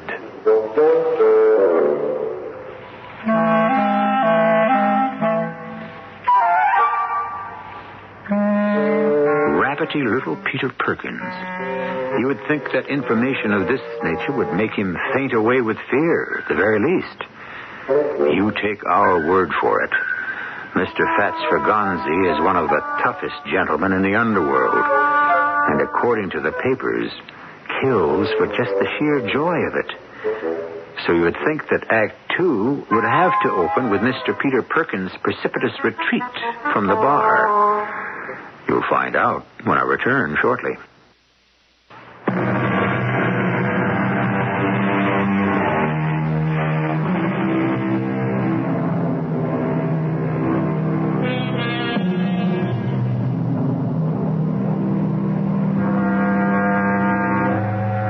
Is not life 100 times too short for us to bore ourselves? Asked Mr. Nietzsche.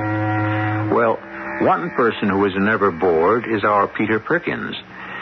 He has a system. When things get too dull in one life, he retreats into another. As we have seen, it's a rather simple trick, and anyone can do it. However, this time it looks as if there's going to be some action in his real life. Although, by what right does anyone define reality? Don't you understand what I'm telling you?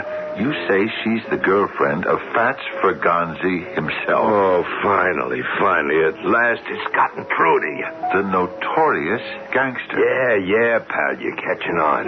And he's insanely jealous. Oh, keep it coming, buddy. You're doing great. And he'd shoot me if he even so much as saw me sitting next to her. Oh, you got it. Marvelous. Huh? Well, what? It's marvelous. What are you talking about? I've never done better than this before. Pal, listen for your own good. No. It'll be all right. It'll be all right? Look at you. You seem to be frightened out of your wits. Because I can't afford to have anybody killed in this joint. Nobody's going to be killed. Close me up for good. Nobody's going to be killed. Let me handle Fats Faganzi. You handle Fats Faganzi? Yes. It's no problem. I got a nut here. A nut. Unless you really want to die. The minute Fats Faganzi walks in here... He's going to shoot you. No. I'll just punch him in the jaw. But you can't just... I can do anything. Anything. This is my dream. Dream? Peter? Be right with you, baby. Okay, but you can't say I didn't warn you. Fats Ferganzi, number 2 in the mob. This is going to be a new one for me, too. Thanks for the tip. Hi. That must have been quite a phone call. It was the president. Oh, your company? Oh, and of your company, too. It was the president of the United States. And he called you? Well, he has to call somebody. Oh, I knew it. I knew you were a man of great importance. All my life I've been looking for a man like you.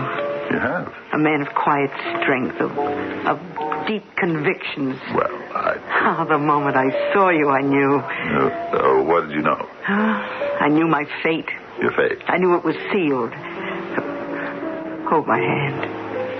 Here, in public? Then let's go to someplace private. When it's right, you know it. You know it at once. The electricity, the magnetism, they can't be denied. I love you, Peter. I love you. And I love you. Oh, then nothing else in the whole wide world matters. Charity, this dream... Dream? This dream must never end. This isn't a dream. I'll make it last forever. I beg your pardon. Fats! Who is this alleged gentleman? Mr. Fats Ferganzi, I presume. Yes, my good fellow. You do presume. Charity? Oh, you see, Fats, Mr. Perkins here, Mr. Perkins is an actor. Oh, indeed. Yeah, and he just asked me to rehearse some lines with him. He did? Yeah, you see, he's in a show. It's about to open, and he really needs... Well, I think you have dislocated the timing, my dear.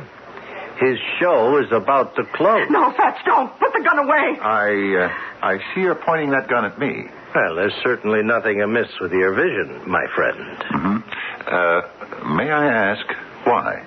I told her. I keep telling her. I cannot tolerate the sight of another man's arms around her. You cannot? No. I become infuriated. Well, I'm afraid you're going to have to become accustomed to it. Oh? Tell me more. You see, my friend, you're just a punk. A punk? Yes. I'll have you know I was graduated from Princeton with honors. And this was the best you could do with your education? Become a crook? I am neither a jot nor a little worse than many of my classmates who practice their thievery as lawyers, brokers, and bankers. Indeed, I enjoy their services. I shall tell you why you're a punk. There are those men who can create a false front. They put on things like good clothes, good manners, good speech. But that spirit, that spark that emanates from within is missing. There's nothing inside you. You're dead. No. You see, you labor under a misapprehension. You're dead. No, please, don't. This punk? He won't do anything. What? See? Now, shouldn't that take care of Brother Fats Ferganzi for a while? Hey, buddy, you better get out of here before he comes to. And now, my dearest Charity, where were we before we were so rudely interrupted? Now, listen, you'd better go. Go? Go where? I have no intention of allowing this dream to end. Dream? Yes, it's wonderful. Why have I been wasting my time till now with all that other nonsense? Charity, you're what I've always wanted. Come with me. Peter, it was a lucky punch. He's going to kill you. Come with me. Hey, look, Charity, get him out of here. Get him out of here. All right, all right.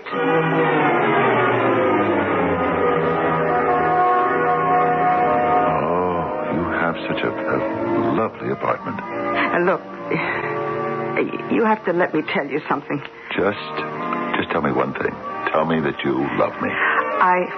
I let you come up here because you promised you'd listen. Just tell me that you love me. But I don't love you. Well, you will.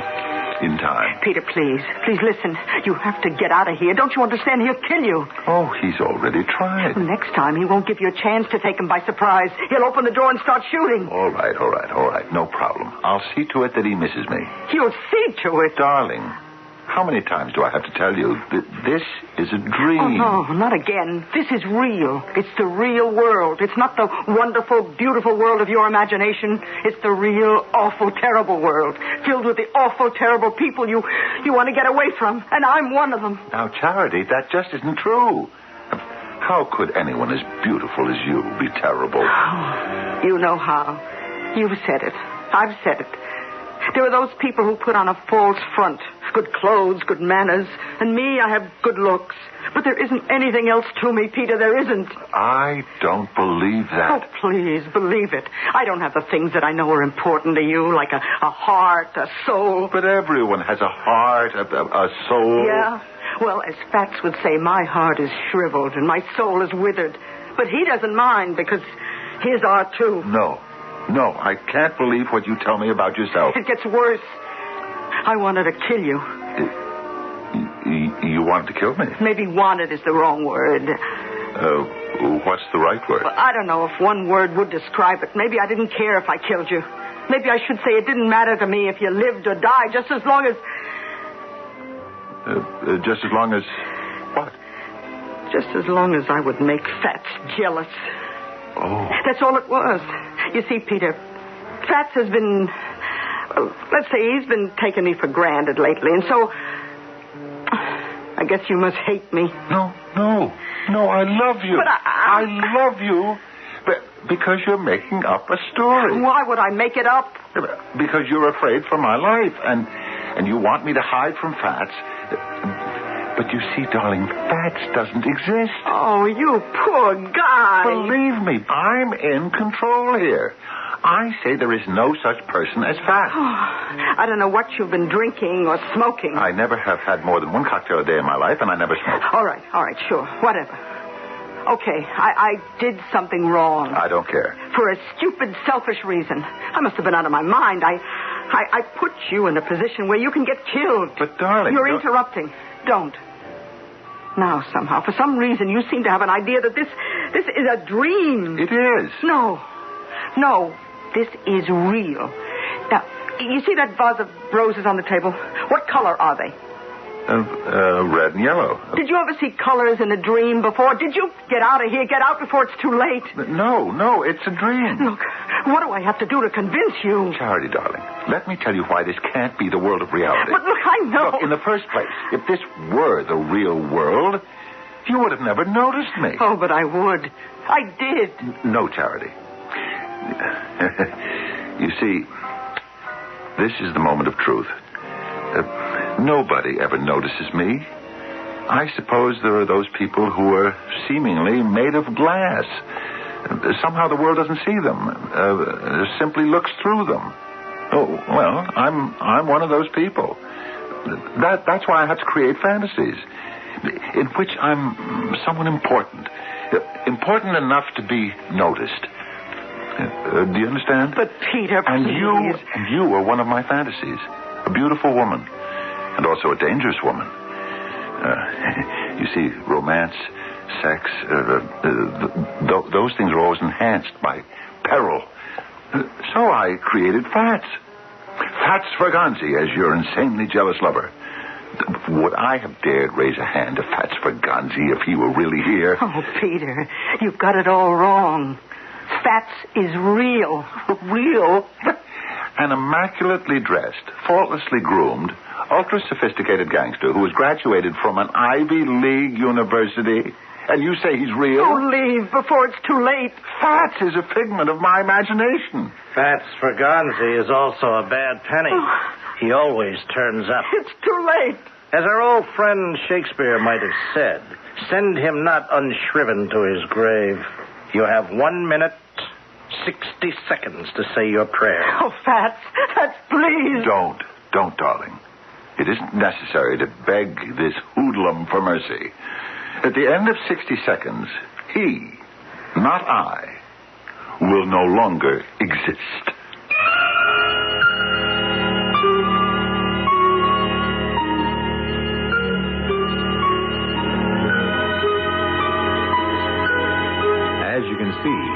great deal is going to transpire in the next 60 seconds or so.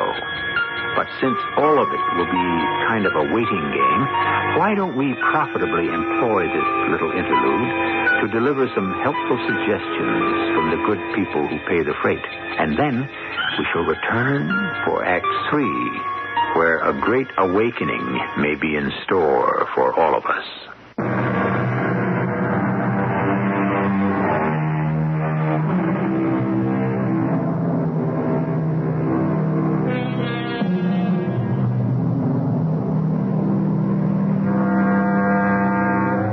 What is the scientific method? Well, it's based on the observation of events, of cause and effect. For example, we see the sun rise and we hear the rooster crow. Therefore, in our human wisdom, we say, aha, it's the rising sun that causes the crowing rooster. Well, now, suppose there are rooster scientists who also notice the same event at dawning. Wouldn't it be logical for them to assume that it's the crowing rooster that causes the rising sun?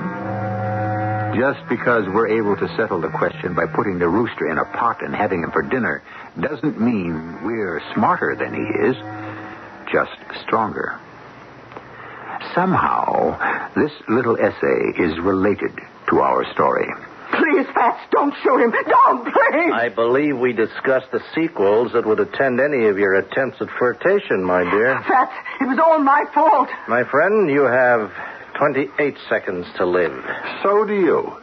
I think your soul would be better served by prayers than by foolish bravado. In just a few more seconds, you will be no more. I shall will you out of my reverie. Like so. You're gone. Am I? I said you're gone. Well, I have the oddest feeling that I'm still here. Fats, please. I'll never do it again. Be gone. Get out of here. My poor fellow, I'm sorry. Your time is up. Is it real? It can't be. I can assure you this will be completely painless. No, don't, please. Who's that? I don't know. Can this be real? Please, keep completely silent. Answer it, Charity. I am not among those present. Hello? Oh. Yes. No, he isn't here. No. I don't. No, I wouldn't know about that. Sure. Okay. Yes, I'll tell him. Bye. It was Clovis. Clovis? Yeah, you know, the number one, your boss. He is no boss of mine. What did he want? Nothing. Come on, what did he want? Well, he had heard that, well, I'm quoting him. Yes? That some punk had slapped you around. Indeed. He said it was all over town. I see. And he had called to see if you had, and these are his words, knocked off the punk yet. And you replied? I said no. You said no? Of course I said no. Look, if you killed Peter, you'll be playing right into Clovis's hands. You'll be arrested and tried and convicted for murder. That's how Clovis would like to get you out of the way. You're temporizing, my dear. You're trying to preserve this little pipsqueak. Am I wrong? Everybody knows you're out to become number one. Everybody knows there has to be a showdown between you and Clovis. 15 witnesses saw you try to kill Peter back in the bar. You go to jail for life. And Clovis, even a college man should be smart enough to see the picture. All right, Pumpkins. His name is Perkins. Wait. Say, where is he? Huh? He's gone. He must have sneaked out while we were talking. Oh, Fats, you got to find him. Find him? For what reason would I need him? Oh, you can't let him run around loose. Why not? You mean you haven't been listening? Why do you think Clovis called to find out if you'd killed Peter? Why? Because if you don't do it, he'll do it. Clovis would kill him? He'd have it done. But why? Because you'll be blamed for it, don't you see?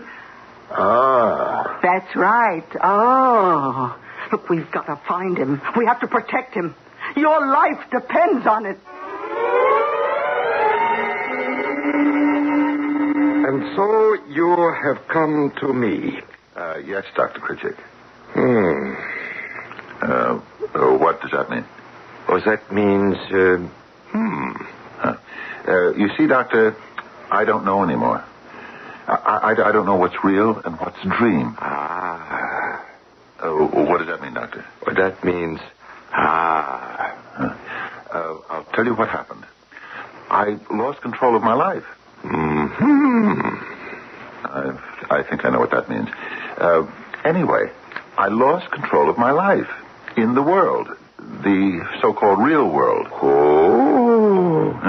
And I just felt myself sinking into nothing and nowhere.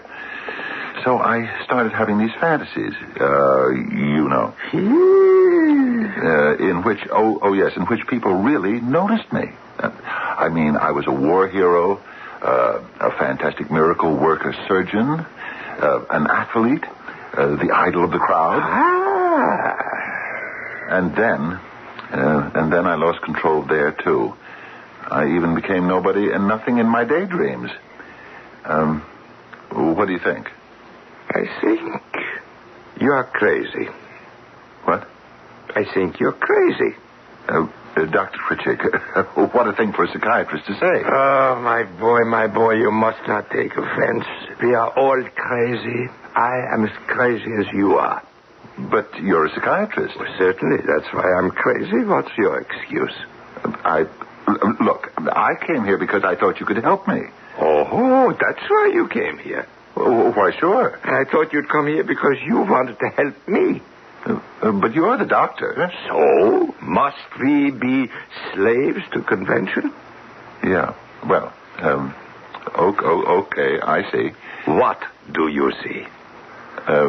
Nothing. Tell me, what do you see? What do you see? I see where I better be leaving. Oh, no. Please stay here. But I don't know where here is, or what here is.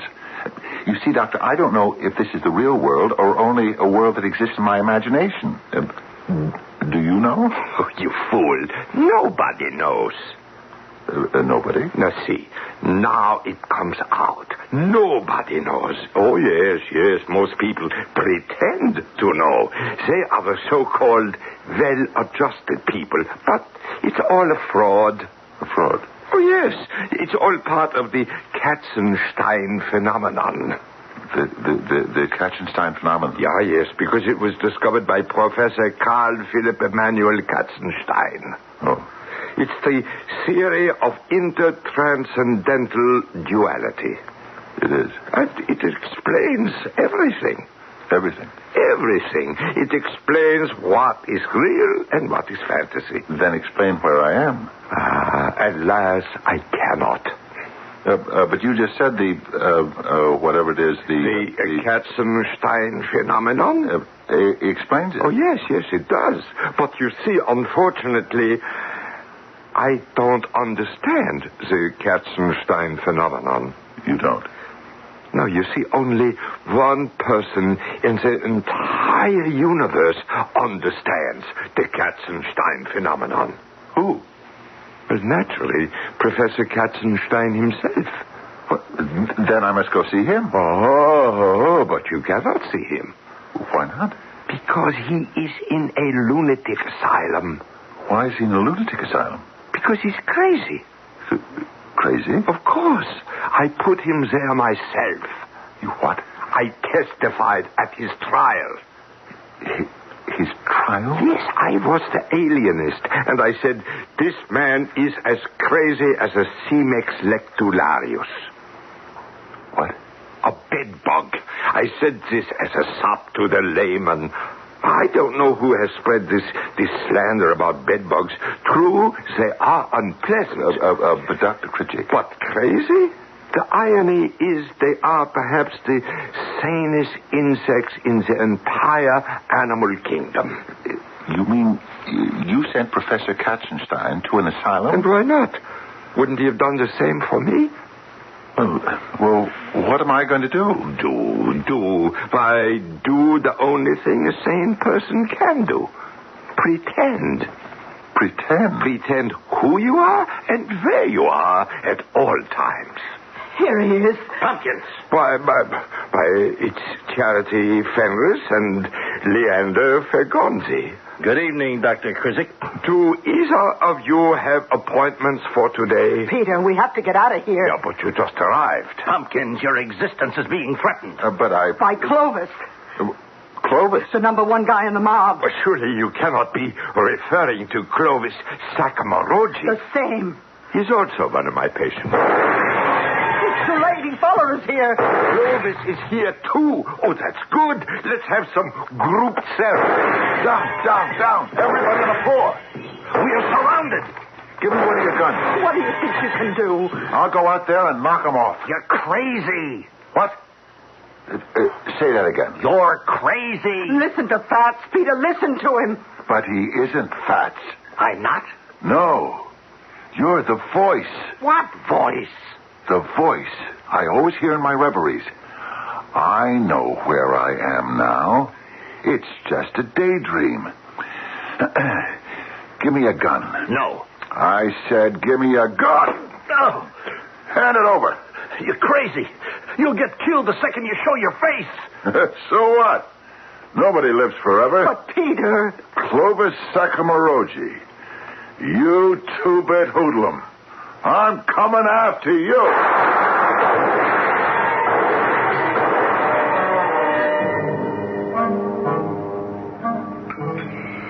Doreen Bibilacqua has the gout. Is that this morning's paper? Pearl Parker hit her mother-in-law. Yeah. Hey, look, see the headline. Unknown man destroys the mob. Percy Bilderbeck is taking ballet lessons. For some reason, the mob was surrounding the office of Dr. Maynard Ballantyne Critchick when suddenly a man raced out from the building and Summer Spiegelglass is trying to climb Mount Everest. and captured all 15 members of the mob. He turned them over to the police and disappeared. Who is the mysterious hero? Esperanza Smith found a shark in her swimming pool. Wait a minute. This isn't a dream. Her husband put it there. Do you know why? Do you?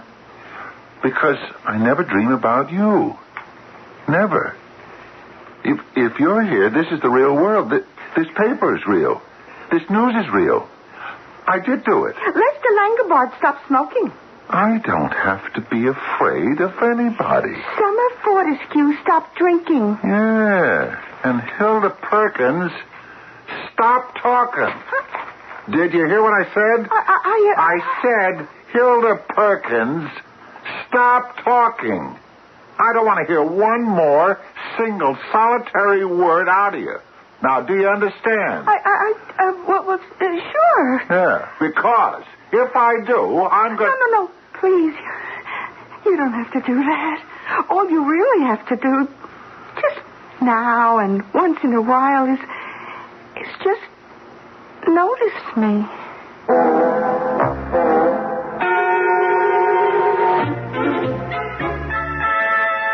That's what it's all about. Who was it that said that a woman's mouth is usually filled with words because her heart is empty? And it can also be said that a man's mind is filled with silly dreams because his wife doesn't help him fulfill his most important one. Yes, a great many things can be said, and you can rely on me to say some of them when I return shortly.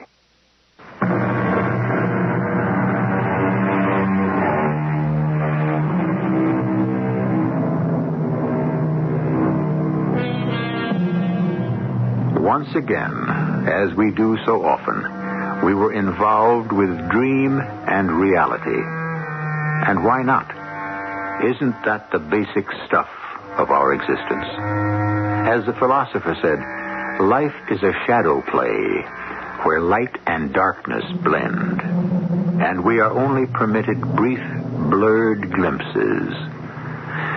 And the curtain descends just as we think we have grasped the argument of the drama. Our cast included Fred Gwynne, Bryna Rayburn, Arnold Moss, and Earl Hammond. The entire production was under the direction of Hyman Brown.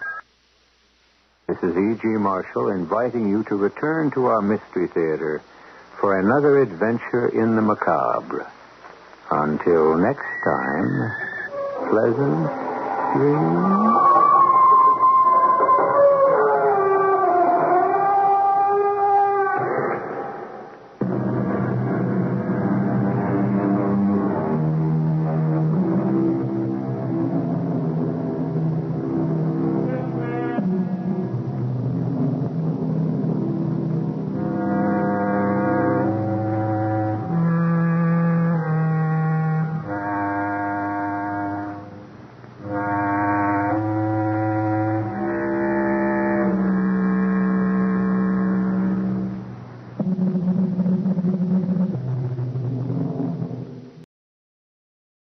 The Adventures of Michael Shayne, Private Detective.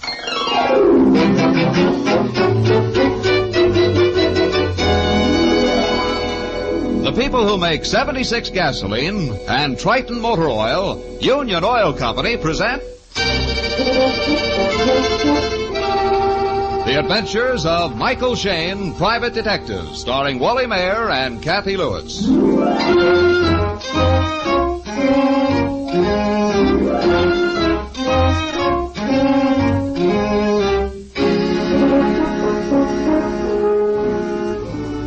In the course of his detective career, Mike Shayne has been called upon to track down escaped murderers, to find missing jewels, to recover stolen bonds and sensational diaries.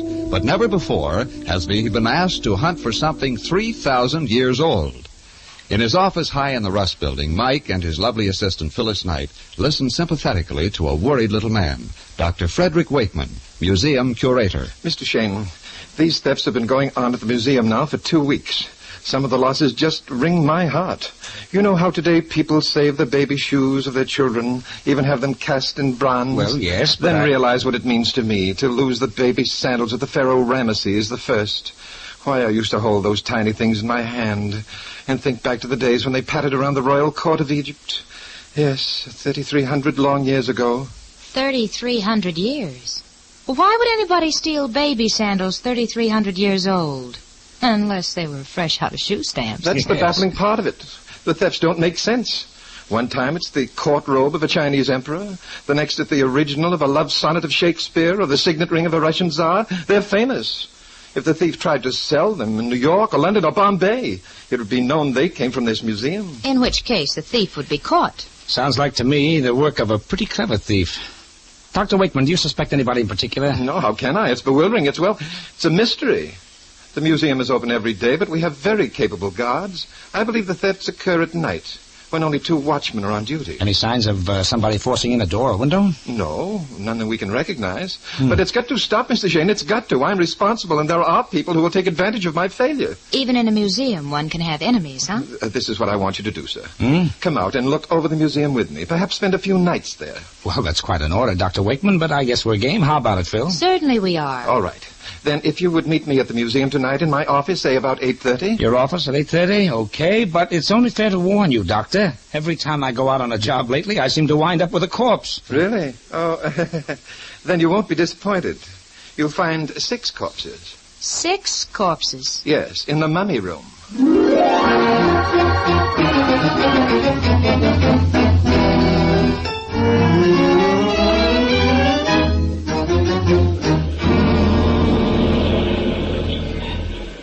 You know, Mike, there's something really ironic about tonight. For years I've worked with you, tried and begged and coaxed you to go to the museum with me, and it takes a crime to break you down. Well, I can't think of a better reason. Well, I'm excited about it. This case is so different. Imagine sitting up all night with Egyptian mummies and things. What atmosphere. Well, right now I'm more concerned about the atmosphere collecting on our windshield. It's starting to rain, and I forgot to get those windshield wipers fixed. A night in the museum. A rainy night in the museum. That's even better. Yeah. Dr. Wakeman, to the contrary, I doubt anybody will try to swipe anything tonight while King Tut is entertaining us. Do you think we'll have to hide in a sarcophagus or whatever they call it? Sarcophagus, yes. Well, yes, this is the museum. Ooh, hug your coat, Angel. There's a wind with this rain. All right. Oh, it's a spooky-looking old building at night. Only one light showing. Probably in Wakeman's office. I ain't got nobody. Well, right on time, according to the clock in the tower. Not very cheerful sounding, is it? What do you want? Well, we have an appointment with Dr. Wakeman. Oh, yeah. He told me about you. Come on in. Thank you. All right, follow me. Yes, sir. Mike, that room right ahead, that strange green light all through it. Egyptian department, mummy room. Oh, it looks so uncanny. Are we going through it? Yeah, shortcut to the curator's office. Mm-hmm. Nice layout of mummies. Reminds me of the morgue. Ooh. Hey, Phil, slow down. Oh, Mike, that mummy standing up, it moved. Oh, don't be silly. That's a god. Oh. And you talked about hiding in a sarcophagus. Oh. Curator's office. Go right on in. Thank you. Sure. Well, looks like Dr. Wakeman isn't here. Well, he's probably around him. Mike? Yeah? That big chair with its back toward us. Yeah, tobacco smoke coming up from it. Dr. Wakeman, Oh, excuse me, sir. Oh, I didn't hear you. I was reading this manuscript. Oh, I didn't see you, young lady. I beg your pardon, being in my shirt sleeves. I was drying my coat on the radiator here. Ought to be dry now. Yeah, just a little wet, but no matter. Good heavens, is that clock on the desk right? Yes, it's 8:30. I better phone Wakeman's house and find out what's keeping him. Get me Wakeman. Hello? Arthur? This is Cameron. What's holding up Wakeman? Mr. Shane's waiting here in the office. But he told me to be here at 7:30, and I'm still waiting. Oh, yes, that's possible. All right, Arthur. That's the young professor who lives with Wakeman. Said he left for the museum at 7. He lives just across the street. Well, he must have stopped somewhere else first. Yeah, that's what Arthur said. I'm curious, sir. How did you know my name was Shane? Oh, Wakeman told me about you on the phone. I'm Professor Cameron, one of the governors of the museum. Oh, I see. Well, I'm glad to know you. And this is Miss Knight. How do How do you do? I hope you people can help poor Wakeman. He's all upset about this trouble in the museum. I suppose that's what he wanted to talk to me about tonight. I've wanted to see your exhibits for a long time, Professor. Well, I'm not the Egyptologist here, but antiquities have been a hobby of mine most of my life. I'll be glad to show you anything I can. Oh, perhaps this is Wakeman. No, it's Arthur. Hasn't he come in yet? Wakeman? Not yet. Mr. Shane, Miss Knight, this is Professor Arthur Behrens. He's the man you want to talk to about Egyptology. I'm glad to know you, Professor. How do you do? I don't understand it. The guard just told me he hadn't seen Wakeman all evening. He must have gone out again. Well, a little wait won't hurt us. Pardon me, do we have to suffocate while we're waiting? It's awfully stuffy in here. Do you gentlemen object to fresh air? Oh, I'm sorry. I've been smoking my pipe. Well, I'll open the window just a crack. What's the matter? Good heavens. Wakeman. Hanging behind the curtain. Well, get him down, quick. Wait a minute, Professor. We've got to see if he's still alive. What difference does that make? If he's dead, we've got to leave him there for the coroner. He's dead, all right. Oh, how could he be so foolish, so foolish? You think it's suicide? What else? Of course, look at him. I just did.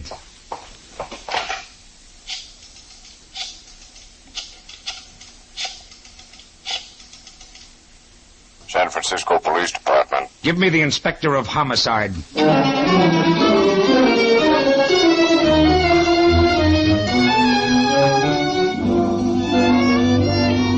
We'll rejoin Mike and Phyllis and their adventures in just a moment.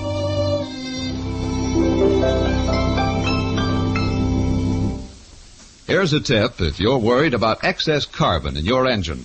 Just drive into any Union Oil station and ask the Minuteman for Triton motor oil. Why? Well, nearly all carbon formed in engines comes from the motor oil and not from the gasoline. Now, there's a wide variation in the amount of carbon different oils form. So it's logical to buy the oil that forms the least carbon. And that's where Triton comes in. For Triton, and this is a proved laboratory fact, contains less carbon-forming elements than any of the 7 leading premium oils sold in the West. Yes, Triton cuts costly carbon.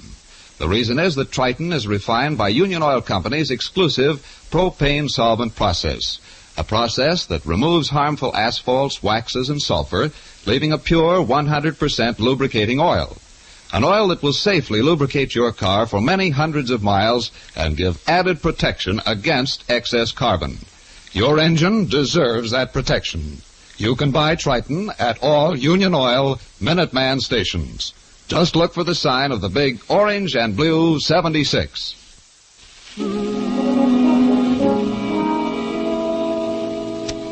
Mike and Phyllis have located the missing Dr. Wakeman, curator of the museum, hanging from a curtain rod in his own office. The inspector has arrived on the scene and questions Mike and the two museum professors. Now, just a minute. Mr. Shane says it's murder. Professor Barron says it's suicide. I can't be positive it's suicide, Inspector.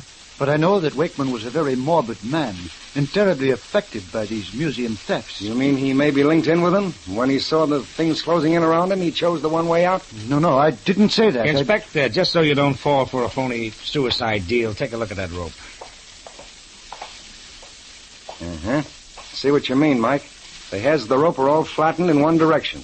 It couldn't be suicide. How could that possibly tell you? Because we make a study of such things, Professor. When a person is dead before he's hanged, the killer has to haul the body up into place. When the murderer pulled the rope over that curtain rod, the pressure going over the rod flattened all the hairs on the rope. But who would kill Wakeman? Unless, perhaps, the thief who's been stealing from us. Obviously. We better question the guards and check up on any clues of burglary. Dr. Wakeman said he couldn't find any clues after the earlier thefts. But he made a list of stolen articles. Now, if we looked at them, we might get an idea of the type of thief. I'm afraid you'll have to forget that. Wakeman kept the list in the big safe there. But he was the only one who had the combination. Well, let's see. It's unlocked. We kept some of our most valuable items in that safe. You and Professor Cameron better take inventory.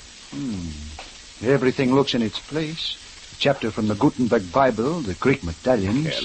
Carelessness. Wakeman never put anything twice in the same place. What's wrong? This papyrus, any fool can see it's a prayer scroll of the 4th dynasty, but the marker says Egyptian Book of the Dead. Or he just filed in the wrong container. Here's a list of stolen articles. May I see it, please?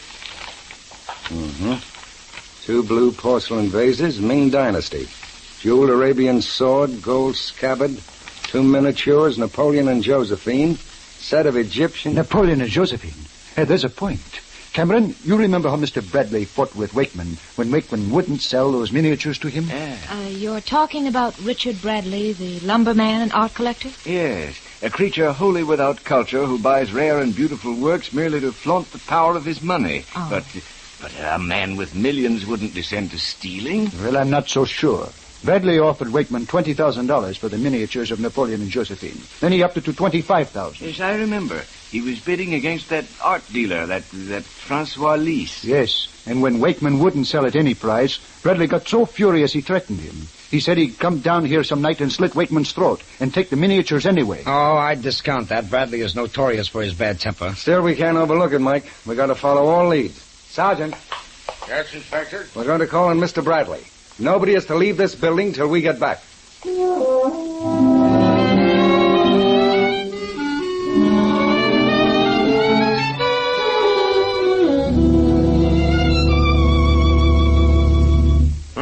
So Wakeman is dead, huh?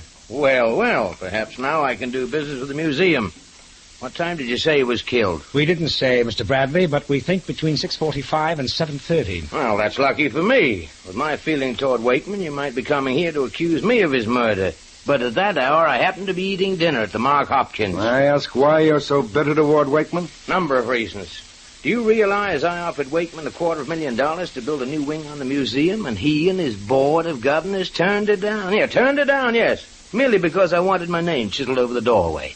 Would another of those reasons be, Mr. Bradley, that Wakeman wouldn't sell you 2 miniatures of Napoleon and the Empress Josephine? Yes, $25,000 I offered him. And I believe when Wakeman refused to sell, you threatened him. And said something about coming down and slitting his throat to get those miniatures? Yes, I said that.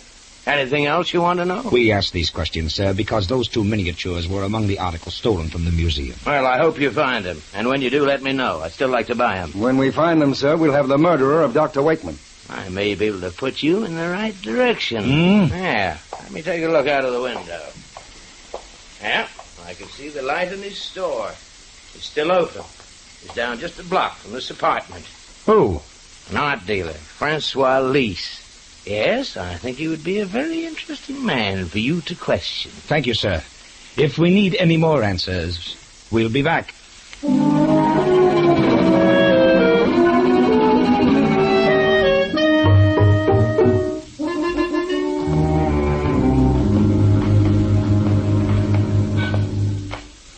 know, Mr. Bradley may be a big shot in this town, a millionaire and an art collector.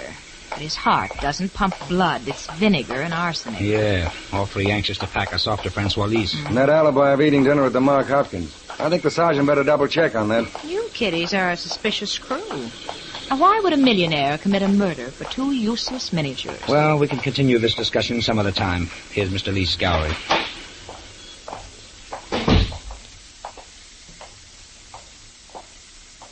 You are looking for something, yes? Oh, yes, we didn't see you. It's like this. My friends here and I are redecorating an apartment. It's to be in the French style, and I... So? What kind of an apartment are you decorating? Perhaps a cell at the police station? What? You are Monsieur Shane, the detective. This is Monsieur Inspector of the police and the young lady. She is Mademoiselle Knight. You have come here to ask me about my poor friend, Dr. Wakeman. Alors, it is a great pity. But... How did you know? It is simple. One of the guards at the museum, Monsieur Olson, he telephoned me about the murder. So now you come to my studio to look for stolen property. Très bien.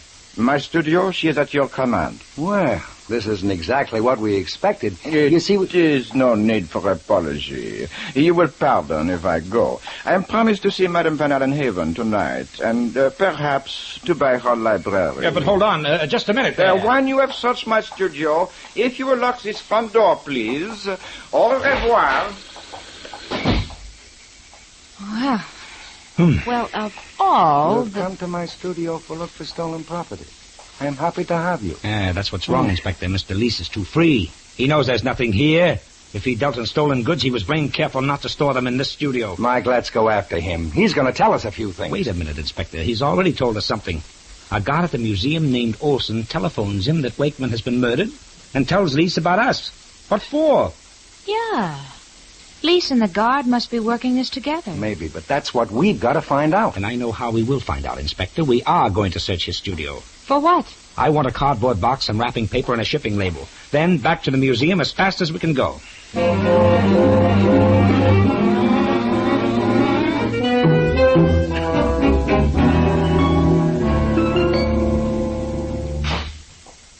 The sergeant's got Olson in the next room, Mike. You ready for him? Yes, Inspector. Yeah, now look. This is the way we'll work it. On the desk here, we've got the box all wrapped and addressed to Richard Bradley. Now, inside, we've planted a Chinese vase that we borrowed temporarily from the museum. We'll call in Olson. We'll tell him we found this box at Lys' studio. And then when he recognizes it as museum property, we hope he'll get rattled and confess, Right. Huh? Okay, kids, let's begin the act. Olson, in here, please. Olson, we just got back from a little trip downtown. In looking through the studio of an art dealer, Francois Lys, we ran across a package, this box here on the desk. Well, what about it? We'd like you to read the label on it.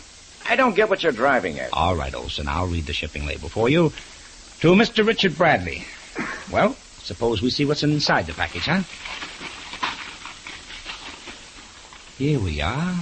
Well, very pretty. It's a vase. A rare Chinese vase, Olson, from this museum. Why, how do you... It was one of the things stolen from here, Olson. And we know who stole it. We know. Now are you going to talk? No, I didn't take that. He never told me anything about it. You admit you stole for Francois Lys. Look out, Phil! It came through the window. I didn't take... No. Oh. Right through the heart, Inspector. Sergeant, McCarthy, Cuban. The side door, Inspector. Come on, this way.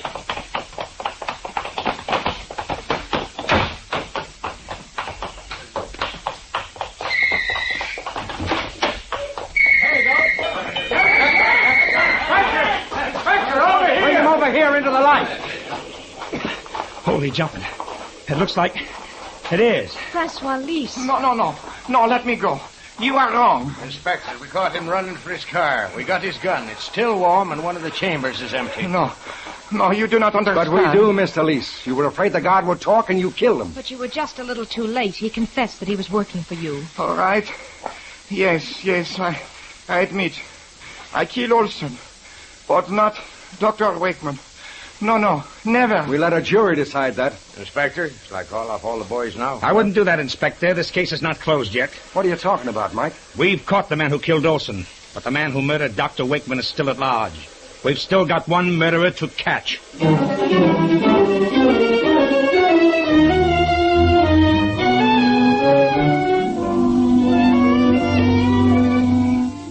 In just a moment, we'll return to Michael Shayne and his adventures. Friends, the radiator on your automobile plays a definite part in the economical operation of your engine.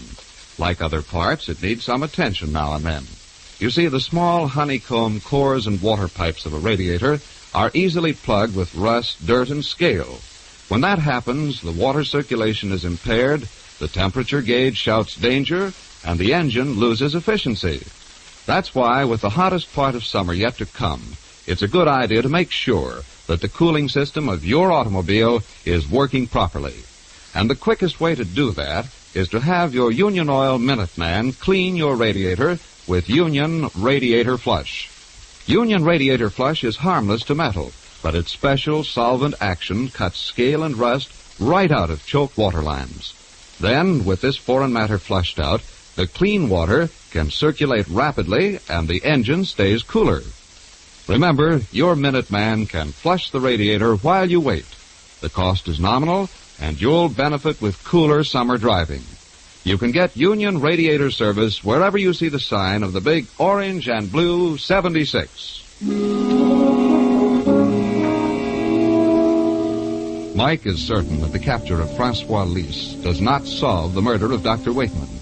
In the office of Dr. Wakeman, the inspector argues the point with Mike and Phyllis. I'm sorry, Mike. I just don't get your reasoning.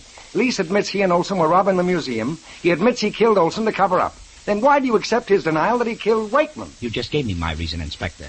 Lys will be convicted for one murder. It will make no difference to him to confess the second killing. That's why I think he's telling the truth. In other words, Mike, you think the second killing occurred tonight merely because of our investigation of the first killing. Correct, Angel. Okay, suppose you're right. Maybe Olson killed Wakeman. They're both dead. One murder cancels out the other. No, Inspector, no. The murder of Dr. Wakeman was very clever, too clever for Olson to have thought of. Mike, you must have something in mind. I have.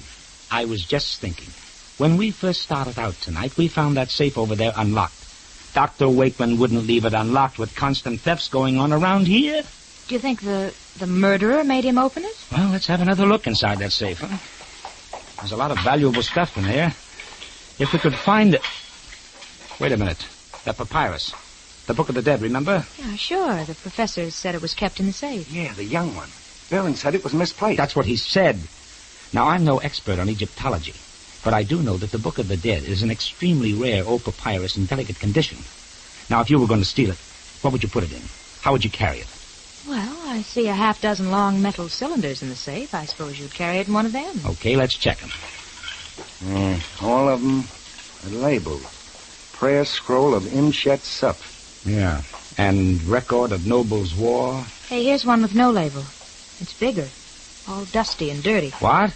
Let me see that. Oh, it's even got cobwebs on it. But the safe itself is almost antiseptically clean. Inspector. Yeah? Look at these spots. They're all over the cylinder. You know what made them? Water spots. Yeah, water. And I'll bet you the papyrus inside this tube is the Book of the Dead. Okay, Inspector, get everybody in here.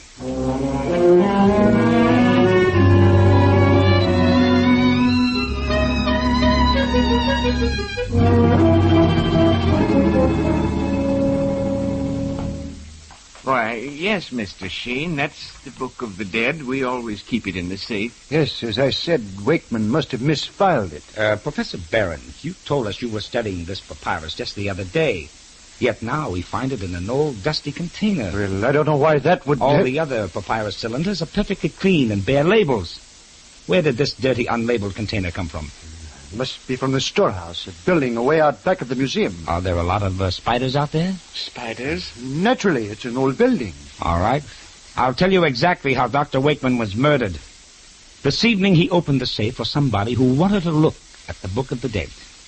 The only thank you he got was to be strangled to death. Then the killer hung the body behind the curtain so it wouldn't be discovered immediately. The murderer needed a special carrying container for the papyrus. So he went out to the storehouse and got one and came back. Time was running short. So temporarily he tucked the papyrus back in the safe, hidden in the new container. It was almost 8:30. He knew Miss Knight and I were due in the office. So he calmly sat down and pretended to be reading. That's when we walked in on you, Professor Cameron. Why, preposterous. I never heard of such a thing. Professor, you told us that you came into the museum at 7:30 and spent the whole hour here in the office reading and smoking. It didn't start to rain tonight till almost 8:30. Yet when we came in, you were drying your coat on the radiator. Well, that doesn't mean It means everything, sir. This papyrus cylinder has more than dust and cobwebs on it. It's got spots. Water spots, rain spots. Spots that were collected at the same time you collected them on your coat when you came back from the storehouse after you killed Wakeman. And as final proof, Professor, all four of us here can see wet cobwebs stuck to the back of your trouser legs. Does that convince you, Professor? Yes.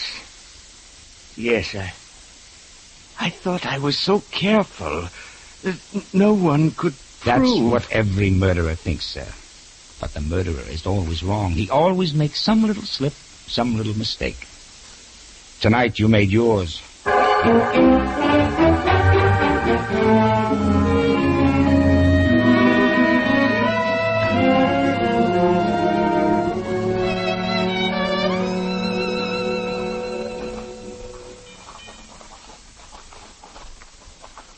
Well, kids, there's my car parked across the street. I'll say goodnight and thanks again. Oh, come on, Inspector. Follow us over to Phil's apartment, huh? She'll fix us some coffee and sandwiches. Well... No, I'll do better than that. I'll try out a new spaghetti recipe on you. Spaghetti? Mm-hmm. Uh-oh. There goes my waistline again. Yeah. Okay, it's a deal. I'll meet you at the apartment. Okay, Inspector. We'll see you later, then. Mike, Yes? you know I still don't get it. Why would Professor Cameron kill a man just to own an Egyptian papyrus that he could borrow any time he wanted to? No, it seems no motive for murder. Well, it seems silly to us, maybe. But you remember how sentimental Dr. Wakeman got about those baby sandals of the Pharaoh Ramesses? Mm-hmm. Well, Cameron felt the same way about the Book of the Dead. But Cameron was inherently dishonest. Yes, I suppose so. Cameron buried himself in his work. He isn't married, didn't play golf or dance or go to movies, didn't have any fun at all. Ah, that's dangerous for any man. Now, well, what are you giggling about? It sounds like a perfect description of Mike Shane. Oh, no. No, there's a difference. I may not be married. No. May not play golf or dance. But I've got you, Angel, and I do have fun.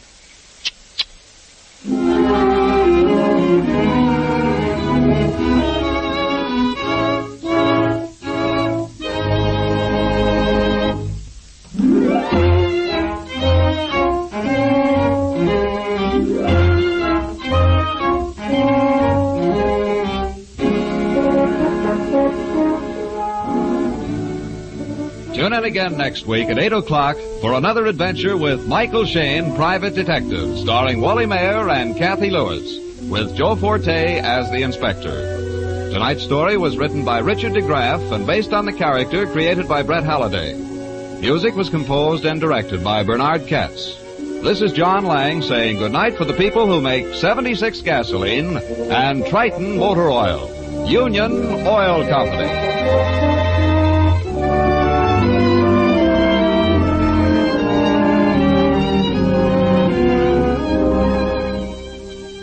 Here is a message from our government. It's been a long time since there were any new cars, and naturally we're all excited about them. But let's not forget that it'll be many months before new automobiles are on the market. That means that we still have a pretty serious job taking care of our old cars. More and more cars are junked every day. That places a mounting burden on public transportation facilities that are already overtaxed. Now, a few simple conservation measures will help you keep your car rolling. Join a carpool. Check your tire pressures every week. and have tires recapped in time to save the casings. Have your battery checked regularly, and make sure your car is regularly and properly lubricated. Take care of minor troubles before they become big repair jobs. Drive slowly. Speed increases wear. Remember, your car has to last till victory, and then some.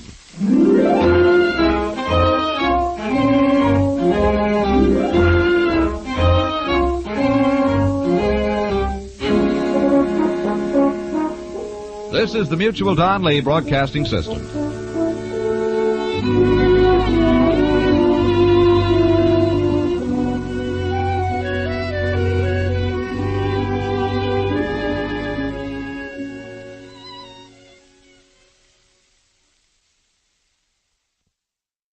The National Broadcasting Company brings you Brian Donlevy as Steve Mitchell in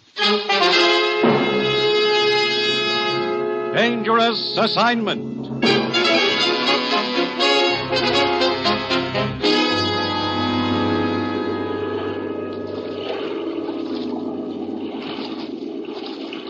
Over here. Here I am with the boat. Swim over this way. Here, let me help you aboard. Give me your hand. Come on. Up.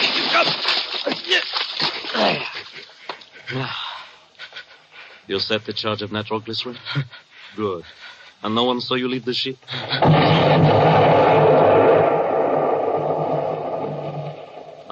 Right on schedule. The ship goes to the bottom, and only the two of us know the location. And now... Wait, no. No, put down the knife. No, don't. Oh!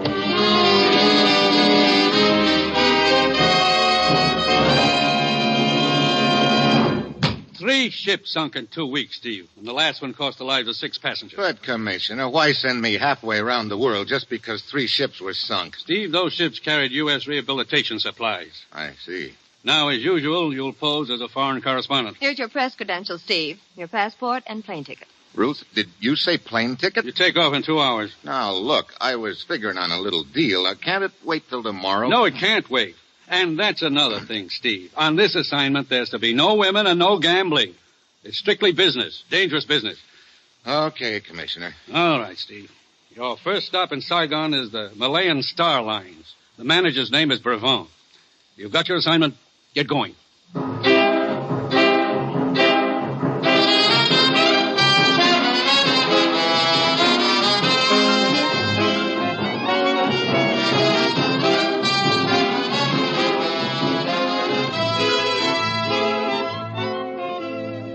You've seen him in The Great McGinty, as Major Devereaux in Wake Island, as Trampas in The Virginian. Now, here is our star, Brian Donlevy, in another two-fisted portrayal as Steve Mitchell in Dangerous Assignment. The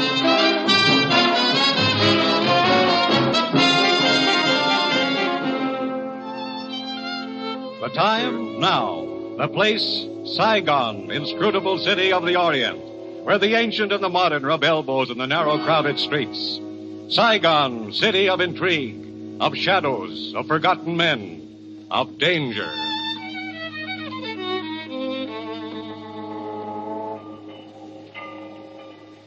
Mr. Brevant, I believe you're in charge of the Malayan Star Lines here in Saigon. That is correct, Monsieur... Mitchell, Steve Mitchell. I'm a foreign correspondent. I just flew in. I'd like an interview. There's not much of which to talk. 3 ships of our line sail for Singapore. The first night out, an explosion, they're gone. Just like that, huh? Oui, just like that. Could I take a look at the passenger list for those 3 ships? Certainly. I have them on my desk. Thank you. You don't carry many passengers. Only a few. Any survivors? From the first sinking, none. From the third sinking, also none. How about the second? 1. Who is it? An Englishman named Dixon, the cook. Is he around anywhere? I'd like to talk to him. Aran, tell the Englishman Dixon to come to my office. Most of your crews have been with the line quite a while? It is the exception rather than the rule, monsieur. Out here, one must take what men one can get. I see. What kind of cargo were your ships carrying? That is the mystifying part, monsieur. Here are the cargo lists. As you see, the Malayan Star Lines carry American rehabilitation supplies, teak wood, spices, rubber, the usual. This teak wood, I notice all of it comes from the same place. Yes, the plantation of Monsieur Surratt. It is inland, up the Saigon River. Come in. You wanted to see me, Mr. Brevant? Oui, yes. This gentleman is Monsieur Mitchell, a journalist. Nice to meet you, sir. Hi. Mr. Brevant tells me you're the only survivor from the second sinking. I'm the only one from any of them. That makes you pretty lucky, doesn't it? Lucky ain't half of it. Look, did you notice anything unusual aboard your ship before the explosion? Well, I was back aft, getting a breath of air before turning in, I was. And I noticed a silhouette of a small boat in the moonlight. Off our starboard beam she was, and running without lights. Without lights? That's right. Anything else? I didn't have time to notice anything else, mister. Because just then there's a sheet of flame. The whole ship goes up in the air, and the next thing I know, I'm holding on to a spar in the water for dear life. Mm-hmm. Have you any idea what your ship's position was when she went down? Near as I can figure, we was in shoal water close to Polo Condori. That is an island 100 miles off the coast of Indochina, monsieur. But, of course, it is but a guess. We have no way of knowing the exact location. Yeah. Well, thanks for the information. I think it ought to make a good yarn. Do you intend to remain here in Saigon long? Well, that depends. I'd like to talk to Mr. Surratt, the plantation owner. Do you know where I might find him? There's a gambling casino just down the street, monsieur. If he is in Saigon, he will be there. Good. I'm beginning to feel lucky. I am certain you will not lack for games of chance in Saigon, monsieur. I personally find gambling a bore, but it would seem I am in the minority. Yeah, I guess you are. Well, thanks for the story. I'll see you around. He's an inquisitive gent, ain't you, Mr. Brevant? Yes, he is indeed. Newspaper chap, is he? That is what he said. Dixon, tell Aran to answer my telephone for me. I'm going out for a while.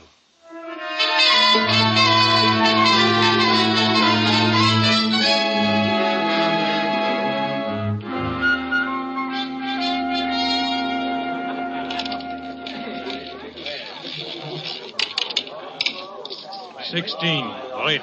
Even. Sorry, monsieur. You lose again. Look, this game is slow death. Haven't you got something with a little more action in it? And monsieur would perhaps prefer the dice table downstairs. That's a thought. Thanks. Oh! I beg your pardon. Oh, no, it is my fault, monsieur. Let me pick up your check. Oh, you are most kind, monsieur. It was very clumsy of me. As a matter of fact, I bumped into you deliberately. It was the only way I could think of to meet you. Monsieur has a ready wit. All bets down. If you're looking for something to tack on after the monsieur, it's Mitchell. Steve Mitchell. They call me Leanna, monsieur. They picked a nice name. Well, here are your chips. You pick up my chips and my luck with them. You must allow me to buy you a drink, huh? You see, I am superstitious. Good. So am I. And having a drink with you is suddenly a superstition of mine. Let us go to the bar. Liana. Well, I should have known you wouldn't be alone. It is only my brother, monsieur. Oh, where are you going, Liana? It is all right, Matik. I am sure the American will take good care of me. Monsieur Steve Mitchell, my brother, Matik. Hello. Oh, your servant offended. Here, Matik, you play some of my chips, huh, while we have our drink. Come along, Steve. You live here in Saigon, Liana? For the most part. But I'm restless. I travel a lot. Tomorrow night I leave for Singapore. Oh? I guess my luck hasn't changed after all. I will not be gone long. How are you going to Singapore? I travel by tramp steamer. It is not so boring. Oh, not on the Malay Star Lines. Why, yes. Ah, here we are. Sort of crowded right here. Why don't we move down to the other end? There is room here. I will move over. Oh, thank you. No trouble, sir. No trouble at all. What will you have, Stephen? Bourbon and... Hey. What is it? I just saw someone I know, Liana. Excuse me just a minute. Of course. Be back in a minute. I will order the drinks. Well, my dear? He seems interested in the Malayan Star Line, sir. You think he is involved? It is possible. Very well. I will proceed on that assumption. Boy, come here. Oui, monsieur? I want a message delivered for me.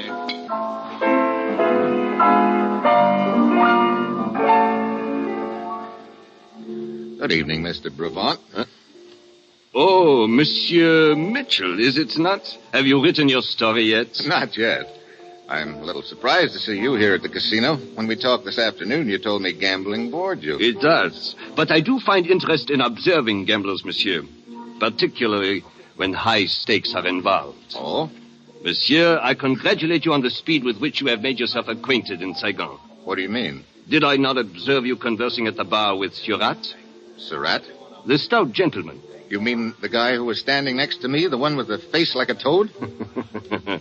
Your description does not flatter him, but it is accurate. Well, thanks, Surratt. I'll see you around. Undoubtedly, monsieur.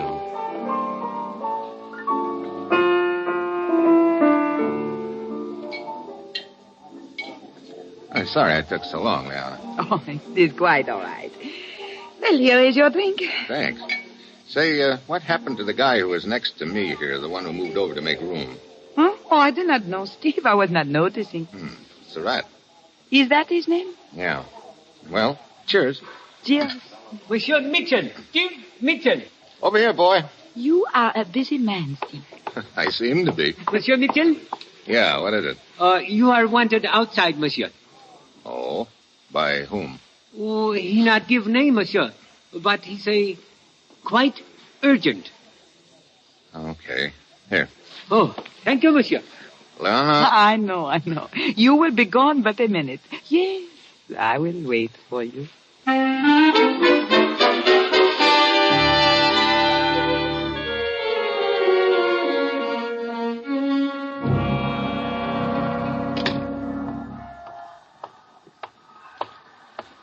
Mitchell, Effendi.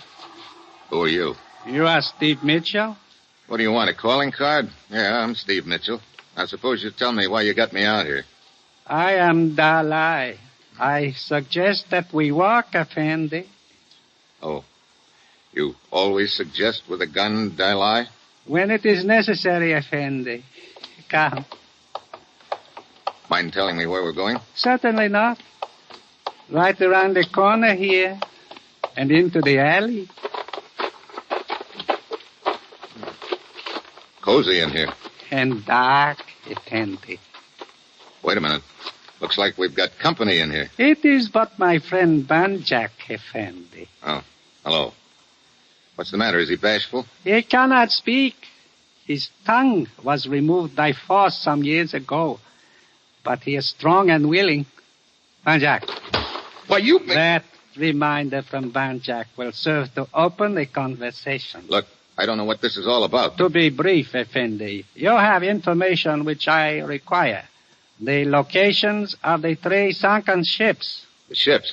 You think I know where they were sunk? Banjak. Look. Perhaps that will refresh your memory. How can I tell you the location when I don't know them? Again, Banjak. I tell you, this wasn't going to do you any good. I don't know where those ships were sunk. Very well. If you intend to be stubborn, you may proceed, Banjak. I told you not to resist. Well, if you think I'm going to stand here and let this big ape make mince meat out of me... Very well, Effendi. It is a pity the Effendi bleeds so easily, Banjak. But I must not deprive you of extended enjoyment. You may kick him. I will tell you when to stop.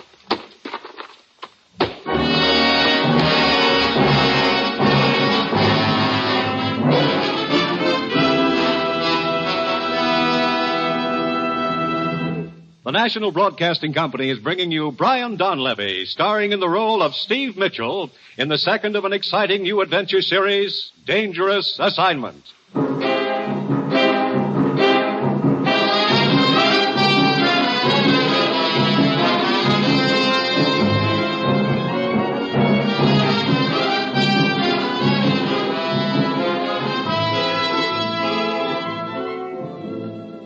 The time, the next morning.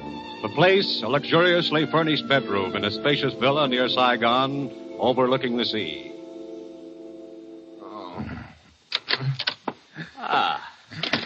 You are awake at last, Effendi. If you can call it that. Well, hey, wait a minute. You're Leona's brother, aren't you? Matik. Your servant, Effendi. Look, would you mind telling me how I got into this harem? You are in the house of my sister, Liana. How did I get here? Well, Liana became worried when you did not return to the casino last night. We went outside to look for you and found you crawling out of the alley badly beaten. So we brought you home with us. You are all bloody. How do you feel now? All bloody? Hey, help me out of this mink-lined cradle, will you? Oh, of course. Where are my pants? Hey, wait a minute. No. It was I who put you to bed. And here are your pants. Oh, thanks. Where's Liana? Swimming in the ocean. Come, you can see her out the window. Hey, she's quite a swimmer, isn't she? Does she always swim out that far? Oh, yes. Every morning. Well, I'm not that ambitious this morning, but a dip would do me good.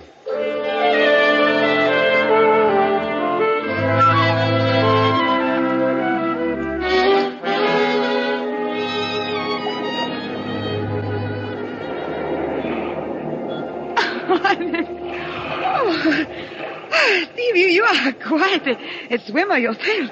Thanks. That water made me feel almost human again. Any cigarettes around here? Right here in my robe. Here you are. You look much better than when we found you last night, Steve. You know, you've taken awfully good care of me, Liana. Why? Why? Oh, perhaps there have been so many places, many times, many men in my life. And with me, there's always been the same. But then last night I saw you. And I knew you were something different. How different? Does that make your bruises feel better? It helps. You know, that's a kind of medicine I could get addicted to, Liana.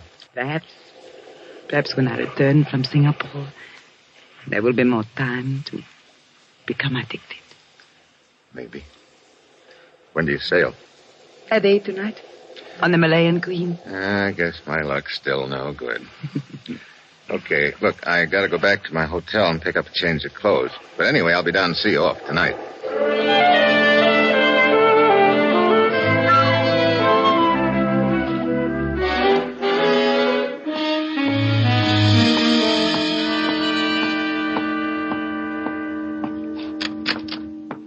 Mr. Mitchell. Huh? Hey, how'd you get in here? I am Surratt. I learned you were registered at this hotel, so I took the liberty of waiting here in your room. Quite a liberty, wasn't it? When occasion demands it, the courtesies must be omitted. What's the occasion? I will be brief. Mr. Mitchell, I will assume you are a man who is interested in money.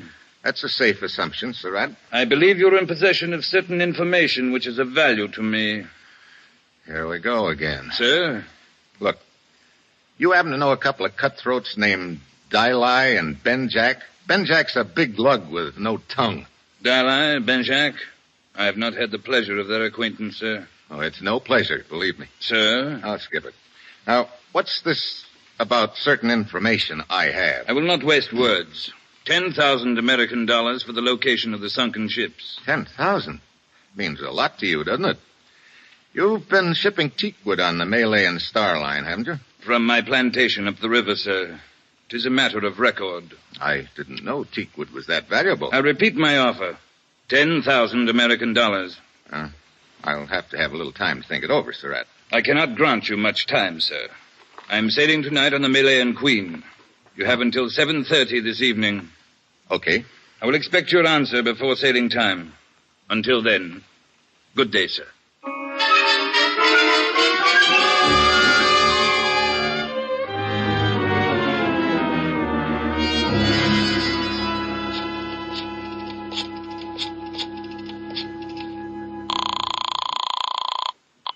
Malayan Starline. Mr. Brevant, please. I am sorry, sir, but he's gone. Gone? Yes, sir, on a business trip. He is sailing in half an hour on the Malayan Queen. Could you get word to him that, never mind, I'll call you back. Come in. Mitchell. Dixon, what's the matter? Knife in my back. What happened? Malayan Queen. Ready to sail. Yeah, I know. I saw someone go aboard. That was on the other ship. You mean the ship that was sunk? Yes. Who was it? Followed me here and stabbed me.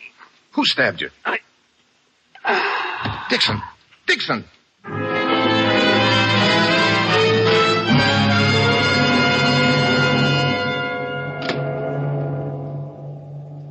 Sorry to keep you waiting, Mr. Mitchell, but I don't leave the bridge until we're out of the channel. That's okay, Captain. I'd like you to look at these credentials. They'll explain who I am and why I'm aboard your ship. You're investigating the recent sinkings. Yes, Captain. A couple of people seem awfully interested in the location of those sunken ships. I'm kicking an idea around that maybe there was something pretty valuable aboard them. What would it be? I don't know. Are you carrying the same sort of cargo on this ship that was on the others? Yes, as far as I know. Another shipment of teak wood from Surratt's plantation? There is. Also some American rehabilitation supplies. Tell me, could those rehabilitation supplies be salvaged after they were sunk? Oh, no. The water had ruined them. Captain, suppose you wanted to sink a ship and recover something from it later. What? Where would you sink it? I suppose in shallow water. Yeah. Now, what's the first shallow water we'll be passing through tonight? Well, let's see. We'll pass through the Diablo Shoals a little after midnight. Depth there is only 15 fathoms. I see. Is that the passenger list on your desk? Yes. Here. Yeah, looks like the gang's all here. Brevant, Liana, her brother Matik, and Surratt. Captain, I need your full cooperation. Why, certainly. What is it? I'd like you to order these 4 passengers to be in Brevant's stateroom 3 hours from now at 11 tonight.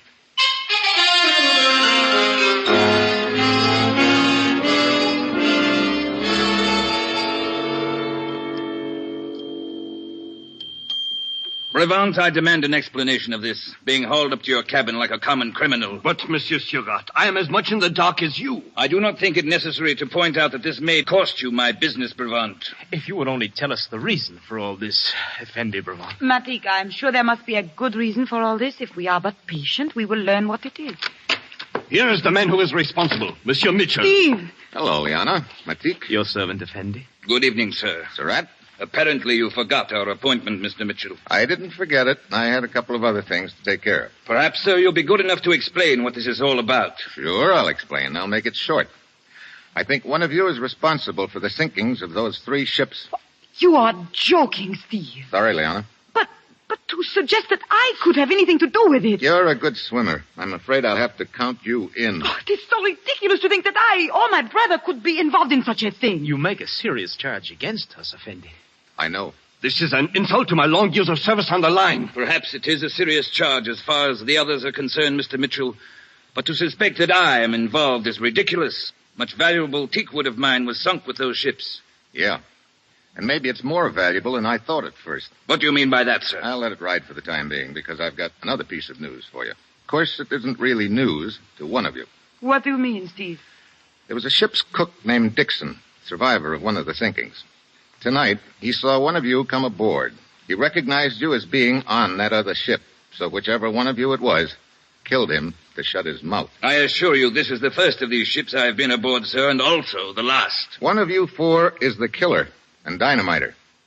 That person has a bomb planted on this ship and plans to dive overboard before the explosion. And that explosion is due for about midnight, 45 minutes from now. Steve, this is ridiculous. Is it? Just keep your eyes on that clock, all of you. Nobody's going to leave this cabin for the next 45 minutes. We're going to sweat it out together, just watching that minute hand creep around to midnight.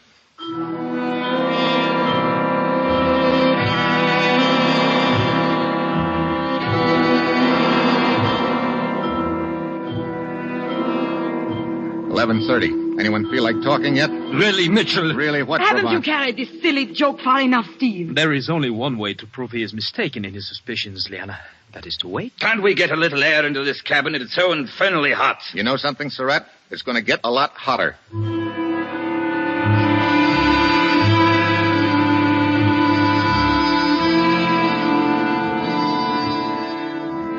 7 minutes to midnight. We reach shallow water in about 10 minutes. That means 10 minutes before the ship gets blown up. Anybody's tongue loosening up? Surratt? I demand to be released from this pest hole. Bravant? You must be insane. Liana? To think I once considered you... Yeah, save the romance. Matik, how about you? You feel like talking? When one knows nothing, one can say nothing, Effendi. Okay, keep watching that minute hand,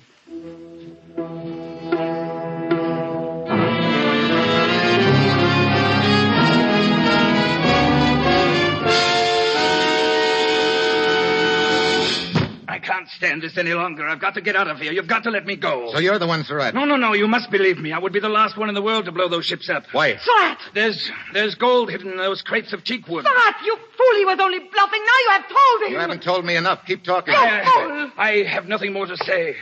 Look, Surratt, 3 ships have been sunk on account of this. Now open up. Start talking. No. You better talk before I beat it out of you. Now spill it. All right. During the war, an air raid, a ship carrying gold bullion steamed up the river to escape. But it was sunk near my plantation. I think I can take it from there. You recovered the gold, and this is the way you've been sneaking it out of Indochina, huh? Hidden in crates of teakwood? Yes, it was Liana's idea. Shut up, Surratt. But someone must have found out about the gold and has been sinking the ships. Yeah, in shallow water so they can get the gold later. Effendi Mitchell, now that we know Surratt is guilty, you will please allow me to leave. I have a headache. Mitchell, it is almost midnight. Yeah, nobody's leaving until I find out who's mined this ship. But Effendi Mitchell, You keep looking at your watch, Matik. Why? Matik, what is the Matik, you didn't. You did. You put the explosives on this ship, too. You were going to jump overboard and leave me here, you fool. Where'd you plant it, Matik? Where did you plant it? Let me out of here. You're not going anywhere. The nitroglycerin will explode in 2 minutes. Matik, you sank those ships. You and Liana betrayed me. Very well. Surratt, put that gun away. Surratt! And for you, Liana. Grab that gun, Bravant. Wait. Matik, where's the nitroglycerin? Where is it? Surratt, you jughead. You killed the only man who knew where it was hidden. We've got 1 minute and 50 seconds to find that nitro. Genius. Any ideas, Bravant? Matik could not have put it below decks. Men are stationed all over the ship. It must be in his cabin. Come on. Locked. Get back, Bravant. Oui.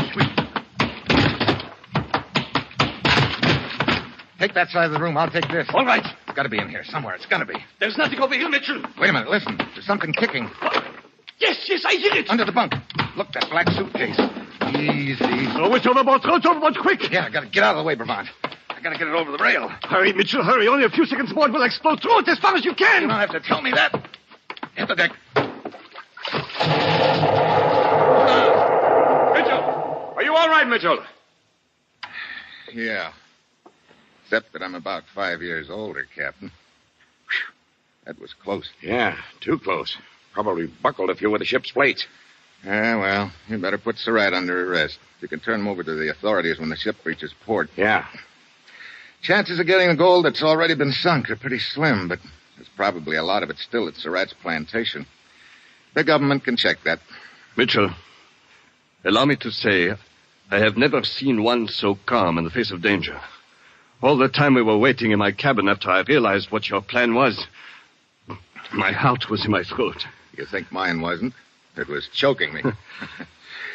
Look at me, Bravant.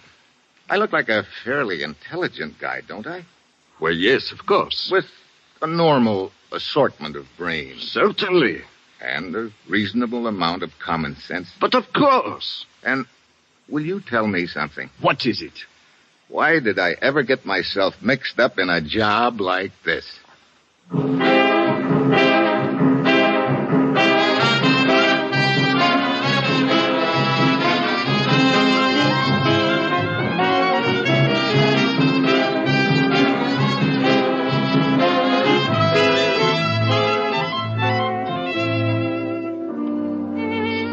You have just heard the second in an exciting new adventure series, Dangerous Assignment, starring Brian Donlevy as Steve Mitchell. Dangerous Assignment is written by Bob Reif and directed by Bill Karn, with music by Bruce Ashley. Be with us again next week at this same time when Brian Donlevy, starring as Steve Mitchell, will embark on another Dangerous Assignment.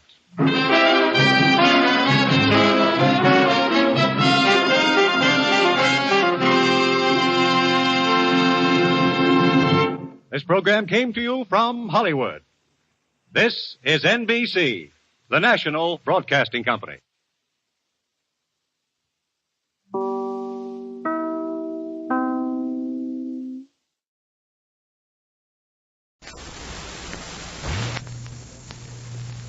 I felt low, very low, the night I set out searching for the girl with the strange hazel eyes.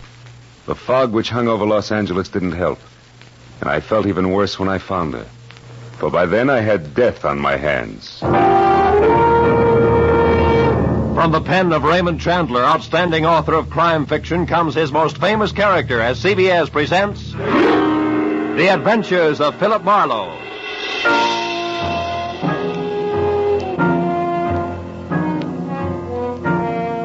And now, with Gerald Moore starred as Philip Marlo, we bring you tonight's gripping story, The Persian Slippers.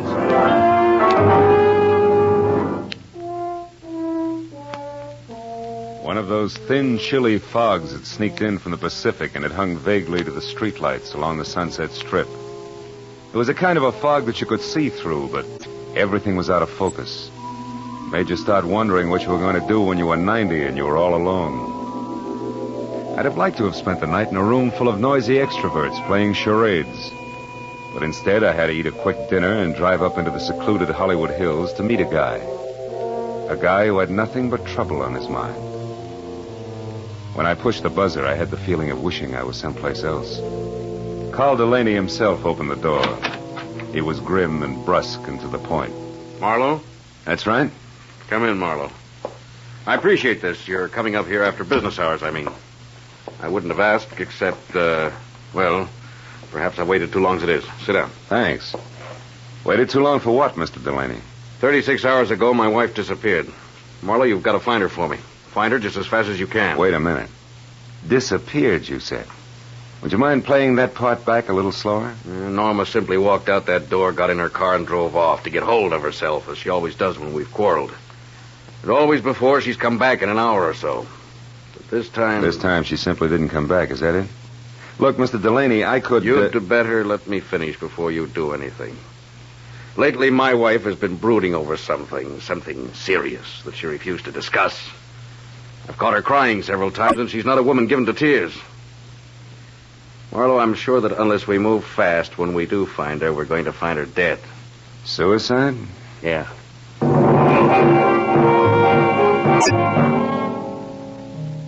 With his thick, blunt hand, Delaney reached for a color portrait lying face down on the table and gave it to me. I looked and saw the face of a dream. A beautiful dream with strange hazel eyes and soft black hair. I felt Delaney watching me as I glanced up in time to catch the fading end of a very ugly expression on his face. I handed the picture back to him, and he laid it on the table again, face down. Then he took me upstairs to Norma's room. It was a nice, frilly room, typically haunted by elusive, sweet smells. There was only one incongruous note. What was the horoscope doing on her desk? From the looks of a picture, I knew that Norma was attractive enough that she didn't need to look to the stars for a future. A horoscope? Yeah, you know how women are. Marlo, will you find her for me? Well, I'll try. My rate is $25 a day plus expenses. And remember, you hired me to find her, not bring her back. Fair enough. You just find her. I'll be satisfied. I'll need a starting point. Were there any phone calls or letters or anything that might be a lead? What about friends? We have no close friends. Norma always stayed to herself. Wait, there was a phone call yesterday from, Madame Jeanette, I think it was. Who's that, a dressmaker? I haven't any idea. She wanted to speak to Mrs. Delaney. I told her Norma was out, and she asked that my wife call her when she got back. That's all there was to it. Anything else you can tell me? No.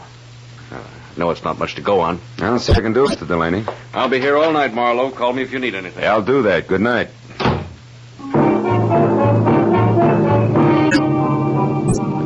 I drove back through the persistent fog to Sunset Boulevard. It was 9:30. I knew it was going to be like tracking a hummingbird through the petrified forest by the bent twigs, but I got a classified directory and I started digging. I checked the hairdressers, the manicurists, and the milliners, and I was just about to start on the interior decorators when I remembered the horoscope on Norma's desk. I quickly turned to the personal consultants. Yeah, there it was. Madame Jeanette. Her establishment, located in a dubious neighborhood south of Olvera Street, turned out to be a tacky cottage set back next to an alley. It was as dark inside as out. I was pounding on the door like a vampire at sunrise when a newsboy came up the path. Looking for Madame Jeanette? Yeah, you know her? Sure, she tells fortunes. Says I've got a great career line. You want to see it? Not right now, thanks. And I'll say for her that she's a sound sleeper. Maybe, but not so early as this. About this time, she's always hanging around that bar on the corner. Tonight, she's throwing a farewell party in there. Farewell party? Who for? Herself. She's leaving town. Oh, thanks a lot. Here, kid. Gee, a buck.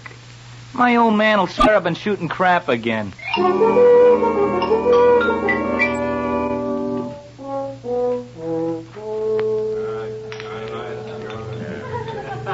Give me another one, Charlie. Not every night I say goodbye to my dear old neighborhood. Muscatel again, Jeanette? Yeah. Did I say dear old neighborhood, Charlie? I think you did, Jeanette. Must have had one too many then. Because of all the low, flea-bitten row of shacks I ever lived in, this is the new low. Ah, Jeanette, that's no way to talk. You hurt my feelings. Pinky, there ain't nothing like a little beer to soothe hurt feelings. Yeah, you said it. Jeanette, can I have another? Yeah. Charlie, give Pinky another. This is his last. The last? I thought you said it was a farewell party. Hey, you with all your dough. This dough's to get me out of this rat trap of a town, see? It's the last I want to see it of it in all my life, see? Yeah, Another we muscatel, see. Charlie. Hold on a minute, Jeanette. Hey, what'll it be, mister? Something just a bit drier than muscatel. Say scotch? It's on me, mister. It's my party. Well, this is indeed a pleasure. You're the Madame Jeanette, aren't you? Yeah, why? You're all of 20 years younger than what I expected. Probably the life I lead. Hey, wait a minute. Why should you be expecting anything about me? I don't know you. Perhaps not, but I know you. From where? Oh, you're more famous than you think. Your reputation is spread far beyond Olvera Street.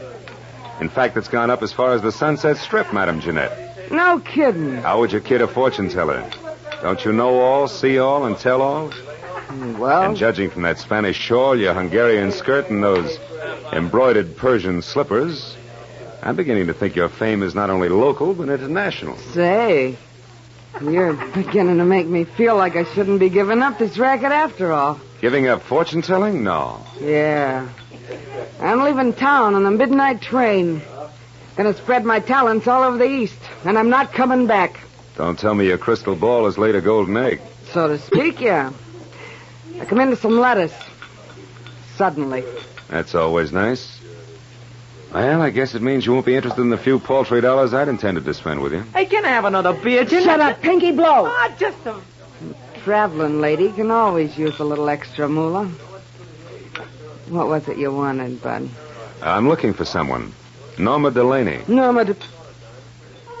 I'm afraid I don't know anybody by that name. I'm afraid you do.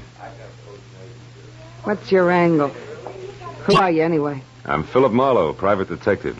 Some private dick you must be to have to resort to fortune tellers. Come on, Jeanette. Look into your crystal muscatel. See if you can spot Norma Delaney. I told you once. I don't know the dame. Now blow. Just a minute, Doc Eyes. Hey, Charlie. Yeah? This bird's crabbing my party. What kind of a joint is this, anyway? Lady can't sit here and have a farewell party without being insulted by every jerk that drops in. Well, mister, I haven't finished my drink yet. you got pockets, ain't you? Just pour a drink into one of them and take it along. You ain't finishing it here. Charlie reached under the bar for his pick handle, so I left without pursuing the subject further. But I knew Jeanette was lying, right in a purple lipstick about Norma. I walked back to my car, lit a cigarette, and spent a few precious minutes trying to decide whether or not to break into her place and snoop. Then I caught the shadow of a figure slipping up on me from behind. I turned. Wait, don't swing, man. Don't swing. It's only me, Pinky. I was in the bar when you was talking to the madam. That tightwad Jeanette. Yeah, I saw you, so? She did something the minute you left. I figured you might like to know what it was. That all depends. Well, I thought it might be worth something to you, like a saw, maybe. Come on, you. No, Spill it. Wait a minute. Spill it. Wait. If it's any good at all, it's worth $5 and no more. Oh, all right. She made a phone call. Who to? What'd she say? Nothing. Just some swear words in Spanish. The line was busy. But I kept my eyes open, and I got the number. All right, let's have it, if you can still remember it. Oh, I can remember it easy. 5 first, huh? Here. Thanks. The number was Crenshaw, 1929. But you get it? Like the year of the big crash.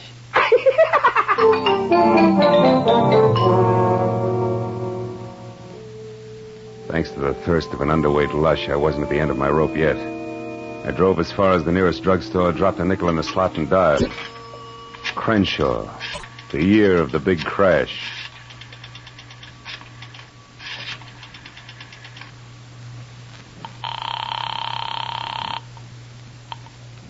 Hello? Hello, let me speak to Norman Delaney, please.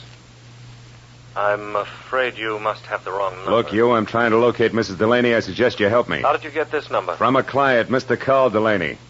But that's impossible. Let's stop sparring. We can save each other a lot of wear and tear if we get together and talk this over. Maybe you're right. Yes, that sounds sensible. I'm at the Beechwood Apartments, number 4. Check. I'll be right out.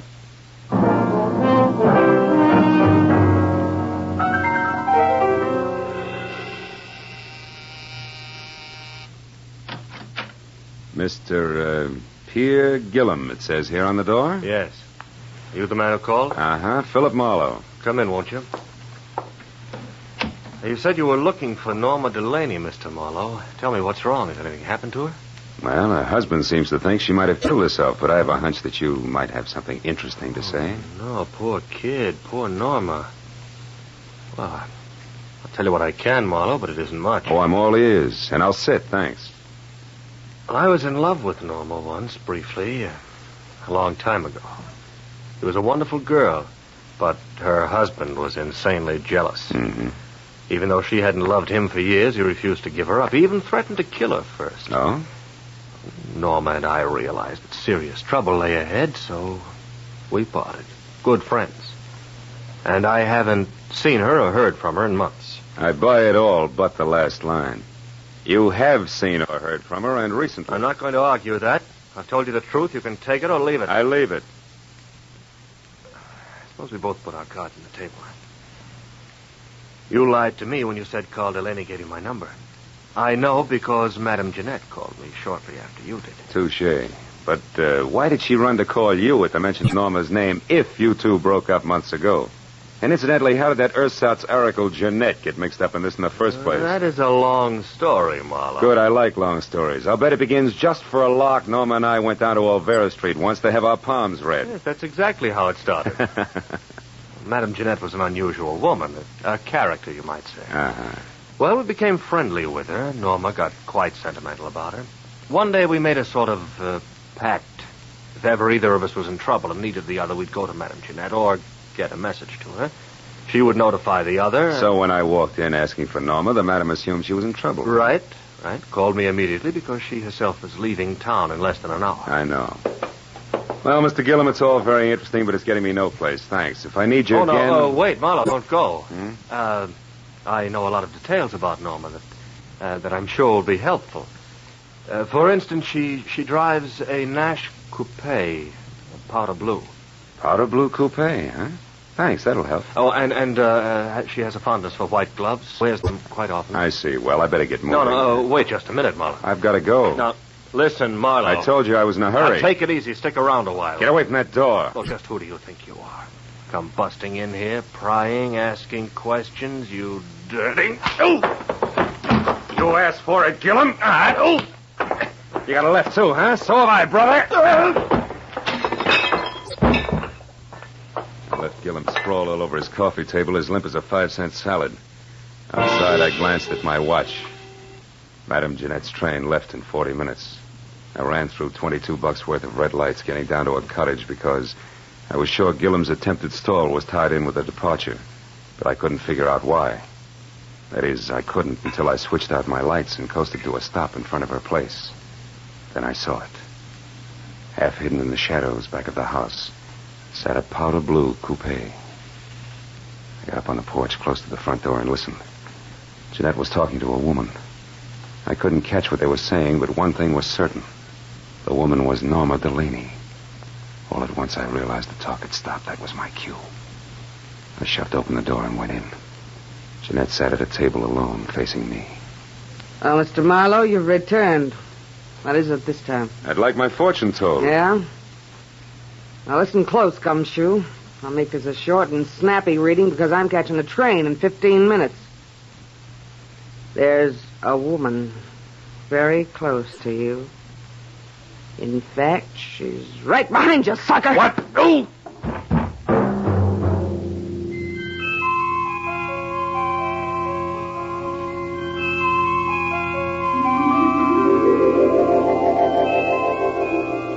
When I finally opened my eyes again, nothing changed. It took me a long time to figure out that the lights were off and it was dark. I climbed up the table leg hand over hand and switched on a lamp. Jeanette's house was absolutely quiet.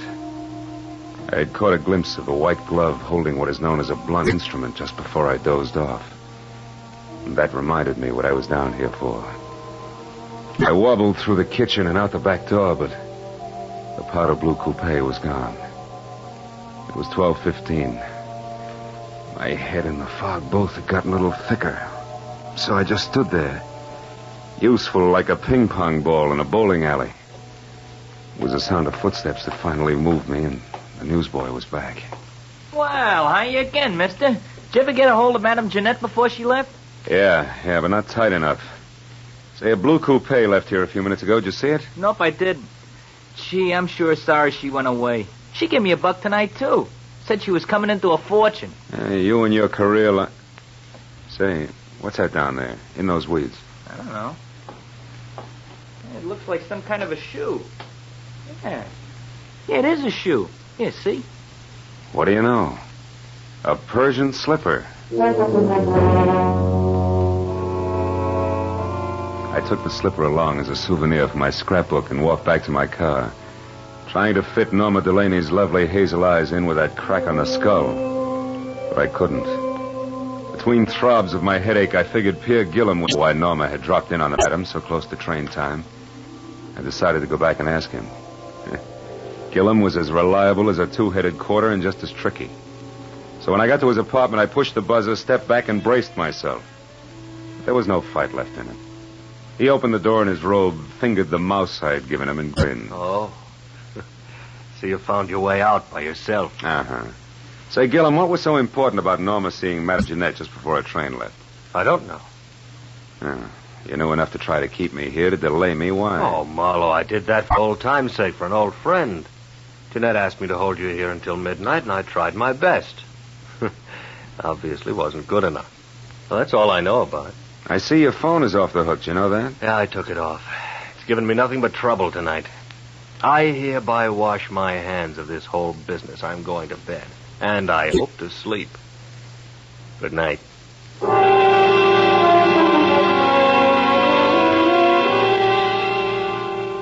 I envied him and left to call my client, Carl Delaney. He said he'd be in all night, but the phone kept ringing and ringing, and no one answered. I suddenly got a very creepy feeling. And 20 minutes later, I pulled to a stop at that small but elegant house. The lights were on, and I saw the powder blue coupe in the garage next to Carl's big black sedan. I ran up the steps. The front door was ajar, so I went in. I found Carl Delaney in front of the fireplace, face down on the floor, dead.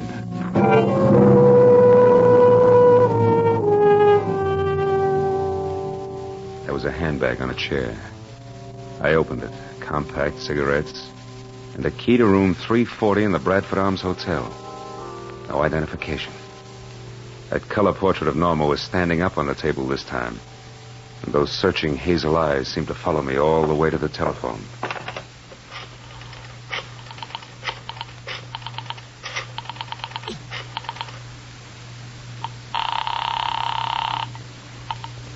Lieutenant Ibarra speaking. Phil Marlo, Ibarra. There's a dead one at 1077 Hollycrest Road, named Carl Delaney, murdered. I'll be right out.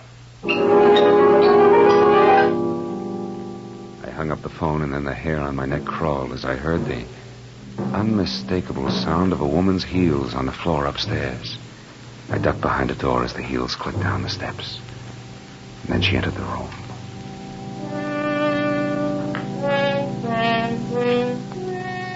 Norma Delaney was lovely. As lovely as a picture. She moved calmly and deliberately, put a note on the table, picked up the handbag, then turned to face the door I was hiding behind. You can come out now, Mr. Marlo. Hello, Mrs. Delaney. You can call me Norma now. And if you're thinking of using your gun, perhaps you'll be good enough to read this note first. Here. To whom it may concern. I, Norma Delaney, purposely and with premeditation, shot and killed my husband, Carl. It is beyond me to express how deeply I hated him, and since I must pay for this and cannot endure a public spectacle, I shall take my own life within the next few minutes. Now look, Norma, no guns. Easy, Marlo. I'll kill you if necessary. But it would be so pointless now. I'm free at last, and I want to spend the little time left to me in my own way. Norma, if you'll listen to me, Stay just back. a minute. Tonight I made my only friend, Madame Jeanette, happy. And I killed a man who needed killing. Something good, something bad. So I'm quitting, even up. What do you propose to do with me? You mustn't try to stop me, Marlo. See that closet? Mm-hmm. Get inside. And careful how you move your hands. Turn around to the wall. That's it. Marlo, I'm sorry I had to hit you at Jeanette's tonight. Goodbye.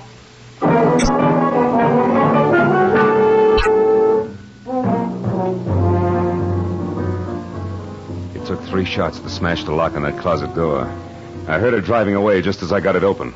In spite of what she'd said, I couldn't let her kill herself. I ran outside to my car. One glance under the hood was all it took. There was nothing left of the wiring but loose ends. I ran into the street and a miracle happened. The first time in my life a taxi in Los Angeles when I wanted it. I'm sorry, fella. I'm going to call. Skip it. This is an emergency. Hey, wait a minute. You Police can't... business. A girl is driving up the road in a blue coupe. We got to catch her before she kills herself. Let's go.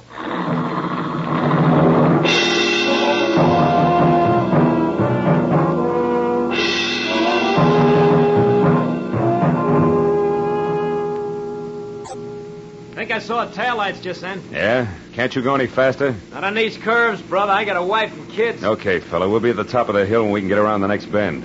We should spot her then. Yeah, you can see the whole road down the other side. Here we are, mister. This is the top. But I don't see her. Where is she? Hey, wait a minute. Stop here. Turn up your motor. This is haywire. I don't get it.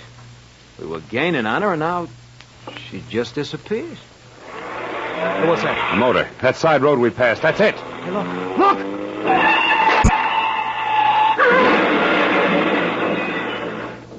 Holy smoke.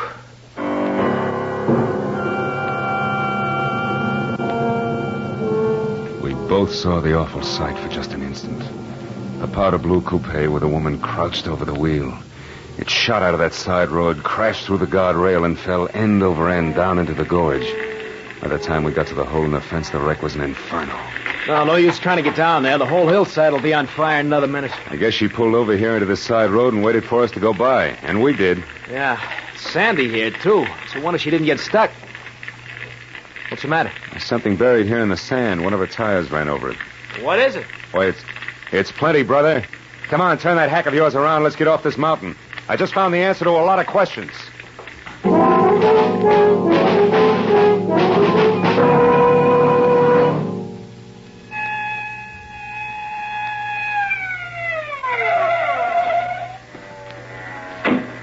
That you, Marlo? Yeah, Lieutenant. We found the body and the wife's suicide note. And one of the boys spotted that fire up on the hill. What is it? Car went off the road. An accident?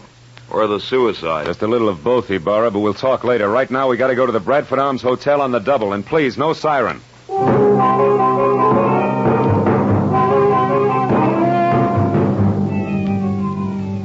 The Bradford Arms was a 3-story walk-up. When we got there, Ibarra stationed one man in front, sent another to cover the back, and we started up the stairs. We had reached the second floor when we saw him on the landing above. Gillum. He spotted us at the same time and turned back fast. There, Marlo. Who's that? That's our boy, Ibarra. Pierre Gillum. Let's go. There he goes. He's heading for the fire escape. Second Lieutenant, he's all yours. I got business the other way. Hey, you! Stop or I shoot!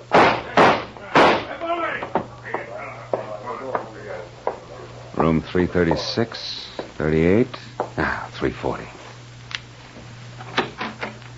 It's all over now. You better drop the gun. Please, it's been neat so far. Don't mess it up. Come on, beautiful. Drop it.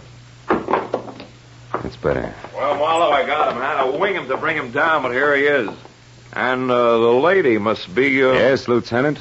The lady is Norma Delaney. The girl who wanted to kill her jealous husband and then commit suicide, but didn't want to die doing it. So she used someone else's body, Madame Jeanette's, which was a logical choice because Jeanette was blackmailing her. Thus, two vultures with one stone, leaving two lovebirds free to fly away together. Right, Norma? Didn't you give Madame Jeanette money so she'd leave town and tell everybody she was going away? Yes, I did. That way the body wouldn't be missed, huh? Yeah. Isn't it pretty? Oh, lay off, Marlo, can't you? Okay, Gillum, okay. Ellie Barra, I've got a sour taste in my mouth. I think I'll go home and goggle. Anything else you need? No, I guess not, Phil. I've had all that's necessary. Wait. Just one thing.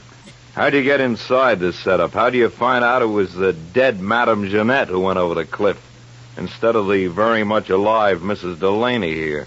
Well, Jeanette had on a pair of Persian slippers, Lieutenant. One fell off down at her cottage where Norma murdered her and put her in the trunk of the car. The other one fell off in the sand of that side road when she took Jeanette out of the trunk and propped her up behind the wheel. Was lucky, Burra.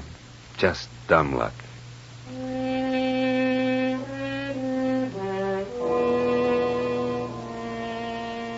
I took a walk later. A long walk. All by myself. Through that thin, empty fog in the dark, empty streets. A pair of hazel eyes and a pair of Persian slippers went round and round in my head. And for some reason I kept thinking, a pair of Persian slippers has two soles, two heels. And it's hard to tell just exactly where the one becomes.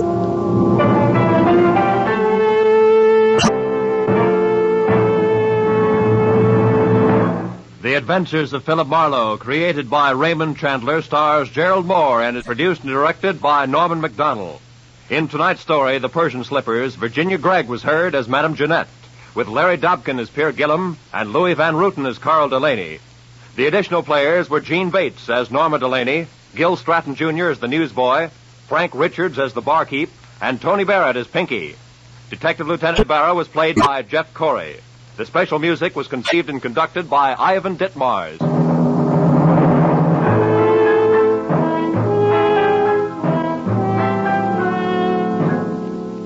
Be sure to be with us again next week at this same time when Philip Marlo says... Sounded good, real good. A weekend at Malibu, expenses paid with a cash bonus thrown in. But that was before I knew about the henchman, the redhead, and the corpse. These three and a white Panama hat ruined it all for me.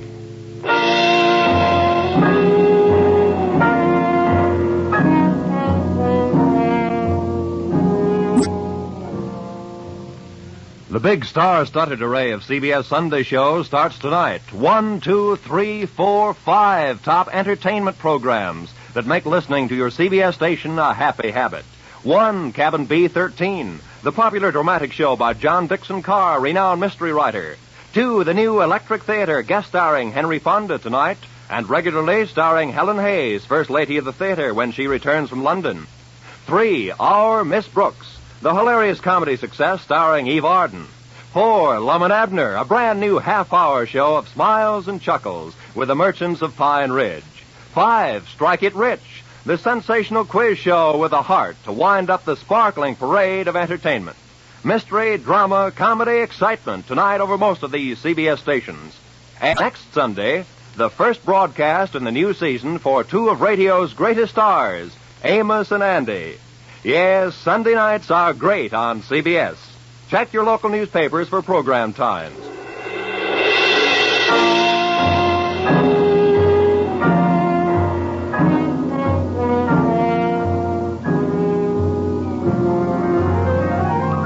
This is Roy Rowan speaking for CBS, the Columbia Broadcasting System.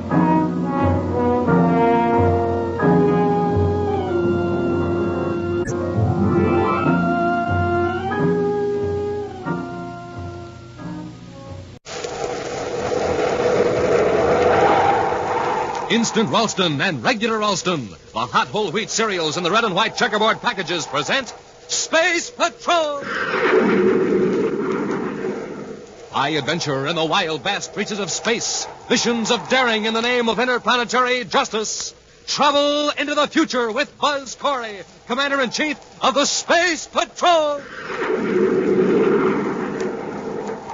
In today's transcribed Space Patrol adventure, Commander Corey, at the controls of the Terra 5, pilots the ship close to a strange disc-shaped object floating above the planet Venus. Cadet Happy is on the disc in a spacesuit, reporting to the commander by spaceophone. Can you make anything out of those instruments and controls, Happy? No, sir, they're nothing like you'd find in a spaceship or artificial satellite. And besides, they're not even connected. The disc seems to be defying gravity. Don't touch anything, Hap. These wires are just hanging loose. Looks like they've been yanked away from the... Hey, Commander, what's wrong? The disc is falling toward Venus. We'll return in just a moment with today's exciting Space Patrol adventure in the Claw of Venus. Hi, Space Patrollers. Captain Dick Tufeld here. Got a riddle for you this morning. You ready? Here goes. What can you see out of, but nobody can see in? The answer? Easy.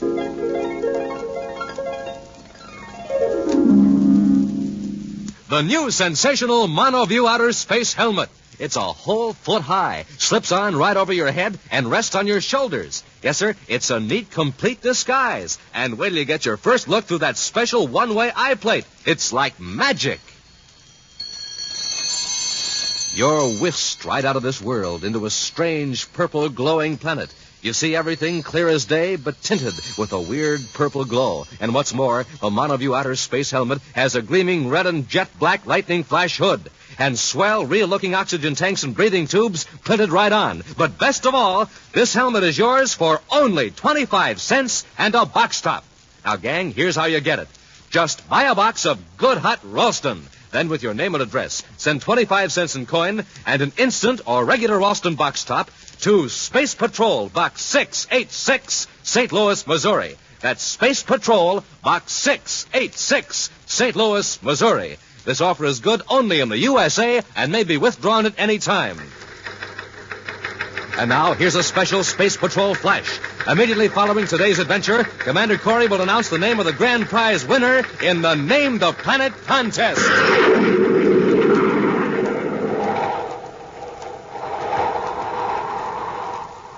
And now, today's Space Patrol adventure in the Claw of Venus. Commander Corey's space battlecruiser, the Terra 5, skims low over the mountains of the planet Venus. Controlled by Cadet Happy, sensitive infrared beams reach through the heavy, dark mist to feel the shapes of the craggy peaks below. Toward the east, eerie blue flashes of lightning signal the approach of a storm. With his eyes on the viewscope screens and a bank of instruments, Buzz Corey threads the needle-nosed ship through its hazardous course.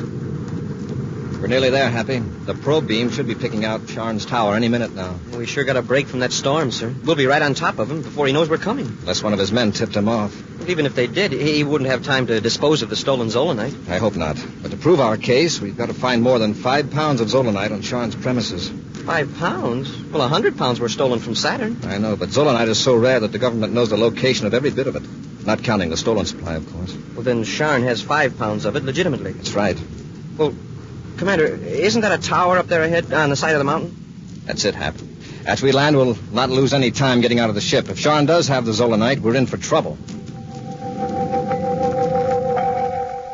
Near the summit of a mountain, Sharn's tower rises into the mist, dwarfing 2 squat stone buildings huddled at the base. In the top chamber of the tower, Gaston Sharn barks instructions to his assistant, Richard Durant. Durant, did you hear what I said? What was that, Sharn? I said 10,000 volts. What's the matter with you today? Oh, it's that storm. I don't like working here in this kind of weather. It makes me nervous. Afraid of thunder. I thought you were supposed to be a scientist. It's not the thunder, it's the lightning. And here we are in this tower with all this apparatus. 10,000 volts, Mr. Durant, if you please. All right. 9250, 9500, 9800. Look out! It's too much. I warned you, the circuit's overloaded. Well, put in a heavier coil. What's that? It's a spaceship. It's landing. I told you we'd get into trouble. How do you know we're in trouble? Look, it's a space patrol ship. The Zolanite. We'll have to hide it. How can we hide it? It's already inside an Endurium shield welded to an Endurium platform. But, Sean, what'll we do? Go down and meet them. Keep them out of the tower if possible, and try to keep that guilty look off your face. They probably aren't looking for Zolanite anyway. But what if they are? I know my rights, Durant. You just keep your mouth shut and let me do the talking. Hurrying down to the living quarters in one of the low buildings adjoining the tower, Gaston Charn hastily spreads several technical books on a table and then settles himself in a chair in an attitude of leisurely concentration. A moment later, Durant greets Buzz and Happy and leads them into the study. Well, gentlemen, this is a welcome break in a monotonous day. Sit down, won't you? No, thanks. Your name is Sean, isn't it? Yes. And you must be Commander Corey by your insignia. Yes. I'll get right to the point, Sean. I have a warrant from the Venus Justice Department authorizing a complete search of your premises. I'm afraid I don't understand, Commander. A search? What for? Sean, 100 pounds of Zolanite was stolen from the government freight depot at Saturn City. 100 pounds? Well, I didn't know there was that much Zolanite in the universe. How much do you have here? Oh, about 5 pounds. Happy, hand me the Zolanite detector. Yes, sir. Here you are. Now, let's see what we can pick up.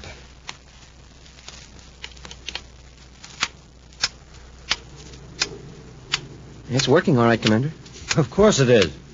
5 pounds of Zolanite is enough to set up quite a reaction. It's true. It could be 5 pounds 20 feet away or 100 pounds 400 feet away. How about it, Sean? Can you move 20 feet and produce your Zolanite? Perhaps the storm has some confusing effect on your detector. Very unlikely. Judging by the indicator, we'll find some Zolanite up in your tower. Let's have a look. Cut the detector half. Come on, Sean. Very well, if you insist. You and Durant lead the way. Very well. Through this door, gentlemen.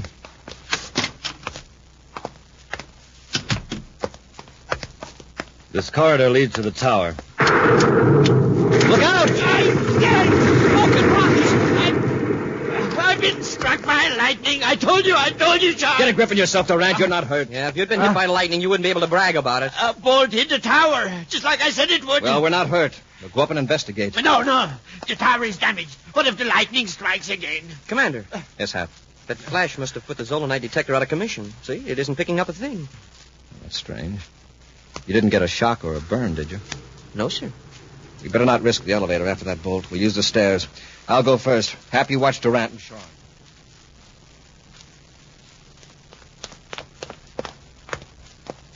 The lab is right through that door, Commander. Smoking rockets. What happened to the roof? A bolt of lightning blasted out the whole top of the tower. Yeah, and it wrecked the floor, too. It's lucky it didn't collapse. I don't understand it. What do you mean, Durant? That huge Endurium platform, it's disintegrated, vanished, just like it's never existed. The walls are seared, but there's hardly any trace of molten metal. Strange. Happy, try that detector again. Yes, sir. It's working, sir, but it's sure a low reading. It's probably picking up this small fragment of Zolanite. Yes, that's Zolanite, all right. Which proves that your detector is working, and in turn proves that I do not have the stolen 100 pounds of this stuff. Yeah, it looks like the lightning destroyed all our evidence, Commander. And in that case, I should appreciate it if you gentlemen would leave, so I may silently contemplate my tragic loss. All right, Sean. There's nothing I can do now but watch your step. Next time it'll take more than a bolt of lightning to save you. Come on, Happy. Returning to their ship, Buzz and Happy head back to Venus City. Doggone it, sir. That storm couldn't have done Sharn a bigger favor if it had it made to order. Base Control, Venus City calling all spaceborne traffic using approach lane 3, level 7. Emergency warning. An unidentified object has been reported hovering at a distance of 17 DUs over Venus. Ships approaching in lane 3, level 7, use caution. This disc-shaped object last reported hovering over the following position. Get this, Happy. Yes, sir. Latitude 15 degrees, 23 minutes north.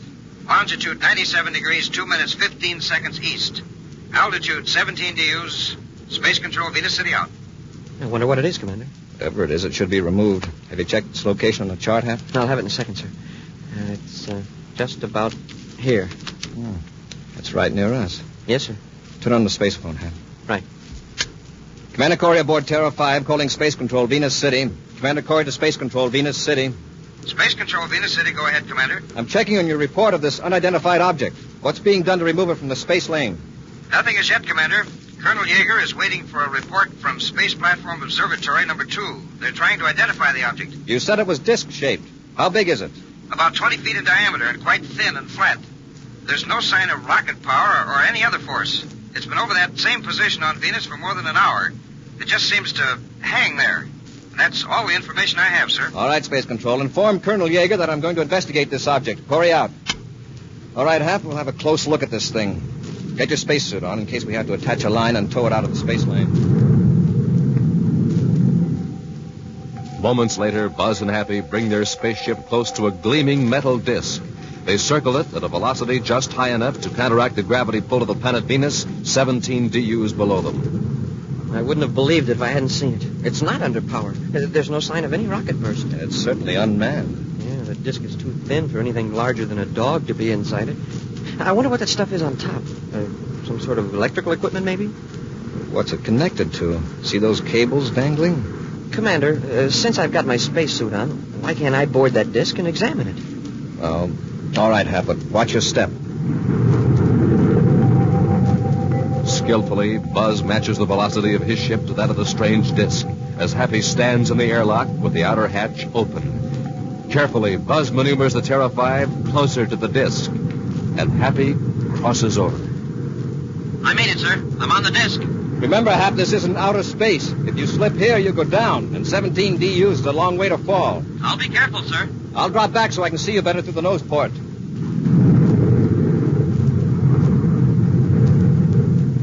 Can you make anything out of it, Hap? Not yet, but somehow I get the feeling that this whole object is part of something else. What makes you think that?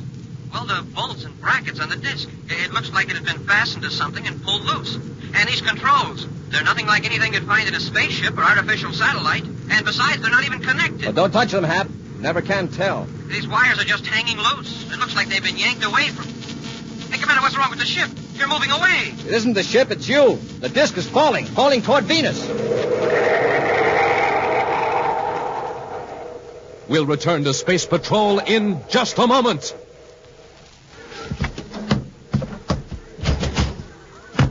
Hi, Space Patrollers. Captain Tufeld again. Right now, I'm in the mail room at Space Patrol headquarters. You hear that? That's our stamping machine pounding away like mad. Just listen to those packages going down that mail chute. Man, oh man, it seems like just about every space patroller in the universe wants one of those terrific monoview outer space helmets. There are hundreds, no, thousands of orders coming in. Say, how about you? Have you sent for your helmet yet? The one and only outer space helmet you can see out of, but nobody can see in. The wonderful helmet with honest-to-goodness looking oxygen tanks and breathing tubes printed right on it. The sensational helmet with the gleaming lightning flash hood and specially constructed outer space ear plates. The helmet that's just like the one Commander Corey wears. Now, to get one, just buy a box of good hot Ralston. Then, with your name and address, send 25 cents and an instant or regular Ralston box top to Space Patrol, Box 686, St. Louis, Missouri. That's Space Patrol, Box 686, St. Louis, Missouri. Now, Space Patrollers, if you've already sent away for your monoview outer space helmet, you may have to wait a few extra days. You see, we've been getting so many orders, the Space Patrol mailroom is swamped and working overtime to get them out. So you better hurry now, because this offer soon ends. Send for yours today. And remember, stand by, Space Patrollers, for the name of the grand prize winner in the Name the Planet contest in just a few minutes. And now, back to our Space Patrol adventure in the Claw of Venus. Returning from the remote mountain laboratory of Gaston Shane, who's suspected of stealing a supply of rare, valuable minerals, zolanite, Buzz and Happy rose high above the surface of Venus to investigate a strange disc-shaped object that unaccountably remains suspended over one position on Venus. Donning his spacesuit, Happy stepped from the airlock of the Terra 5 onto the disc to examine it. He touched a dangling piece of wire. There was a flash, and the disc sharply responded to gravity, falling toward Venus, carrying Happy with it. As Commander Corey hastily maneuvers the spaceship, Happy drops away with rapidly increasing velocity. Happy, can you hear me? Yes, Commander. I'm going to try to get you off that disc before you fall into the Venus atmosphere.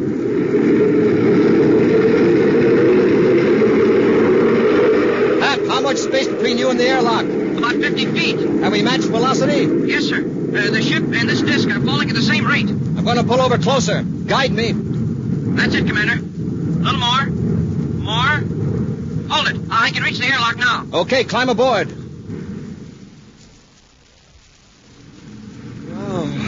We're going to have to pull out of this trajectory, and I'm going to try to take the disc with us. Apply magnetic holding field. Yes, sir. It's in the field, sir. We've got it. Well, we can hold it on a sharp pull-out. It's an awful strain on the hull of the ship. I'm afraid it's too late. Seems a shame to cut it loose. Check the infrared viewscope, Hap. See where the disc will land if it continues this trajectory. Yes, sir. It'll land in the Venus Sea, or along the coast, somewhere in the Gartoga Mountains. Commander, what's that? I just turned on the zolanite detector. Something must be wrong. There's no zolanite around...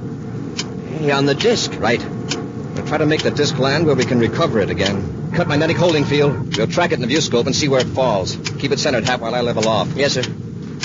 I don't get it, Commander. Zolanite out here on that disc? Well, how did it get there? Remember that hole in the roof of Sharn's tower?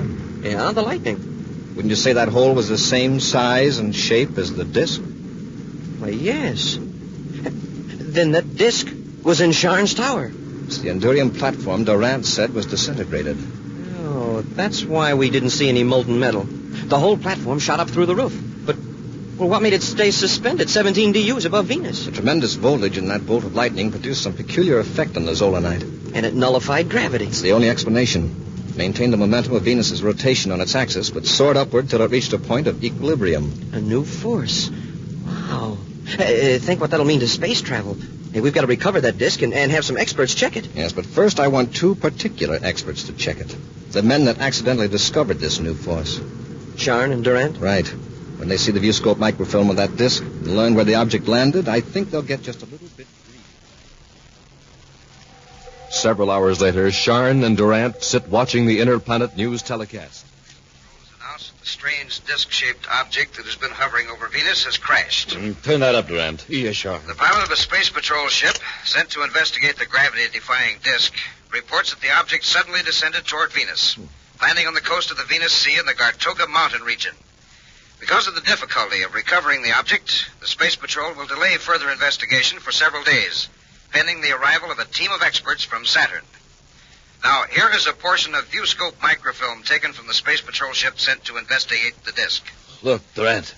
You recognize it? It's the Endurium platform from the lab. This is the mysterious object that now lies in the area known as the Claw of Venus. And now, items from the universe of sports. Cut it Today off. in Mercury Stadium. I've got to act quickly, Durant. What do you mean? We've got to get to the Claw of Venus and recover the zolanite before those Space Patrol scientists get there. But sure. Don't argue. You realize we're the only ones in the universe who know that zolanite can neutralize gravity? I don't like it. It's dangerous. Don't be a fool. We can control high voltages. Quick now. Get some cutting tools. Then we'll blast off for the Claw of Venus. Miles away, where huge breakers of the Venus Sea batter at the bluffs, a gleaming disk of Endurium lies embedded in shattered rocks on the shore. In a small cave nearby, two men in Space Patrol uniforms wait patiently. Think they'll fall for it, Commander? I think they will, Happy. Not only to get the zolanite back, but to protect themselves. Sharn knows that if we find the zolanite, we can prove this Endurium platform came from his lab. I hope they come pretty quick. Tide's coming in. In a few hours, this will all be underwater, including the disc. Yeah. Hey, Commander, you hear that? It's a ship. Coming in for a landing on top of the bluff. Must be Sharn. From their vantage point in the cave, Buzz and Happy watch Sharn and Durant make their way down the steep cliff and start to work. What did we lug that electro-welder down here for? When we get the zolanite out of the container, I want to seal things up a little, just to confuse the experts. Well, I'm in favor of getting the zolanite and heading back to the ship. The experts will know this disc has been tampered with just from the marks of the atomo torch. They might think the metal was fused by air friction in the fall. After all, it dropped 17 DUs. All right, Sharn, Durant, drop those tools. Hurry. Happy, take Sharn's blast gun. Yes, sir. And give me that atomo torch, too, Sharn. Why, of course. Here. Why, you... slug them to that. Sharn, let go of that torch. Come on, Durant. Run for the cliff. We gone this far. Let's finish them They're off. still conscious. Corey's got his ray gun. Come on, keep behind the rocks and run for the cliff. Halt! Stop where you are. Halt! We're safe. Up the cliff to the ship. You've still got your blast gun. We can pick them off, then get the Zolanite. Why use a blast gun on Corey and the cadet when we can get the same results another way? Halt! When we're past that first ledge, we'll blast the cliff with the gun. That'll leave Corey with a perpendicular wall to climb. Hurry, Durant.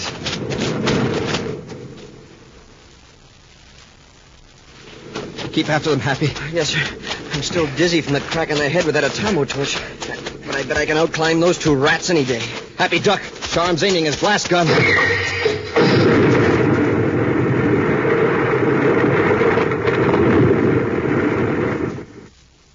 Now, Corey, let me see you get out of that. Smoking rockets, Commander. Look what he did. He blasted that overhanging rock. And there's no handhold, no foothold. Just a sheer cliff. And there they go, the rats. Commander, what are we going to do? The tide's coming in. We can't scale the cliff, that's certain. In a few minutes, the waves will be smashing us back against the cliff. We don't have a chance. Wait, I think we do. A long chance, but it's worth a try. Come on, let's get to the disc. To the disc? Yes. Do you remember what you touched up there when the disc started to fall? Well, yes, sir, that broken wire dangling from the panel. I accidentally brushed it against the Endurium, and there was a flash, and I felt like I was going down in a fast elevator. Apparently, you discharged electricity that was stored in the Zolanite circuit. A charge that made the Zolanite resist gravity. Now, if we could restore that charge, perhaps the disc would rise again. But, Commander, what can we charge it with? There's an electro-welder Sharn left behind. That generates considerable current. As much as a bolt of lightning? No, but perhaps we don't need that much. Well, it's worth a try. It'll mean taking the electro-welder apart with the Atomo torch and rewiring it to the connections in the disc. Let's get to work. Swiftly, Buzz and Happy work with the tools. Then, as the surf begins to surge around them, Buzz makes a final connection and they stand in the center of the Endurium disc. All right, Happy. Take it easy. Start the electro-well generator. Very low at first.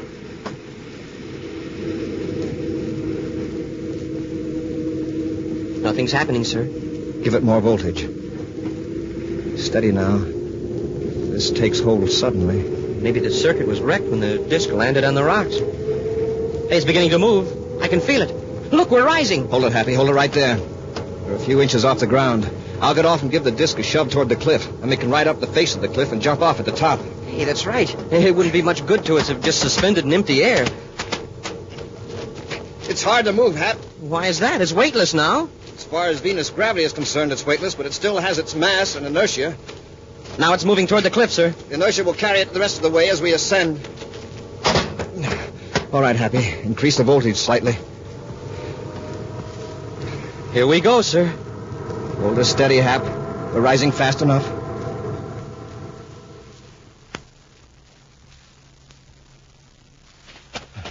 Well, we made it. Yes.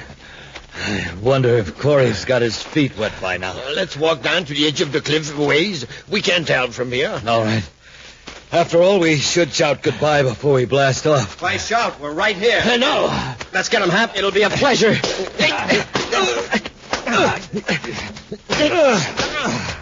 Yeah. I think that'll take care of him. Frankly, I'm sorry it's over so soon. I guess they don't have much fight left after that climb. Oh. How did you get up the cliff? On your gravity disc. You worked the gravity disc? That's right, Sharn. The idea came to the commander like a flash of lightning. An action preview of next week's exciting Space Patrol adventure in just a moment. Smoking rockets, I must be getting space happy. I'm seeing double again. Hey, who are you guys anyway? A couple of twin giants from Jupiter or twin space pirates from Pluto? Well, we can see you, Cadet Happy. Yeah, clear as day. Yeah, but I can't see you. I know. Because you've got your Monoview outer space helmets on. Pretty neat, huh? Got oxygen tanks printed right on our helmets and big red lightning flashes on the hood. Pretty keen? You betcha. More than a foot high. Covers up our whole heads. Nobody can tell who we are. Yep, you're real space patrollers, all right. Sure are. But jumpin' Jupiter, who are you anyway? Oh, come on, tell me. I'm Space Patroller Donnie Smith reporting, sir. Space Patroller Johnny Smith here, sir. Well, you guys sure had me fooled, that's for sure. And say, Space Patrollers, how about it? Why don't you send for your own swell new Monoview outer space helmet? You know, you just buy a box of good hot Ralston, then, with your name and address, send 25 cents in coin and the instant or regular Ralston box top to Space Patrol, Box 686, St. Louis 1, Missouri. That's Space Patrol, Box 686, St. Louis 1, Missouri. Get going right away, today. And now, Space Patrollers, here's the big news. In just 2 seconds, Commander Corey will tell you the name of the grand prize winner in the Name the Planet contest. Commander Corey here. The name of the grand prize winner, the Space Patroller who wins my giant rocket clubhouse with a big motor truck to pull it and $1,500 cash is... Ricky Walker. Ricky Walker of 315 Wagner Street, Washington, Illinois. Congratulations, Ricky. And Space Patrollers, be sure you're listening next week for more exciting news about the winners of the Name the Planet contest. And now, a preview of next week's exciting Space Patrol adventure. At the end of a secret cavern on Saturn's 8th moon, a strange spaceship waits for the precise instant to blast off. Buzz and Happy, helpless at the point of a deadly heat gun, are forced down the cavern toward the ship. Hurry up, both of you. There isn't much time. Listen to us, Zobanek. These people or creatures or whatever they are, they've got some hold over you. Sure, Zobanek. You'll be sorry the instant the ship blasts off. I know what I'm doing. You'll be sorry if you aren't aboard. You mean you'll use that heat gun on us? I won't have to. That's the first warning. If we're not aboard that ship in 3 minutes, we'll all be finished in that rocket blast. Be sure to join us next week for the thrilling story, The Exiles from Denebola, when Instant Ralston and Regular Ralston again present Space Patrol! Space Patrol, created by Mike Moser, starring Ed Kemmer as Commander Corey and Lynn Osborne as Cadet Happy, was written by Lou Houston, produced and directed by Larry Robertson, executive producer Mike Debray. Other players were Norman Jolly, Ken Mayer, Bela Kolvach, and Dick Beals. Dick Tufeld speaking. Now, don't forget to tune in next Saturday and every Saturday when Instant Ralston and Regular Ralston again present Space Patrol! This is Dick Tufeld in Los Angeles with the story of one of the fastest planes in the world and a word from the man who test flies it, Joe Lynch. It's North American's Air Force F-86D Sabre Jet Interceptor. Speed well over 700 miles per hour. Wingspan is 37 feet. Length 41. Cruising range 500 miles. Now, by special tape recording made at International Airport, the well-known test pilot of the Sabre, Joe Lynch. The D is a one-man interceptor, so when you fly it, you're really on your own. That's why I see to it that I'm in good condition all the time. And one way to stay in good condition is by eating a good breakfast cereal like Rice Chex or Wheat Chex. They're just packed full of energy, and they taste well. I think you'll like them, too. No other cereal, puffed or flaked, contains so much nourishment in such concentrated bite-sized form. So take a tip from Joe Lynch, George Welch, and other top test pilots. Make your cereals Rice Chex and Wheat Chex. Be sure to see another exciting Space Patrol story in your local ABC television station. Consult your local newspaper for time and channel. This program is broadcast to our armed forces overseas through the worldwide facilities of the Armed Forces Radio Service. Space Patrol came to you transcribed from Hollywood. This is ABC Radio Network.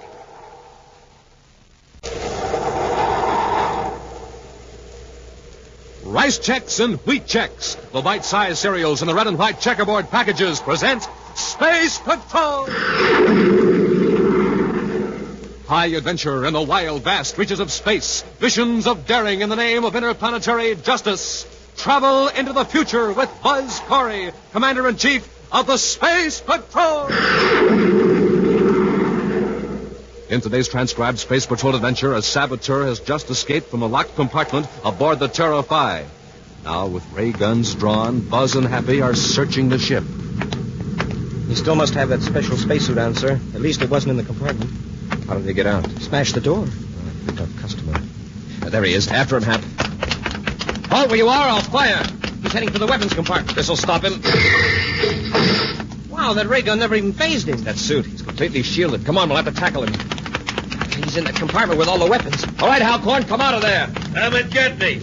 You'd better have something better than a ray gun, because I can drop you if you take another step. We'll return in just a moment with today's exciting Space Patrol adventure, The Test of the XK-3.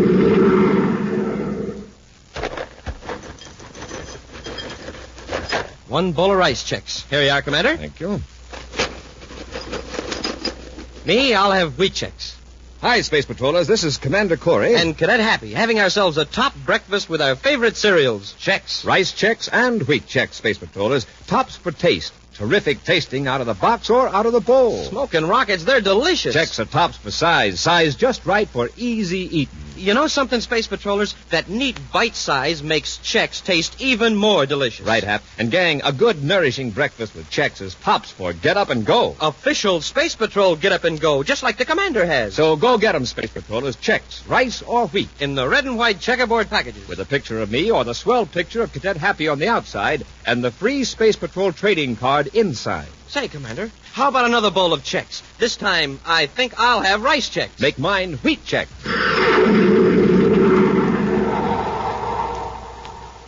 And now today's Space Patrol adventure, The Test of the XK-3.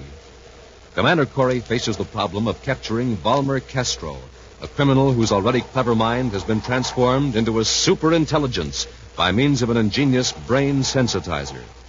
But as far as the public is concerned, the escaped crime genius is of minor importance compared to a coming race from Pluto to Neptune to test a new space drive for interplanetary flight. Even in Space Patrol headquarters on the man-made planet Terra, the race seems to have taken priority over the search for Castro. In his central office, Buzz Corey focuses a pinpoint tracer beam on a gigantic space chart as Cadet Happy looks on. This will show you the relative positions of Pluto and Neptune, Happy. Yes, sir. They're in opposition to the sun. Right. They're as far apart from each other as they can ever get, nearly 7 billion miles, or more than 250 million DU. Wow, that'll be some race. Mm-hmm. It's the longest straight line distance between any two relatively stable points in the solar system. Yes, sir. But if the distance is the object, why not race the two ships clear around the orbit of Pluto? That may come later, Hap. But if the XK-3 performs the way we think it will, no further test or demonstration will be necessary. Well, then you think the XK-3 is sure to win? Well, it's too early to be certain about something as new and revolutionary as the new space drive, Happy. Well, from what I hear, nobody but a lot of old fogies think the Atlas stands a chance. Well, I wouldn't call a man an old fogey merely because he puts his faith in something that's been proved dependable. The Atlas has covered billions of DUs with the standard drive. I'd sure like to be aboard the XK-3, Commander. No one is going to be aboard either ship. Each will be robot-controlled. Oh, to keep the human element out of the contest, huh? At the present stage, the XK-3 space drive isn't shielded against radiation. Oh? If the test is successful, shielding will be installed, but it would be pretty expensive to shield a unit that probably will have to be pulled apart anyway for a checkup. All right, Happy, suppose we forget about the race and settle down to work. Huh? Yeah, that means Valmer Castro. Any leads on him yet, sir? We're checking on his past associates. Yeah, but now that he's got his super brain, he'll probably get himself a new gang. Crooks more in keeping with his high IQ. That's undoubtedly what Castro wants to do, but it'll take time. Smart as he is, Castro can't go it alone. He's wanted by the Space Patrol. He'll need help. Obviously, no honest man will help him. So we'll have to contact some of his old gang. Right. The doctor's cerebroscope didn't put facts or knowledge in Castro's brain. It only made his brain more able to use the facts that are already there. Right now, he'll use that intelligence to gratify his old selfish motives and weaknesses. Well, what are his weaknesses, sir, outside of stealing? That's what we want to find out from his former associates. Let's contact Captain Damon and see if he's picked up any of Castro's old gang. Elsewhere, in a small community on the planet Mars, Valmer Castro seems entirely unconcerned by the fact that he is number one on the Space Patrol list of wanted criminals. His penetrating eyes never leave those of his visitor, a tall, burly spaceship technician named Grant Halcorn. You understand, Halcorn? You leave at once for the Pluto test base. Your traveling instructions are in this folder. Well, look, Mr. Castro, I don't know about getting inside the base. It's all been arranged. We'll have no trouble if you keep your mouth shut. Once you're aboard the XK-3, well, you know what to do. I suppose they make a check of the ship before blastoff. Of course they will. But they won't be looking for stowaways. Not in that gear compartment, smack up against the space drive unit. Now, they'll be too interested in checking instruments and controls. I'm worried about that spacesuit, Mr. Castro. Doesn't seem like much protection. It's been thoroughly tested. You'll have done your work and be out of the ship before a harmful dose of radiation has a chance to penetrate. Yeah, if I can stand the exhilaration. That suit's awful bulky. Suppose I can't move to the escape hatch. The XK-3 won't be given high acceleration until the flight's well underway. By that time, well, you'll have made the necessary adjustments to the robot controls to prevent acceleration. Sure. Then I bail out as the ship crosses the Jupiter orbit. That's right. Your jetpack will be sufficient to give you a trajectory away from the XK-3's vector, and I'll pick you up. Okay, Mr. Castro. I got this, Halcorn. I've got a considerable sum of money on this race. The XK-3 is the heavy favorite. If the Atlas wins, I'll have 10 million credits to set up my organization. Now, don't worry. The XK-3 won't stand a chance. Naturally.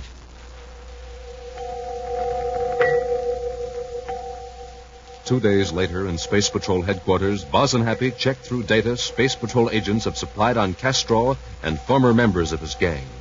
On the huge space chart, two small lights, one red, one green, move with agonizing slowness sunward from Pluto. Despite the temptation to watch the progress of the race, Happy diligently checks the reports.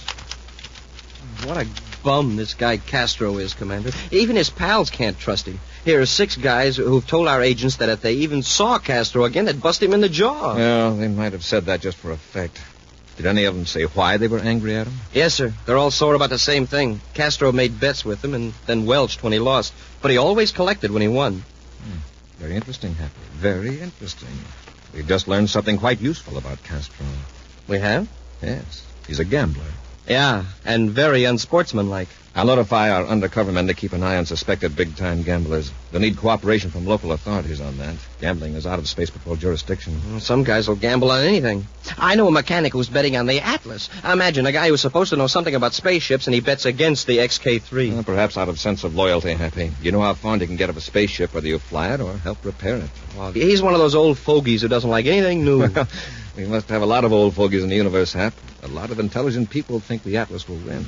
People must be crazy. The odds are 20-1. And look at the chart, sir. The Atlas blasted off ahead of the XK-3, and already the XK-3 is gaining. The race has just started. Neptune is still millions of DUs away. Well, the only way the Atlas can win is for somebody to fire a space torpedo into the XK-3. If you're worried about somebody blasting the XK-3, forget it. I've assigned patrol ships from every planet to guard the race vector.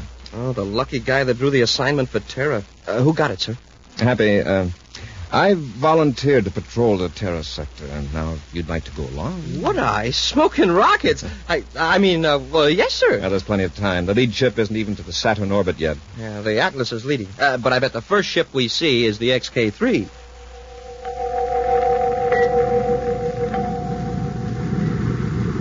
Here it comes, Commander, and right on vector. Yes, fairly close to schedule, too. Adjust the viewscope sensitivity control, Hap. Let's see which ship it is. Oh, it's the XK-3, of course. What else could... Hey. Commander, it's the Atlas. Why shouldn't it be the Atlas? It blasted off first. It's the total elapsed time that determines the winner. Well, yes, sir, but the way the XK-3 was gaining at first... I'll check with Pluto. Commander Corey aboard Terra 5 calling Pluto Space Control, XK-3 robot testing section. Corey to XK-3 testing section. This is XK-3 testing section. Go ahead, Commander. The Atlas just passed Terra Patrol segment of the test vector, approximately on schedule. Yes, sir. We've been monitoring the Atlas control section. The Atlas was thrown off a vector by meteors outside the Saturn orbit. Velocity was reduced, and vector changed to avoid meteors. The Atlas is now back on plotted vector, but behind schedule. What about the XK-3? We are having trouble, sir. What kind of trouble? Well, Colonel Balcom thinks it's the space drive. Acceleration hasn't developed as it should. Could it be the robot controls? No, the Colonel doesn't think so. The new space drive responded perfectly beyond the limit of previous tests. But now there seems to be a dampening off, as the Colonel expressed it. And you can't compensate by adjusting the robot controls? We've tried that, Commander. The trouble showed up near the Jupiter orbit. We are in complete control here on Pluto, except that the space drive seems to choke itself off. The Colonel described it as a self-limiting function inherent in the drive force. Acceleration is becoming deceleration. But I would be glad to relay any suggestion to the Colonel. Colonel Balcom is in complete charge of the XK-3. There are no suggestions. Corey, out. Of all the rotten luck. In his private cruiser, Valmer Castro carefully adjusts his spacephone receiver to a prearranged frequency, while holding a vector some distance from that of the test course. Alco into Castro. Alco into Castro. Castro here. Keep your transmitter power as it is. I can reach it. If you got a fix on this ship, I'm going to bail out. I've stuck with this crate too long already. Now, there was a reason. The Atlas was delayed by meteors. I didn't want the XK3 to gain an advantage because of that. She's choked down now, Chief. The more they try to accelerate her from Pluto control, the more she'll slough off. Good. Bail out. I'll pick you up. Listen, I'm only a speck in space. The momentum of the ship will carry me forward. I can mentally compute your trajectory when you leave the ship. And don't worry. I may have to hold off until patrol ships are out of range.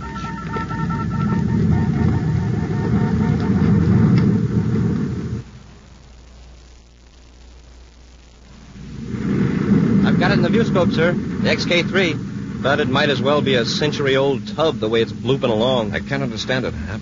There's nothing in the short test of the XK3 to suggest trouble like this with a new space drive. Somebody in Pluto robot control is goofing up. Well, that's unlikely, Hap. Any defect in a robot control system would show up in the self-analyzer, the self-monitoring system. And you know as well as that. Hap, look at the viewscope screen, number 3. Smoking rockets. What is it, a baby meteor? I don't think so. At any rate, it's receding from us.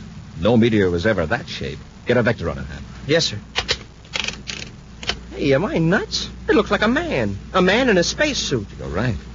Line him up in the vector computer, quickly. Well, what in the name of Jupiter's moons is he doing out there? Now, I've got it, sir. Unless he's changed course with a jetpack or something, this is the way it lines up. His vector would cross that of the XK3. Yes, sir. But backtracking the XK3 vector, the ship and the man were at the intersecting point at the same instant. Either they came mighty close to a collision, or the man's trajectory began at the ship. In other words, he was aboard the XK3. But that's impossible. Nobody could survive the radiation from the power unit. It's completely unshielded. I'm changing vector. We're going to overtake that man. Get into a spacesuit, Hap, and then into the airlock. Get ready to pull him aboard.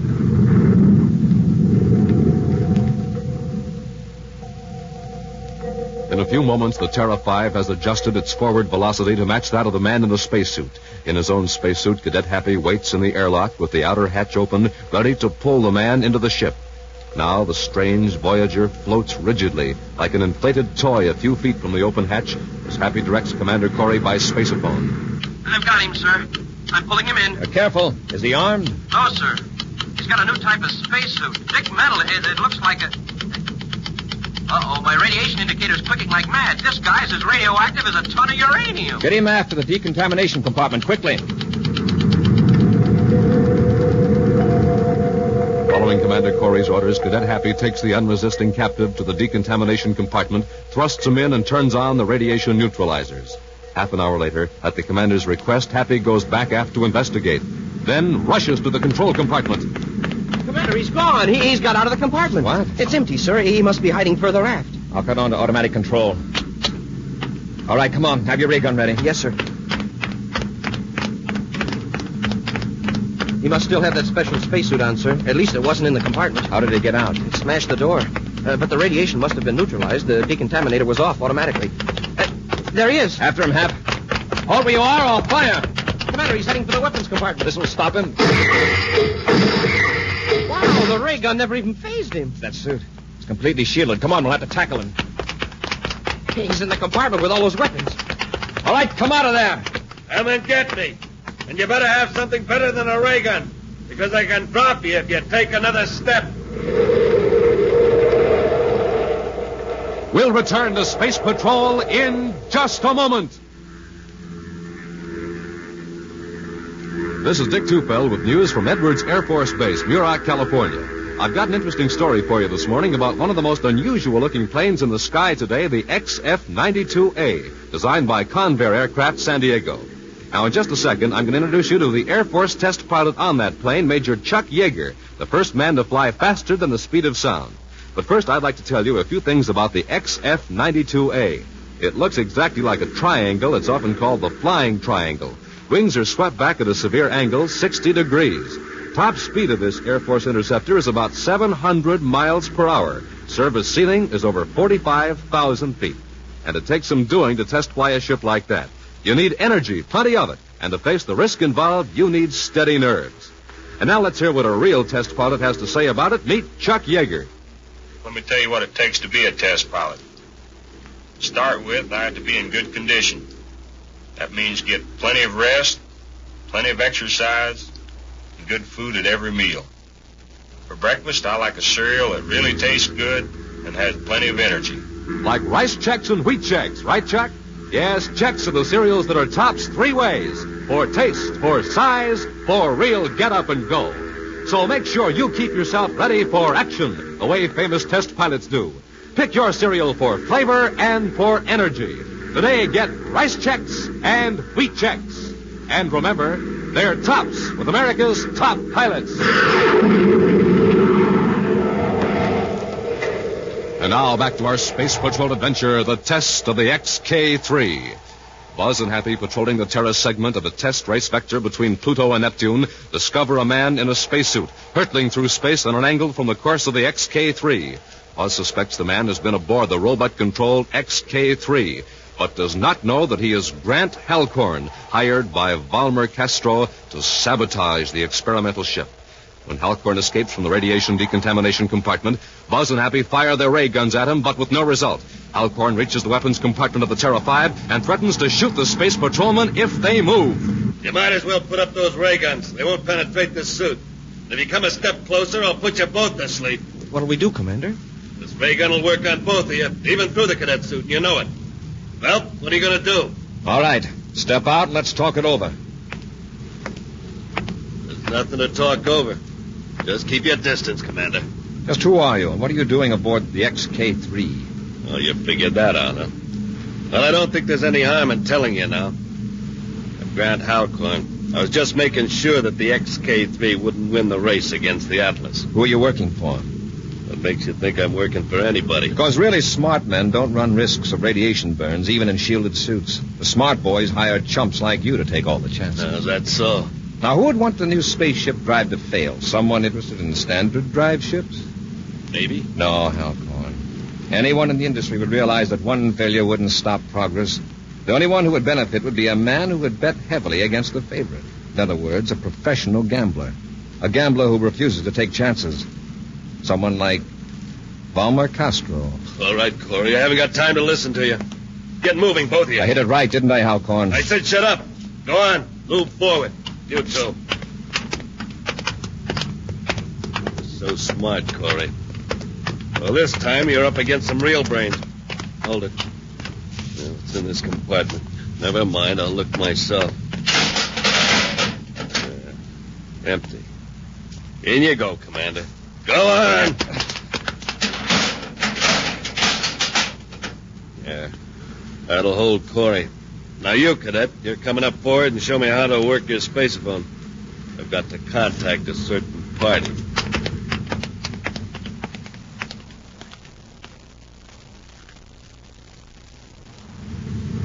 All right, Cadets.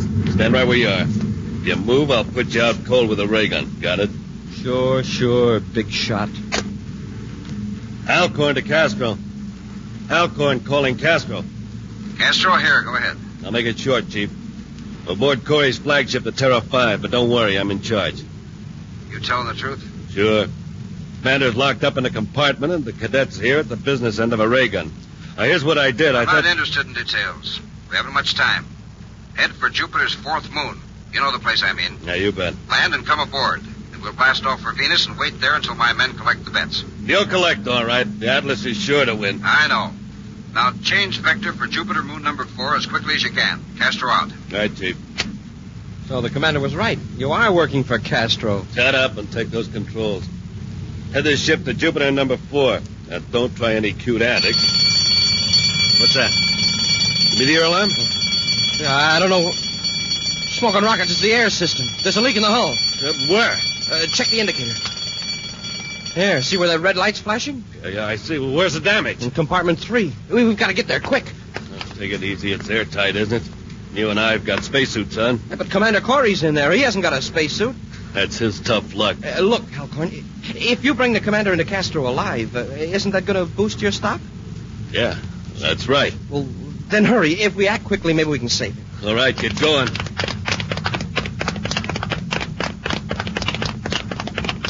Here's compartment 3. Close your face piece. Okay. Come on, open the door. Hurry, Halcorn. We've got to work fast. Yeah. Hey, where's Corey? Where'd you go? Drop that ray gun, Halcorn. Drop it. I've got him, Happy. Raise his face piece. Yes, sir. And sit on him. He's hard to handle. All right, Halcorn, just relax. Now, take it easy, Halcorn. There's no hole in the hull. Oh, that's a relief, sir. But what set off the alarm? Thermostat in the bulkhead. The thermostat? But it'll only sound an alarm if it registers excessive cold or heat. It was heat that did it, Hap. Friction from rubbing my belt against it. Let's get Halcorn out of that spacesuit so it'll be easier to handle. And we'll get him up forward. And Halcorn, if you know what's good for you, you'll talk. Talk fast. That's the straight truth, Commander.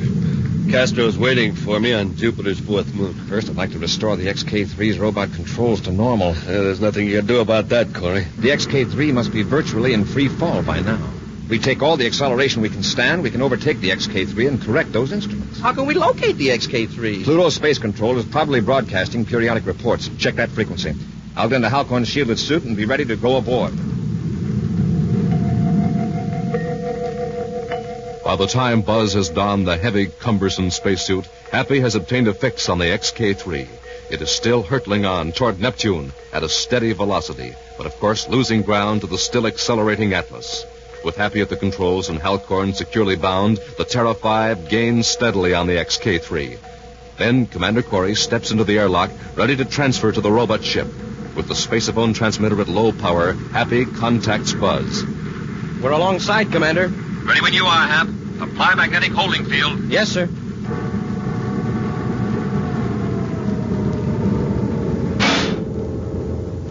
Airlock's joined, sir. Very good, Happy. I'm going aboard.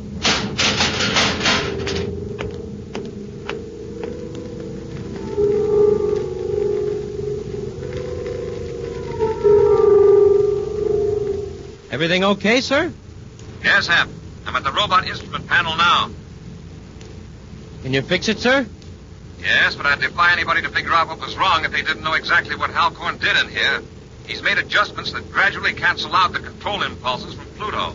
I didn't think Halcorn was that bright. He just followed instructions. Castro is the genius. He's figured out the right combination to dampen the controls. Something that wouldn't happen by accident once in a million times. Wow. I've about got it reset, Hap. It'll take several seconds to build up the balance, which is lucky. It'll give me time to get back to Terra 5 before the space drive takes hold. I'll be ready to cut loose, sir. Do it the second I give the word, Hap. There. That's the last setting. Stand by. Standing by, sir. I'm in the airlock, Hap. Disengage holding field. Okay, sir.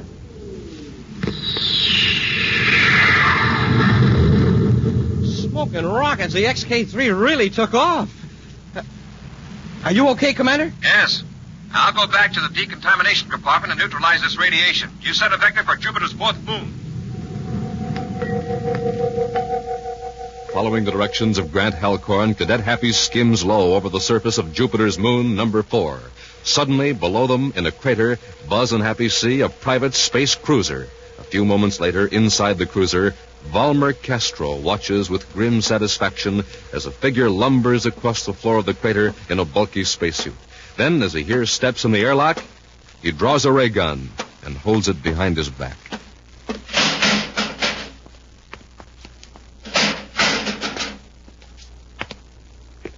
Well, Halcorn, raise your face, please, and get out of that suit. It must be very uncomfortable. Hello, Castro. Corey, hold it. Don't move. Oh, come now, Castro. A man of your intelligence should know that a ray gun can't penetrate this shielded suit. It might work at close range. You better hold it, Corey. I warned you.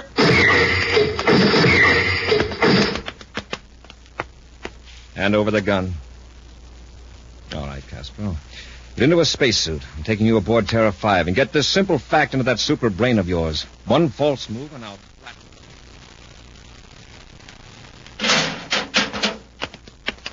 Castro, get that suit off. And we'll put you back aft with your friend Halcorn. Prepare to blast off, Happy. Yes, sir. Well, what's so funny, Castro? Well, just amused. You know, when I'm discharged from the center, I'll be free of what you call my criminal tendencies. But I'll still have my superior intellect. I hope so. And I'll have more than that. I'll be a very rich man, Corey. And what will you be doing? Still risking your neck while every crook in the solar system hopes you'll break it. Frankly, that's what I like. But what makes you think you'll be a rich man? From the money I've won on the race. I can still collect, you know. Happy, get the Neptune Space Control channel, will you, please? Yes, sir. Bulletin NY 459. Repeating for all Space Patrol units. Neptune City Space Control. The robot cargo ship Atlas has just landed at the spaceport completing a non-stop flight from Pluto. See what I tell you, I won. The Atlas arrived just 2 hours and 15 minutes after the XK-3 broke all records. It's impossible. The XK-3 with its new space drive roared into victory despite a long delay that gave the Atlas a 10 million DU lead. Official figures of the XK-3's record run will be released at 0900 Universal Star Time. Neptune Space Control out. It can't be. I don't believe in gambling, Castro, but this is one bet you're going to pay in full. Ready for blast-off, sir. Fire rockets. Fire rockets. Up, ship and away.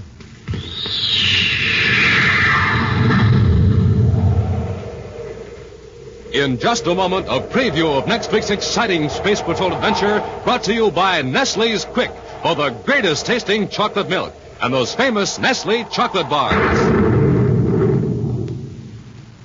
Hey, gang, do you hear this at your house?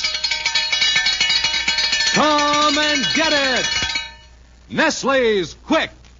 Yes, that's the Nestle's Quick Call, music to the ears of every space patroller. Quick makes the most delicious chocolate milk ever invented. It's rich, it's smooth, it's super chocolatey. Tastes just like those wonderful Nestle's chocolate bars. And say, you can make your own frosty glass of Nestle's Quick in no time flat, anytime you want it. Because after you pour out your glass of milk, yes, I said after, then you just put in 2 spoonfuls of smooth chocolate Quick powder and give it a little stir. And, gang, that's all you have to do to make the chocolate milk that's real George. Mom will find Nestle's Quick in the big brown and yellow can, so ask her to get plenty because Quick is so full of vitamin D, it's better than good for you. Come and get it! Nestle's Quick!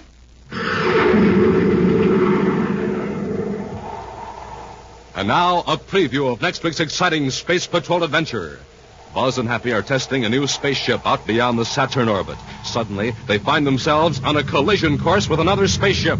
That pilot must be crazy. He suddenly changed vector right toward us. He's not trying evasive action, so it's up to us. Fire starboard rockets. Commander, he's still coming at us. Hap, that ship is a robot-controlled guided missile. If we don't blow it up, it'll hit us. Stand by to fire space torpedoes. Standing by, sir. Fire one. Commander, the torpedo controls are jammed. We're going to crash.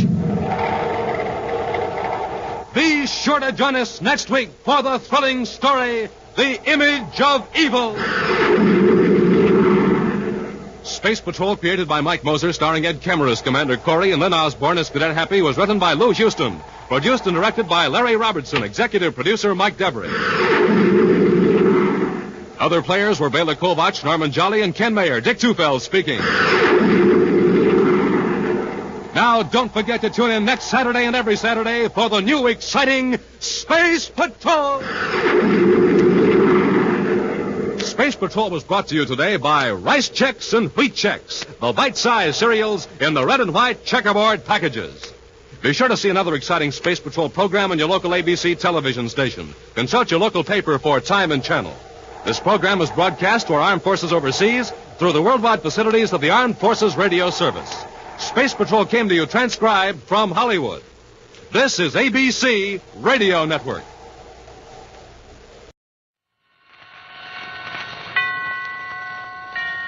Roma Wines present Suspense.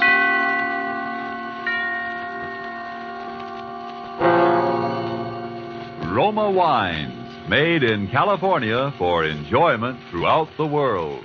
Salud! Your health, senor. Roma Wines toast the world. The wine for your table is Roma Wine, made in California for enjoyment throughout the world. This is the man in black here for the Roma Wine Company of Fresno, California, to introduce this weekly half hour of Suspense. Tonight in Hollywood, Roma brings you the young American actor whose sensational rise to stardom has been unparalleled in recent seasons, Mr. Alan Ladd. The suspense play which stars Alan Ladd and which is produced and directed by William Spear is called The One-Way Ride to Nowhere. So with this play, and with the performance of Mr. Ladd as an adventurous young man named Tom Dwyer, Roma Wines again hope to keep you in suspense.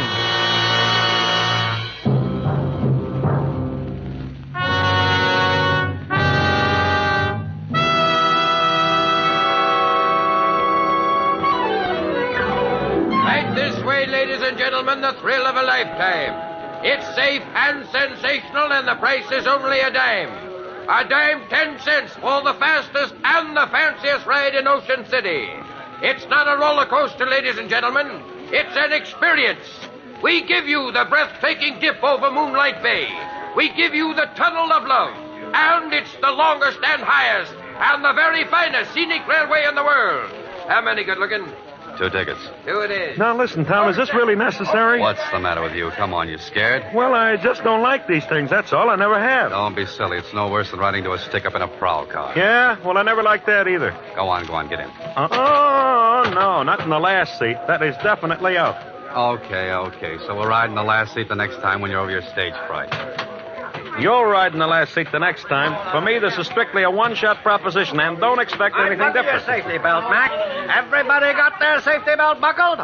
Okay, folks, you're on. So here we go.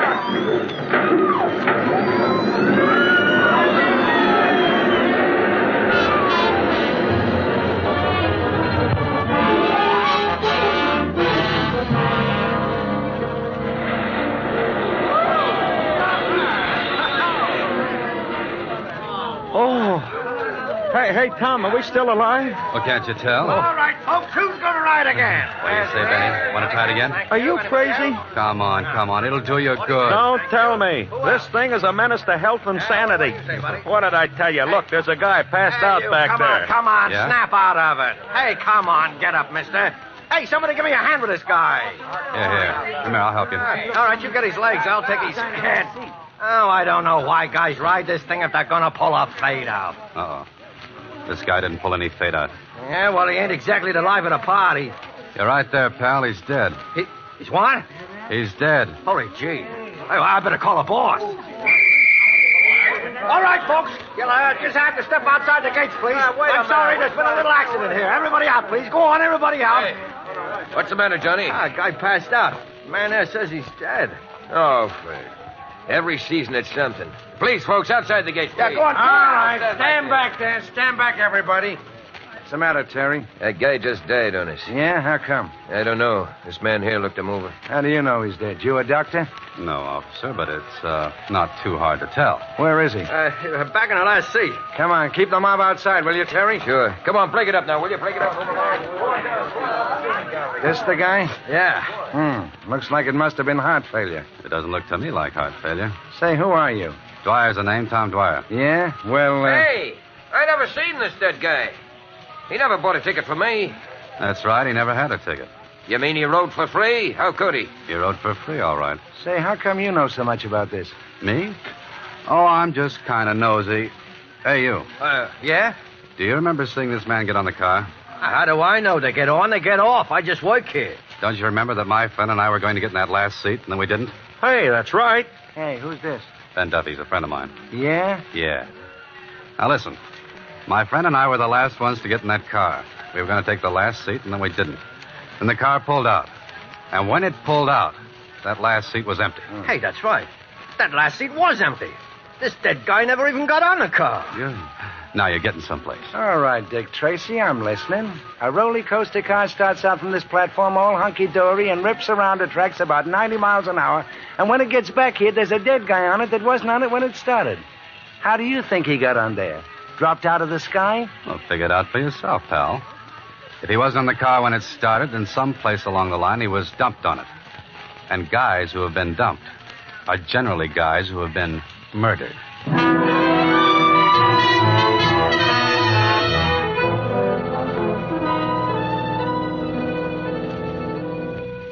Murder is a rude and terrible customer, always. But seldom indeed has this unwelcome guest intruded more incongruously than on this particular evening when he chose to be the extra passenger on a roller coaster ride. Alan Ladd is our star of suspense in Robert L. Richards' story, The One-Way Ride to Nowhere.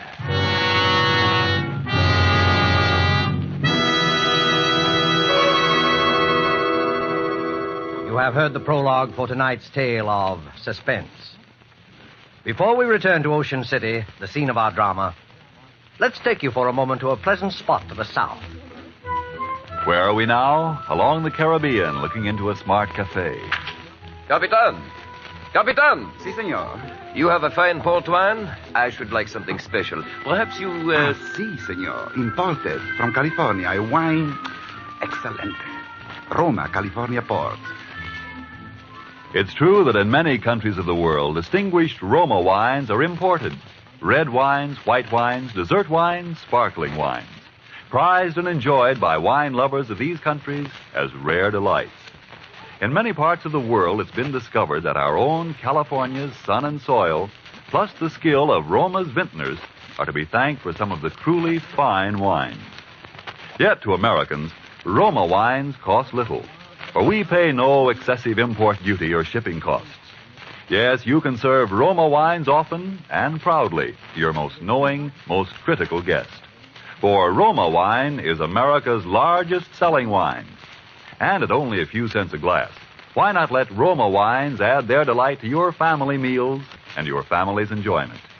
Buy wine tomorrow and specify Roma, R-O-M-A, made in California for enjoyment throughout the world. And now it is with pleasure that Roma Wines bring back to our soundstage Mr. Alan Ladd in The One-Way Ride to Nowhere. A tale well calculated to keep you in suspense.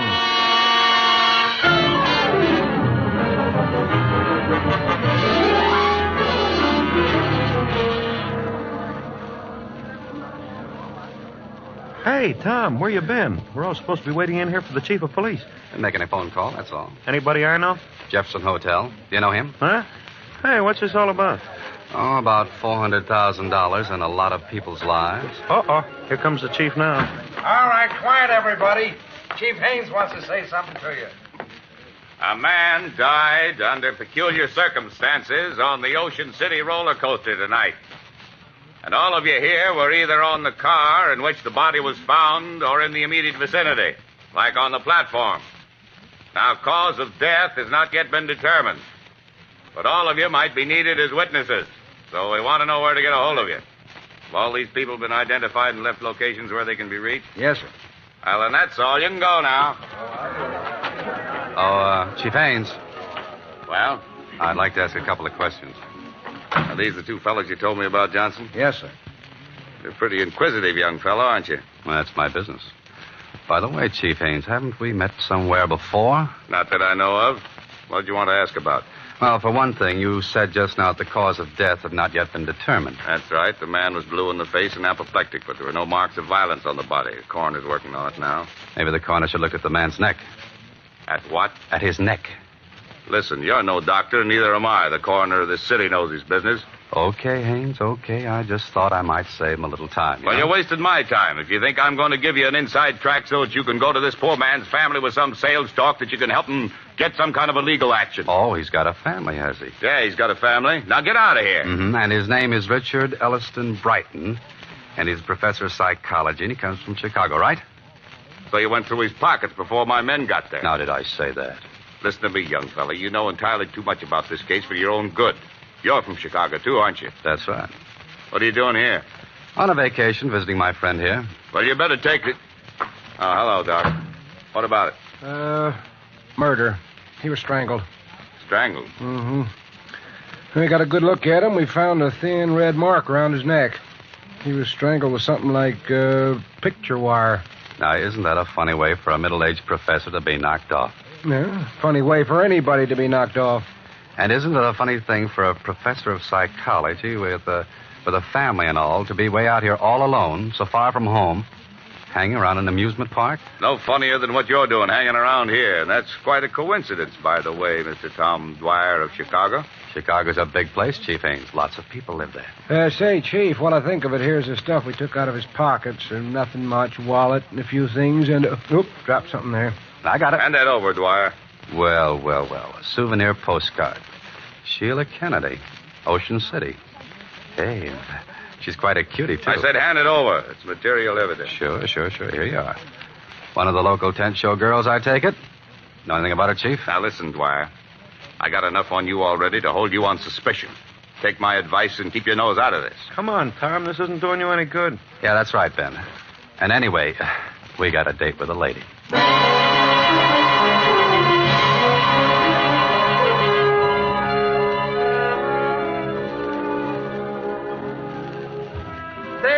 lovely. They're luscious. They're delightful, and they're daring. The most gorgeous girls. Hey, Bud, can we go in now? Yeah, what did she say? What's that? I said, can we go in now? Oh, yeah. Okay, fellas, down there, the second door. I told her about you, and she says it's okay. Thanks. Make it snappy. She goes out in a couple of minutes. They're lovely. They're luscious. Room of her own. Sheila must be all right. Hey, I thought you said this was business. It is. Wait out here, will you, Ben? Oh, so when it's dames, I wait outside. I said this was business. Who is... I don't know you. Well, maybe we've both been missing something. How did you know I came from Chicago? You'd never have got in if you hadn't pulled that. It was a good guess, wasn't it? Well, I don't know you, and I don't want to know you, so beat it. Now, look, Sheila. I didn't come here to cause you any trouble. My name's Tom Dwyer, and Are you going to leave, or do I call the bouncer? Sheila, a man was murdered in the amusement park tonight. Murdered? Well, hadn't you heard? Everybody has, but I didn't know it was... He was from Chicago, too. And, Sheila, he had your picture in his pocket. My picture? That's right. So what? There must be 50,000 old goats from one end of this country to the other with my picture in their pockets. They sell them at the show. How do you know how old he was? I don't. I was only... Professor Brighton didn't come around in the last 2 or 3 days to talk to you about anything, did he, Sheila? No. I don't even know what you're talking about. You got no right to question me. You know what I think, Sheila? I don't know, and I don't care. I think you're in a tough spot, and you'd like to be out of it. Only you don't know quite how. Well, what if I am? Well, maybe I can help you. Nobody can help me. This is murder, Sheila. That's not so good. What's your angle in all this? I wouldn't kid you. I'm a private detective. I make my living in things like this. Aside from that, and as a general rule, I just don't like murder. Listen, mister. What'd you say your name was? Dwyer. Tom to you. All right. I don't know why, but you seem like a nice guy. I am. Wait till you know me better. Might have been nice at that. Keep out of this. It's for your own good. You'll get nothing but grief. Oh, what kind of grief? The worst kind there is. You saw what happened to the professor. Poor guy. Get out of the amusement park. Get out of Ocean City and stay out. Thanks, Sheila. Maybe you're right. I know I'm right. But I'm in kind of deep already. Is there anything particular I should look out for? Come on, Sheila, you're on. Okay. Listen, Tom, just remember, that roller coaster isn't the only one-way ride to nowhere around here. One-way ride to nowhere.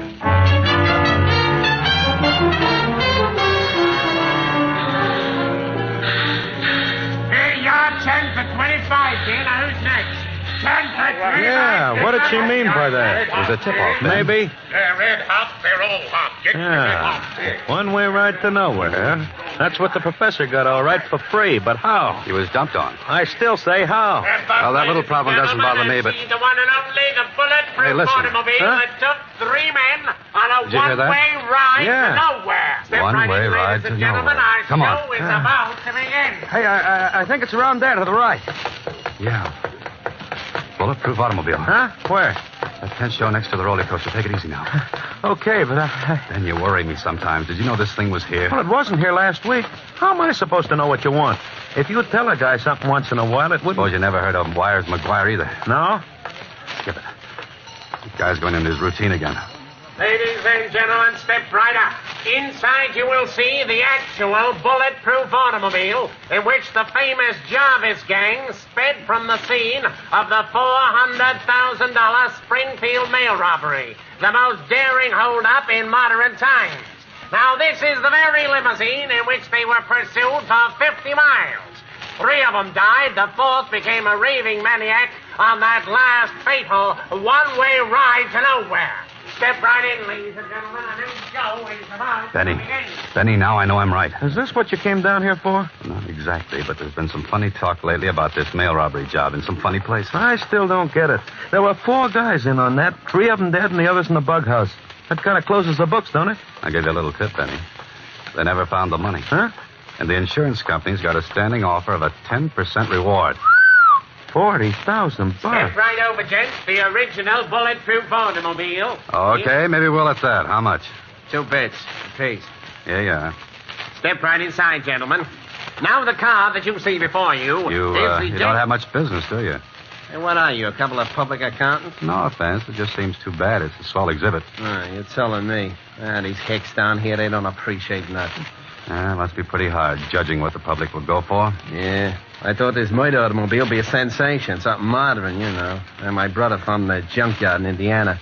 Cops must have sold it at auction or something. Look, would you really like to get rid of this heap? Like to?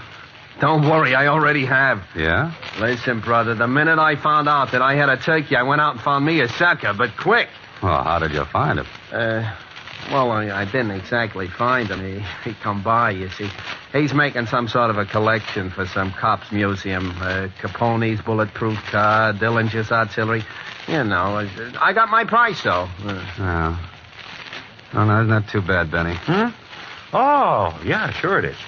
What's too bad about it? Well, to tell you the truth, we're making sort of a collection ourselves for a big New York exhibitor. And Sure. I thought maybe we could do a little business. Oh, I'm sorry, mister. I just closed the deal tonight. If you'd only come around just a couple hours sooner, you... Well, do you suppose this man you sold the car to would be interested in selling at the right price? I don't know. It'd cost you plenty, though. Confidentially, he paid me $1,000 cash. Well, where could we find this guy? Well, he should be here any minute. He's going to pick up the papers and things. Hey, you want to come out and in back and wait from there? I was just going to knock off anyway. Well, thanks. I know, but You know, I had a hunch maybe I should have held on. How's a guy supposed to know in this crazy business? Well, here you are. Wow, quite a cozy little place you got here. That's all right. Sit down, make yourself at home. Hey, what's that? Huh? Oh, them roller coasters. The tunnel goes right under the floor here. It's enough to drive you nuts. Yeah, I can imagine. That door over there must open up right where the tunnel comes out, huh? I guess it does at that. I never looked. It's all nailed up. Hey, there used to be another wing on this building in the old days, wasn't there? That was a door to it. It might have been. Yeah, I guess it was. Say, does this Mr. The guy I sold the car to, McGuire. McGuire. Yeah. Oh, does he have sort of a business manager with him or anybody like that? Well, he's had a couple of guys with him once in a while. I really didn't pay no attention. I suppose he's been hanging around here fairly steady the last few days, huh? In and out, you know. He ought to be here any minute. Oh, here he is now. What's the matter? Yet I don't. Hello, Mr. McGuire. We was just talking about you. Yeah? Who was? Me and these two gentlemen. They wanted to see you about... Was this the guy that came to see you, Sheila? I don't know. Sure I am, Sheila. Come on, tell him. Well, I guess that's him. Okay. You can run along to the hotel, honey. Ed, listen, please don't. Do like I tell you. Harry, you stay here with me. Okay, Ed. I got all your papers and things, Mr. McGuire. Everything's here in this envelope. Thanks. And what you two fellas want to see me about? Just a little business proposition. My name's Tom Dwyer, and this is Ben Duffy. Hiya, Mr. Ed McGuire. McGuire. Pleased to meet you. You can beat it now, Ferrera. We'll take care of everything. Okay. Well, so long. So long. Watch the door, Harry. Now, what's your proposition? Well, I understand you bought Ferrara's car. That's right. You interested in used cars? Some used car. How interested? Enough to make an offer. Your friend here in on the deal? No, he just came along for the ride. Well, I got a partner. Well, where do we find him? We don't. He'd have to come here. And we'd have to send somebody after him. Somebody like your friend. Okay. Now, listen, Tom, I don't... What's his name and how does my friend find him? Name is Johnson. George Johnson. He's at 2854 Drexel Boulevard. Just tell him I sent you. Tom, I don't think I ought to leave. Take it easy. And while you're out, I wish you'd do something for me. First. What? Pick up my mail. It won't be out of your way. Your mail? Yeah, that's right. Do that first. I'm expecting a very important special delivery, and I want you to stop by the Jefferson Hotel, where I'm staying. And ask for a bellhop named Ted Martin.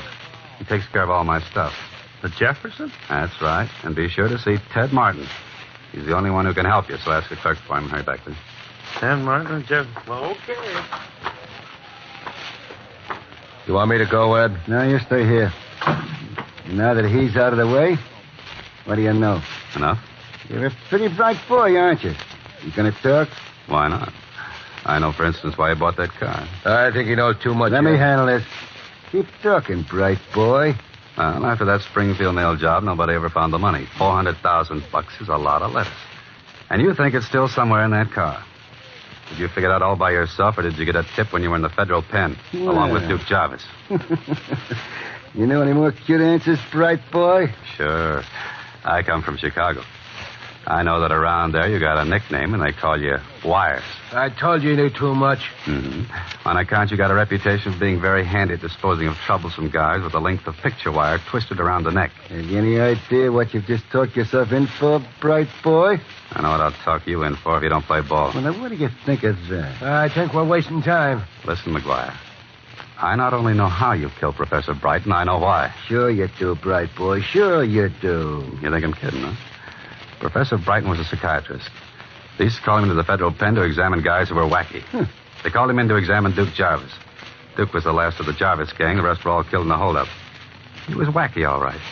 So wacky that he let slip about the money being still hidden in the car. So when the professor heard about the car showing up, he thought he could pick up a piece of change. The poor guy, only you caught up with him first, huh? You got it all figured out, haven't you? Yeah, all but one thing. I don't think you're smart enough to pull this all by yourself. I think you do have a partner. I tell you, we're wasting time, Oh, man. no, we're not. Now, listen, bright boy. Who are you working for? What difference does that make? Plenty. Don't you think I want to know who else is in on this? What do you say, bright boy?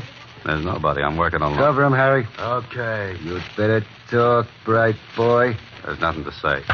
Who else knows about this? Nobody. This ain't gonna do your face any good, bright boy. Talk. Go to. Talk.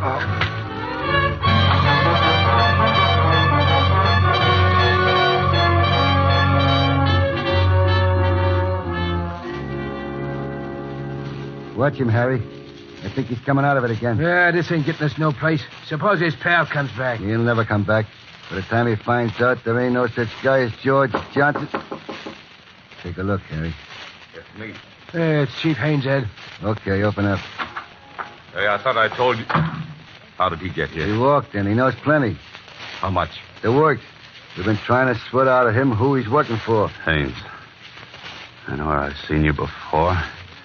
Your picture. You were a guard at the federal pen when Jarvis and McGuire were there. That's how you heard about the money. When McGuire came down here, he had to play ball because you were chief of police here. He's got to go, McGuire. Sure, I know. So we give him the business and dump him out of the side store there into the roller coaster like we did the Prof. Are you crazy? You can't get away with two jobs like that the same night. So what do we do? Anything. Dump him in the bay. Make it look like an accident. Anything. Hey, there's an idea. And don't try to get fancy about it this time. But you just gave me quite an idea, Haynes. Quite a good idea.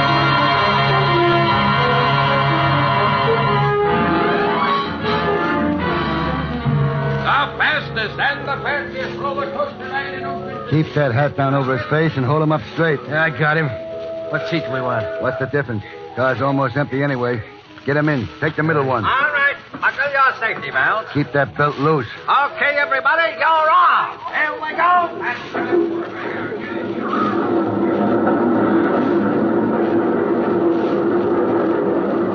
Going into the tunnel now. Tie his hands and feet while we're in the dark. Yeah, I'm doing it now. Got the sash weights on him? Yeah, around him. We're out now. Watch him. Hey, what was that? What's the difference? Hang on, and we're starting up.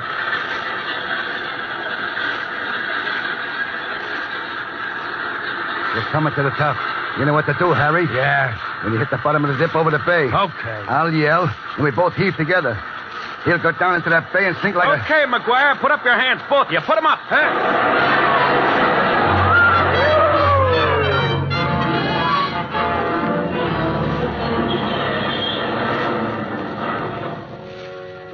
Ben, you made it. Tommy, you okay? Yeah, sure. What do you think you're doing here? The federal pinch, McGuire. I'm Ted Martin, Department of Justice. Staying at the Jefferson Hotel. Get it, McGuire? Hey, Tom, you ought to get to a dock. No, I gotta get down to the police. Hey, Ted. Ted, listen, never mind about these guys. Get Haynes, chief of police. I got a couple of men down there already, Tom. When you phoned, I figured you might get mixed up with him. We've had our eye on the chief for quite a while. Well, I'll see you later. So long. Thanks, Ted. Hey, you were taking an awful chance, Tom, playing so cagey. Well, I had to be sure first. If that dame hadn't stuck around and tipped us off, we just about made it when the car went through the tunnel. That, Sheila dame, huh? Uh-huh. Say, Ben, I think I got a date with a lady. Oh? So what do I do? Well, I'll tell you. Here's a dime advance out of your $20,000 reward. Go take a ride on the roller coaster.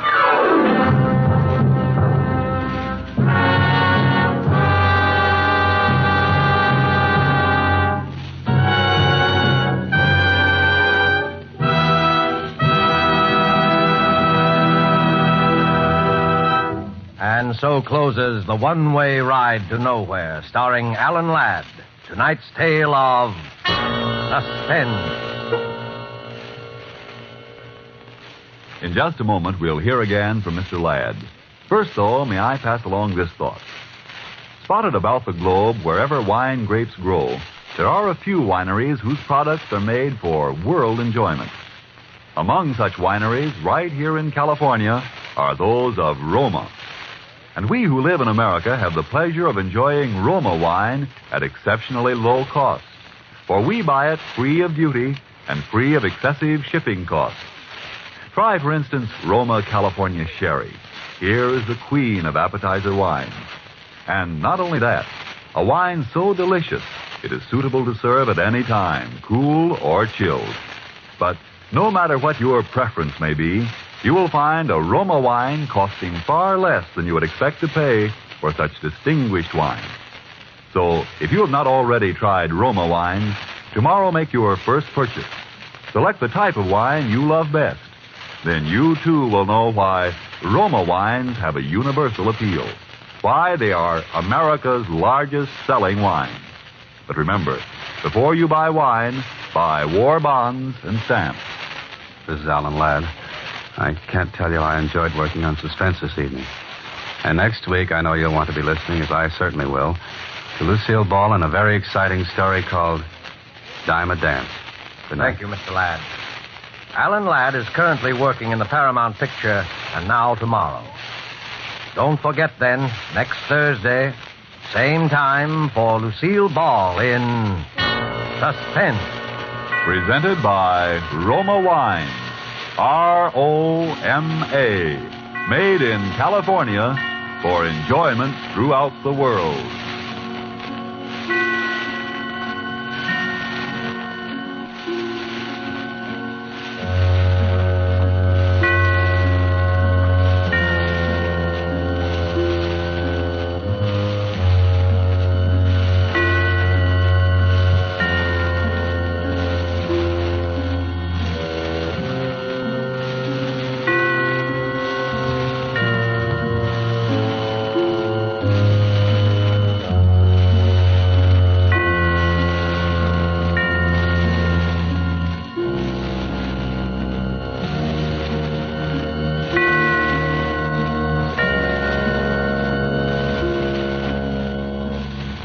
This is the Columbia Broadcasting System.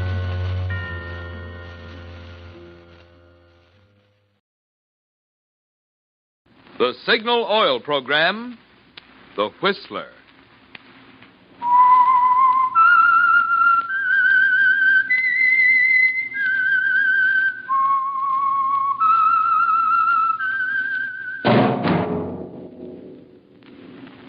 That whistle is your signal for the Signal Oil Program, The Whistler.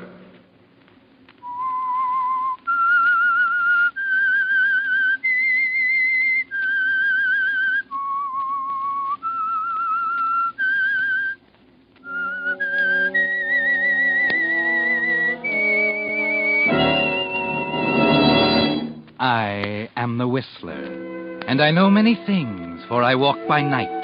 I know many strange tales hidden in the hearts of men and women who have stepped into the shadows. Yes, I know the nameless terrors of which they dare not speak.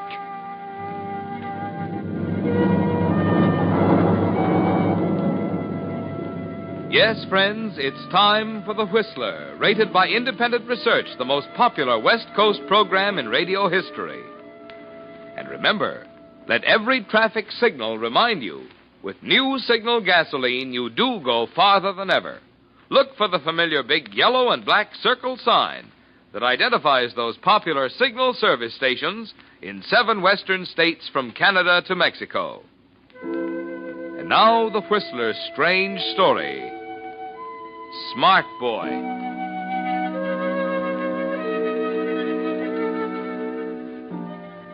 "15 minutes after Verna had called him on the phone, Steve Carson was walking into the entrance of her apartment. Inside, he was raging at her. Outside, he looked cool as a piece of ice. 10 years as a private detective have given him that. the nonchalance outside, in spite of the burn-up underneath. Yes, Steve was a top-notch detective. A smart boy. Smart enough to see when Verna came along 5 years ago that investigation fees were chicken feed. What with Verna's beauty and his ability, there was real money on the other side of the line, in blackmail. It had turned out to be a great thing, an unbeatable combination. And as he left the automatic elevator at the end of the corridor and walked down to her apartment, he thought what a shame it was that Verna could be so naive as to think she could change it with a simple phone call. Oh, it's you, Stevie. Hello, darling. Come in. We've been expecting you. Oh? I could tell by your attitude on the telephone that you were unhappy, dear. You know Randy Summers, of course. Well, Mr. Carson, nice of you to drop in. Verna, I want to talk to you alone. Sit down, won't you? Randy, darling, fix him a drink. Of course. Looks like he could use one. You are irritated, aren't you, Stevie? I can always tell. The corners of your mouth sort of twitch and your jaw muscles bulge. Are you going to get that guy out of here? No. I like having him around. You think I'm going to hold still for this? I think so. Well, that's a bad guess. If he stays, I go. Are we going through all that again? I'm not playing second horn, baby. If you want a new stooge, that's your business. If I want to quit, that's mine. Oh, darling, you sound positively jealous. Oh, you couldn't have picked a better partner. He even looks like a heel. I should have known better than to get mixed up in the rotten mess anyway. Well, Stevie, dear, I'm surprised at you. You didn't think it was so rotten when you were getting your share of the profit. I'm washed up, Verna. I'm a private eye, not an errand boy. Get that through your head. Or would you rather I put it down in writing? In writing? My dear fella. Surely you should know by now never to put anything in writing that concerns Verna. Stay out of this, Summers. Sit down, Stevie. Oh, I'm afraid our Mr. Carson isn't going to be the least bit cooperative tonight. Is he, darling? Here's your drink, old man. Now, see here, Carson, I can take just so much of you. Okay, in that case... Stop it, both of you. You're acting like... Let go of him, Steve. All right. Now, look here. This sort of thing isn't going to get you anywhere. I told you once before how things stand. Randy and I are running the show from now on, and we'll let you know when we need you. Is that clear? Yeah, it's all right. If it works. Randy and I are satisfied with it, aren't we, dear? Of course. Summers, old man, did it ever occur to you that one of these days Verna would slip you the same fast shuffle she gave me? I have a feeling she won't. You see, Stevie? We trust each other. Okay, Verna. This is your round. Meaning there might be others? Could be. What about our dear friend Charles W. Ralston? Charles W. Ralston. Suppose I were to tell him about the letters. Why, you wouldn't stoop to that, would you, Stevie? What do you suppose Ralston would do if he found out he'd been paying for letters that were burned up 3 months ago? What? Is that true, Verna? Well, what if it is? What happened? A little fire, Summers. An accident at Verna's cabin. She kept the letters there. Oh, the cabin, eh? Wasn't that the one he built for you as a contribution to the cause? Yes. It was nice of him, wasn't it, Stevie? Oh, you'll love it, Randy. Way off in the mountains overlooking Lake Tahoe. Quiet and peaceful. Miles from anyone. Wonderful. It was lucky we were there at the time, so it wasn't a total loss. You know, Steve, I think I'll have to have that old-fashioned ceiling lamp removed. It's too dangerous. The same thing could happen again. Get back to the point, Verna. What about the letters? Well, since you brought it up, Stevie, with some nasty little insinuations that you might possibly tell Mr. Ross. What makes you think I won't? Well, let's see. There's the McCrae case, and that swindle on the Falstrom woman, and a few other enterprises you wouldn't want the DA to know about. Oh, a skeleton in the private investigator's closet, eh? They could put you away for years and years, Stevie, and I know how you feel about short haircuts. No, darling, I don't think you're going to tell Mr. Ralston anything. You're going to go right on doing little favors for me, without the usual percentage. You'll do it just for, shall we say, old time's sake? In memory of... Well, let's let it go at that. In memory. Very touching, darling. I had no idea Mr. Carson was so sentimental. What do you say, Steve? Okay, Verna. Really, it's the only sensible way to look at it. Come on, let's have a drink on it. Oh, by all means. And this time, old man, shall we try not to spill it? It's awfully good scotch. Oh, Randy, please. Oh, certainly.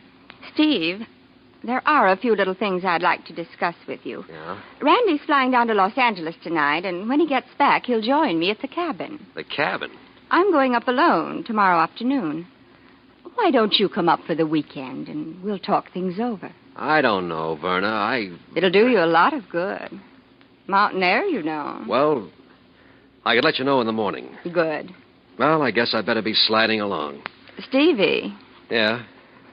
You do understand, don't you? About Randy and me? Everything's going to work out all right. Hmm? Sure, Verna. Sure.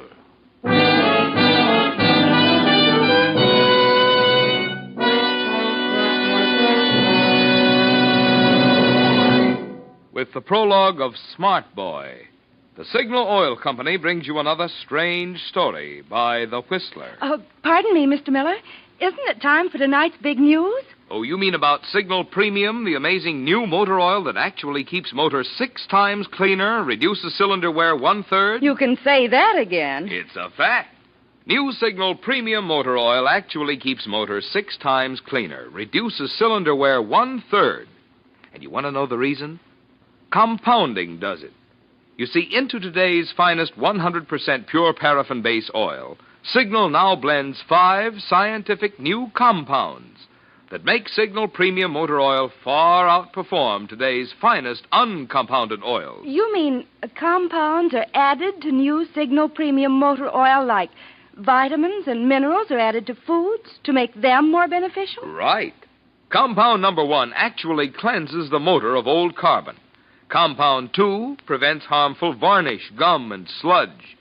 Compound 3 improves oil circulation to vital engine parts. Compound 4 keeps oil from thinning out when your motor's hot. And Compound 5 protects costly bearings from corrosion. No wonder new Signal Premium motor oil outperforms all uncompounded oils. Check. And no wonder drivers who want their motors to run smoother, last longer, are switching fast. Switching to the new Signal motor oil.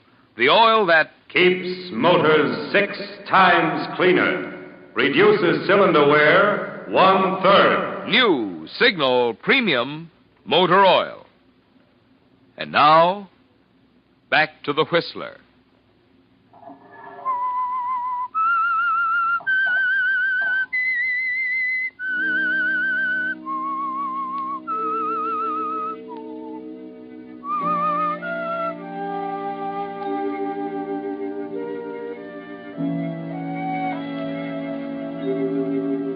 Yes, Steve.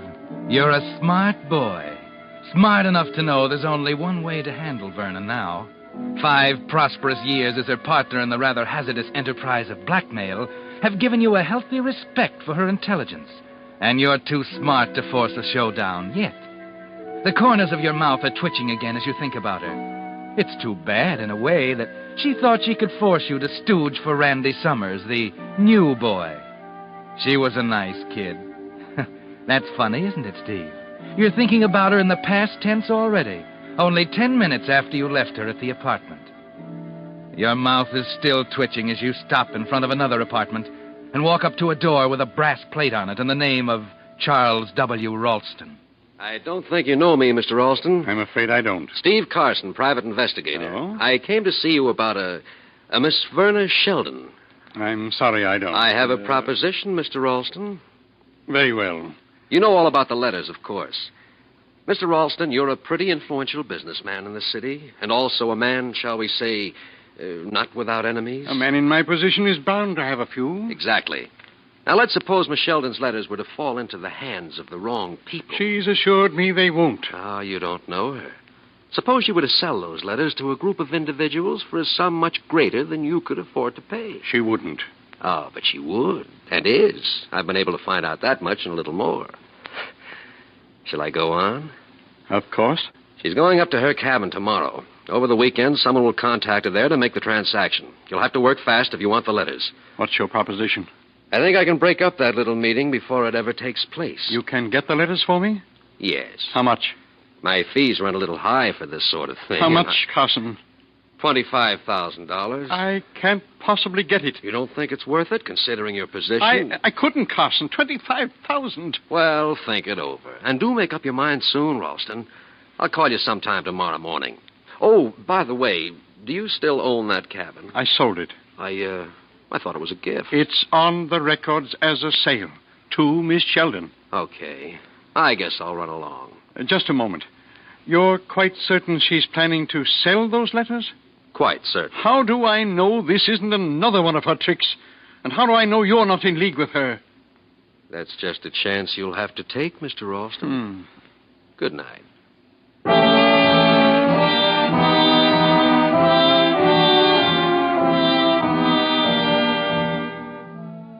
The next move is the big one, isn't it, Steve? There's the matter of the defective kerosene lamp in Verna's cabin at Lake Tahoe. The same lamp that exploded once before and caused the fire that burned Mr. Ralston's letters. A thing like that is liable to happen again, isn't it, Steve? Particularly since you arrive at the cabin 5 hours later, equipped with 5 gallons of high-test gasoline, and proceed to change the possibility into a certainty.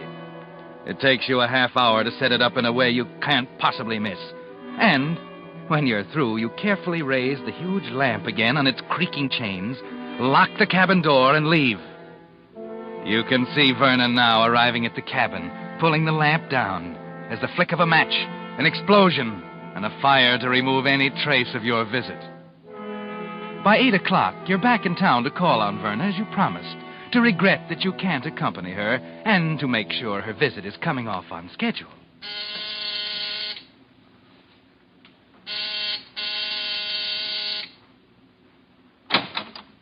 Well, if it isn't Smart Boy. O'Hara. Right. I don't get it. You will. Come in. I'm standing by. Lieutenant just left on an errand. Yeah? What errand? You. Come on, O'Hara. What's the pitch? What are the police doing here? I was just going to ask you what you're doing here. Yeah? Suppose you tell me first, huh? I was calling on Verna. Any particular reason? Business. I see. She's over there if you want her. Where? Under the blanket. What are you talking about? Slight case of homicide, Steve. A blunt instrument, to coin a phrase. Surprised, do you? Yeah, I wonder. Wait a minute. You don't think I... You and she were in business together, huh? What kind of business? Investigations. And she had something you wanted pretty bad and she wouldn't give. That's right, isn't it? Suppose I don't answer that one. Okay. We'll have plenty of time to go into that later. Tell the lieutenant he can reach me at my office. Oh? Going so soon? Yeah. Okay. Just one thing, Steve. I'd stick around pretty close if I were you because, well, I've got a hunch the DA would like a little chat. When you get the time.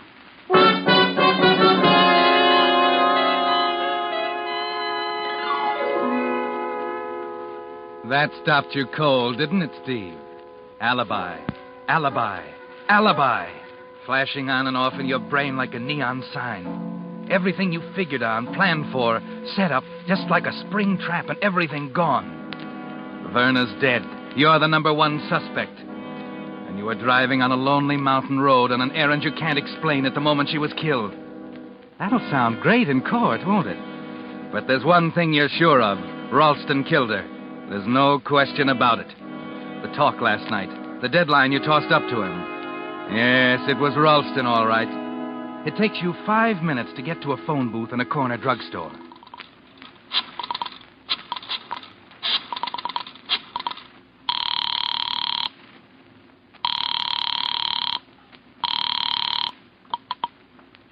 Mr. Ralston's residence? Steve Carson calling. I'd like to speak to Mr. Ralston, please. He hasn't come down yet this morning. May I... I've got to talk to him. This is important. Oh, but, sir, I... Listen, whoever you are, you run up to Ralston and tell him Steve Carson's on the phone. He'll talk. Very well, Mr. Carson. Now, here's Mr. Ralston now. Good. Come on, Ralston. What's holding you? Hello, Carson? Listen, Ralston, I've got to see you right away. Something wrong? You know what I'm talking about. Just stay put. I'm on my way over. I'm expected at the office in 20 minutes. I'm afraid You're going to stay right where you are. You want me to talk to you, or would you rather I did my talking to the police? I'll be here, Mr. Carson.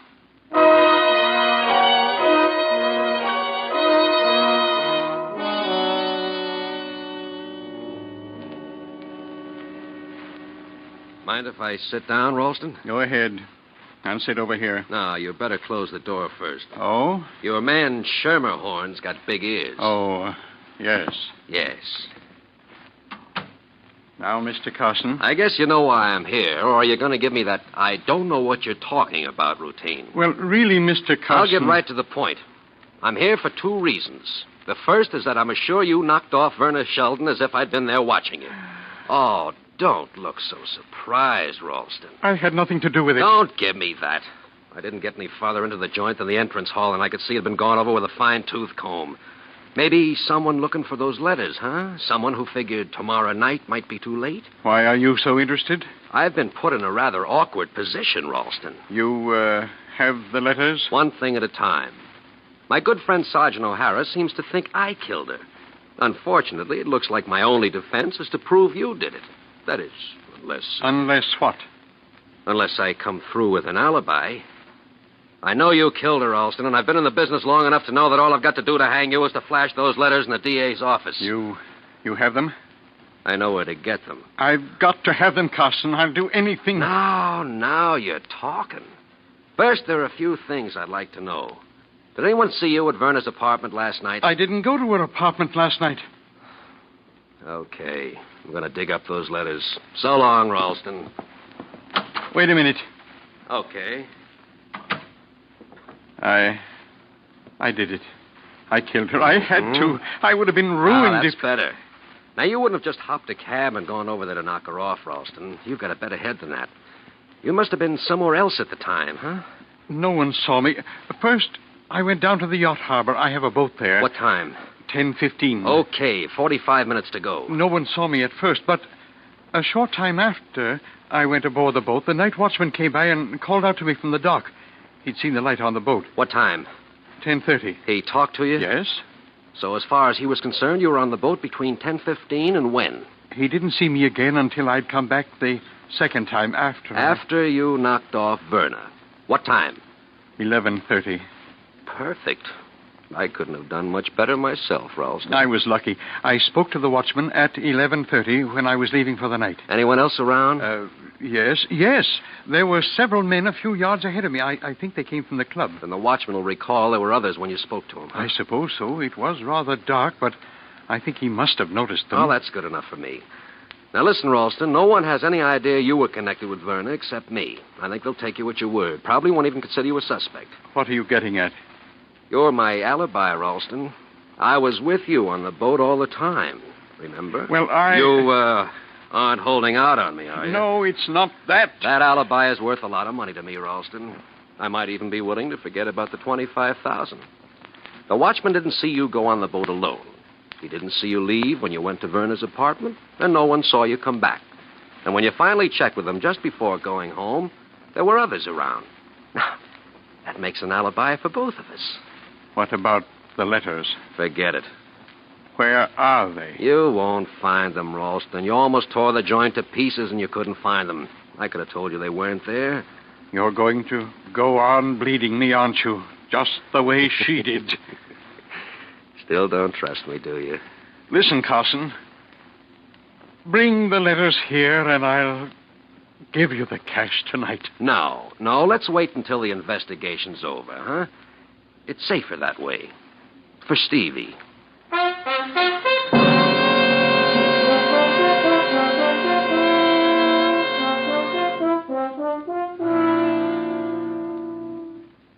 Well, Steve, it's like sitting in on a poker game, isn't it? You're leaning back now, watching each of them play their high cards, knowing all the time you have the topper up your sleeve.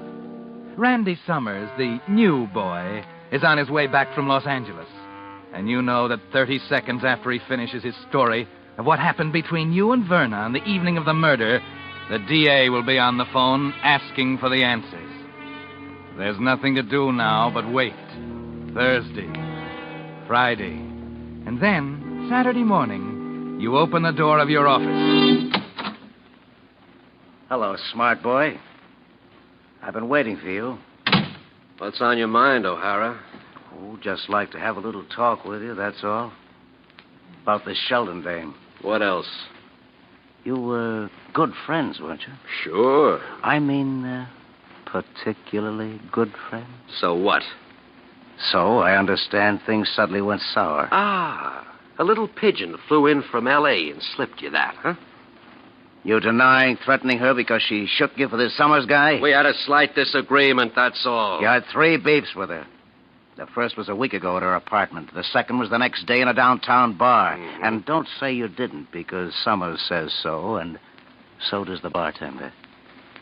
The third one was on the night she was killed, just after she called you on the phone and told you it was all off. Now, what was the beef? I disliked the hat she was wearing. Sure. So much you told her you were going to wring her neck. Did I say that? Never mind the stall. I haven't even started yet, chum. That dame had something on you, didn't she? Did she? Why didn't you tell me you were up at her apartment on the night of the murder? You didn't ask me, O'Hara. Summers was there, too, incidentally. He was still there when I left. He caught the 9:45 plane at the airport. We checked it. Now, you were there at 7:30. Right. The first time. What do you mean, the first time? You didn't go back around 10:30? What are you talking about, O'Hara? It seems the Sheldon dame got a phone call at 9:15 just before Summers left. And, it was from you. Wait a minute. You're all wrong. I didn't make You any... made an appointment to see her at 10:30. That's a lie. Did you keep it, Carson? Someone's been giving you a line. Summers was there when the call came in. She told him it was you. Said you were coming back. He wanted to stick around in case you got rough, but she told him she could handle it. So he took his plane. The guy's lying, O'Hara. Wait a minute. You can work out an answer on the way down to the Hall of Justice. At the moment, you're under arrest. Suspicion of murder.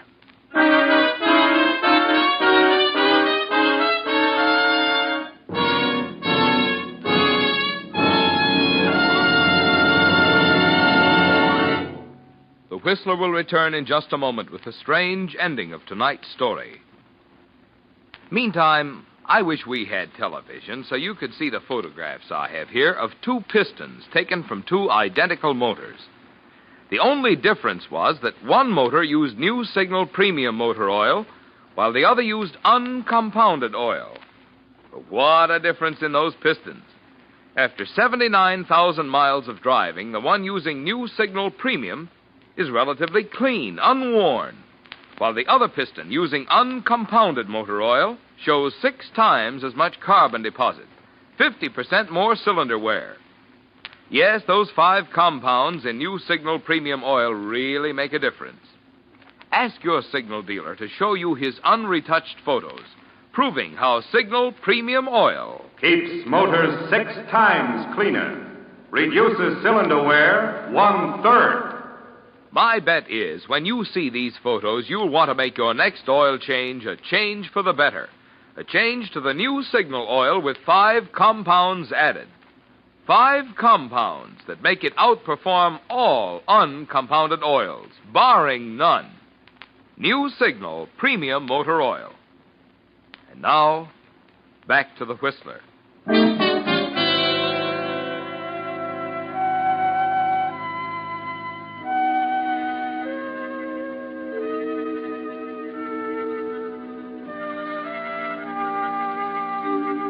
Well, Steve, it's quite a poker hand, isn't it? O'Hara and Summers have played their cards, but you still have the topper up your sleeve. That phone call was a shock. Summers is too stupid to have dreamed that one up all by himself. You try and figure it out as you sit in the anteroom, waiting to see District Attorney Skelly. He must have been telling the truth. For some reason or other, Verna didn't want him to know who called and told him it was you. It was Ralston, of course, pleading for his letters again. And when she turned him down, he decided to kill her. Good old Ralston. You knew you'd need that top card, didn't you, Steve? But you had no idea you'd need it this badly.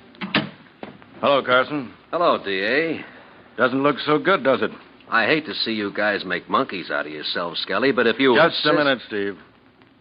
I have a few questions to ask you, although I don't think it'll make much difference. Got it all figured out, huh? Just about. Good. Now, if you'll stop figuring long enough to ask me where I was at the time of the murder, maybe we'll all have a great big laugh. Okay. The floor is yours. I was on a boat at the Yacht Harbor talking over some confidential business with a client of mine. Yeah? Who? He's a pretty important guy, Skelly. I suppose his name's confidential, too. No, not at all. Charles W. Ralston, Vice President of State Savings and Loan. Is that good enough? Ralston? If you don't believe me, get on the phone and call him. You're serious about this? Sure. Go ahead, call him up. You better brace yourself, Carson. Ralston was burned to death in a cabin at Lake Tahoe early this morning. Seems a coal oil lamp exploded or something. A couple of rangers saw the flames and... Something wrong, Carson?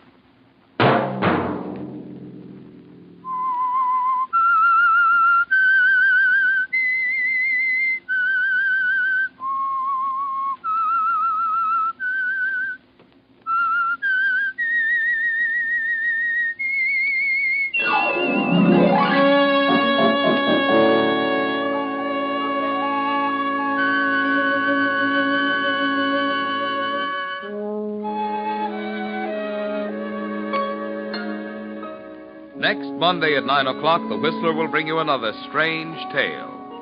The Whistler is broadcast for your entertainment by the marketers of Signal gasoline and motor oil and fine quality automotive accessories, and by your neighborhood Signal dealer. This program, produced by George W. Allen, with tonight's story by Adrian Jondeau, music by Wilbur Hatch, is transmitted to our troops overseas by the Armed Forces Radio Service.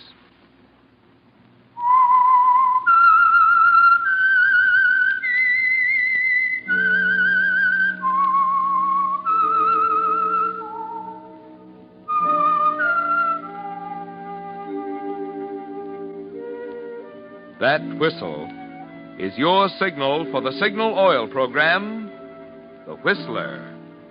This is Marvin Miller speaking, reminding you to look for those familiar yellow and black circled signs that identify those popular Signal Oil stations in 7 western states from Canada to Mexico. This is CBS, the Columbia Broadcasting System.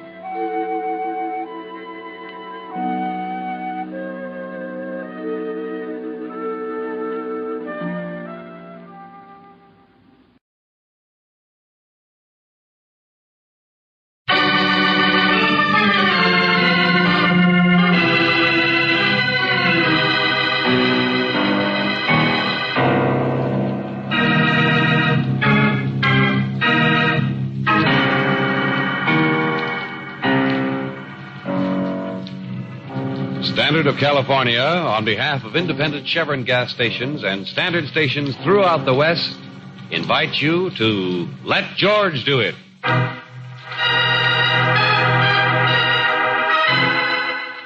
Stranger Than Fiction, another adventure of George Valentine. Personal notice, danger's my stock and trade.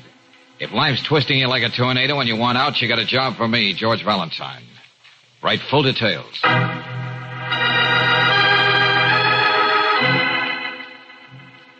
Dear Mr. Valentine, writing this letter is a hideous necessity.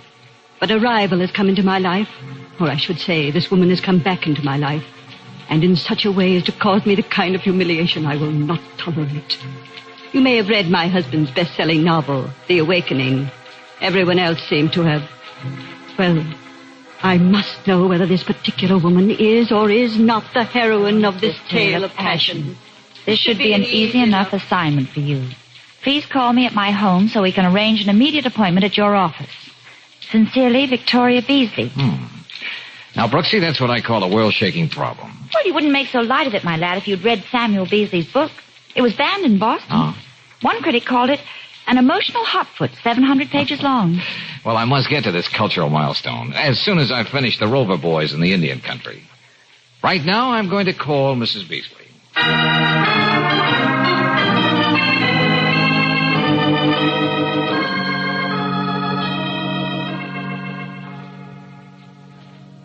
Okay, Mrs. Beasley, I'll just sit here and wait until you stop prancing up and down. Mr. Valentine, you don't seem to appreciate the position my husband's placed me in with this book. Here, Mrs. Beasley, have a chair. Nobody's made you look ridiculous. Friends don't snicker and whisper behind their hands every time you pass. Look, please, So lady. you can sit there with that superior smirk on your face. Well, if I'm smirking, it's because I'm trying not to laugh out loud. I didn't come here to... With someone like you, Mrs. B, I've got to say what I mean to make a dent. Oh, Brooksy, you read the society columns. Oh, sure. A girl's got to be improving her savoir-faire, you know. All right. Now, how is Victoria Beasley usually described? This time without the routine. Really now, Mr. Valentine. Well, without the routine.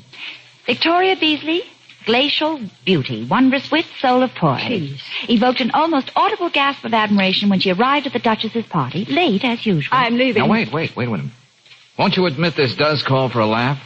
A woman with all those assets getting green-eyed over a fictional gal her husband dreamt up in a novel? Sam is a broker, not a writer. Oh, say that about Samuel Beasley on a quiz program, and the man will come up with, too bad, better luck next time. I cured him of all his literary pretensions 10 years ago when he married me. Lord knows where he found time to write this book. He did it out of sheer malice. You mean you thought you had a colorless milquetoast character for a spouse, and now he's the papa of a bestseller, stealing all the limelight from you? No, that's not it at all. Then what is it? The Diana in Sam's book actually exists. Everything that happened between her and the hero actually happened. Almost every critic said it has the ring of truth. Oh, well, that doesn't mean that... The whole situation. A community like our own, Deer Lake Park. The description of Diana. The cold, distant wife who didn't know what was going on. The glacial beauty, huh? You sound as though you knew the heroine. I think I do. And that's where I need your help, Mr. Valentine. Oh, look, haven't I tried to explain So many that... things are so very clear now. For instance, every Thursday for the last year, Sam's received a telephone call at 5:30. He's always made a point of answering it himself. Well, does it have to be another woman? It could have been his bookie. They're very punctual, too. Once I reached the phone before he did. The party hung up. I'm sure it was a woman. The woman. You recognize the perfume, no doubt. Let me finish. Every Thursday night he's made an excuse to go into town and never once mentioned what he did. Well, of course, you keep Sam informed of all your moves. That's aside from the point. Your commentary doesn't interest me. I just want you to find out if Diana in Sam's book is or isn't Peggy Wilkinson. And who's that lady? Her family has the estate next to ours at Deer Lake Park. She's always loved Sam. Probably would have married him if I hadn't come along. You mean except for the last year, Peggy's been content to forget, if not forgive. Peggy's the kind of girl who's willing to wait things out. She makes a career being naive, wholesome, and athletic. And you think she's the Diana in The Awakening? You may have seen Miss Wilkinson in the Sunday supplements. She's always carrying not one, but 6 tennis rackets. Say, tell me, Mrs. Beasley, what's it going to do for your pride to find out if all this is true? Or is it a little feminine mayhem you have in mind? What I have in mind is none of your business. Question is, are you interested in a flat fee? Oh, excuse me, will you? Valentine. Oh, yeah, Riley. Oh, what's on your mind, Lieutenant? What? Hey, look, start from the beginning, will you? And this time, stop for the red lights. Huh? Oh, now, wait, I can't answer that. Looks like I'm going to take the case, so I might be violating the confidence of my client. Okay, stop yelling, will you? We'll be right out there. Mrs. Beasley? Yes? Do you know a man named Michael Waldron? I do. And you left my telephone number in case he wanted to get in touch with you? That's right. We were supposed to have lunch in town together today. How do you know? Who was that on the phone? Lieutenant Riley. Homicide. What's the tie-up, George? Well, what did he say? Enough to take this out of the class of a family brawl. Mrs. Beasley, somebody tried to kill your husband.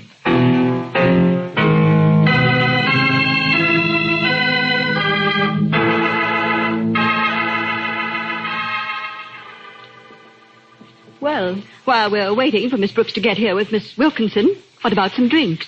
Oh, Sally. Yes, ma'am. Right away, ma'am. Just a minute here. Yes, Lieutenant? Mrs. Beasley, suppose we forget about the social graces until we get rid of the business at hand, huh? The business being to prove I took a pot shot at Beasley here. Take it easy, Waldron.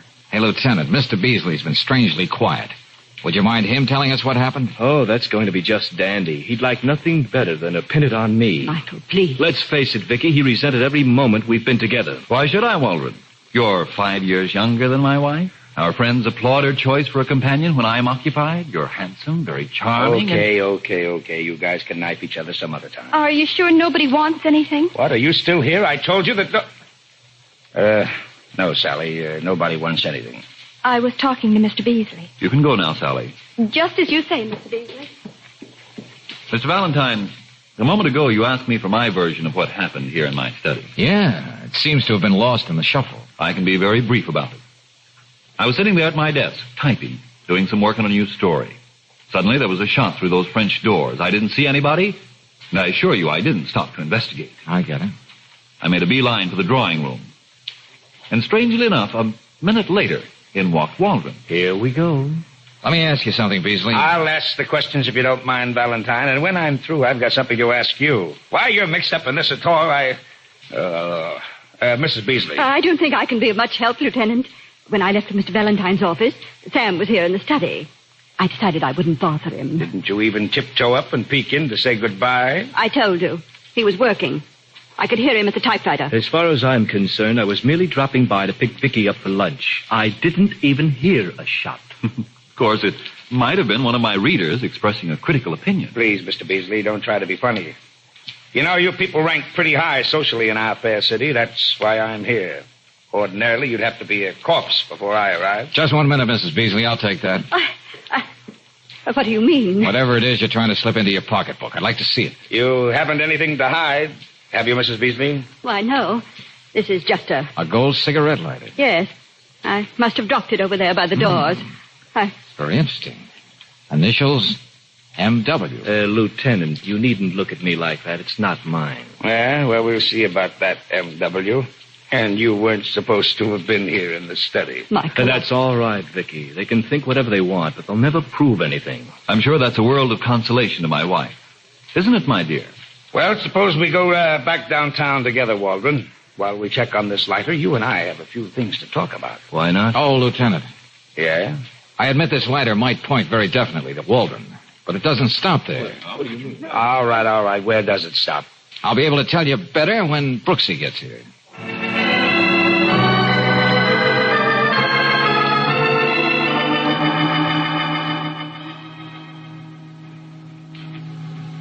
Now, Miss Wilkinson, as I told you, there's no reason to be nervous. The lieutenant has to ask these questions. But I don't understand.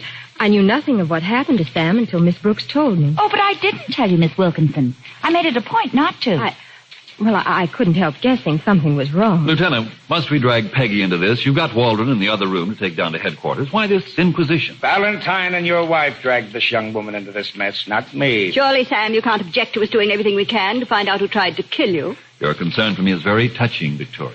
Mr. Beasley, whether you know it or not, your wife has a theory that the heroine of your book is modeled after Miss Wilkinson. Mr. Valentine, that was supposed to be a matter of confidence between us. Attempted murder changes all that.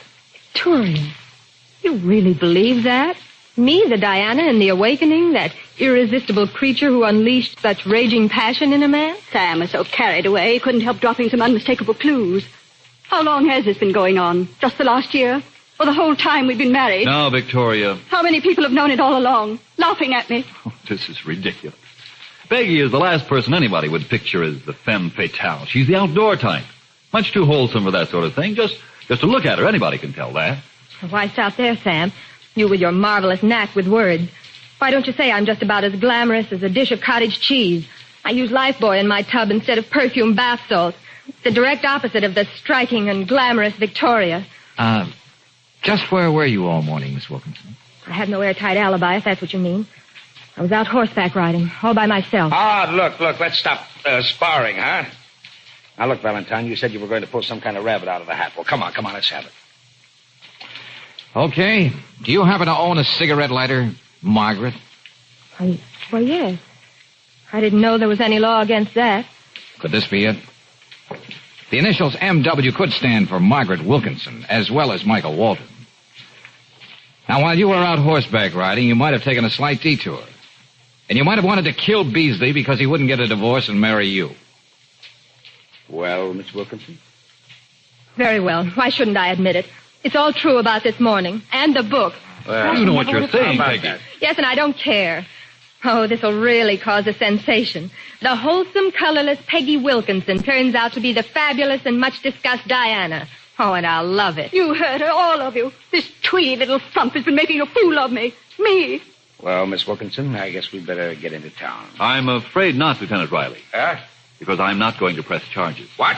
George, did you hear the man? Yeah. I came here to make an arrest, and that's what I'm going to do. I refuse to prosecute. As far as I'm concerned, Peggy was out hunting squirrels, and her marksmanship was incredibly bad. I think you're right, Sam. But I don't. I want the world to know that you couldn't hold a man, Victoria. And of all things, you lost him to me. I think that washes everything up, Lieutenant. Thank you very much for your trouble. If you were anybody else, Beasley, I'd better get out of here before I lose my temper. Peggy, I'd better take you home. Oh, yes, sir. Victoria, you'd better go and reassure Waldron that he's a free man. I'll do that, Sam. I'll be right back, Mr. Valentine. Yeah. Well, where does that leave us, George? I don't see any point in hanging around now. Oh, a very important point, Brooksy. A particularly fat and juicy bill. Oh. Doubt what she wanted to know. So, sit down at the great author's typewriter and make it out. Okay. What amount shall I make it, George? Oh, I beg your pardon. I was looking for Mrs. Beasley. This is my day off. I was just leaving. Well, so long, Sally. I was in the next room before. I couldn't help overhearing Mrs. Beasley say Mr. Beasley was using the typewriter when she left this morning. So? The reason the typewriter man was here was to bring this new machine. Goodbye, Mr. Valentine. George. Yeah, Brooksy. This is a noiseless machine. Then she couldn't have heard it. With the doors of the study closed. Now, why did she lie? You mean Victoria took a shot at her husband and then came to us? Oh, but why would Peggy... I don't know, Angel, I don't know. But unless I have the proud Victoria sized up all wrong, the lady is still out to do murder.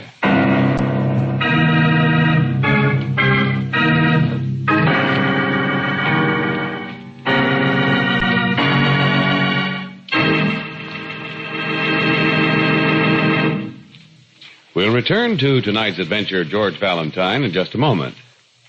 You like your car. Probably everybody in your family and most of your friends like it. But there's someone who doesn't like your car. And his name is Old Man Rust.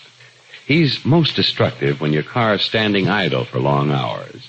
He sneaks in with condensed moisture and starts nibbling at internal engine parts the moment you cut the ignition. But if you've got RPM motor oil in your car, don't you worry. So when you cut the engine, RPM doesn't drain off vertical parts. It stays on the job and prevents rust from ever getting started. Other compounds in RPM, motor oil, prevent gummy carbon and lacquer formations, put a stop to corrosion and oxidation. It adds up to complete protection, another reason why RPM is first choice in the West. Ask for RPM at standard stations and independent Chevron gas stations where they say and mean, we take better care of your car.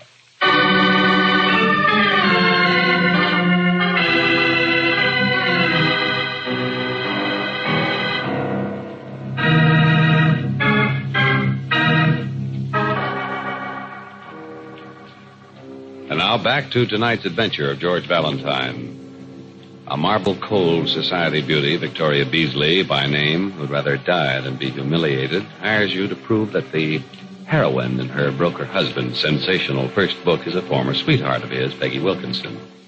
You don't want any part of a divorce-bound shuffle like this, but then an attempt is made on Sam Beasley's life. Said Peggy takes the blame, and the wife trips herself up with a stupid, needless contradiction, which seems to give the lie to Peggy's confession.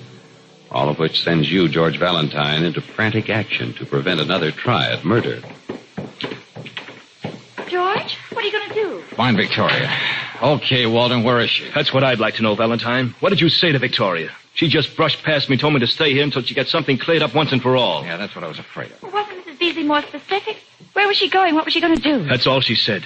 But you've got to stop hounding her, Valentine. Me? Hounding her? You're a little mixed up, Mr. Waldron. Victoria came to us. Well, there's no time to go into detail. Why don't you admit it? Her husband hired you to spy on us. You can't do that to the kind of person Victoria is. She's easily upset. And I'm not going to let you. Now, look, Buster, I got places to go in a hurry. You're not going anywhere. You're going to leave Victoria alone. You're a big, well-built lad, Waldron, but don't try to maul me. You're staying right here, even if I have to. Sorry, but you forced me into this corner. I told you I got places to go.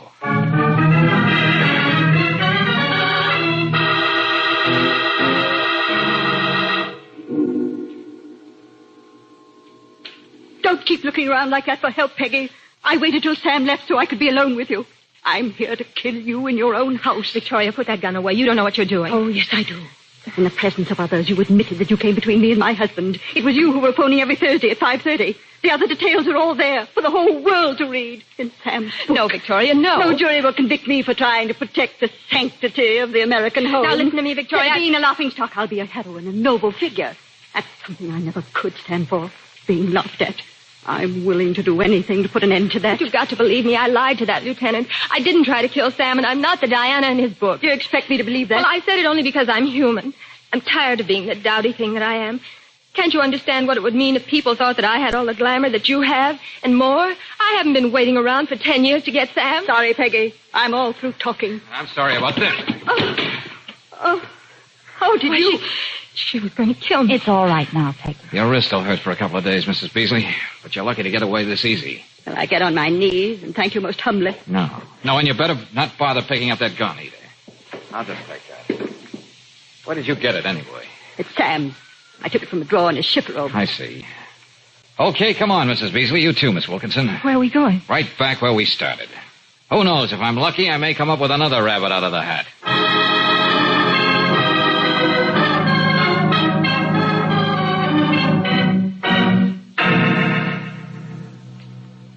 Well, ladies and gentlemen, I don't like hogging the floor, but the time has come when you're going to have to do the listening. Well, get it over with, Mr. Valentine. I'm sick of this whole thing. I'm sure the ladies, too, are anxious to hear what you have to say.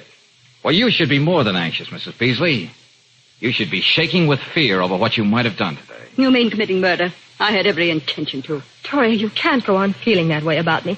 I told you you're all wrong. Stop sniveling, Peggy. You're safe.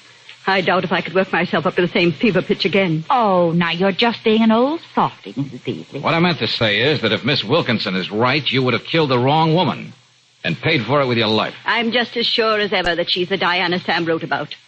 And about that attempt on your life, Mr. Beasley. Oh, yes, we mustn't forget that. If Miss Wilkinson has recanted her confession and Waldron here is staunch in his denials... I certainly am. That leaves only you, Mrs. Beasley. Oh, you placed much too much importance on my hearing Sam's typewriter. I only said that to make my story sound more convincing. I didn't want to be implicated in something I had nothing to do with. Well, it seems we're right back where we started from, with a full-blown mystery on our hands. Maybe it would be best just to forget it. I don't know about that. Stay where you are, Victoria. No, I'll answer that, Mr. Beasley. Oh, yes, but 5:30. Thursday. Same call, same time. Every week. Yeah. The other woman. Hello? Is that you, Sam? No. No, but I've got a question for you, lady. Oh,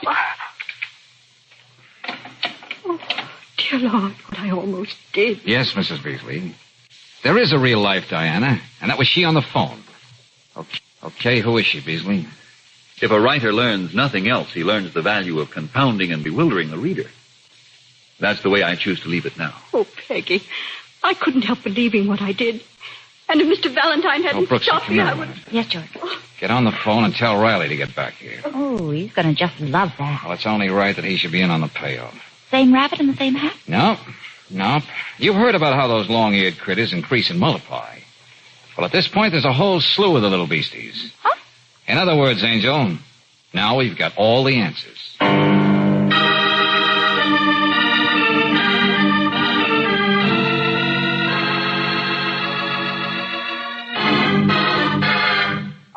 All right, Valentine. I get the picture of what happened between Mrs. Beasley and Miss But Wilkinson. I told you, Lieutenant, I'm not going to do anything about it. Awakening. Certainly under the circumstances, I'm not going to do anything about it. Oh, most certainly. There have been 2 murder attempts, and we're supposed to just laugh it off, huh? Lieutenant, do I still have to hang around here? As far as I'm concerned, you can drop... Surely, Waldron, you don't want to miss the exciting explanation Valentine's promises. Yes, why don't you say something, Mr. Valentine? What have you got on your mind? I don't think you can stall much longer, darling. Okay, I admit I have been stalling. But for a very good reason. Still, if the time has come. Beasley. You staged this whole business. Nobody tried to kill you. What? You fired that shot through the French doors. They're going to have trouble proving an obvious absurdity like that. Okay, if someone really wanted to kill you, some person in this room who knew you, he would have walked right up to you and let you have it. Not resort to any hit-or-miss tactics. That makes sense, Valentine. Go on. The gun your wife wanted to use on Miss Wilkinson, your gun, has 1 bullet missing from it. And that's the bullet embedded in the wall over your desk. Are you sure of that? Quite sure, Lieutenant. Mr. Beasley was so convinced that suspicion would never fall on him, he was, well, let's say, careless enough to put the gun back in his room where his wife found it. Why would Sam do such a thing? I'll tell you why. He'd make the headlines, more publicity for that book of his. Yes, dear, that thought did occur to me. The sensation the awakening caused was beginning to die down. Something like this would have started people talking all over again. Make me seem even more ridiculous. It was fit payment for the 10 years you lorded it over me, making me a laughingstock among our friends. And I was to be the patsy in the deal. I've been waiting for this, Beasley, and now is a good put, Buster. And the lighter, Sam? Were you going to purposely implicate me? No, Peggy. I never thought of you as Margaret when I planted that lighter with the initials M.W. I wanted it to point to Waldron, but I never intended to press charges. Oh, there must be something in the books that applies to a case like this. There's got to be. And I'm going to find it. Look, Beasley, I don't care how big a man you are. Lieutenant, Huh? you haven't heard the whole story. I don't think I can take any more. Oh, you don't know about rabbits, Lieutenant, and how they increase and multiply. Miss Brooks, there's an awful lot of things I don't know, but I'm going to find out right now. Oh, Mrs. Beasley, I didn't know you had company. What, Sally? I just wanted to tell you I was back in case you needed me. But, Sally, this is your night off. I'm sure she'll give you a detailed report some other time, but now... Lieutenant Riley, you should be ashamed of yourself. What's that? That's no way to talk about the almost legendary Diana. You know what you're talking about. You must be out of your mind. I was trying to stall till Sally got here. But how did he find out, Mr. Beasley? I'm sure he's coming to that right now, Sally. You mean my own maid in my own house? Yes, Mrs. Beasley. Those mysterious phone calls every Thursday. Thursday. The traditional maid's day off. Sam couldn't keep his appointment tonight. I can't help myself, Victoria, but it is funny. But not to me, Michael. You can get out and stay out. Victoria, I'm truly very sorry. Of course. You began tying things up, George, when Sally made those pointed remarks about the new typewriter. Frankly, I'm glad it's all out in the open. Yeah, me too. Victoria, although this must necessarily add to your humiliation, after our divorce, Sally and I are going to be married. Oh, but that's impossible. What? What do you mean impossible, Sally? Well, I'm already married. But Joe's been in San Quentin for the last 2 years. Oh, this is wonderful. And this time, Michael, I can laugh with you. Sam, I'm very sorry. You look so hurt. Sally, you might have told me instead of making such a fool of me. But, Mr. Beasley, we just went to the movies and dinner every Thursday night. Oh, brother. And after all, it isn't every girl who has such a beautiful book written about her.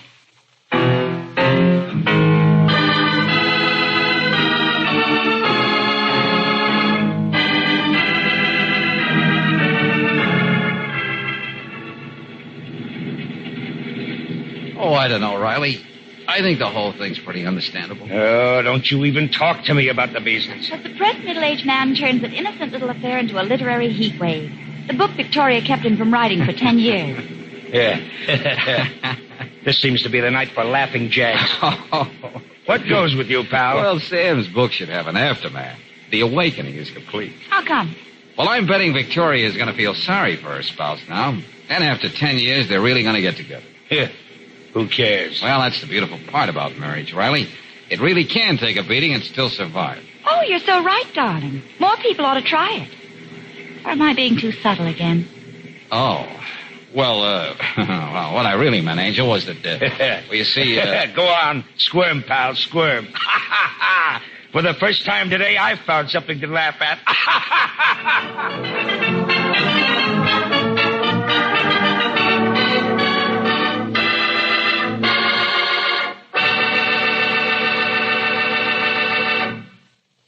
If you want to be off to a good start, a fast start, every time you use your car, just make sure it's Chevron Supreme gasoline you've got in the tank.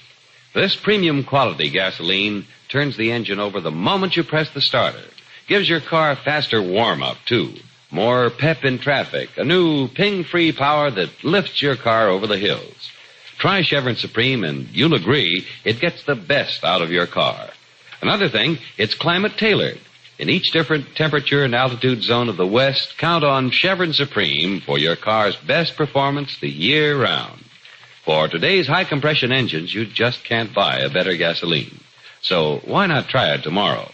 Get Chevron Supreme at standard stations and at independent Chevron gas stations where they say and mean we take better care of your car.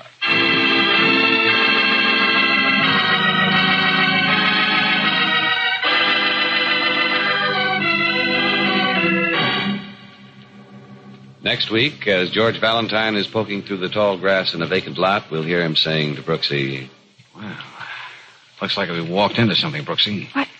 That looks like part of a man's shirt. The collar of a man's shirt with blood on it. Golly. Stephen must have torn the collar off so he could cover the wound. And the shirt came from Jonathan's. That's the shop where they look down their noses if your bill runs under $200. Then we better work fast, George. Yeah, because young Steve's life is worth under 2 cents.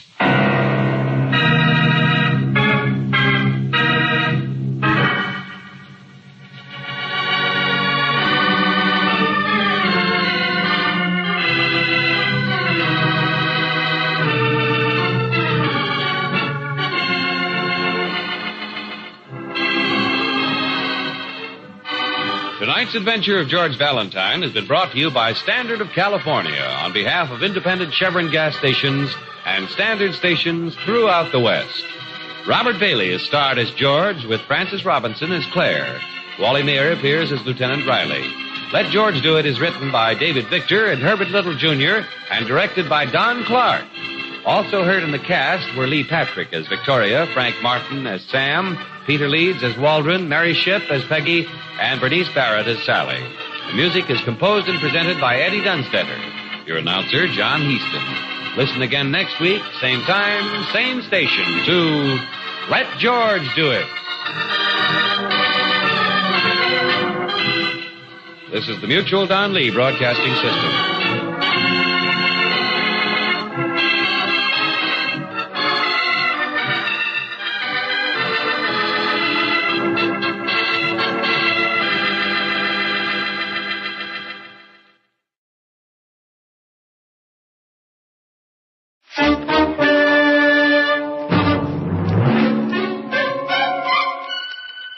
Box 13, with the star of Paramount Pictures, Alan Ladd, as Dan Holliday.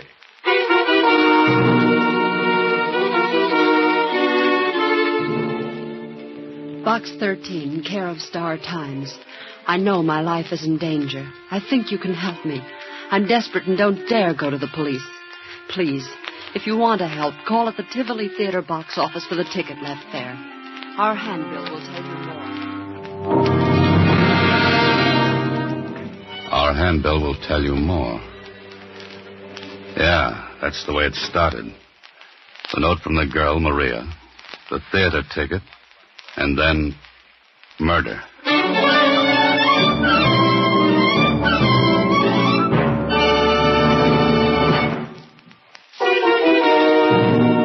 And now, back to Box 13. It was Thursday when I received the letter from Maria through Box 13. Some of the letters I get are from cranks. Some from people who are just curious about a reporter-turned-fiction writer who advertises Adventure Wanted. Will go any place, do anything. But with this one, it was just like Susie said. Gee, Mr. Holliday, it doesn't look like one of those crank letters or somebody that's just curious, thinks you're crazy or something. How can you tell, Susie? Oh, I don't know. Maybe it's just female ignition. There's a dictionary over there, Susie. Look up ignition. Don't you know what it means, Mr. Holliday? It's when a woman... Skip it, Susie, skip it. Oh, okay. I'm supposed to pick up a ticket for tonight's show at the Tivoli. Take a look at this handbill. Torino. The Great Torino. Like his look, Susie? Well, I don't know. That's what I thought. Okay, Susie, close up shop for the day. You're going to follow it up, huh? That's the general idea, yes. I want to see what Maria has on her mind and why she's afraid.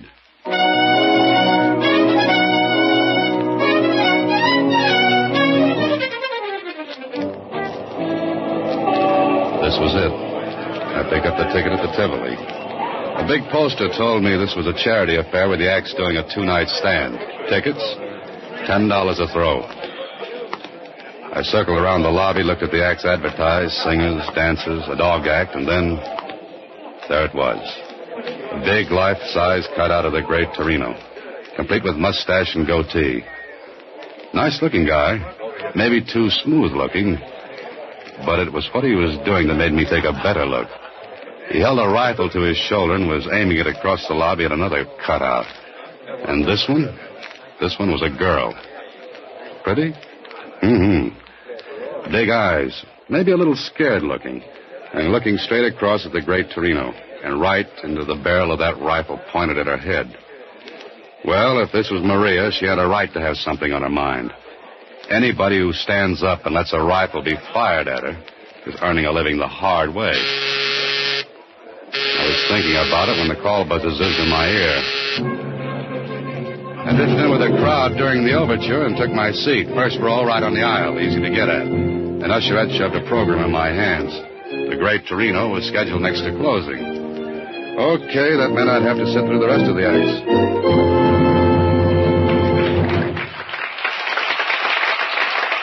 I did. It was skipping.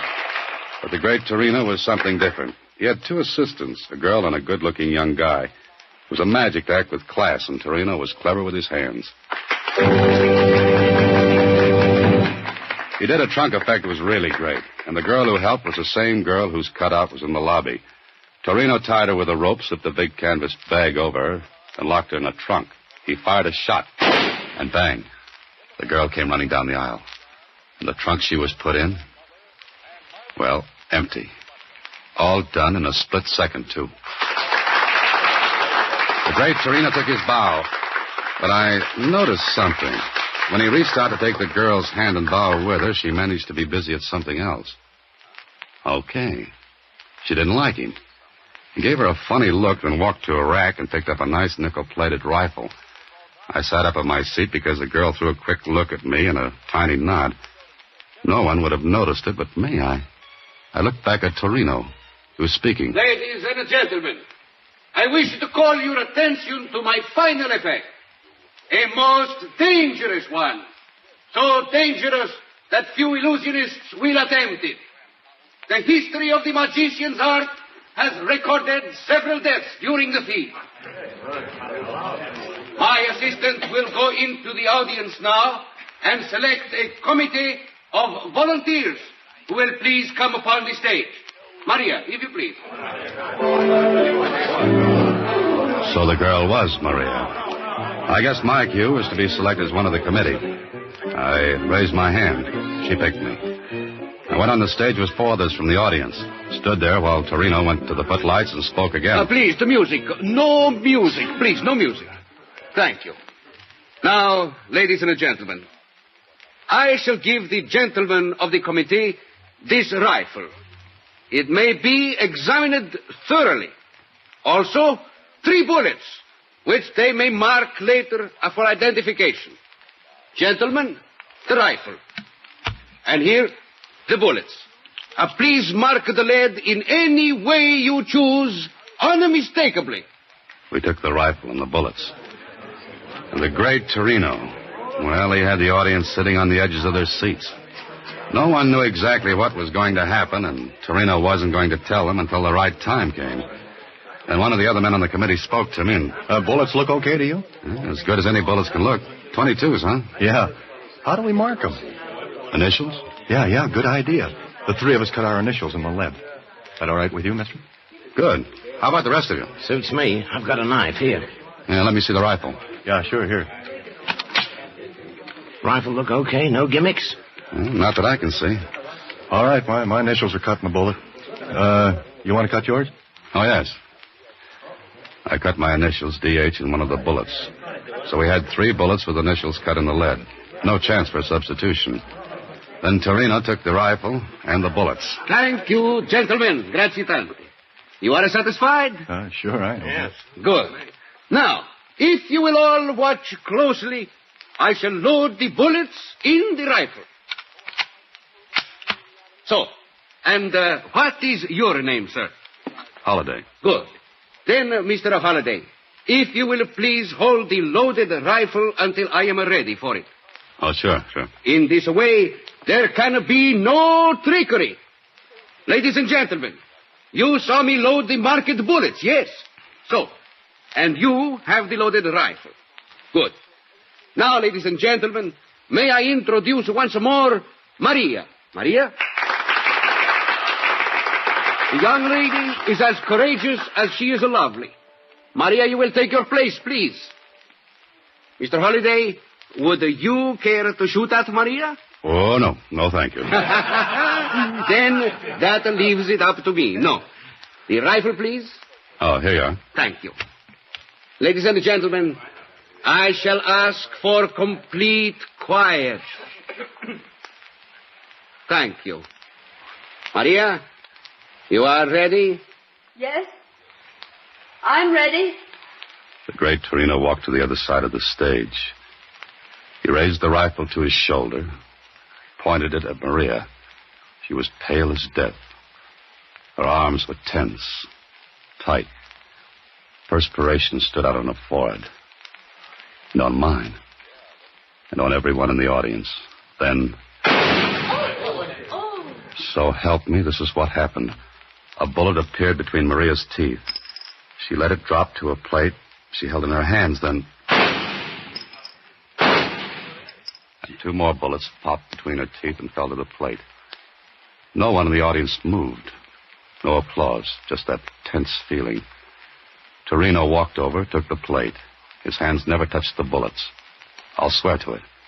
He walked to me and the other 3 men with me, and... Gentlemen, you will please to identify the bullets, yes? This one. Initials T.G. That's me. Yeah, that's mine, all right. Thank you. And this one. K.R. Mine. Thank you. And the third, D.H. That's mine.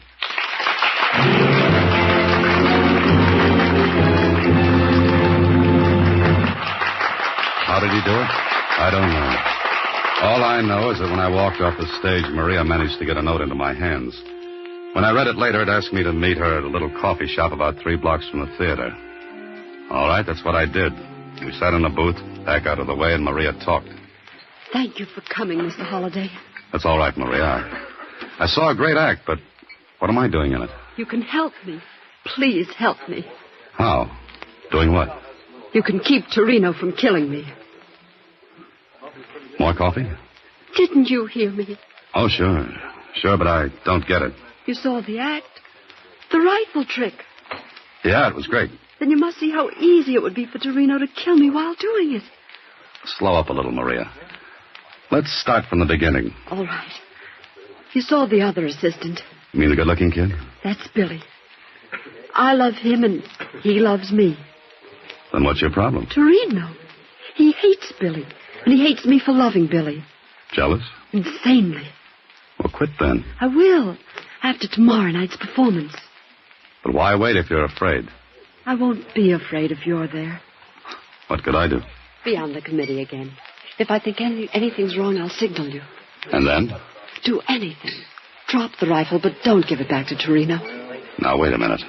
How could he kill you? He'd claim it was an accident. 3 magicians or their assistants have been killed accidentally doing the trick. The mechanism of the gun goes wrong. Giving away secrets, Maria? I have to. There's a mechanism in the breech of the gun. It drops the real bullets down into Torino's hand when he closes the breech. Oh, then I get an unloaded gun. There are blanks in it. The mechanism substitutes them for the real bullets. That's good. And he slips the real bullets to you. Yes, when he takes my hand to introduce me. And you slip them into your mouth. While the audience is watching Torino and the rifle. I see. Maria. Yes? Why don't you go to the police? Torino would know. He'd know. How? He watches me. Then aren't you afraid he's watching now? No, not tonight. I slipped away.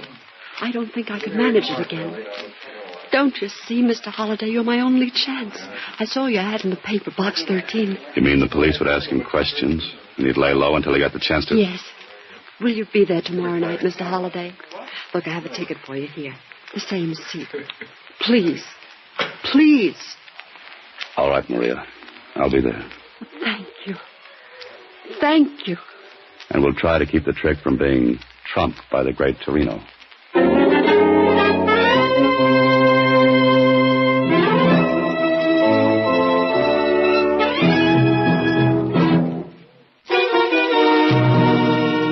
And now, back to Box 13 with Alan Ladd as Dan Holliday. Well, it sounded like a great assignment. And from the way the setup looked from where I sat, it gave the great Torino a perfect chance to kill Maria. I checked on Maria's story about the accidental deaths during the trick, and Jonesy at the Star Times verified it. A smart cookie like Torino could fake an accident, and who's going to pin the black ribbon on him? Nobody. Okay, it's up to you, Holiday, to figure it out.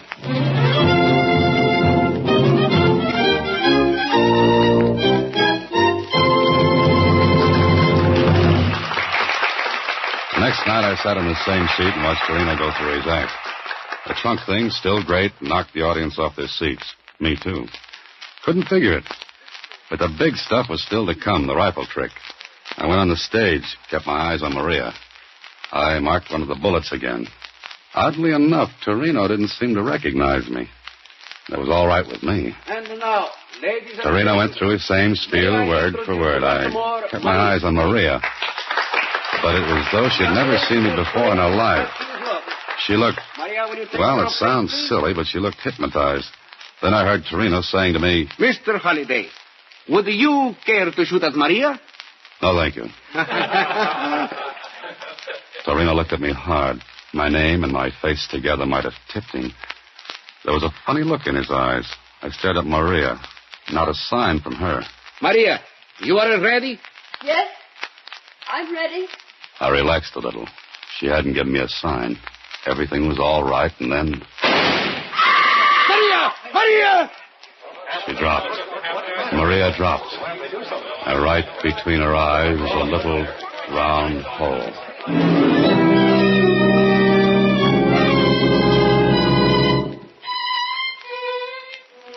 Look, Holiday. Is that straight, that story? Sure it is, Kling. She was afraid she'd be killed. But you say she didn't give you a high sign. No, she didn't even look at me. But she told you if there was anything wrong, she'd tip you. Yes, but she didn't tip me. Okay. Sergeant. Yes, sir, Lieutenant. Get Torino over here. Yes, sir. All right, Joe. Lieutenant Kling wants you. Got any ideas, Holiday? I'm dry. Bone dry, Kling. What about this guy, Billy, she told you about? I told you. Okay. It was accident. Something she was go wrong. Please. Quiet. Now look. Accident. She's wrong accident that happened. I am an artist. You tell me I do something wrong. No, it is wrong. Holy mackerel. Sergeant. Sergeant. Yes, sir. Put this guy in his dressing room and keep him there till he blows off that head of steam. But watch his door. And the window from outside. Yes, sir. Come on, Hoodie. Come on. It's funny, Kling. I'm hysterical. I don't think. What's funny? The girl, Maria. I don't think she knew me tonight. She looked right at me. Didn't give me a tumble. Yeah? So? She told me she'd signal me if anything was wrong. I don't get it. But it looks as though she... She what? She deliberately let Torino fire a gun she knew was set to kill her. That makes great sense. I know, no sense at all. And besides that, they're... Get away with it. You're going to let him tell you it's all an accident. Well, don't believe him. He killed her. That's Billy. Kling. What? Let me ask him a couple of things. Now, look, Holiday, I'm in charge of this case. You're in on a rain check. Okay, but I'm in, huh? Yeah, for the one reason that Maria told you about it, and He killed her. It wasn't an accident. Oh, I'd better go help the sergeant. Any objections if I mosey along with you? None. Just keep your mouth closed, that's all. Sure. All right. So I listened while Kling asked questions. But there was something knocking at the back of my head, asking to be let in. Something I'd seen, heard, remembered. I didn't know. But what bothered me was Maria not giving me a signal. When she said she'd know if Torino was up to something. Billy answered Kling's questions. No. All I know is that Torino bluffed Maria. He said he'd kill her if he saw me hanging around her. Who loads the rifle with blanks? Maria. Maria. She do it tonight? She always does it. Right up with it. Maria loaded the rifle herself. She did. Before the performance. So I got an idea. I left the stage where the investigation was going on, and I walked backstage toward the dressing rooms. I wanted to talk to Torino, but there was a large blue cop sitting at the door. He looked at me and... Well, Holiday. Oh, hi, Murph. I feel lousy. No, that's too bad. Say, think I could talk to Torino? No. Oh, no, look, you can watch and listen, tell Kling everything that goes on. Playing detective, Holiday? Nope, playing a hunch. What about? Why not listen and find out? And if you learn anything, tell Kling. And you might learn something good. You mean something that might break the case? Yeah, might. Oh, well, What's the matter, Murph? Can't you use a couple of stripes? Aye, sure. Oh, okay. But I'm standing right here, understand? Sure. Right. Hey, you, get up and... Oh, brother. Look. Ain't nobody gonna ask him no questions. No, I don't think he's in any shape to answer. A promotion, you say? A promotion? I'll be lucky if I ain't fouled up for good. This guy's been knifed right under my nose. That's right. Somebody stabbed Torino. He was as dead as Maria. And nobody saw anybody go in or out of the dressing room. There was one window. It was open. But the officer outside swore he had his eye on it. Nobody in or out. And nobody in the room but Torino. Well, the knife was in his back, so suicide was out. Clegg and his boys turned the room upside down. Torino's apparatus and trunks were shoved around. Still nobody. And it turned out nobody had a motive for killing Torino except Billy. Me? Me? Are you crazy? I never left the stage. I was talking to you. I was answering questions. I can't be in two places at once, can I? He was so right. Kling was tearing his hair. Then more questions. The rest of the acts were strangers to Torino. Knew nothing about him. I was thinking about it when something hit me. Something Billy had said. While Kling was still firing questions, I got to a phone.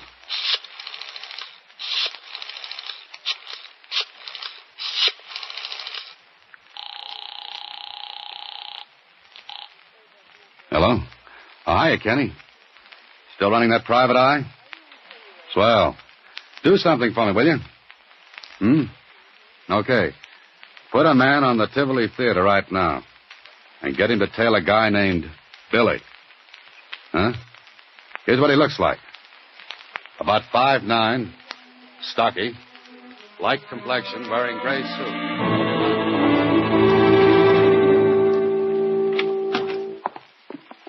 Good morning, Mr. Holliday. Hiya, Susie. Any messages? Uh-huh. The detective agency called. And what? What's the message? Oh, I wrote it down in shorthand. Here. Trail Billy in shoe. No, wait a minute. Ooh, terrible ink. I got it. To insurance company this morning. He placed claim for double indemnity policy for his wife, Maria Baker. Hey, wait a minute, Mr. Holliday. That's not all. That's enough. I'll see you later, Susie.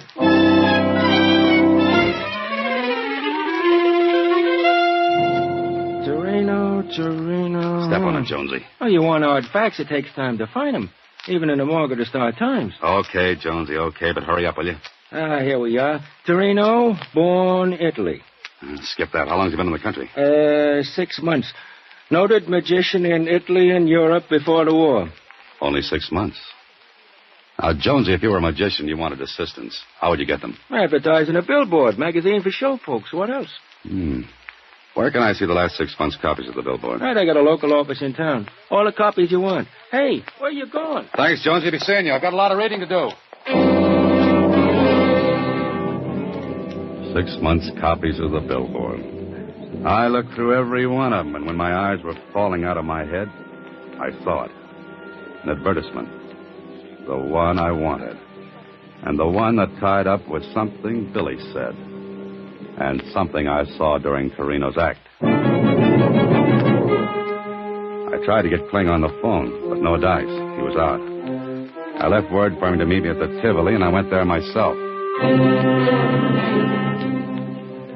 There was nobody there but the watchman. The $5 bill got me in. Oh, there's no place gloomier than backstage in an empty theater. I headed for Torino's dressing room. Because I had a good idea how someone got in and stabbed Torino, then disappeared. I opened the door, stepped inside. It was dark. The shade on the window must have been down. I was fumbling for the light switch when somebody pulled the shade on me. Oh!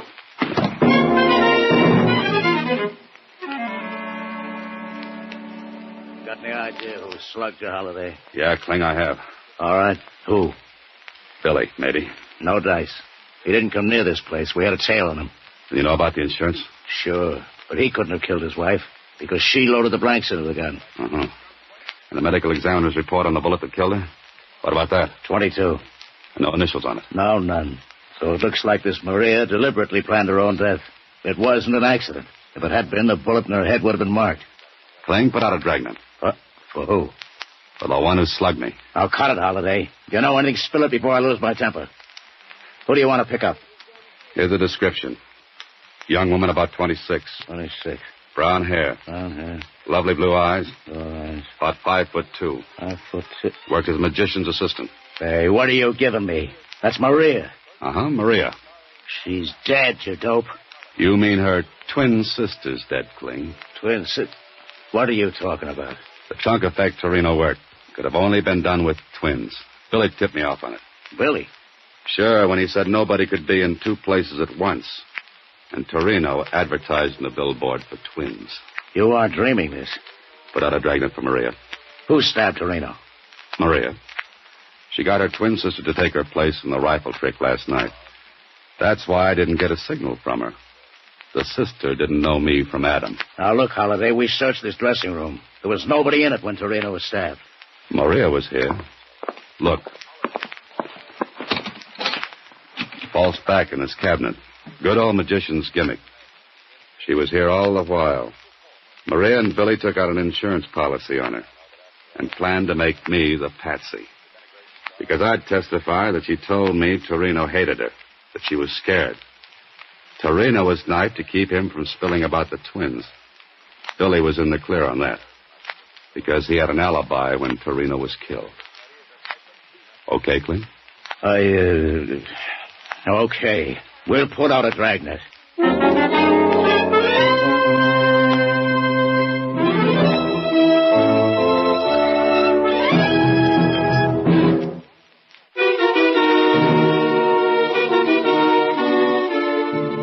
And they got her, Mr. Holliday? Yeah, Susie. They got her. Gee, sounds just like a story. Uh-huh. Only nobody will believe it. Look, I've got a knot on my forehead to prove it. Does that make you hysterical? No, but I was just thinking. Don't be reckless, Susie. What about? I was just thinking, with that bump, you'll have to wear off-the-face hats for a while. You're a great help. Good night, Susie. Next week, same time, Alan Ladd stars as Dan Holliday in Box 13.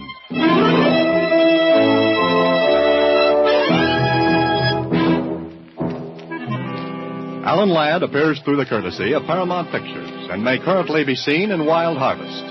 Box 13 is directed by Richard Sandville with original story by Russell Hughes and original music composed and conducted by Rudy Schrager. The part of Susie is played by Sylvia Picker. This is a Mayfair production.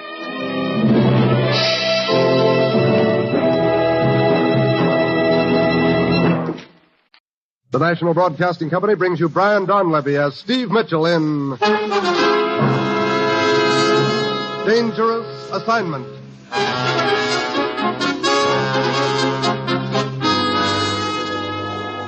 The time, midnight. The place, a carnival on the outskirts of Zurich, Switzerland. Two men slip furtively through the shadows near the slowly revolving carousel. They stare intently into the darkness. Triflis must be around here somewhere, Carl. Yeah, handsome. We both saw him enter the carnival grounds. Well, where could he hide? The carnival is almost deserted. You see, there's only one person riding on the carousel, and...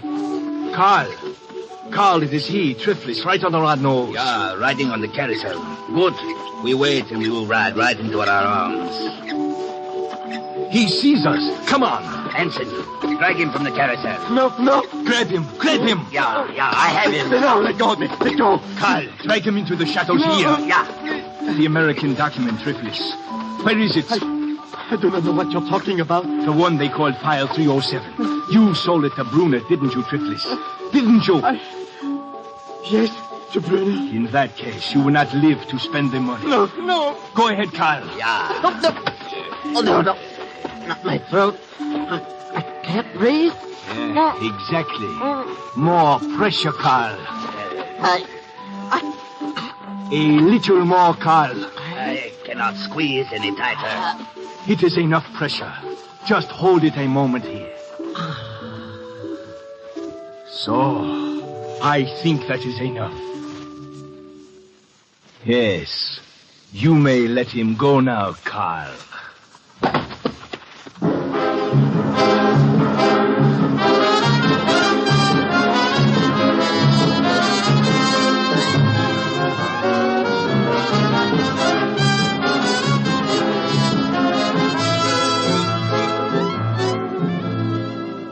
You've seen him in such pictures as An American Romance, The Great McGinty, and Command Decision. Now, here's our star, Brian Donlevy, in another two-fisted portrayal as Steve Mitchell in Dangerous Assignment.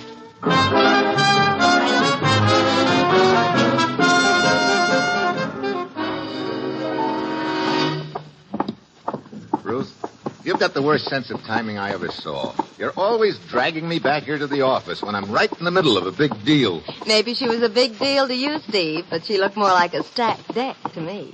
You know, some of these gals may start picketing you. What's this all about, anyway? That's what the commissioner's waiting in his office to tell you. Here we are. I have your passport and credentials ready when you are. Okay, thanks, Ruth. Oh, Steve. Hello, Commissioner. Well, where am I going this time? Zurich, Switzerland. Switzerland? Look, I can't even yodel. You won't have time to yodel. Steve, ever hear the name Brunner before? Brunner? Sounds vaguely familiar. Who is he, Commissioner? I don't know. Huh? Brunner's always been a very mysterious figure, Steve. None of our agents has ever seen him. Matter of fact, I don't suppose there are more than a handful of people in the entire world who know what he looks like. Yeah, I remember now. Brunner's a sort of an international mystery man who sells information to the highest bidder. We think Brunner has File 307, Steve. File 307? Top secret document containing defense plans. 2 weeks ago, it was stolen from this country. Oh, you think it's in Zurich now? We had information it was temporarily in the possession of a seamy little man named Triflis. This morning, his body was discovered near a carnival grounds outside of Zurich. Needless to say, File 307 wasn't on Triflis's body. No, but Triflis paid a visit to Brunner's villa 2 hours before he was murdered. We think he sold File 307 to Brunner. And I'm supposed to get it back from this international secret seller, huh? Great. Well, have we got any contacts in Zurich? One. His name is Max Raber. He runs the carnival over there. Just one more thing, Steve, as to the danger involved. Yeah, I don't imagine trying to get into Brunner's villa is a habit-forming occupation. There's more than that. Other interests are also trying to get File 307 from Brunner. Naturally, they'll try to stop you permanently. Their agents may be watching you right from the start. Yeah? Well, that's it, Steve. As usual, you'll pose as a foreign correspondent after an interview with Brunner. Actually, you ought to find File 307 and bring it back. You've got your assignment? Good luck.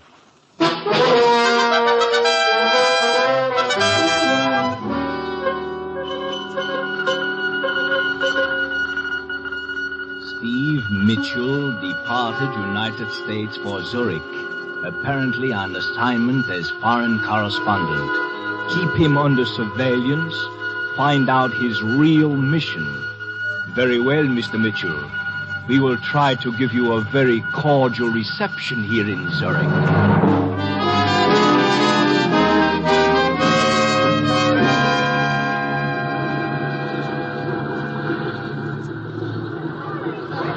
Taxi cab, sir. Taxi. Oh, okay, driver. Koenig Hotel. Yes, sir.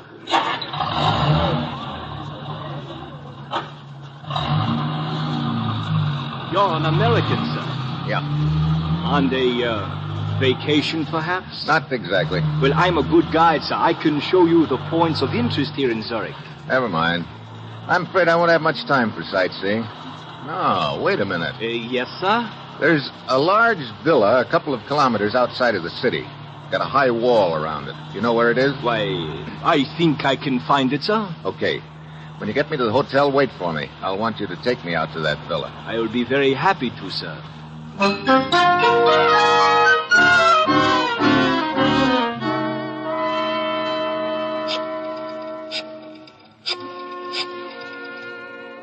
Hello, Carl.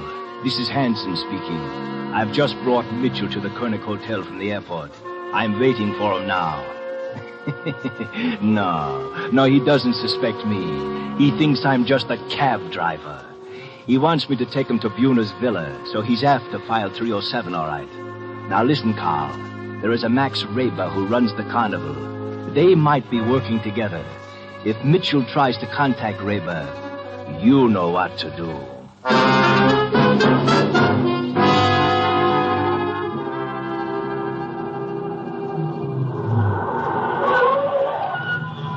I believe this might be the villa you are looking for, sir. It is the only one with a high wall near here. Well, that must be it then. Okay, here you are. Oh, but I can wait for you, sir. Never mind. Very well, sir. If you should need me further, my name is Hanson, and my cab is usually in front of your hotel. Oh? You're quite an obliging guy, aren't you, Hanson? Sir? I'll skip it. Thanks. Some joint. Looks like a penitentiary. Oh, there ought to be a gatekeeper around here somewhere. Who are you? What are you doing here? What do you want? One at a time. I'm Steve Mitchell, foreign correspondent from the United States. What do you want? An interview with Brunner. Go away. Now, look. You cannot see Brunner. Brunner gives interviews to no one. Go away. Fritz? Yeah? What is it, Cam? Well, this fella's getting better looking by the minute. What's the matter, Fritz? This man wants to see Brunner. Oh? I'm Bruno's secretary, Karen. Hello. You're Mr. Steve Mitchell. You're Brunner's secretary? He should be so lucky. You can go, Fritz. I'll take care of this. Very well, Karen. But don't let him get into the gate. Much cozier with just the two of us, isn't it? Just what was it you wanted, Mr. Mitchell? I'm a newspaper correspondent. No. Well, I'm afraid you've come to the wrong place, then. Your boss isn't too eager when it comes to giving out interviews, huh, Karen? Bruno sees no one, Mr. Mitchell. Yeah, that's the general impression I've gotten, but I thought he might possibly make an exception in my case. You say you wish a story? That's right. And that's all you wish here? It was before I met you. I mean, a story is all you wish from Bruna? What else would I be after? I do not know. Suppose you come back tomorrow, Mr. Mitchell. Tomorrow? Yes. I will tell Bruno about you and ask him if he will see you. Why, thanks. You'd be doing me a big favor, Karen. All right, Mr. Mitchell. I will try to persuade him. Until tomorrow, then.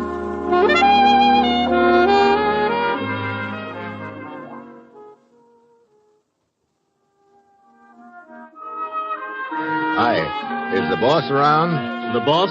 Yeah, the guy who runs this carnival. You mean Max Raber? That his name? I'd like to talk to him. Where is he?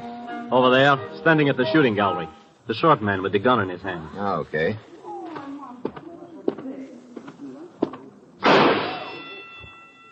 Nice shot. Thank you. I seldom miss. Oh? Hey, looks like you know what you're talking about. You, Max Raber? That is correct. I'm Steve Mitchell.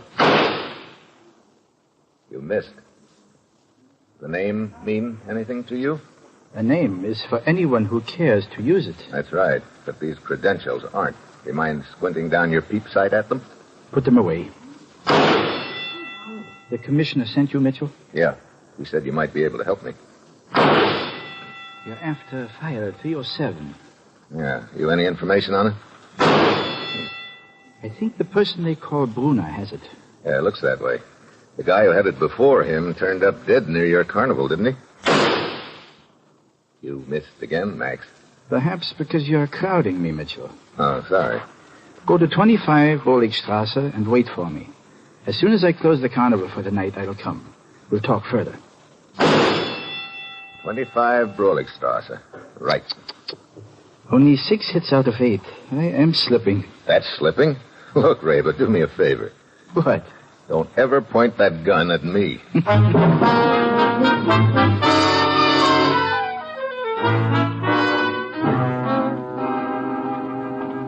21.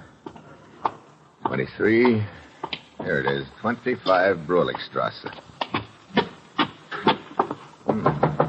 All dark. Unlocked. Well, Max has to wait here for him. Wonder where the lights are. Hey, who closed the door? What?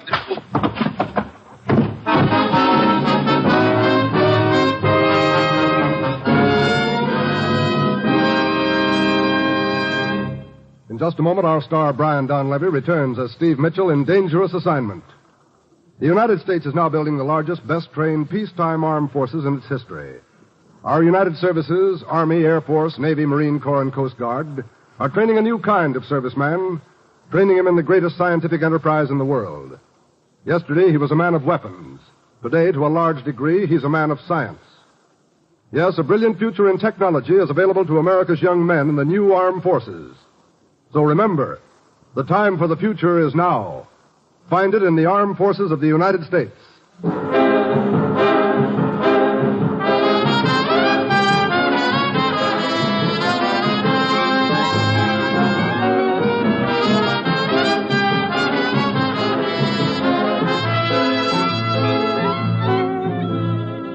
Now, the National Broadcasting Company brings you Act Two of Dangerous Assignment, starring Brian Donlevy in the role of Steve Mitchell.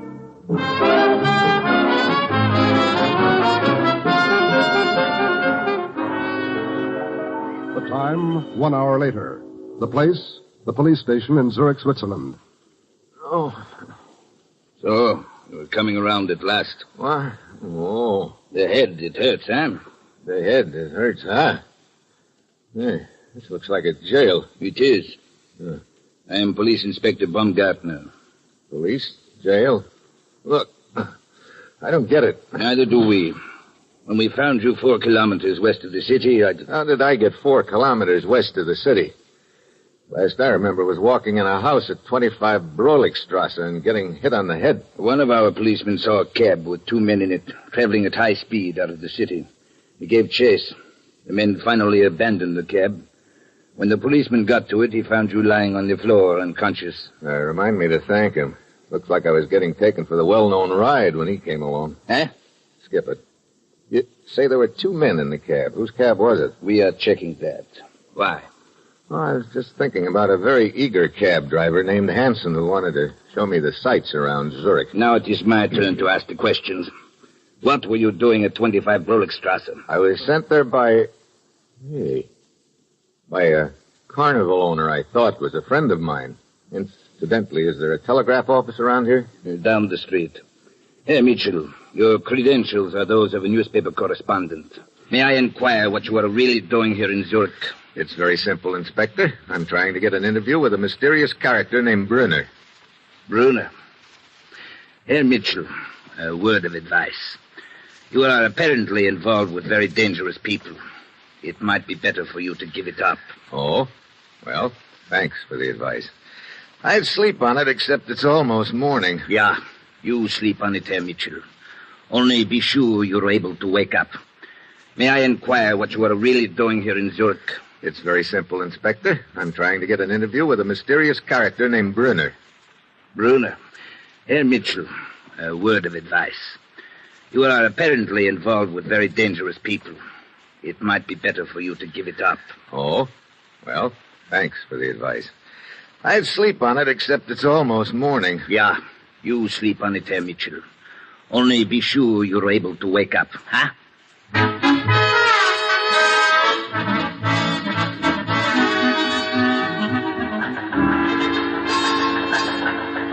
It's from Steve, Commissioner. Good. I've been expecting a report from him. Here you are. Oh, thanks, Ruth.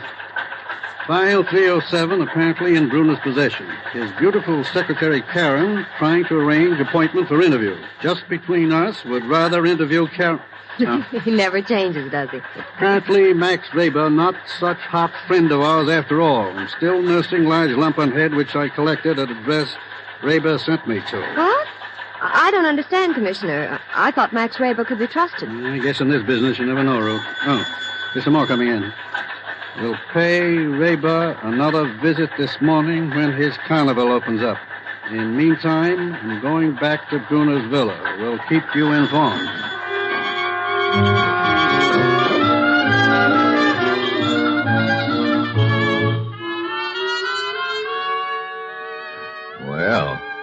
This is quite an apartment you've got here, Karen. Much better than trying to talk through the bars of that gate outside. Yes, it is a nice apartment. Bruno takes good care of me. You know something? He should. You say nice things, Steve. Sometimes it comes easy. I'm afraid it won't do you any good to look out the window, Steve. You won't see Bruno. Oh? He lives in that other wing, across the courtyard. Look, what kind of a guy is he, anyway? A short little man. Very quiet. A short man.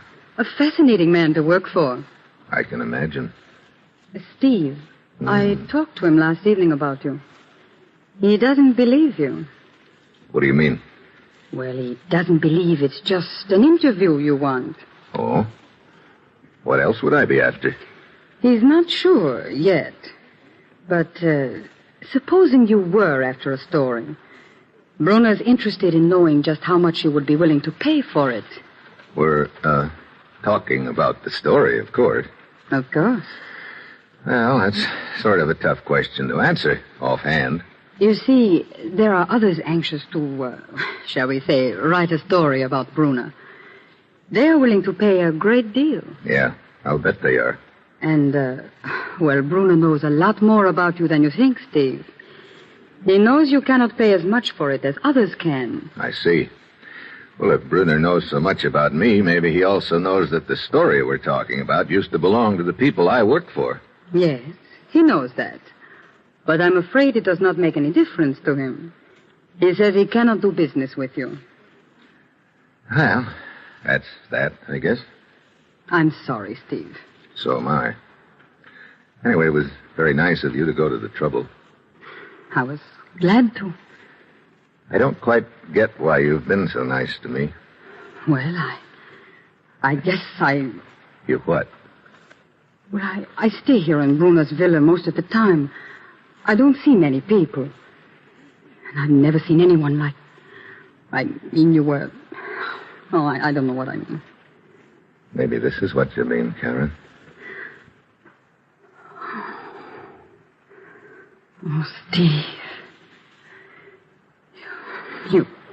You must leave, Steve. Okay. But I'll be back. No, Steve, they would not let you in. There's a high wall and guards. Look, I said I'd see you later, and I will. With you here, I could grow wings.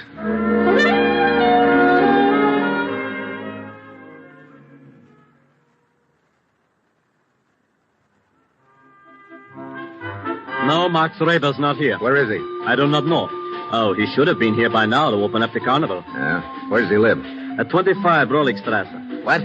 Max Reber lives at 25 Roligstrasse? Yeah. You know where it is? Yeah. I've got lumps to prove it. Thanks.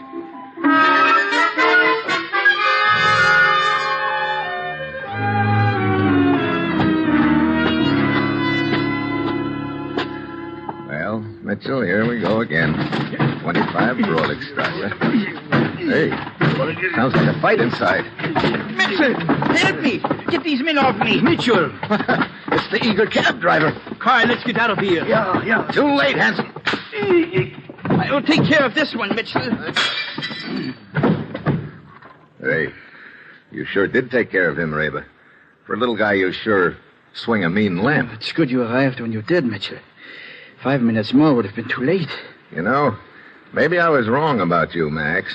Wrong? What do you mean, Mitchell?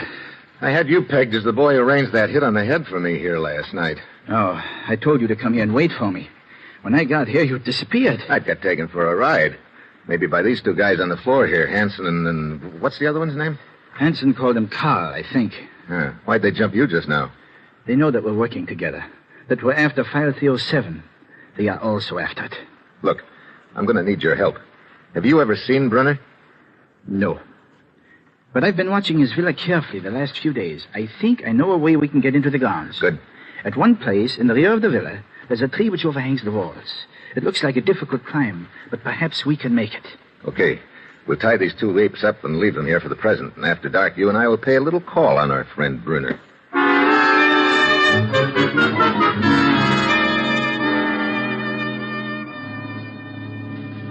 Here, Max.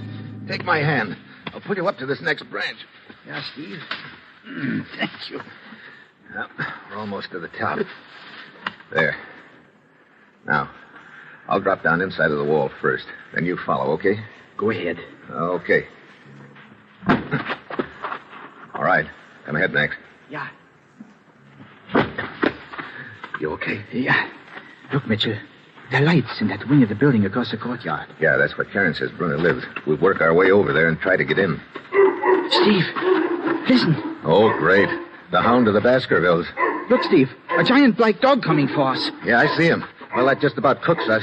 No, wait. Get lost, Reba. Huh? Lost? Get into the brushes there. Watch where they take me and try to get to me later. Now get moving. All right, Steve. Hey! Get away from me, you big lug! Hey, will somebody get the black monster off of me? Here he is, Fritz, over against the wall. Hurry up! This dog got me on his menu. So, it is the nosy reporter. Get this timberwolf off me. Schnabel, get the dog. Fritz, take this man to the room in the cellar and tie him up at once.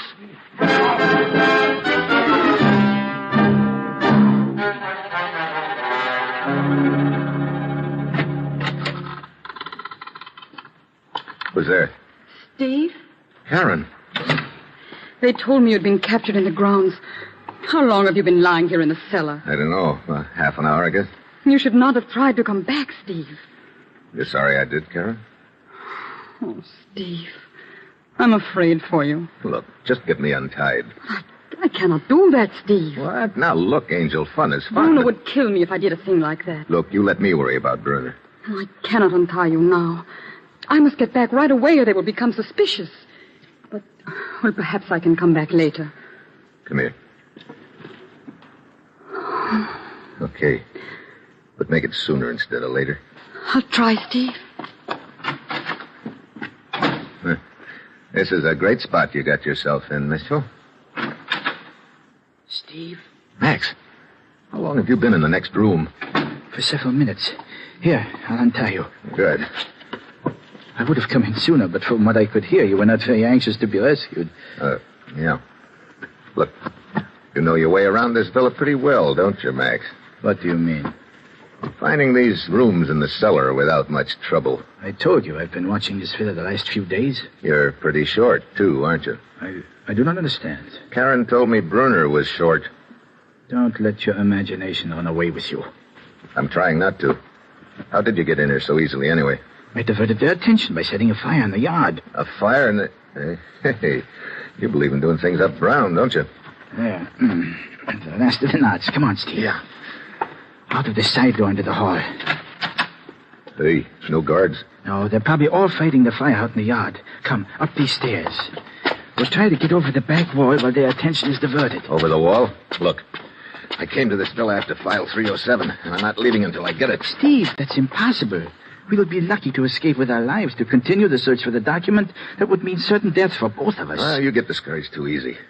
This the door to the yard? Yeah. All clear. Come on. Hey, that really is a fire you started. Come, Mitchell. It's spreading toward the front gate. It's our chance to get over the back wall. Hey, wait a minute, Max. We're not leaving yet. What? Look, that building over there. It's Brunner's wing of the villa. Steve, are you crazy? We cannot get in there. Why not? The door's open. This is our big chance, Reba. But, Steve, I tell you... Look, I came all the way across the Atlantic to find that piece of paper. Come on.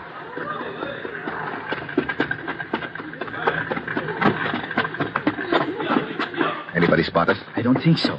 They're all fighting the flames. Okay, let's get inside. Close the door. Yeah. Bruno must be out at the fire, too, Steve. Yeah. Brother. I thought Karen's apartment was something. This one looks like the Waldorf Astoria. Well, come on, let's go through some of these drawers. But, Steve, if the document's in here, it's probably in a safe. You can't tell. Brunner might figure a safe would be the obvious place. Hey, what have you found? Silk stockings and negligee, Steve. Yeah, me too. I don't get it. Wait a minute. Boy, I'm really slipping, Max. Sure took me a long time to catch on. Steve, look. This leather case. Give it to me. Someone's coming. What? Here, put the case back in that drawer. Hurry. Yeah. Well, Steve. Karen Brunner. Complete with gun. Karen Brunner? I see you've discovered my little secret. I should have figured it. You're not Brunner's secretary. You're Brunner. You're lucky, Steve. Lucky that I feel a certain affection for you. Otherwise, your discovery would have cost you your life. Steve, stay away from that drawer. Another step and I'll shoot. Okay, Karen. I lose. That's better. You were... Yes. You're getting very warm, Steve. So close to the right drawer, and yet so far. Yeah. Well, what happens now, Karen? I told you. You were lucky. I'm going to let you go, but you'd better go now. Okay. Well, it was nice while it lasted, baby. Yes, it was.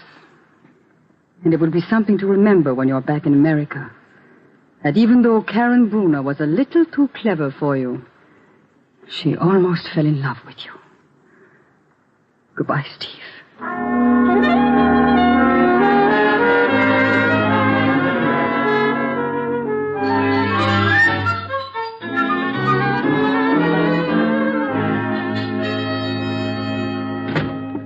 Hi, Commissioner. Ruth said you wanted to see me as soon as I got back. I certainly do, Steve. I got the cable you sent from Zurich before you left. So, Karen, the beautiful secretary, turned out to be Bruner. She sure did. Steve, you let me down badly. Letting a woman razzle-dazzle you like that. But I finally figured out she was Bruner, Commissioner. Yes, but too late. Not quite. I didn't mention it in my cable, but... Here. What's that? File 307. What?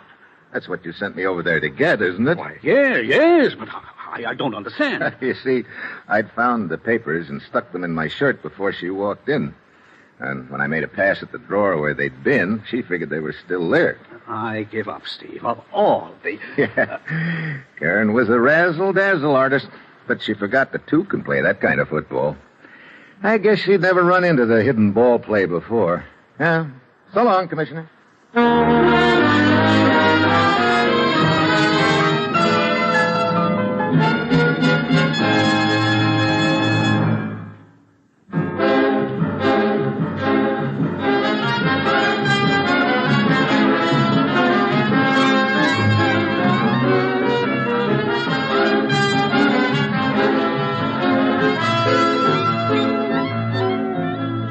You have just heard the seventh in an exciting new adventure series, Dangerous Assignment, starring Brian Donlevy as Steve Mitchell.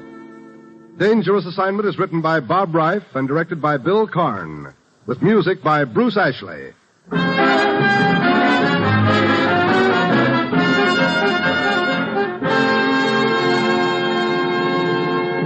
This program came to you from Hollywood. This is NBC, the national broadcasting company.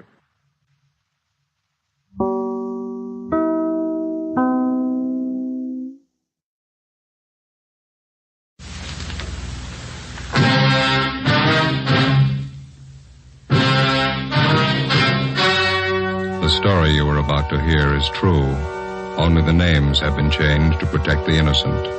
Fatima Cigarettes, best of all long cigarettes, brings you Dragnet.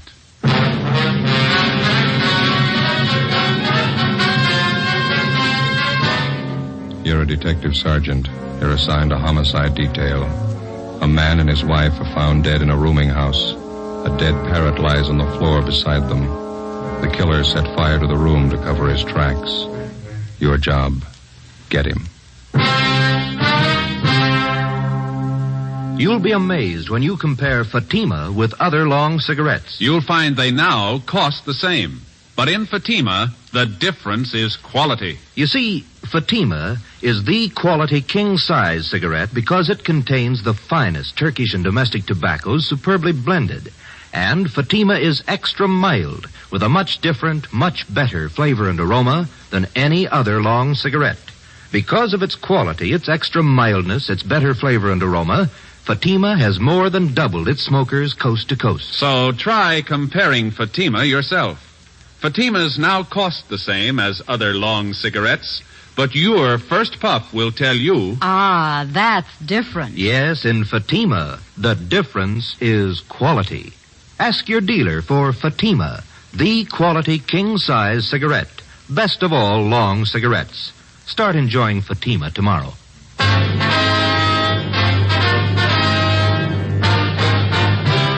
Dragnet, the documented drama of an actual crime. For the next 30 minutes, in cooperation with the Los Angeles Police Department, you will travel step by step on the side of the law through an actual case transcribed from official police files.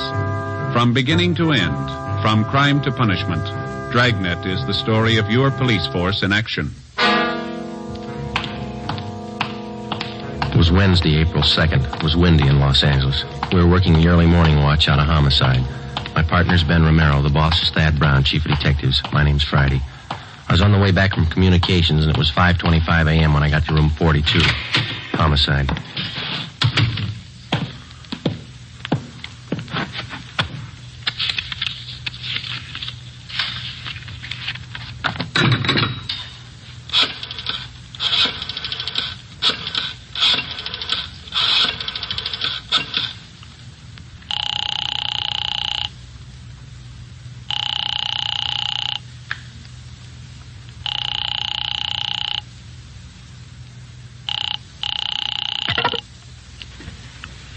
Hello? Is this Miss Jones? Yes, who is it? This is Joe Friday. I'm sorry to bother you, Miss Jones. Is Lee there? Oh, yes, Joe. Just a minute, I'll wake him. Lee, honey. Lee, it's Joe Friday. He wants to talk to you.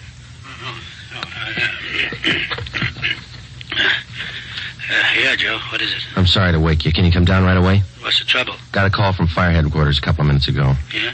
They had a fire in a rooming house over on 7th Street. They found 2 dead bodies in one of the rooms. Yeah? They suffocated? Well, the battalion chief doesn't think so. They found both bodies on the bed. There was evidence of arson in the room. What kind of proof they got? The victims. That's why we called you. Now, what you got? Fire department thinks they were dead before the fire started. 5:30 a.m. Romero and I drove out to the rooming house on 7th Street. It was a 2-story building in the middle of the block between South Grand and Toledo Avenue. On one side of it was a small transient hotel, on the other, a building which housed a bookbinding firm and studios for an acrobatic dancing school. When we got there, the salvage crew was still working. We were directed to the 2nd floor, where we met with a man in charge from the fire department, Battalion Chief Sullivan. It's right down the hall here. Watch your step there. Oh, yeah. You have the names of the victims, Chief? We think it's Guthrie, Mr. and Mrs. Charles Guthrie. Old couple, lived here for some time, I understand. Here we are. We figure that's where it started, right under the bed over there. Heat must have been terrific. Look at the walls, Joe. Yeah. This is where most of the damage was done, Chief? No, rooms on both sides got it, too. Not as bad as this, though. Guthrie's had 2 rooms. This and the one adjoining. Through the door there. Mm-hmm. When the fire starts, got any idea? About 4:45, I'd say. Landlady smelled the smoke about 10 to 5, put in the alarm. Fire was out 3 minutes after 5. Any other casualties besides the Guthries, I mean? No, just the 2. Okay. Over on the bed here.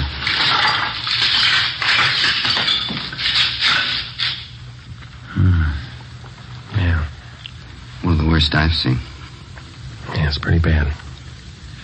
Ben, you can see from the position of the 2 bodies, doesn't look to me like they suffocated. Mm-mm. No evidence that they tried to get out of the room. Both relaxed. Looks like somebody did them in, then tried to cover with arson, huh? Oh, Chief. Yeah? On the floor there. Oh, yeah, a parrot. Somebody wrung its neck, looks like to me, and then threw it there on the floor. There's the empty cage there in the corner, door's open. Chief? Yeah, Wyatt? Schubert's still talking to the landlady? He hasn't come back. Clyde'd like you to meet Friday and Rebello. No. Sorry, Friday and Romero, homicide detail. This is Clyde Wyatt from the arson squad. Hi, how are you? You want to show him that setup, Clyde? How it was touched off? I'm glad to. You can take a look under the bed there. Tells most of the story. You see directly underneath there? Let me see. Mm-hmm. What is that, Wyatt? Pretty charred. Rags and papers. Had a good soaking in kerosene before they were touched off. Strung out all under the bed here. Yeah. Couldn't miss, huh? Thorough guy, whoever set it up. Most of the carpeting in the room was doused with kerosene, too. This much you can count on. The man who touched it off knew something about timing devices. Want to show him that rig, Clyde? Right here. Yeah? Ordinary electric heater. This automatic timer was connected to it, then plugged in. Heater was placed under the bed right next to the rags and papers. Timer was set probably for about 4:45 a.m. Mm-hmm. Timer let go on schedule. Heater warmed up. Rags and papers caught fire, then the mattress. can see the rest for yourself. That timer pretty intricate, Wyatt? The man who put it together was no amateur, as the chief said. Must have known something about clockwork. Clyde, see you a minute. Yeah, Mac. Excuse me, I'll be back in a minute. You bet. Thanks very much. You find anything else that might tie in, Chief? Not in this room, no. Dead parrot there. Door of the cage open. Probably a pet. Might have been out of the cage at the time of the fire. Is it possible the parrot could have suffocated, Chief? Not from what I can see, no. As I say, it looks to me like somebody wrung the bird's neck. A few green feathers on the floor there. Mm-hmm. That's the adjoining room in there. Okay.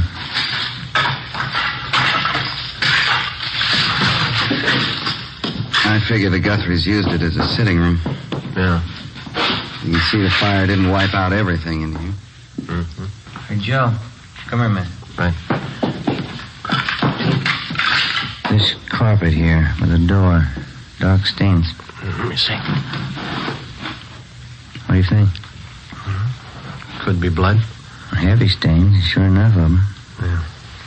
Looks like more of them by that desk there, and some on the wall, too. Desk drawer's open here. Yeah, I see that. That's about it. You know as much as we do so far. Yeah. We know how the fire was touched off. We're satisfied it didn't kill those two people in there. The boys from Larson Squad talking to the other roomers in the building? Right now, you can check with them. Okay. Well, thank you very much, Chief. I certainly appreciate it. Not at all. The usual breaks, isn't it? How's that? This is Fire Prevention Week. 5:53 a.m. Lieutenant Lee Jones and the crew from the crime lab arrived. Davis, the photographer, Dean Bergman from Leighton Prints. Pictures were taken of both rooms, which made up Mr. and Mrs. Guthrie's living quarters. Photographs of the bodies were taken. Bergman processed for fingerprints.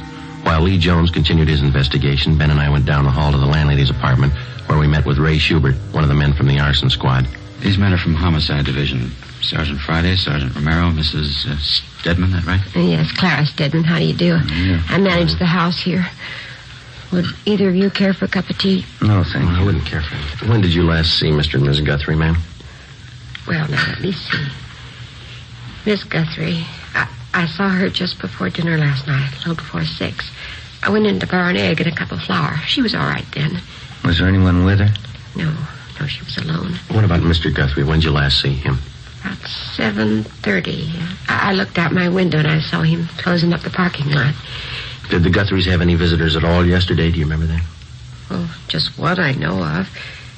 Jack Marshman. He's working for Mr. Guthrie about a year now. When did Marshman visit the Guthries, do you know? Around 4, yesterday afternoon. Yes, I was there, too. Mrs. Guthrie and Jack and I had a cup of tea together. Then Jack left to go back to work, and then I left. You didn't notice anyone else in or near the Guthries' rooms after that? No. I had my dinner and listened to a radio play, and then I went off to bed. Oh, I know you're upset, Mrs. Stedman, but can you think of anybody who might have wanted to do away with the Guthries? Anybody who had a reason to do them harm? Oh, as far as I know, Sergeant, they didn't have an enemy in the world. I guess I was wrong. It's a terrible, terrible thing. Yes, ma'am. We'll leave our card here with you. All right. If you want to contact us, don't hesitate to call anytime. All right, thank you. Thank you, Miss Stedman. Goodbye, ma'am. Goodbye.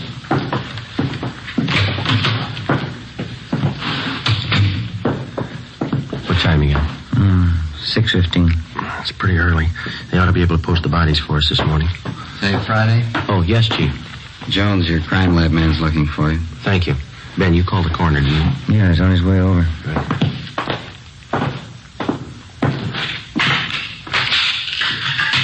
Lee? Hi. I'm looking for you. Got a few things. Yeah, what's that?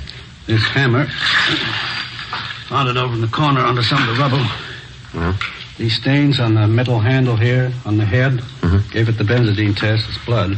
You figure it's a murder weapon? I'll know more when I get the coroner's report. Bergman lifted a lot of nice prints.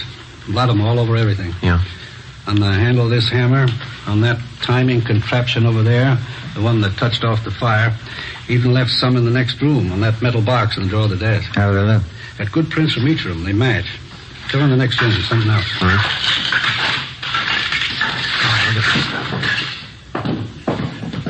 Yeah? have stains on the carpet by the door, the stains on the carpet by the desk, those on the wall, blood stains, all of them. Mm-hmm. And you can see here, trail of stains, all leading through the door into the murder room. You figure they were murdered in here, and then the killer took the bodies in the next room and put them on that bed. Huh? Then he set fire to cover up. That's my guess. How about the prints on the box in that desk, Lee? Might have been money in the box. Possible burglary? That's an angle. I'll take scrapings from these stains, run on biological precipitant when I get back to the lab. I'll let you know how it comes out. Better start finishing up here. Right, Lee. Thanks very much. Well, looks like we're in fair shape. A hammer, a couple of fingerprints. Righty. Romero? Yes, Hubert? That fellow that worked for Mr. Guthrie in the parking lot, Jack Marshman, just got here. Did you talk to him? Why, I'm not having one of the empty rooms down the hall. Thanks. Which way? Down here. Seems pretty well broken up. You talked to anyone besides you since you got here? No, I told him the Guthries were dead, that's all. He's taking it pretty hard. Mm-hmm. Which one? Right here.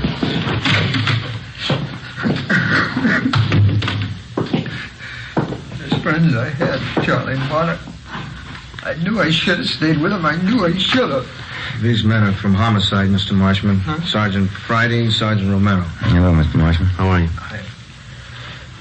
I don't know what I can tell you. I can't understand. Poor Charlie and boy. Well, what can I do to help? I'd like to have you answer a few questions, if you don't mind, sir. Certainly. Anything to help out. But please, you got to find out whoever did it. You got to find out who killed them. We're going to try, Mr. Marshman. Now, would you tell us the last time you saw the Guthries alive? Sure. Maud.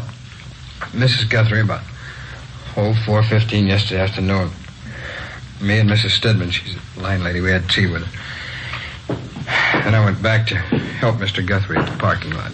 Mm-hmm. When's the last time you saw him? Oh, it's about 6:30. That's when I get off duty at the lot. I said goodbye to Charlie. Never dawned on me it was the last time I'd see him alive. I just can't understand. It's such a vicious thing. Charlie and Marta. It's really terrible. Yes, sir. You want to just sit down there, Mr. Marshman? Oh, thanks very much. Ray. Yeah? Are you sure you're the only one who talked to Marshman since he got here? That's right. I met him at the door downstairs. Well, the only thing you told him was that the Guthries were dead.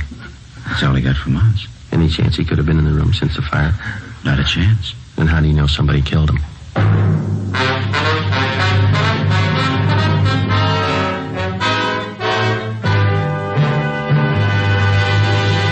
You are listening to Dragnet, authentic stories of your police force in action. You'll be amazed when you compare Fatima with other long cigarettes. Buy a pack.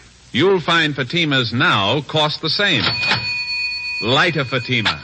Ah, that's different. What a difference. Yes, friends, in Fatima, the difference is quality. Quality of tobaccos, the finest Turkish and domestic varieties, extra mild and superbly blended, to give you a much different, much better flavor and aroma than any other long cigarette. Quality of manufacture. Smooth, plump cigarettes rolled in the finest paper money can buy. Quality, even to the appearance of the bright, clean yellow package, carefully wrapped and sealed to bring you Fatima's rich, fresh, extra mild flavor. Try comparing Fatima yourself. Fatimas now cost the same as other long cigarettes, but your first puff will tell you... Ah, that's different. Yes, in Fatima, the difference is quality. Ask your dealer for Fatima, the quality king-size cigarette. Best of all long cigarettes. Start enjoying Fatima tomorrow.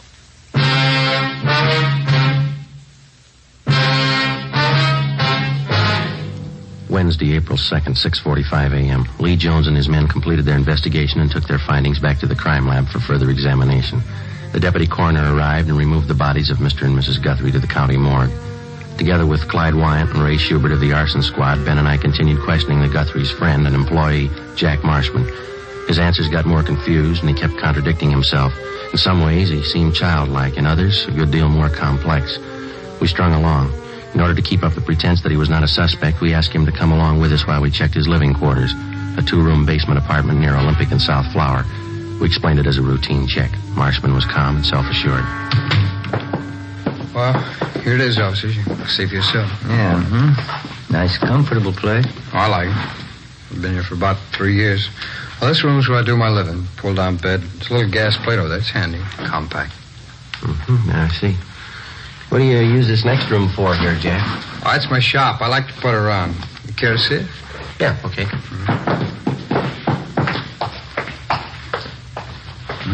It's very nice. What's your hobby? Watchmaking. I used to be a watchmaker. I haven't worked at it lately, though. Job's pretty hard to find. Yeah. These parts here on the bench. You making something, Jack? Oh, just fooling around. Old alarm clock there. I'm fixing it up for a friend.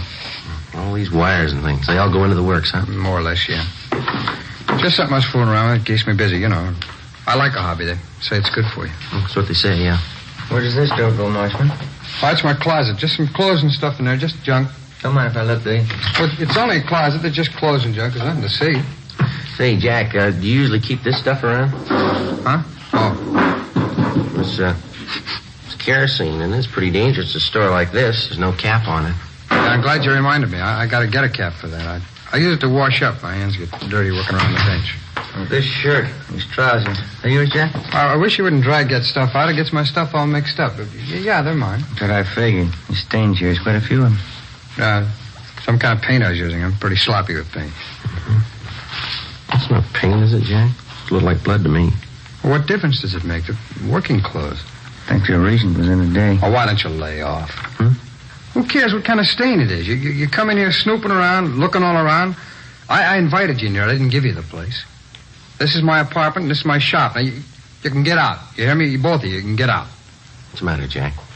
I said you can get out. All right. You want to tell us before we go? I'll tell you what. Why you killed the Guthries. What do you mean?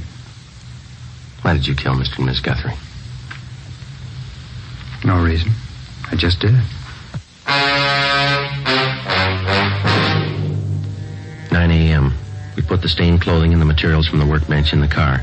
Together with the suspect, we headed back for the office. On the way, Marshman was quiet. He asked for some breakfast. We stopped and bought him some ham and eggs. We tried to get him to talk. He refused.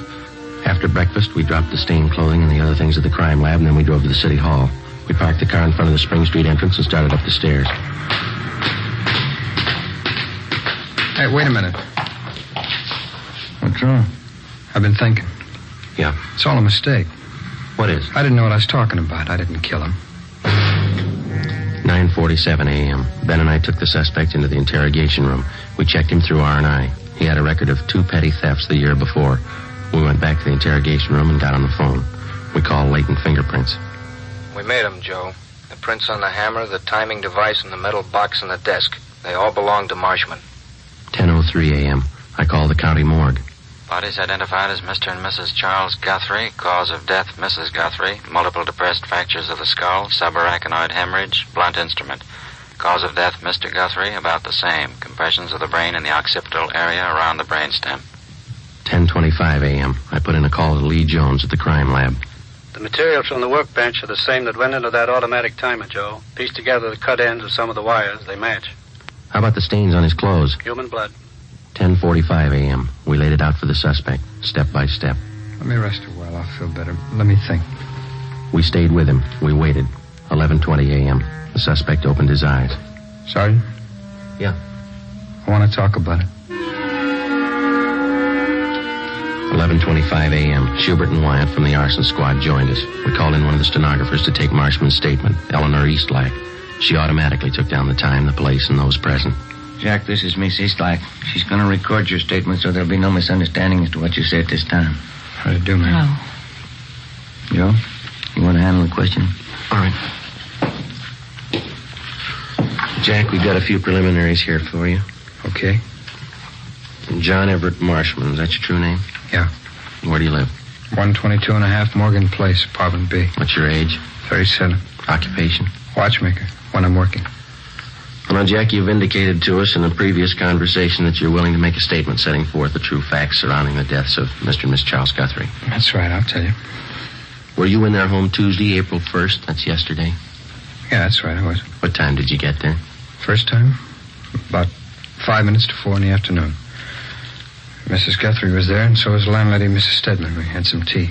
Was anybody else present while you were there? No, it's just the three of us. How long did you stay there? I left about 4:15, I guess. Guess I was there about 20 minutes. Where'd you go when you left? Oh, back to the parking lot as usual.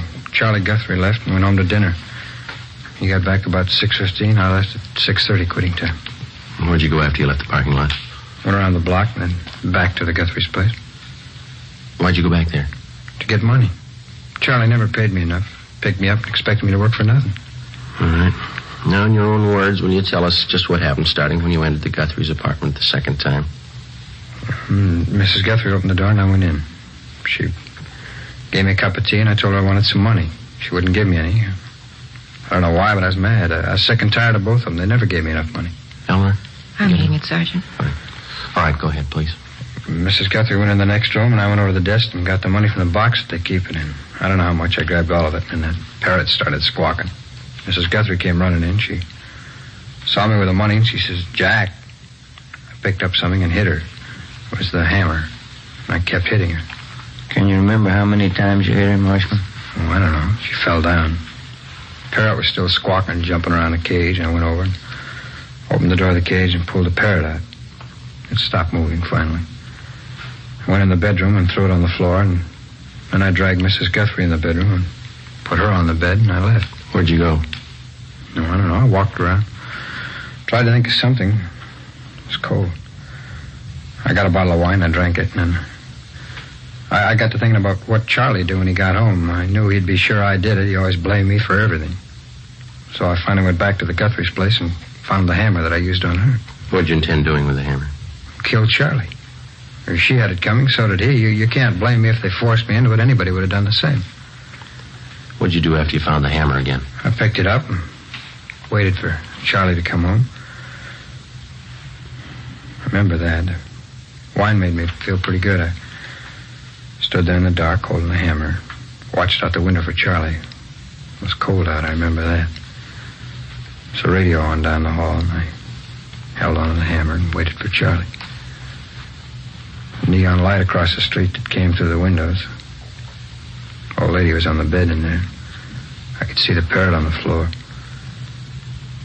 was quiet. I had a smoke.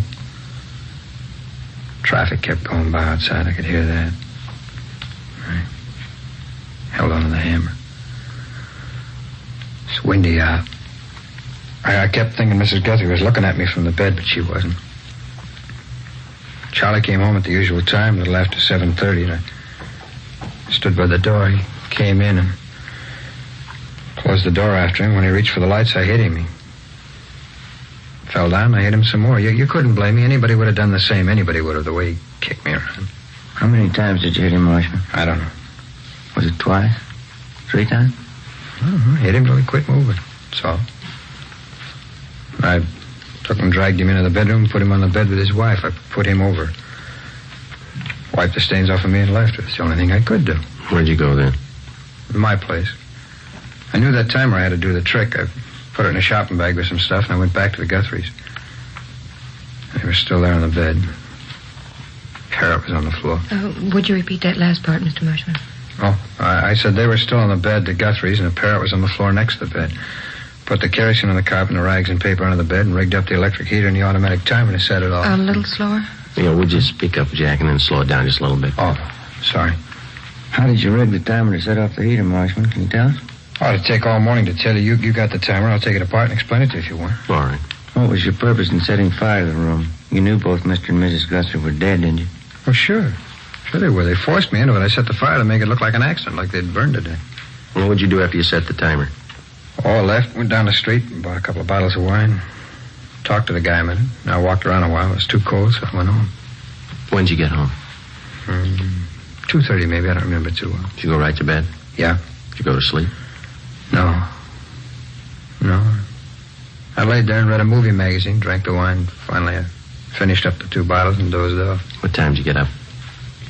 A little before 6 this morning. Went down to the Guthries to nose around. That's how I met you guys. Well, you know all the rest because I've been with you ever since. All right, Jack. Anything else you'd like to add?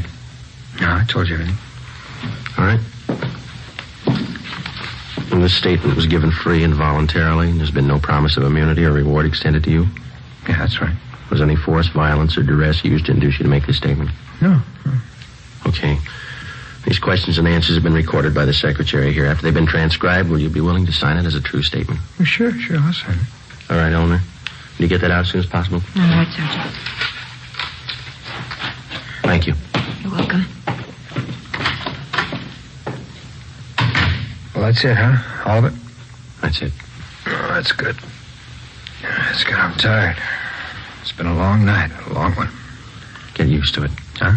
They're going to get longer.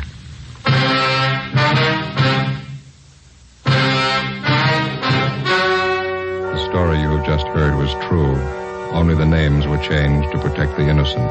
On July 29th, trial was held in Superior Court, Department 86, City and County of Los Angeles, State of California. In a moment, the results of that trial. Now, here is our star, Jack Webb. Thank you.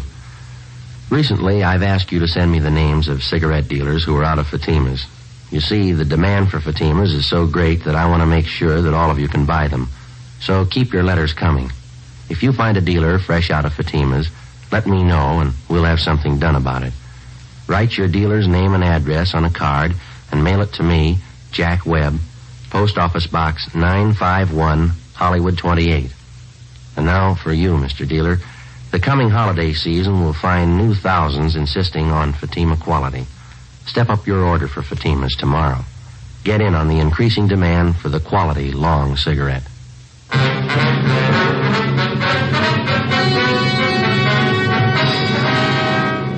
John Everett Marshman was tried and convicted of murder in the first degree, 2 counts, and arson, 1 count. He is now serving a life term in the state penitentiary without possibility of parole.